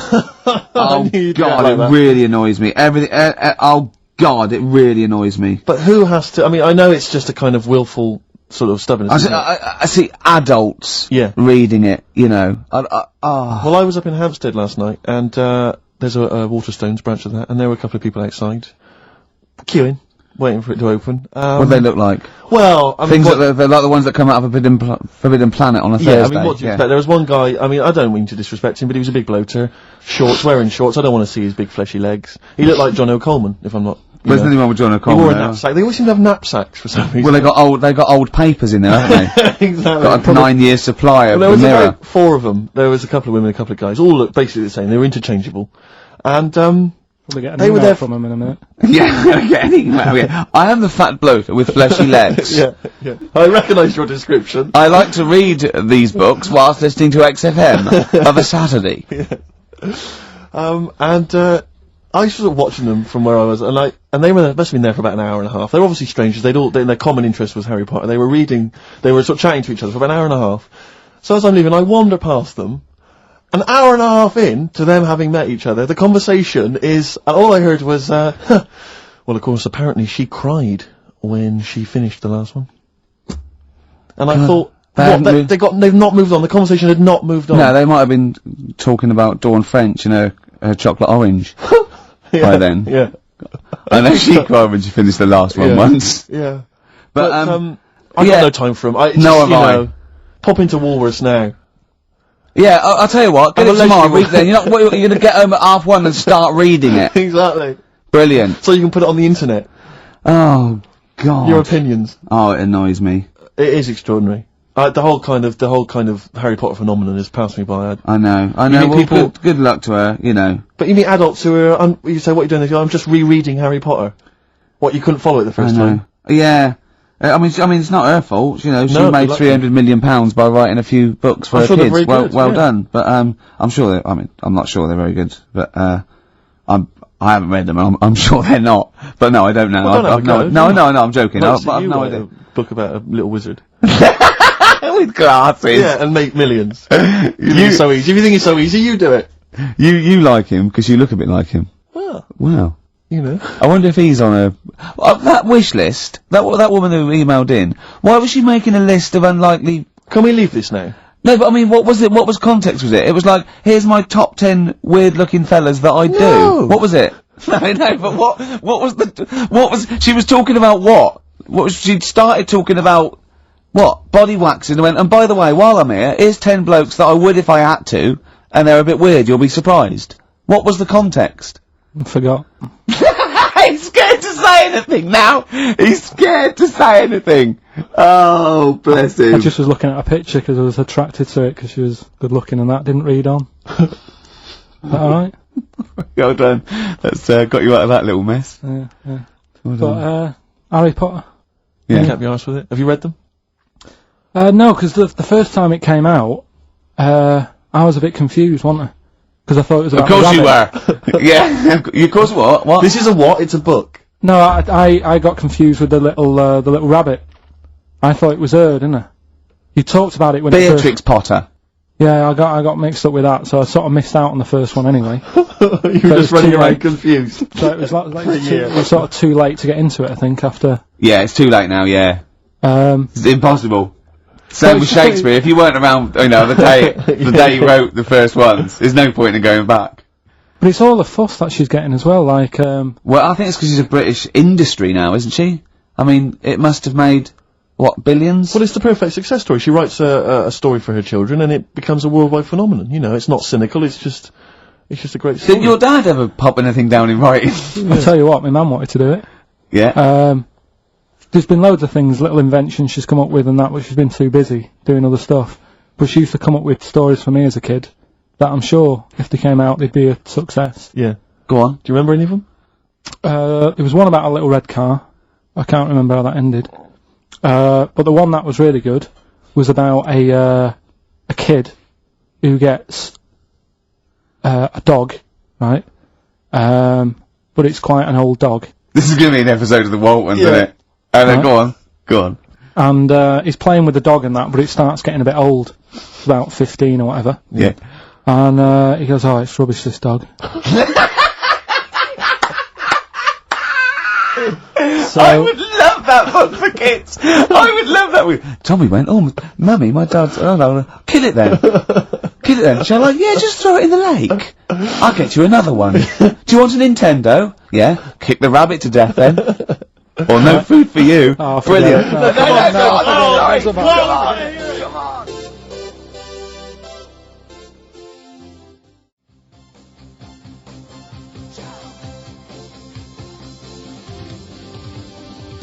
Jump. Van Halen.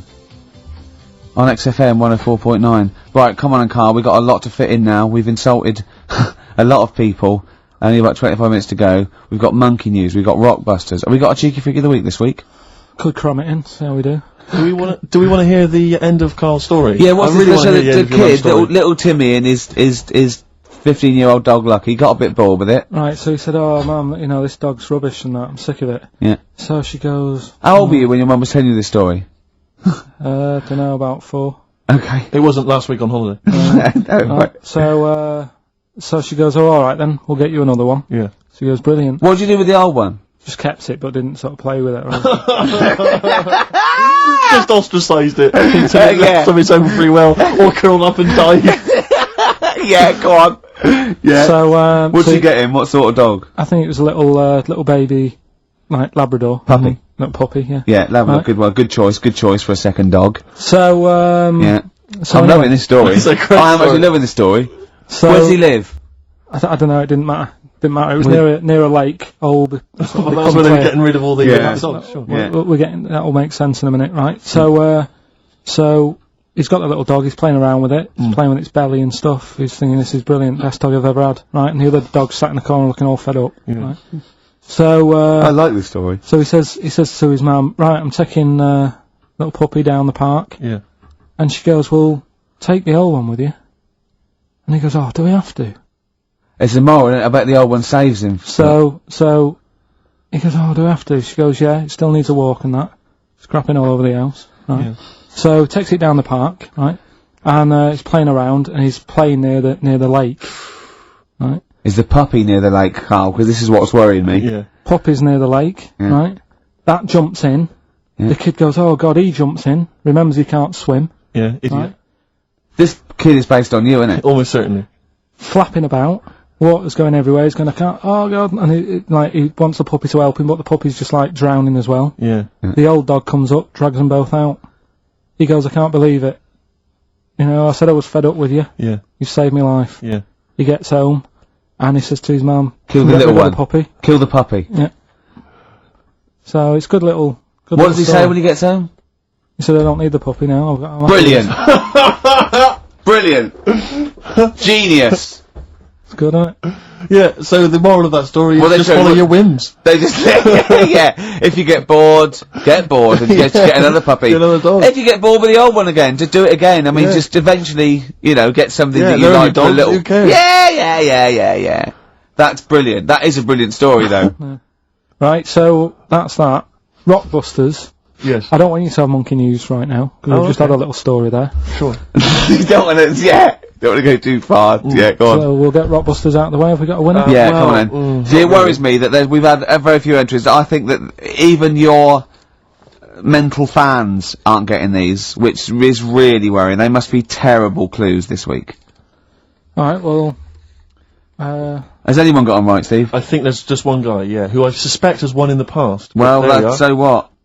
Right, the first one. If you go out of France by boat, you might as well buy your fags when you're on that, because you'll get them a lot cheaper. Brilliant. Right? Yeah. BF. Yeah. Buy it ferry. Right? That's like... What? Buy on ferry. What? Buy on Ferry? What's that? Is that a band? What? What is it? I don't know what it is. Brian Ferry. Brian Ferry? What's that got to do with buying on a ferry, though? Just because it's quite close to it. Buy on ferry. What? Buy on ferry. Sorry, what? That's the What's your first first language? The second one. That's rubbish. That doesn't count. No, Brian Ferry. Brian Ferry, buy on ferry. There's this little foreign cafe. It's growing its own steak. That's Delamitri. The third one. What? Sorry, what? What is that? What is that? Delamitri. Delhi is a little foreign cafe. Yeah? A meat tree and that. A meat tree? A meat tree? What were the initials for that? Just D for that. Just D for that? Yeah. So not DA? So you didn't even give him a chance to get the group? Oh, they got it. Well, no. No, they didn't. Right, it's the end. Right, go on, right. Go on. Delhi meat tree? Delhi meat tree. One word. D. Or any letter. They're growing their own meat. M's in it. Go on. Okay, so Bayern, I love Bayern Ferry. And Oxymusic was brilliant. I love Oxymusic. Go on. Can I just point out, Rick, that, we've had David Bowie? Delhi meat tree. Yeah. I don't see why, necessarily, Aidan, who, emailed in, why he doesn't get to win, because he emailed in dire steaks. Seems to me just as valid, as far as I can tell, but Delhi meat tree it is. And the last one, if there was a Jamaican fella on the Titanic... I'm looking forward to this. With a little bit of fear. Jamaican fella, if he was on the Titanic, he probably would have screamed this. Yeah. That's Christ de Burgh.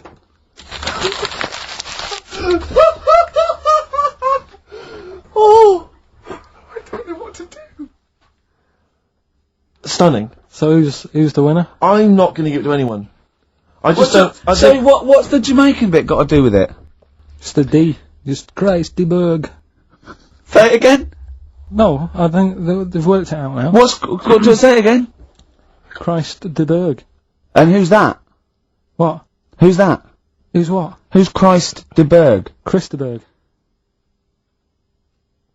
Who's the winner, Steve? Do you know what? I'm going to give it to Aidan, because he just treated you with nothing but contempt. Steve Martin emailed in again. He got the first two, and then the last one he just emailed, I neither know nor care about this answer. I'm tempted to give him. Do you know what you've done there, don't you? Go on. You've put the nail in the coffin of Rockbusters. I warned you for 3 weeks, and you sort of bucked your ideas up for a little while. But Christ de Burgh... Those are the worst you've ever done. The worst... Delamitri. So, and... Didn't just put D, and then Bayern Ferry. Bayern Ferry. Bayern Ferry. So, is that it then? Aren't we doing it Play anymore? record. Aren't we doing it anymore? I'm ashamed. You're an idiot. Are we doing it anymore? I'm just gonna keep saying you're an idiot. Play a Are record, we doing Carl. it Have anymore? you learnt nothing from Dr. Fox? Yeah. That's not a Sony out the window. Huh? Aren't we doing it anymore? What, you need to start working on it now, because they're so good, you need to start working now for next Saturday. Aren't we doing it anymore? Just, I don't know. Aren't we doing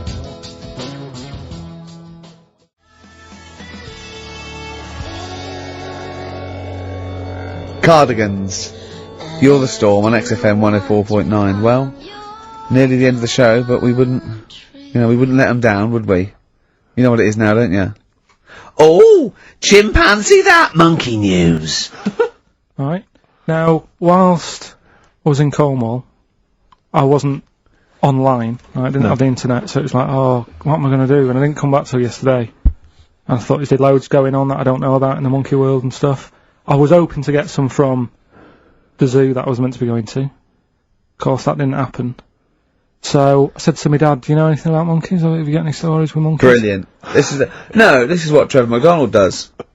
Turned out, Quarter to 10, he goes, got nothing.